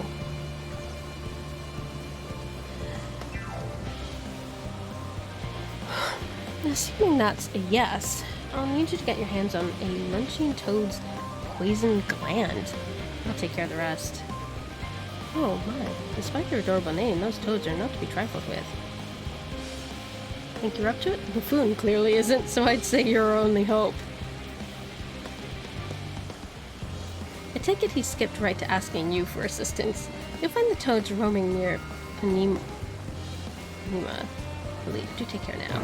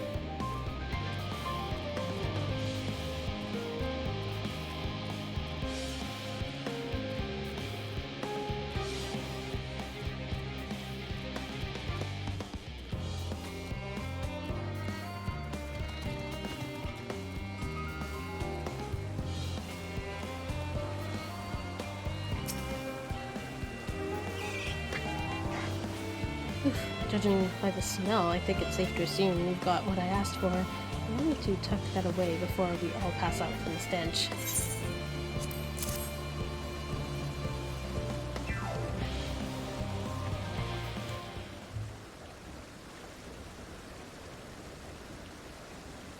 Out of smell, out of mind. And now we've got all we need to make one of the most potent pesticides out there. Hold on just a moment.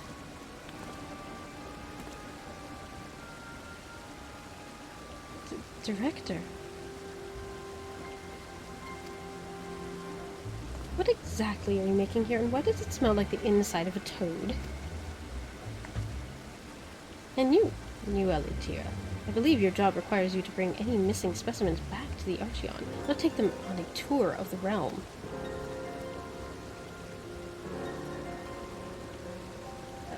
Please allow me to explain.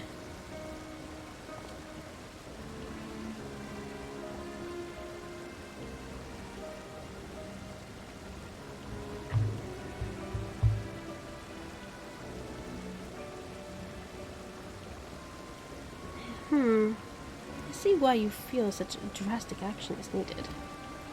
However, I cannot permit you to release such a potent pesticide inside my Archeon. It could damage that which is housed within, and there's no telling how it might affect Labyrinthos' environment once the fumes inevitably escape the building.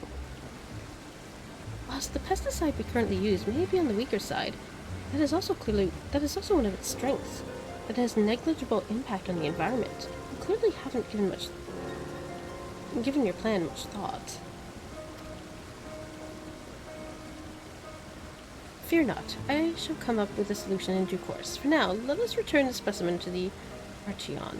There's little to be gained by allowing a troll to ruminate on such matters, no matter how odd it may be. Give me another chance. I can't sit back and watch those marvelous books be destroyed. Is it addressing me?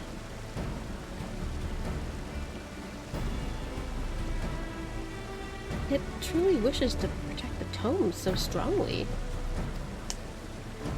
Very well. In light of you having discovered the woodworm issue in the first place, I shall grant you one more chance to present a solution. Should you prove capable of ridding us of the infestation, I promise to cease treating you as a mere specimen.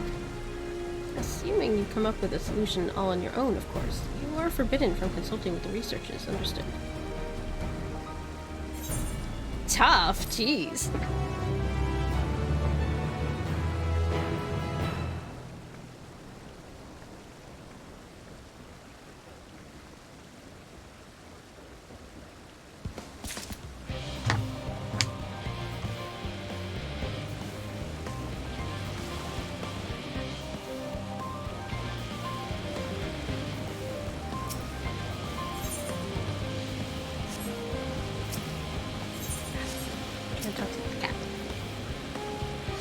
So sorry you got dragged into this. It's all my fault for acting so rashly.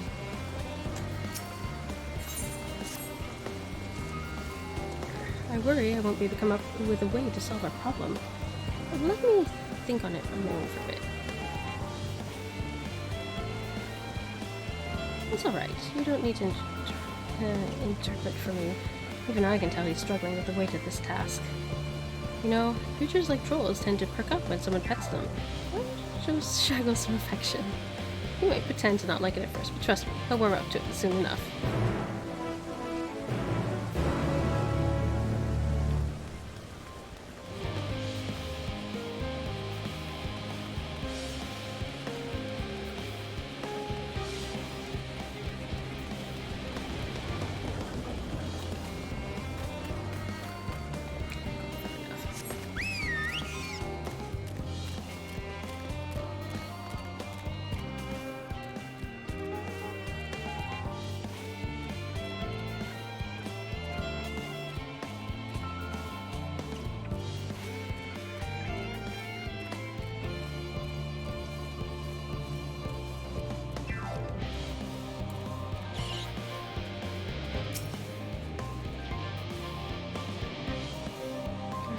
Come up with anything good. I'm just a little creature.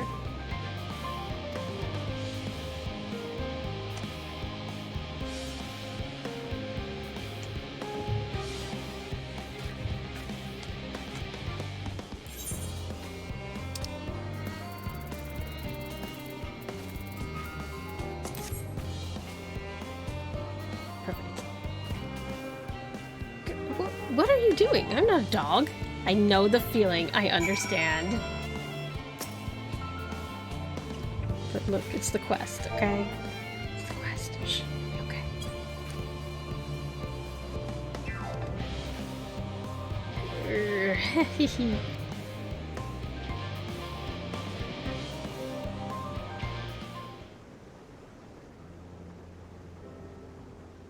You know, I actually feel a bit better now.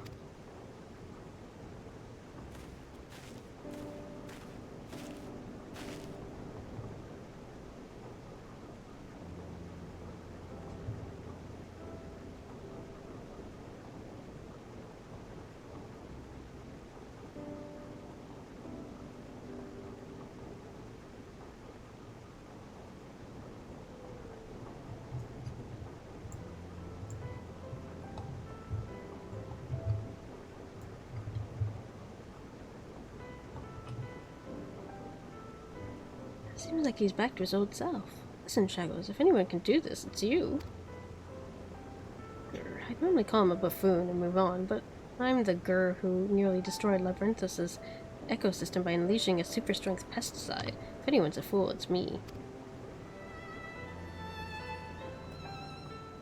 I know, I'm forbidden from consulting with the researchers, but I can ask you for advice, right? You've fought your fair share of foes in your adventures. How do you take down the especially Gur ones?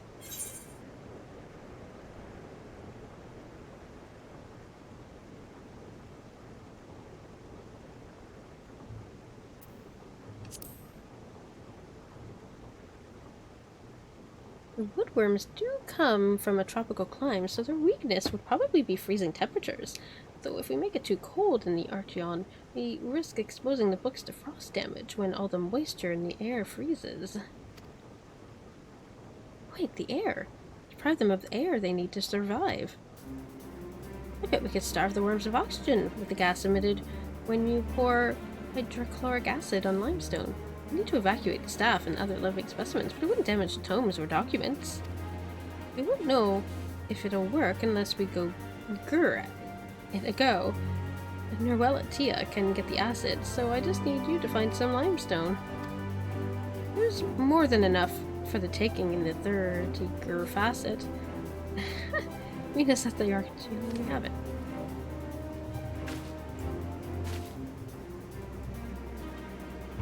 I get the impression you've come up with a solution. Do you mind filling me in?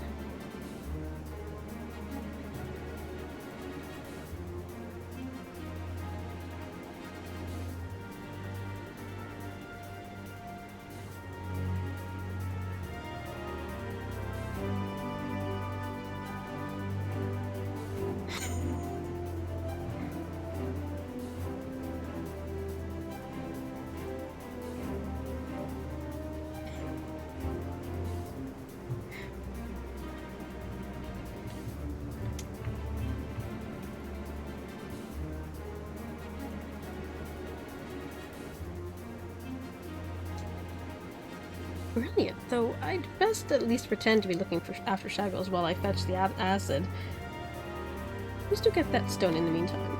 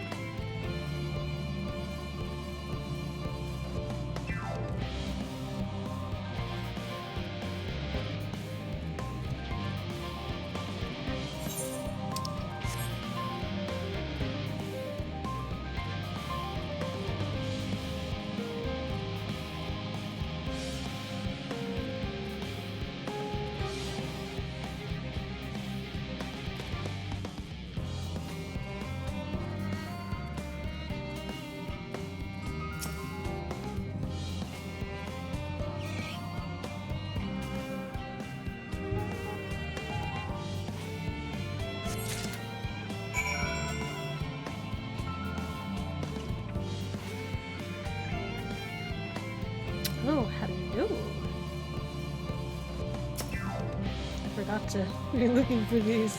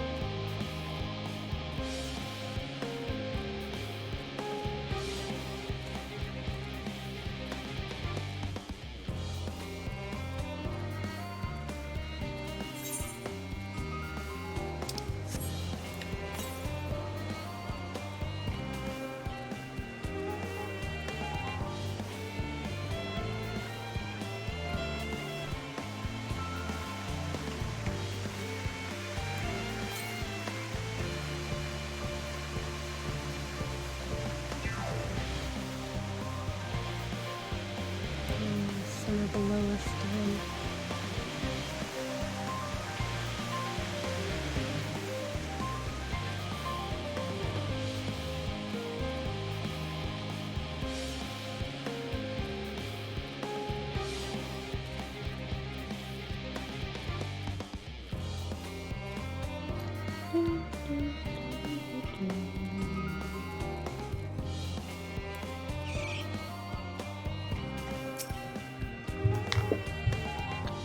Find the 33rd faucet a bit scary. I'm terrible with gloomy places like that. It runs out and we've got the acid as promised. Did you keep your into the park?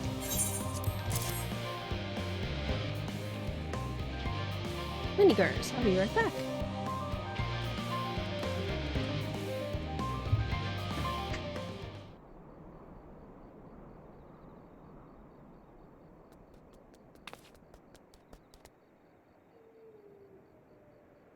I filled the test room with gas. Now we only need to wait and see what happens.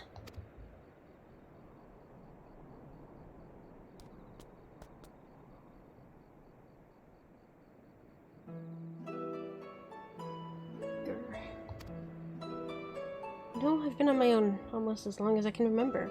I do recall that I constantly questioned my parents, which is probably what led them to giving up on me altogether. That same intelligence, or belligerence, depending on who you gur, saw me rescued and brought here. It made me interesting, I suppose, but I've only ever been treated as a specimen. You're the first person I've been able to have an actual conversation with. For the longest time, Archeon's books were my only friends, and they were both my loyal companions and my window from which I gazed upon the outer world. That's why I can't stand by and let them be destroyed. Naturally, I would love for my intelligence to become recognized so that I might become a researcher in my own right, but more than anything, I want to protect the Archeon.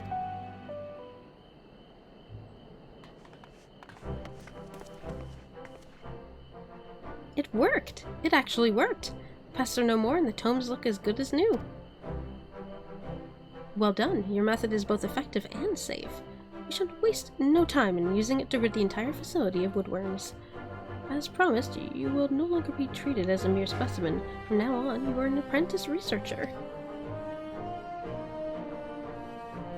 Thanks heavens! The Archeon will be safe once more. Allow me to thank you for everything. I couldn't have done it alone. My very first project as an apprentice will be to study how to produce sounds, just like your kind do, after grr. If you want to be a researcher, I need to learn how to speak to people other than you.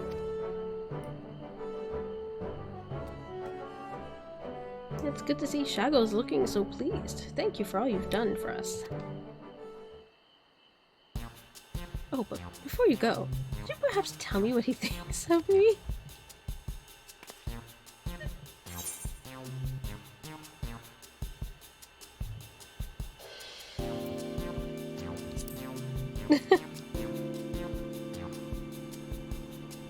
Is that so?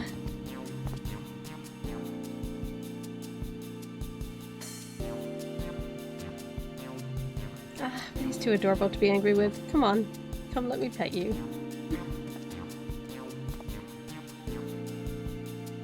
Cease this, you buffoon. I'm no one's pet.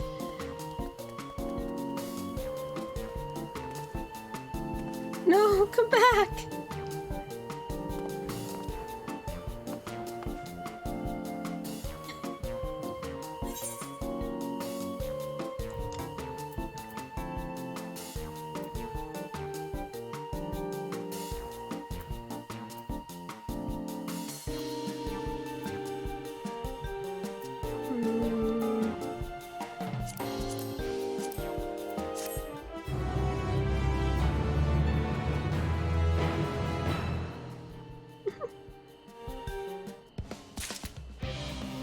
Alright.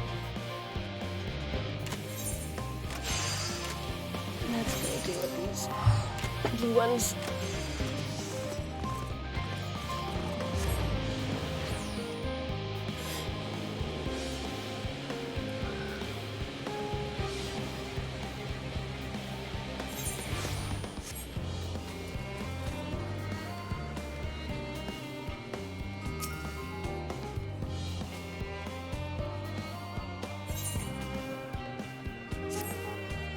What am I to do? Ah, you're that inventor who helped the students of Odessa, aren't you? I suppose that matters not to you, but my son seems to have run away.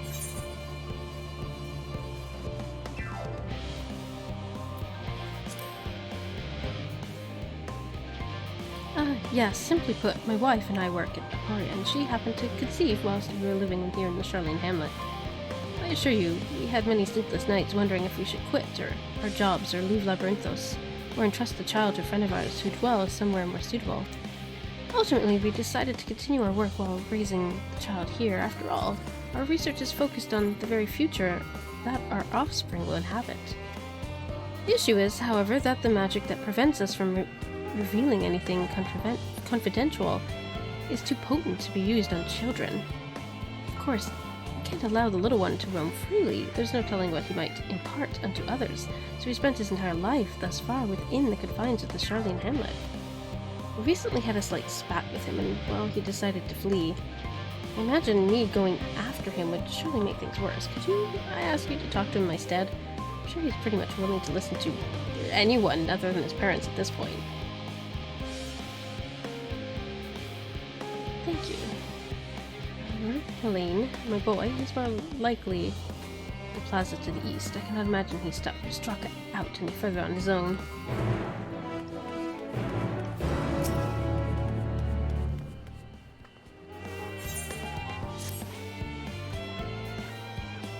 Excuse me, ma'am. I couldn't help but notice your way about you that simply screams I have an affinity with creatures of the wilds, and since I'm never wrong about such things, might I trouble you? You see, amongst the troops of the trolls living in the outer circuit, I came upon one that was sick beyond measure. I took the poor creature in at once and saw him healed, of course, but when I attempted to return him to his rightful home, he flew into a panic, as if he could not bear the thought of going back. To make matters worse, the troll saw fit to escape into the den of Analysis. I would go after him, but I'm so fumble-footed, I'll scare him off like as not, and be torn limb from limb from my pains by the fiends. So I turn to you. Would you seek out the troll with which I spoke? I shall provide you with his favorite food, and with it, you should be able to calm the piteous thing. Hopefully that will be enough to see his senses restored for him to come hurrying back. And though I shudder to think of it, if any of those fell analyses seek to impede you or pester you with that troll, make those beasts regret their interference. Oh, and don't worry, you'll be rewarded for your efforts.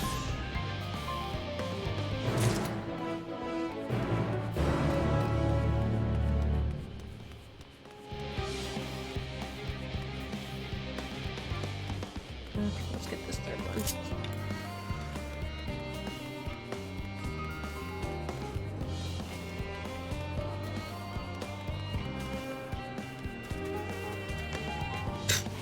hole was a lie. And another up.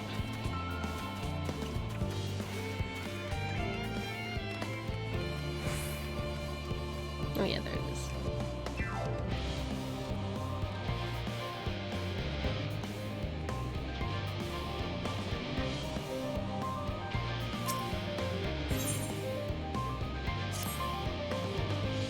You're a visitor to Charlene, aren't you?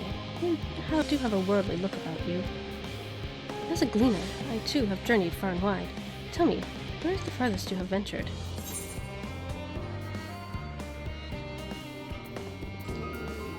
Oh, no. Another world? Is that meant to be in jest? The look on your face tells me you're serious. Aye, you should do nicely. You see, I need a more experienced traveler to say a prayer for me before I leave for Gurabania. If you would do me the honor, the reactor operated by the tower to the south should have a lantern crystal prepared for the purpose.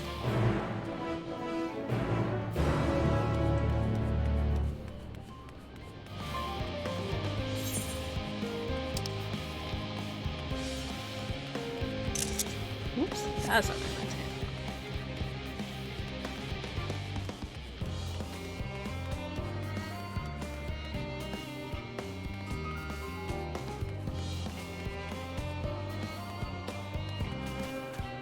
It doesn't look like it's inside.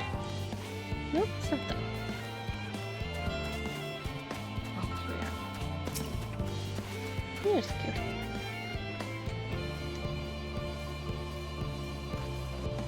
What? Who are you?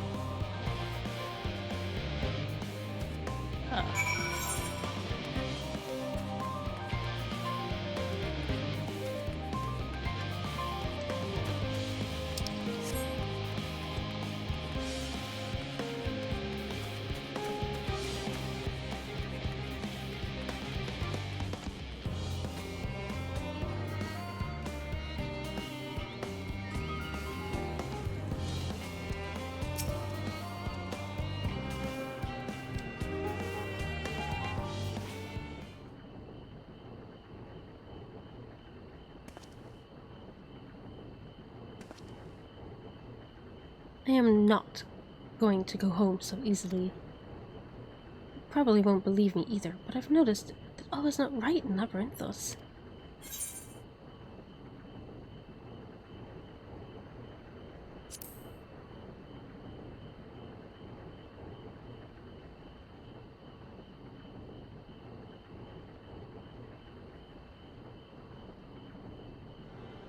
Fine, I shall tell you what I've seen.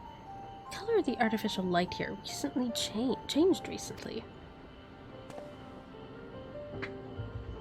I'm sure most people haven't noticed, but when you spent your whole life here, the difference is like a night and day. Even so, no one will take me seriously when I bring it up, all because of my age. I got into a big fight with Father about it. But Labyrinthos is in danger. Who knows what would happen if the artificial sun broke? That's why I can't go back just yet. I need to get to the bottom of this first. Although I'm scared to venture outside on my own. They say there's countless monsters out there. I don't suppose you would come with me. I could pay you. It's not much, but I do get pocket money from my parents.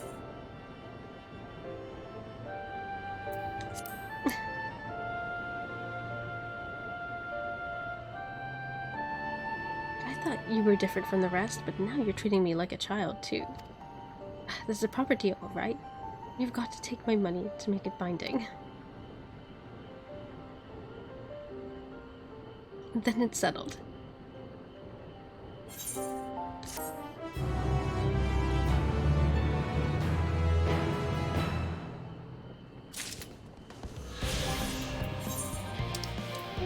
Oh, necklace.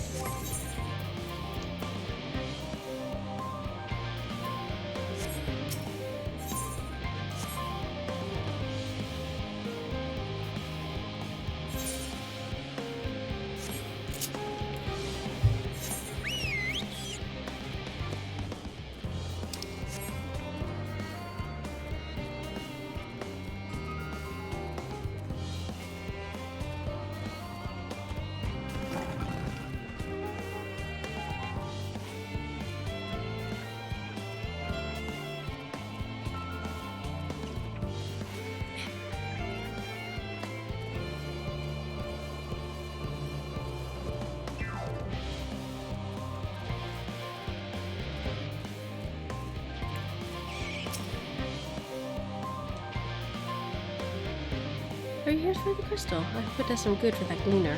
Those folks need all the luck they can get. Lanterns light the way through the darkness, a tool which can mean the difference between life and death. They are synonymous with safe passage, and such. It has become a custom in recent days to imbue crystals inside with the prayers of a more seasoned traveler. And today, that traveler is you. Simply face the crystal and pray for the safety of the traveler to be, if you will.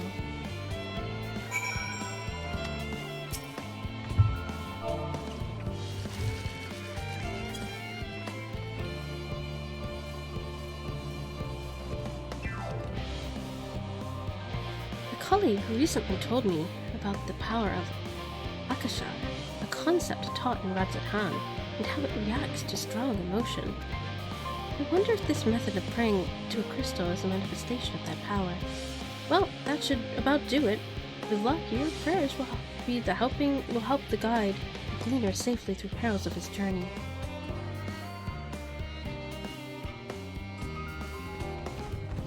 I thought I felt a cat. Oh, I did feel a cat. Hello, Penny.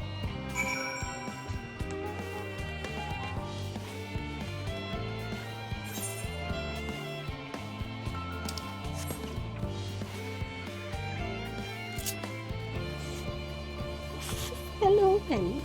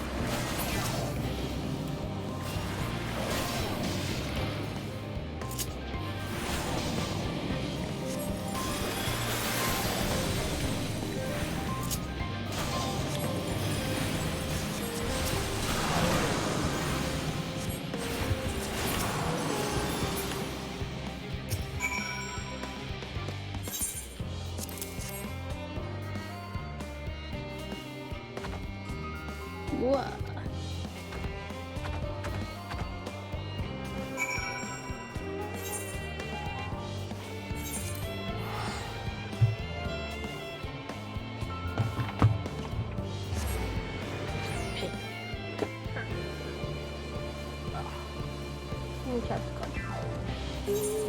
Cuddle.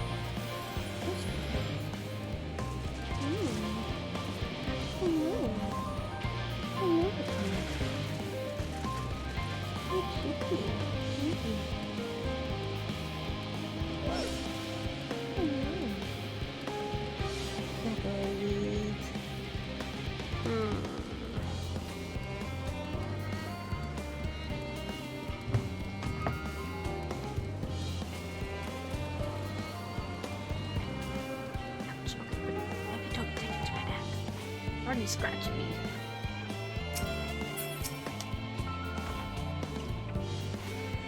Keys returned. That's enough. I know they may not look it, but trolls are really quite intelligent. Indeed, they are an intrinsic part of the woodlands of Labyrinthos, and keep it healthy and thriving. Though we're responsibility to put down the more violent and unruly ones, most trolls, such as this one, are kind and docile things.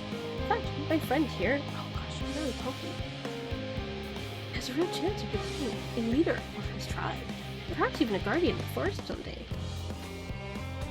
It is we who saw these creatures removed from their natural habitats and relocated them within Labyrinthos. Thus, we have a responsibility to watch over them and to ensure that they are all well.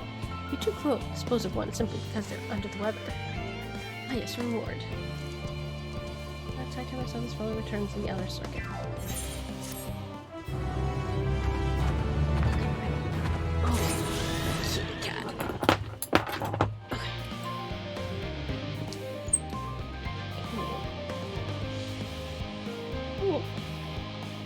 attacking me. No, don't fight me. Come here.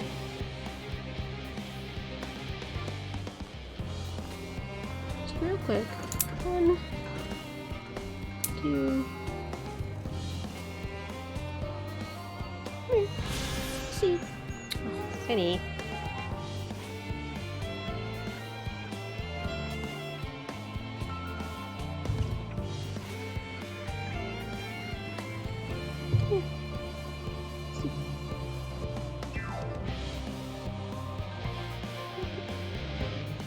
Yeah, look, if you want to call on me, we gotta just cut the chips off here.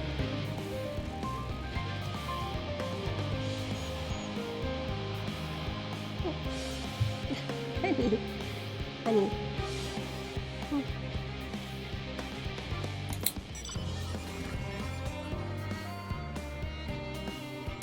There we go. That's better. Just one.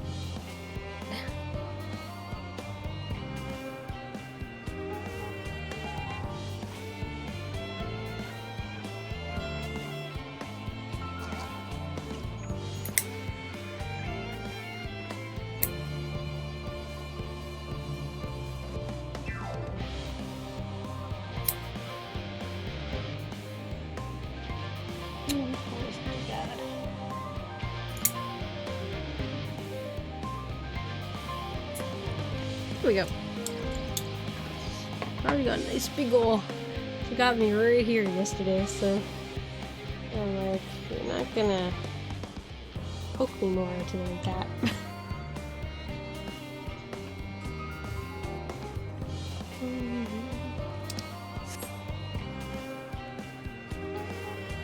Alright, gotta find some more quests, I guess. A bigger gap than it was when I last got level blocked.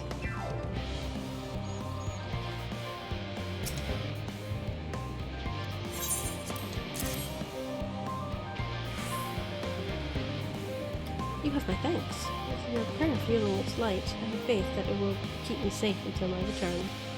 And now I depart for Caravania. If your travels are successful as well as mine.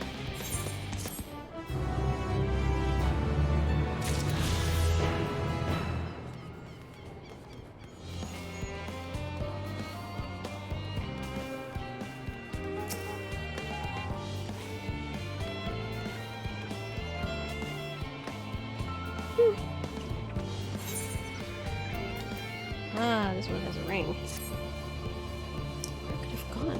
What's this? If only I could find someone who... Oh! My fortune is indeed on my side. You seem...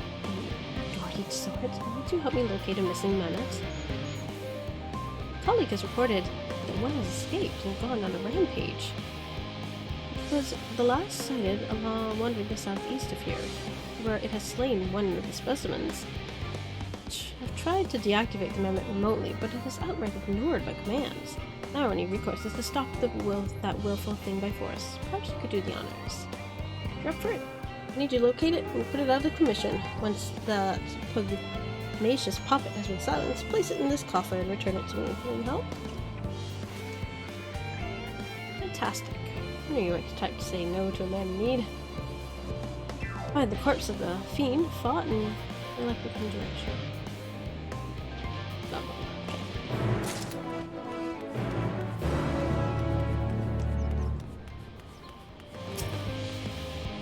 Oh, hello.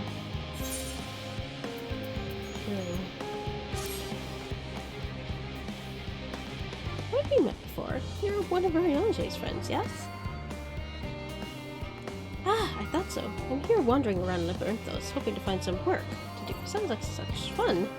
But I don't even know where to start or how to ask for it. Can you help me? Yeah, I can help you.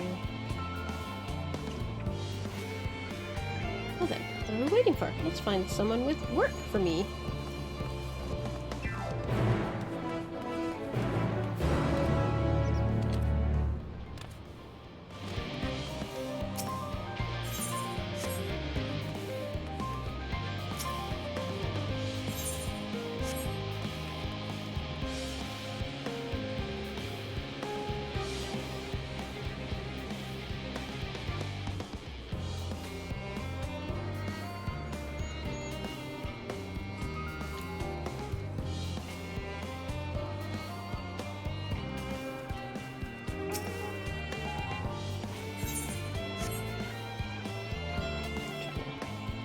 ones that have like jewelry on it.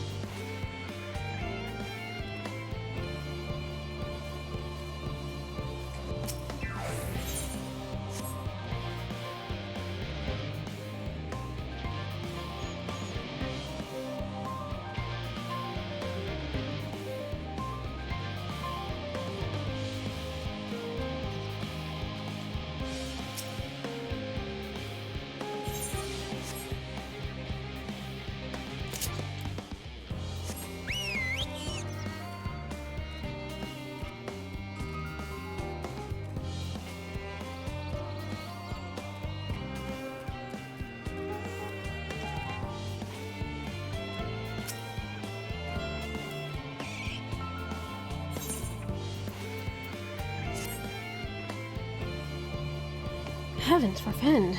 To think this would happen in my kitchen. Nerve. Oh, there, yes, you. He's the look of a woman who knows what she's on, how she's about. I'm in desperate need of one such as you. Picked myself a bushel of apples, but, don't you know? Some nasty mandragora swiped those red beauties from under my nose. Not sure how they got in here in the first place, but that's beside the point. I could well try and steal them back myself, but goodness knows how many hours it would be before I stumbled upon that blasted bandit. I'm only one man.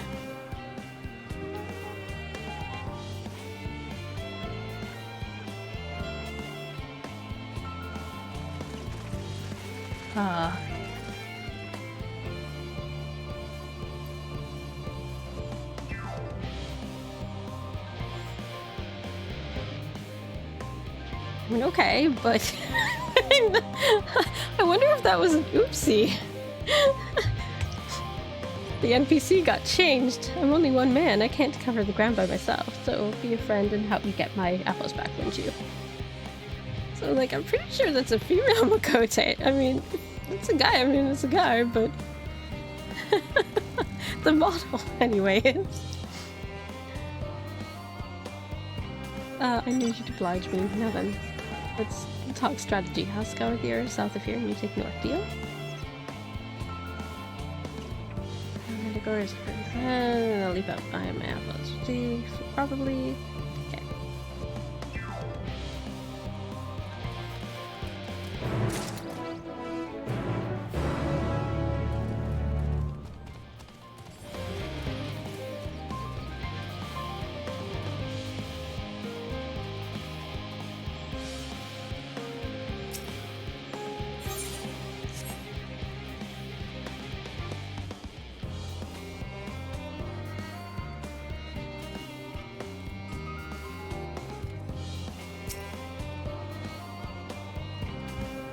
Is something happening with your friend? I heard the Lockwards were interested in learning about our culture, and you're saying this one is looking for a job? Yes, I would like to work at a job. Do you know what I could do? Well, most people here at the Aporia work here at the Aporia or Thermazen, but we would need to submit documents to request a proper level of clearance, and oh, I have an idea. As you've seen, the man-made habitats hereabouts are populated by a variety of experimental subjects. Some of the bolder beasts, however, have been known to cause unfortunate incidents in and around the elemental reactors. In order to encourage these creatures to keep their distance, we've put together some bags of noxious-smelling repellent. I'd appreciate if you place a few of them by the reactors themselves. For now, I need you to ward two such facilities, one is south and one to the west. Oh, as long as here's an armful of each, so you can split the work. Oh, I'm sorry for making you work, too, but that means we can share the payment as well. Right, I'll go to the south reactor and you take the west. Work, work, work.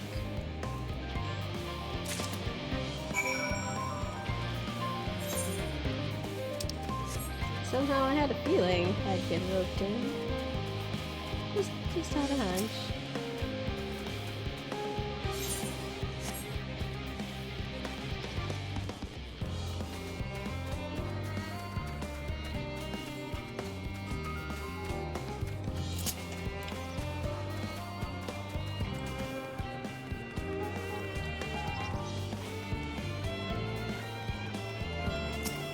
Oh, that's the one.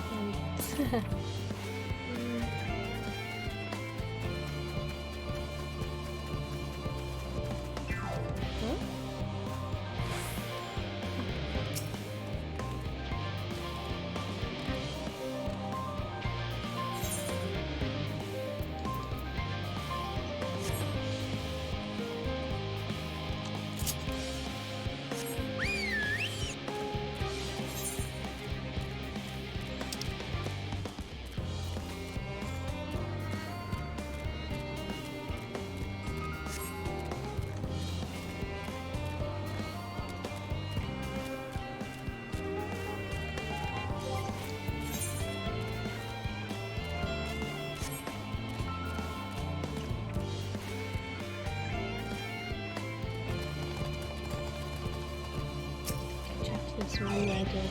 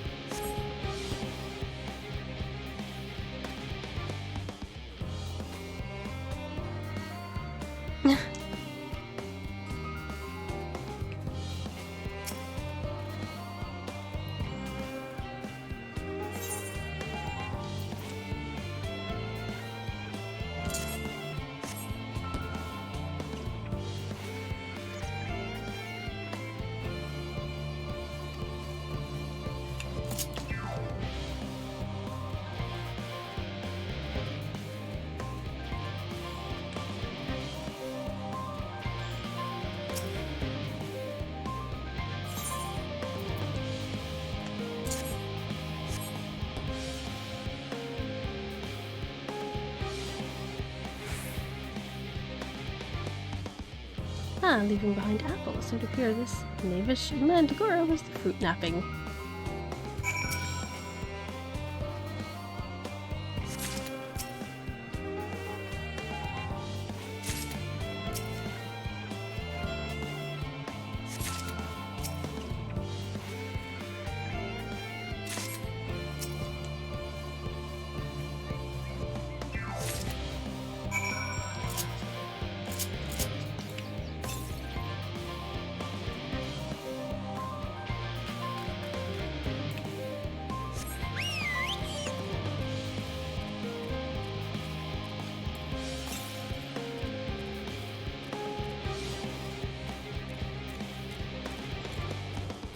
Oh no, that zone I determined I think is up there.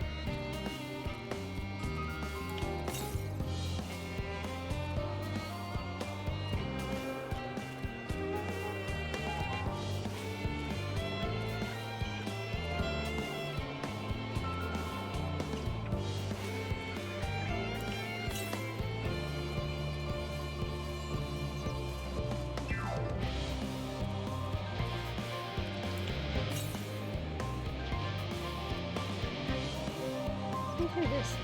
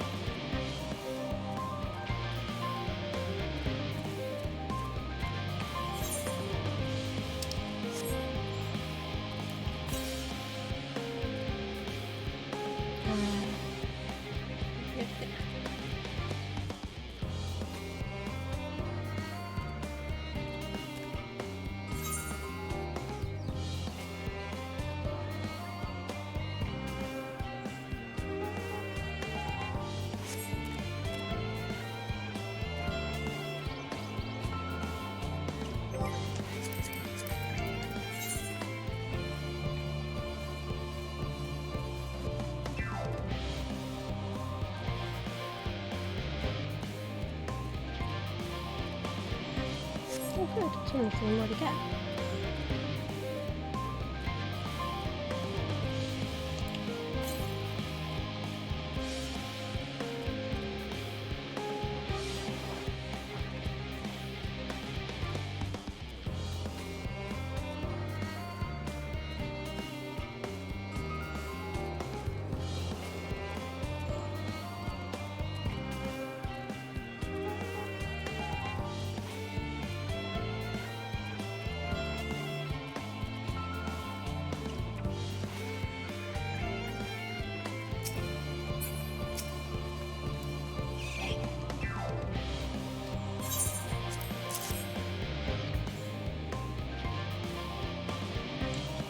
Where? I can't think enough. Goodness me. Now that I've probably looking, they're rather enormous, aren't they? Funny how I didn't see that before. Labyrinthos, as you've noticed, is entirely man-made, and all of our continued prosperity is thanks in part to the elemental reactor and the false sun. Though, truth be told, those 2 things are to blame for our oversized fruit. Word is, there's research afoot to see if the above-ground orchards could produce something of similar size as well. Even what little we know, though, I'm sure it's that day is quite a long way off. Oh, beg your pardon, here I am talking your ear off, and I'm sure you've better things to get on with. Heaven knows I do. Certainly do. Apple pies don't bake themselves, now do they? Thank you again for your help.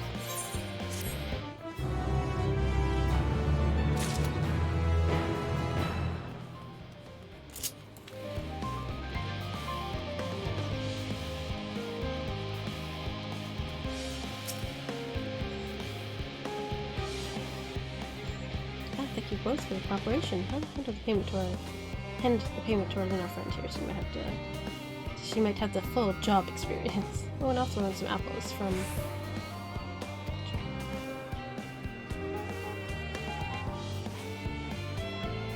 Oh, a new food to try. Let's head back upstairs and eat them together.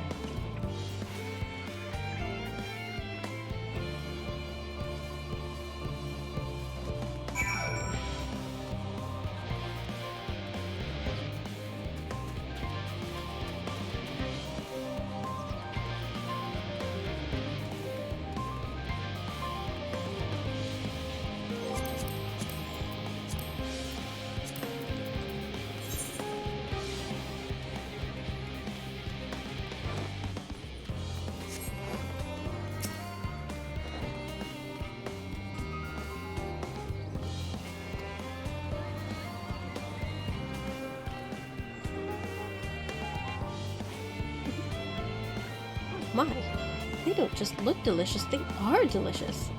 They might be even better than carrots. I thought this place would be just like Meritorium, since it's all artificial, but I'm glad I was wrong. I was wrong about a lot, even after everything Urianger told me to expect and learn so much at my job. I think I want to try another one. Oh, before we forget, here's your share of the payment. Thank you for all your help.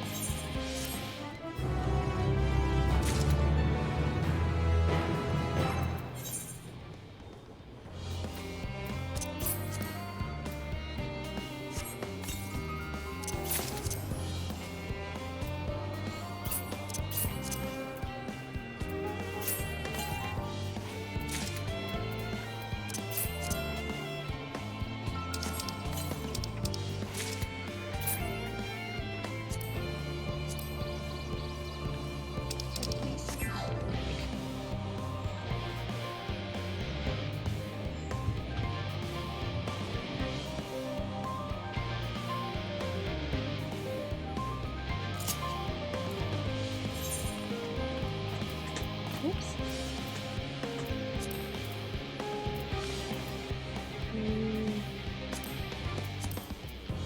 Trying to look at the ear a little closer. No, not face.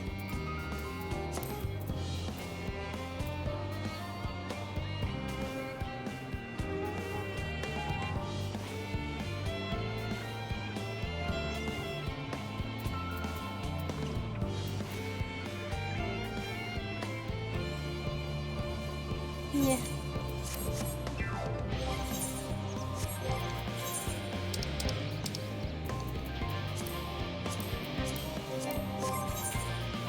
Oh. Ah, of course.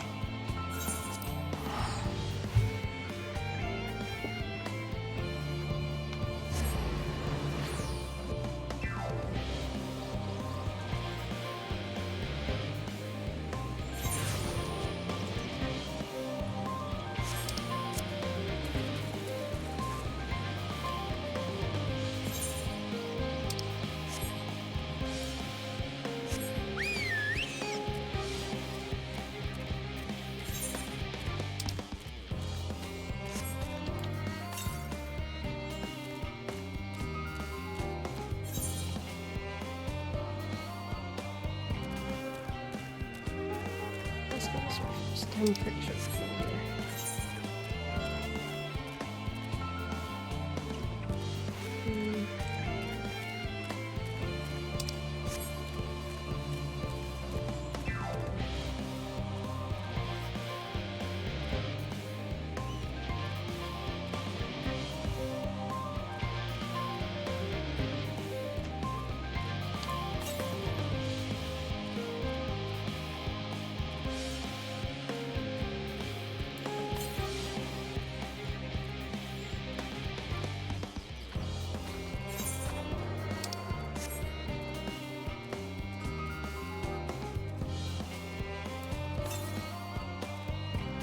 I know about that one, but you kept reading one over here.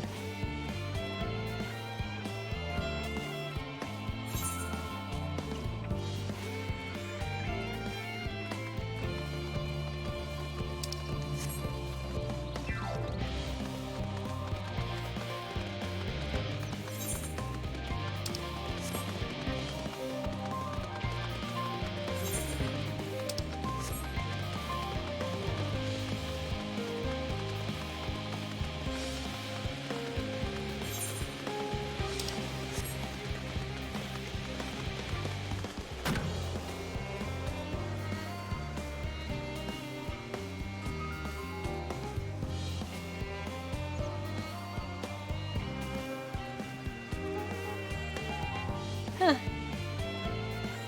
Caribou. I don't think I've seen that model before. Oops.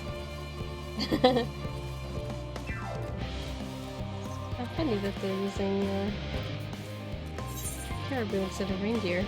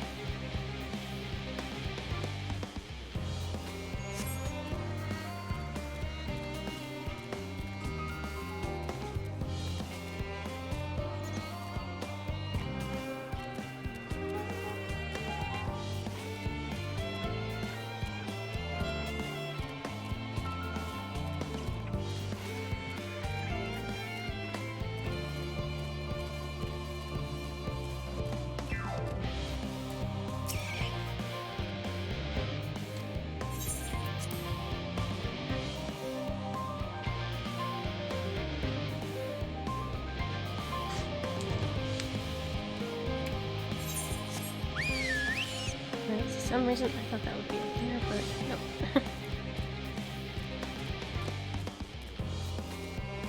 Turns out, no.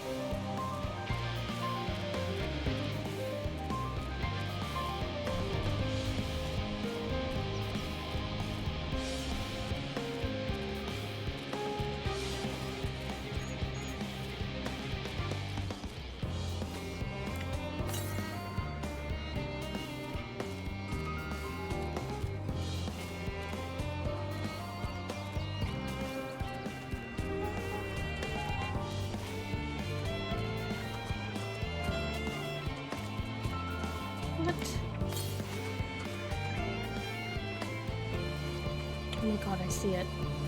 How am I? Oh, I see.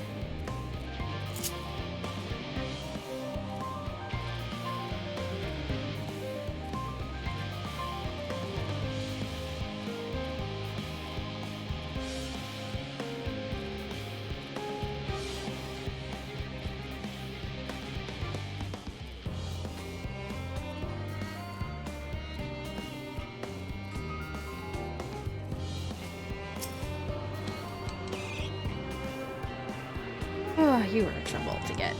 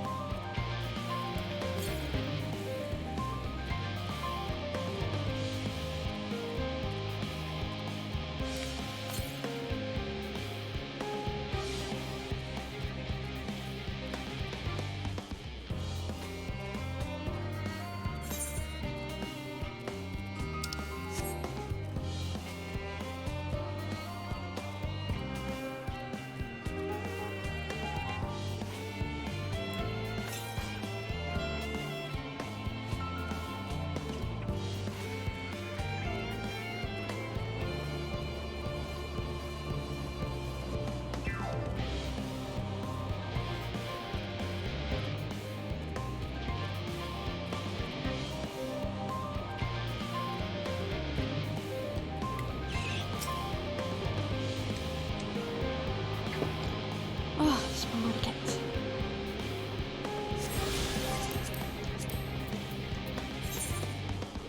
Oh my gosh.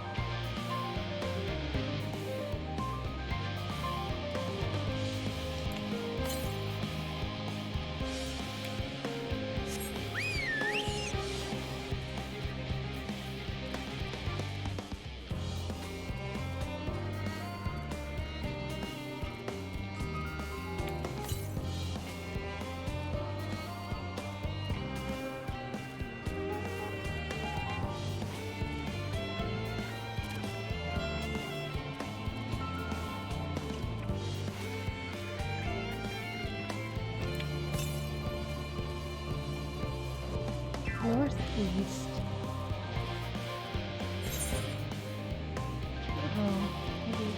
tunnel.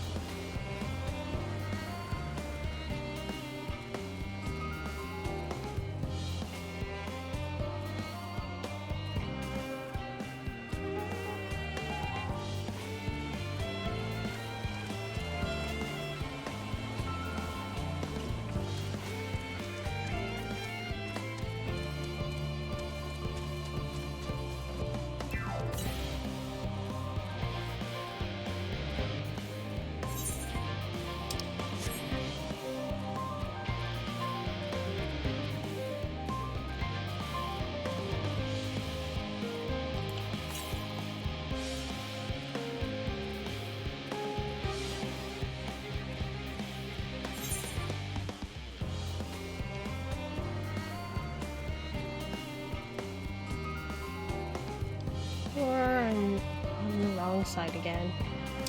Oh my god, this place is annoying.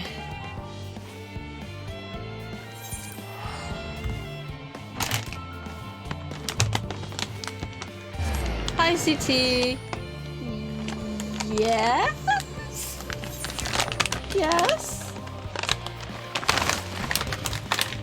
Because I had to stop prematurely last night.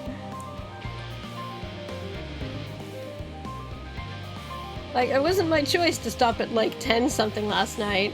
So I went straight to bed in the end because I had no choice. Or well, I mean, Aiden was dead.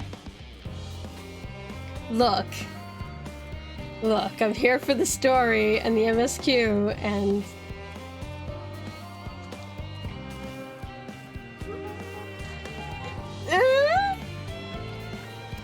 I'm not the only one.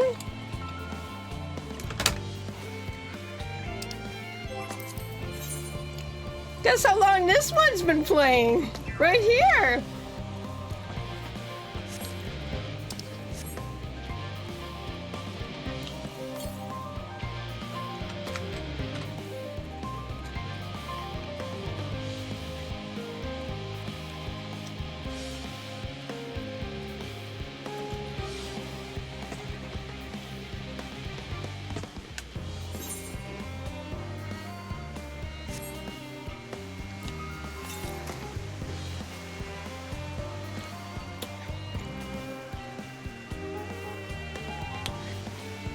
God, where is this current?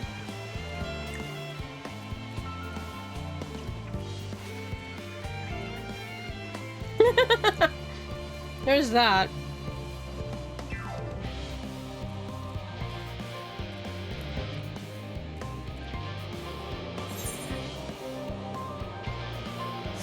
Where is this?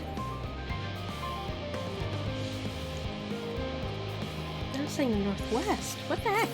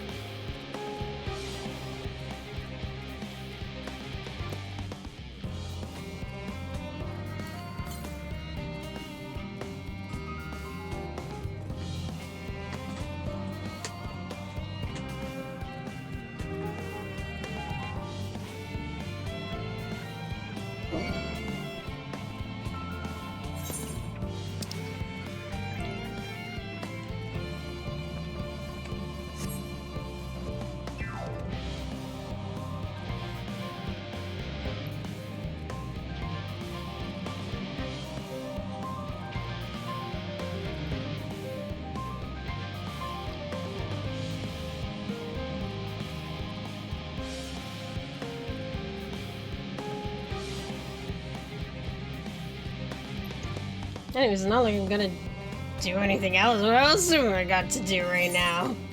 And anything I would do, I have to stand the chance of falling into spoilers, so...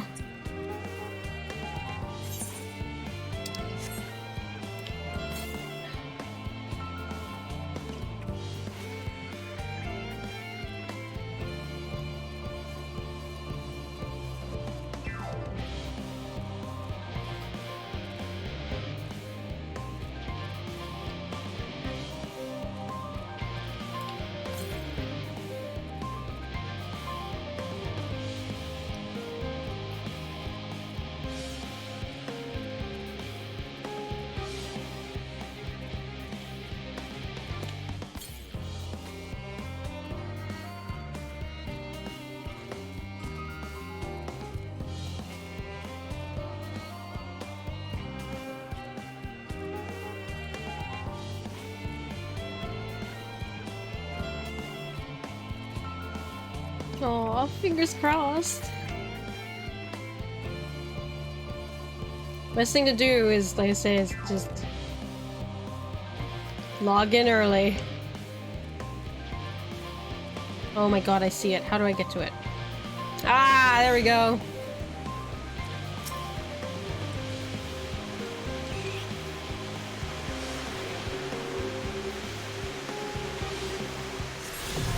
Oh no, if you try to get in on the morning, like today I logged in at like just about 9 and it was 25.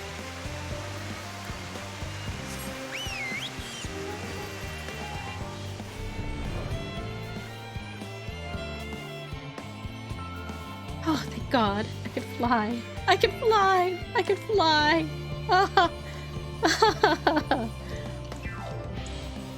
Ah, thank goodness.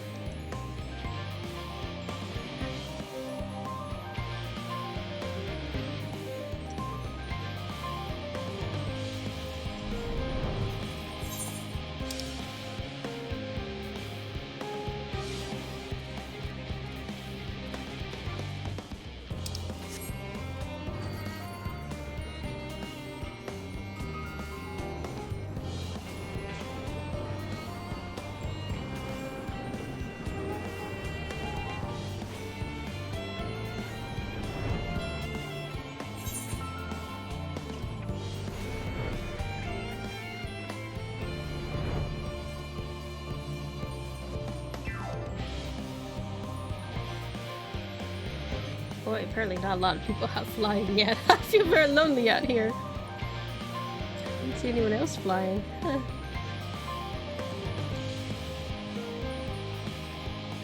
Oh no, there's a person. Okay.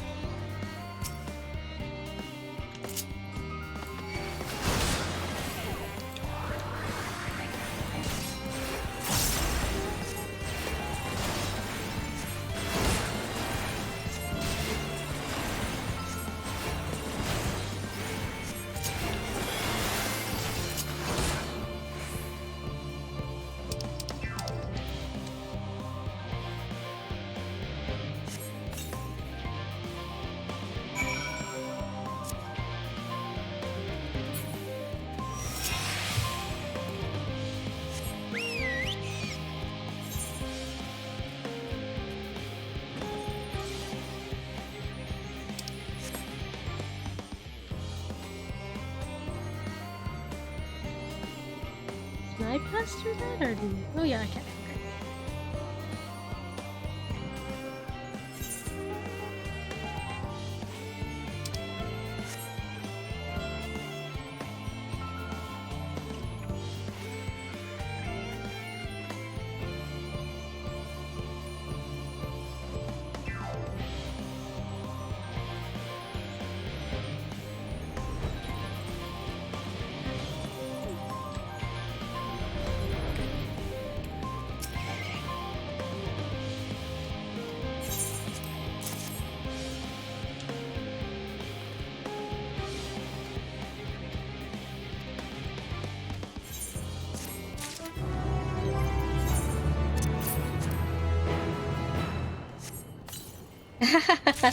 Okie dokie.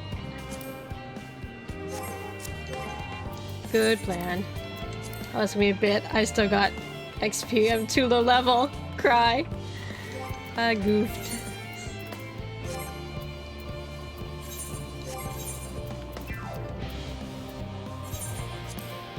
Oh, finally.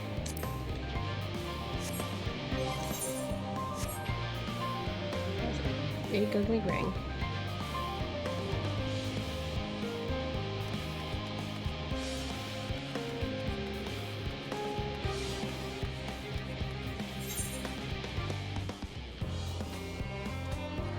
Do I want to do more quests, or should I see them?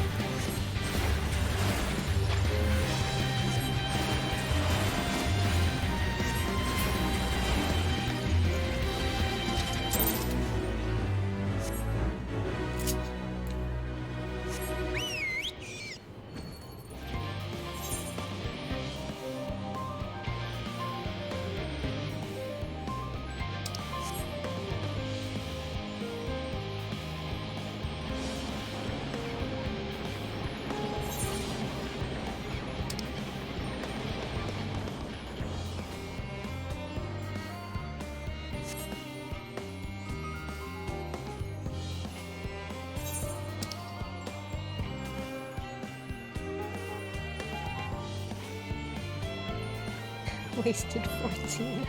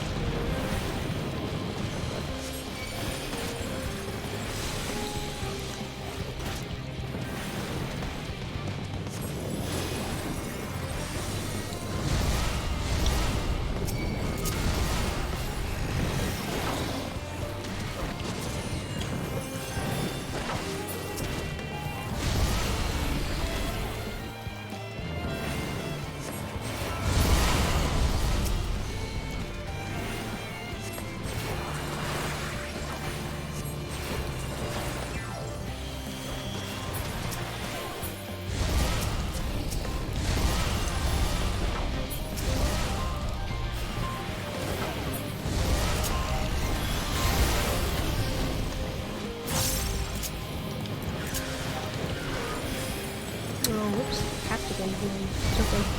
Forgot about that. Ooh, Farland and Megan.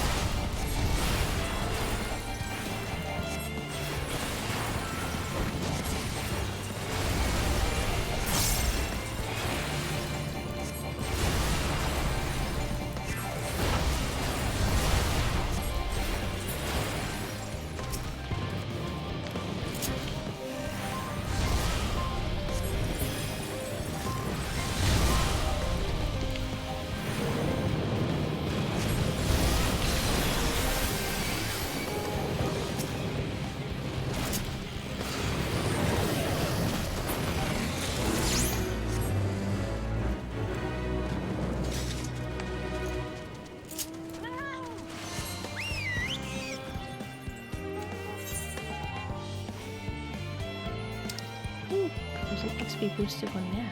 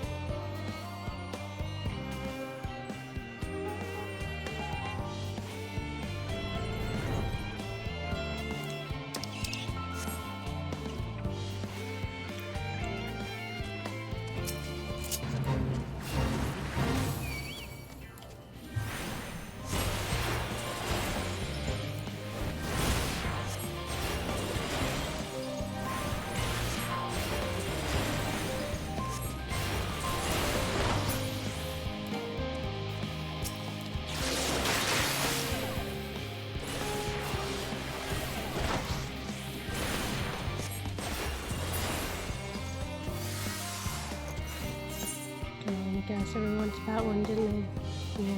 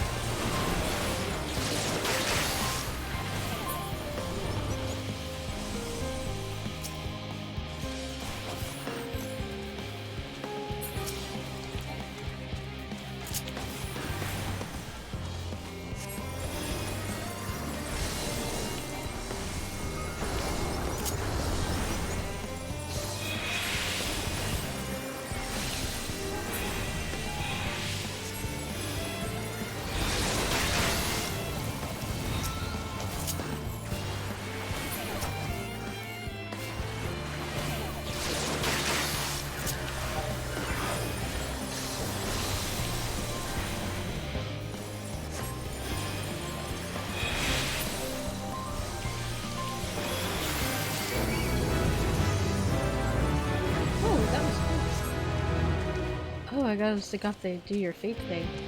Sweet.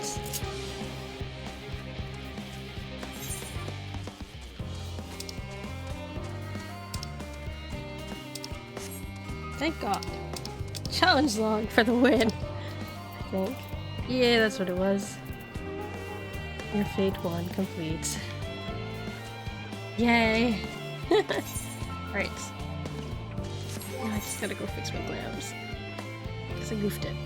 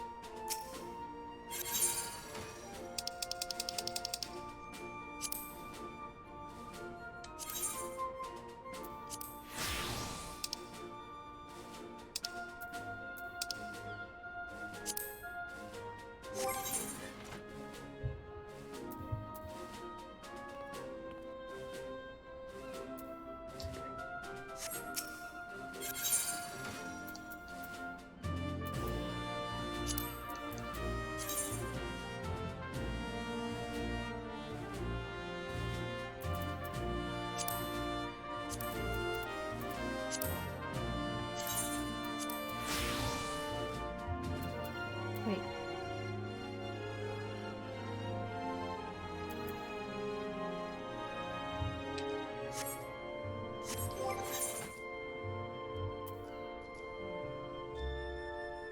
Oh, we're back.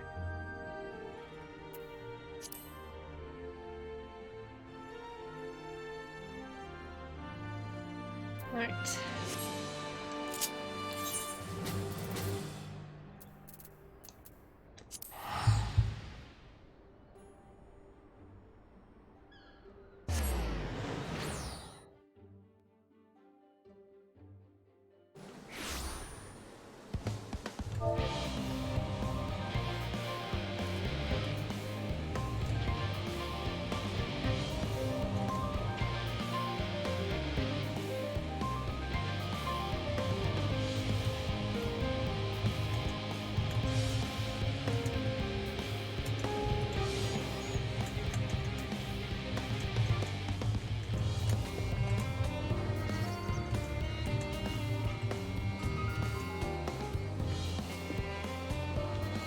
Ooh, this is a much quieter I got into the second instance this time.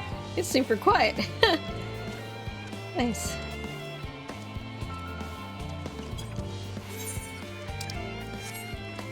Alright. I'm back, guys.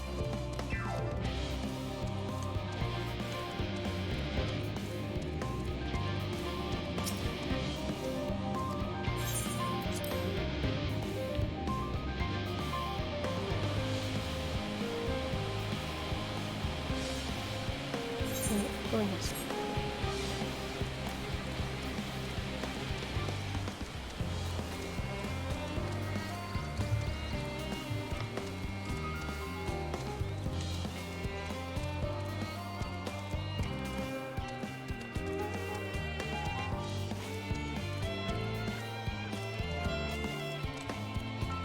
Right. Right, okay.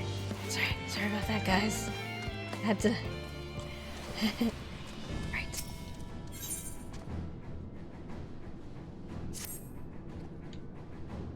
Okay, make for the lift at the center of this chamber. Oh, cat! No, don't... You silly. Trouble.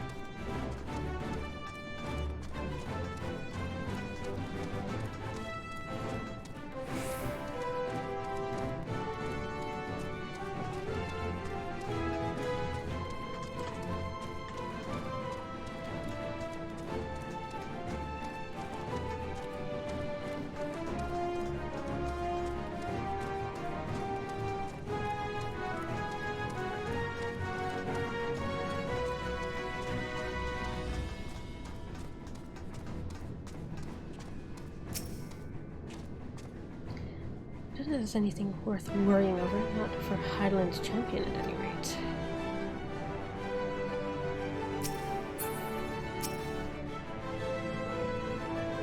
As a means of communing with the heart of the star, 'tis disappointingly mechanical in design.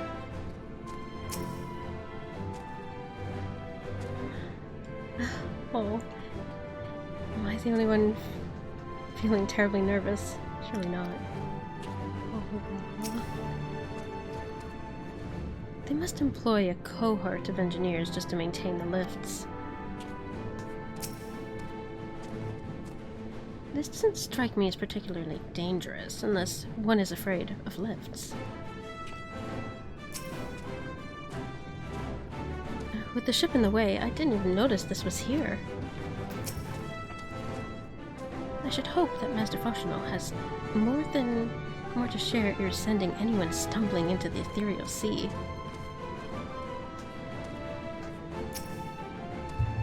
Okay, Fuzz, this is not a good place to be. Come on. The aether here is more brilliant than I have ever seen.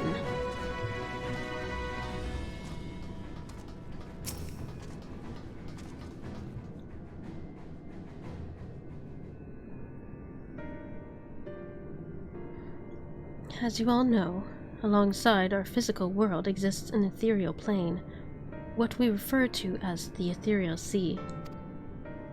At the heart of the star, the physical and ethereal are the one and the same. Thus, the deeper we go, the easier it becomes to pass between said planes. We utilized this principle when constructing the anti-tower, and once more here in Thought Mason. No sooner did the Forum decide to withdraw from Eorzea than we began to work on this facility. Our work culminated in a device that allowed us to peer deeper into the ethereal sea than ever before, in search of Heideland's ever fainter echoes. The IETS scope. And you communicate with her through this device. For a time, yes, but since the 7th Umbral Calamity, it has been rare to hear even a whisper. If you wish to reach her, you must journey closer to the center of the star than we have ever dared, beyond the ATIA scope. Even so, I make no guarantee that you'll find her, nor of your safety, not so deep in the ethereal sea. We understand, but if we are going to deliver this world, we have no choice but to try.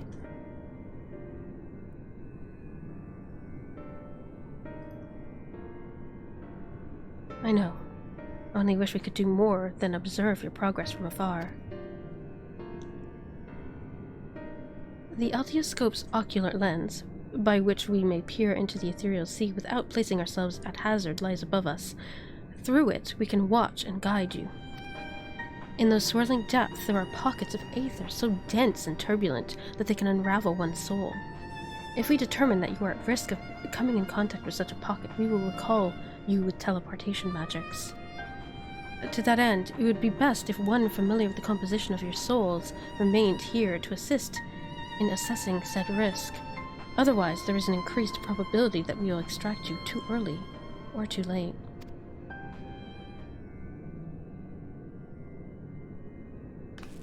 Please allow me. I'm gonna say probably Kryl. I have thought upon this much, and in truth, I do not believe that I am fit to join you in the trials ahead. The events at Tower Babel drained me, yes, but even before that, your capabilities far outstrip my own. This is no time when we have a weak link in our vanguard, no matter how much she may wish it were otherwise. If I assist in the manner that Master Fushinol has laid out, however, I may still be of use. Will you trust me to do so? I can think of none I'd trust more, compared to all the effort you put to keeping us alive when our souls were in the first. Preventing us from dissolving into aether on a single expedition ought to pose no challenge at all. And even if we did, I expect you would hunt us down and restore us to health somehow.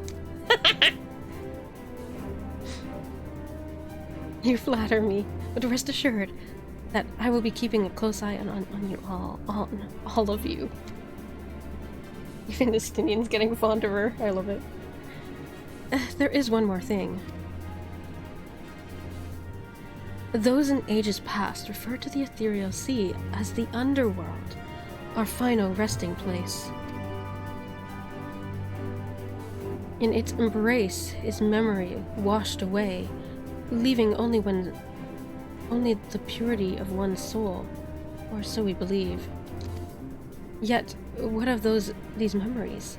Few think to ask what becomes of them, cast adrift on the ethereal tides. Some theorize they linger for some time, those associated with strong sentiment in particular.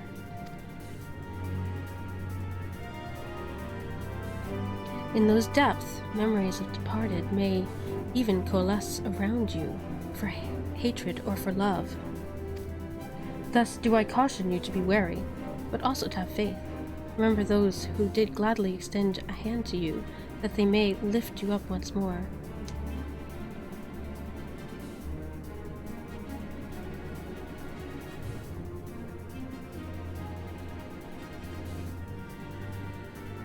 Oh, big purple cat. Calm down here, you. Come on. Down you go, buddy. Yes, I know. Food soon. Getcha. What time is it? I'll get you food before I start the dungeon, okay? Let me just talk to people.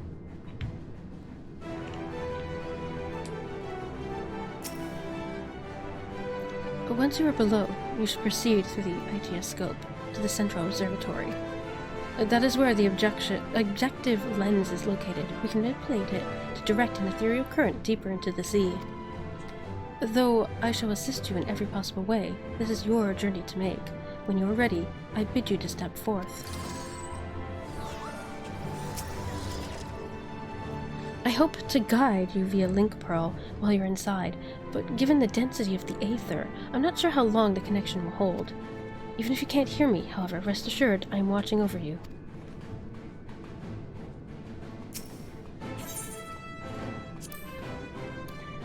Maybe our enemies are down there, but if we've beaten them once, we can beat them again. I'm more concerned about our meeting with Heidelin. We may find our truth, but what if... No, I would rather not think on it. Let us move on.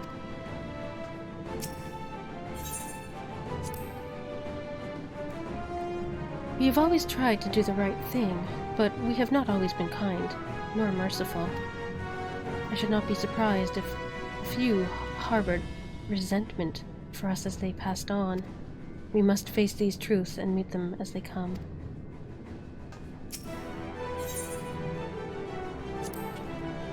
I cannot help but think of those who were transformed into beasts. Their aether dissolved into nothingness, their souls lost forever. Are forever lost.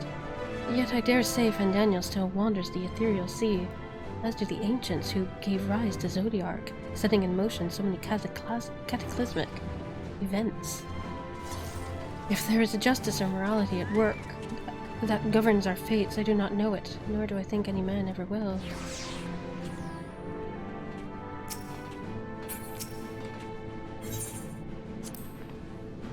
I now understand why these facilities are so heavily guarded. If it fell into the wrong hands, the wisdom of Hydaelyn could be dangerous, 'tis true. However, that danger is naught compared to what would result should common folk en masse venture into the ethereal sea unprepared, which they most certainly would, if they thought it would allow them to speak to the dead. Once that secret got out, no rational argument could dissuade people from wanting to see their loved ones, no matter how ephemeral the meeting.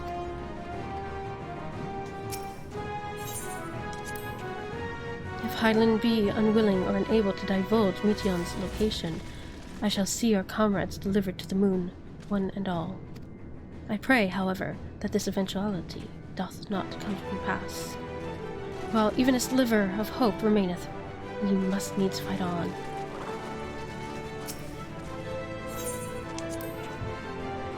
I've seen more than enough death in my time. Friends, enemies, far too many to count. Once revenge was all I lived for.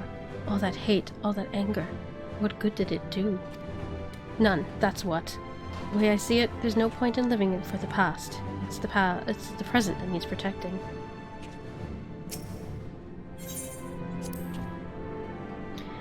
If some part of them remains in the ethereal sea, do you think...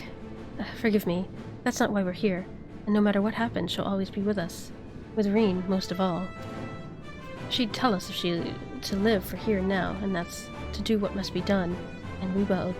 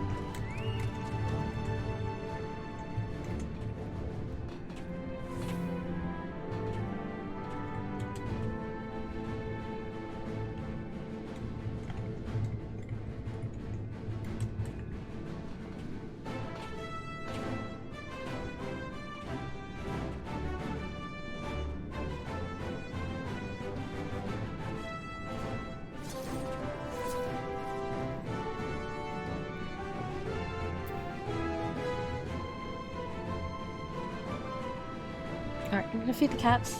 Be right back.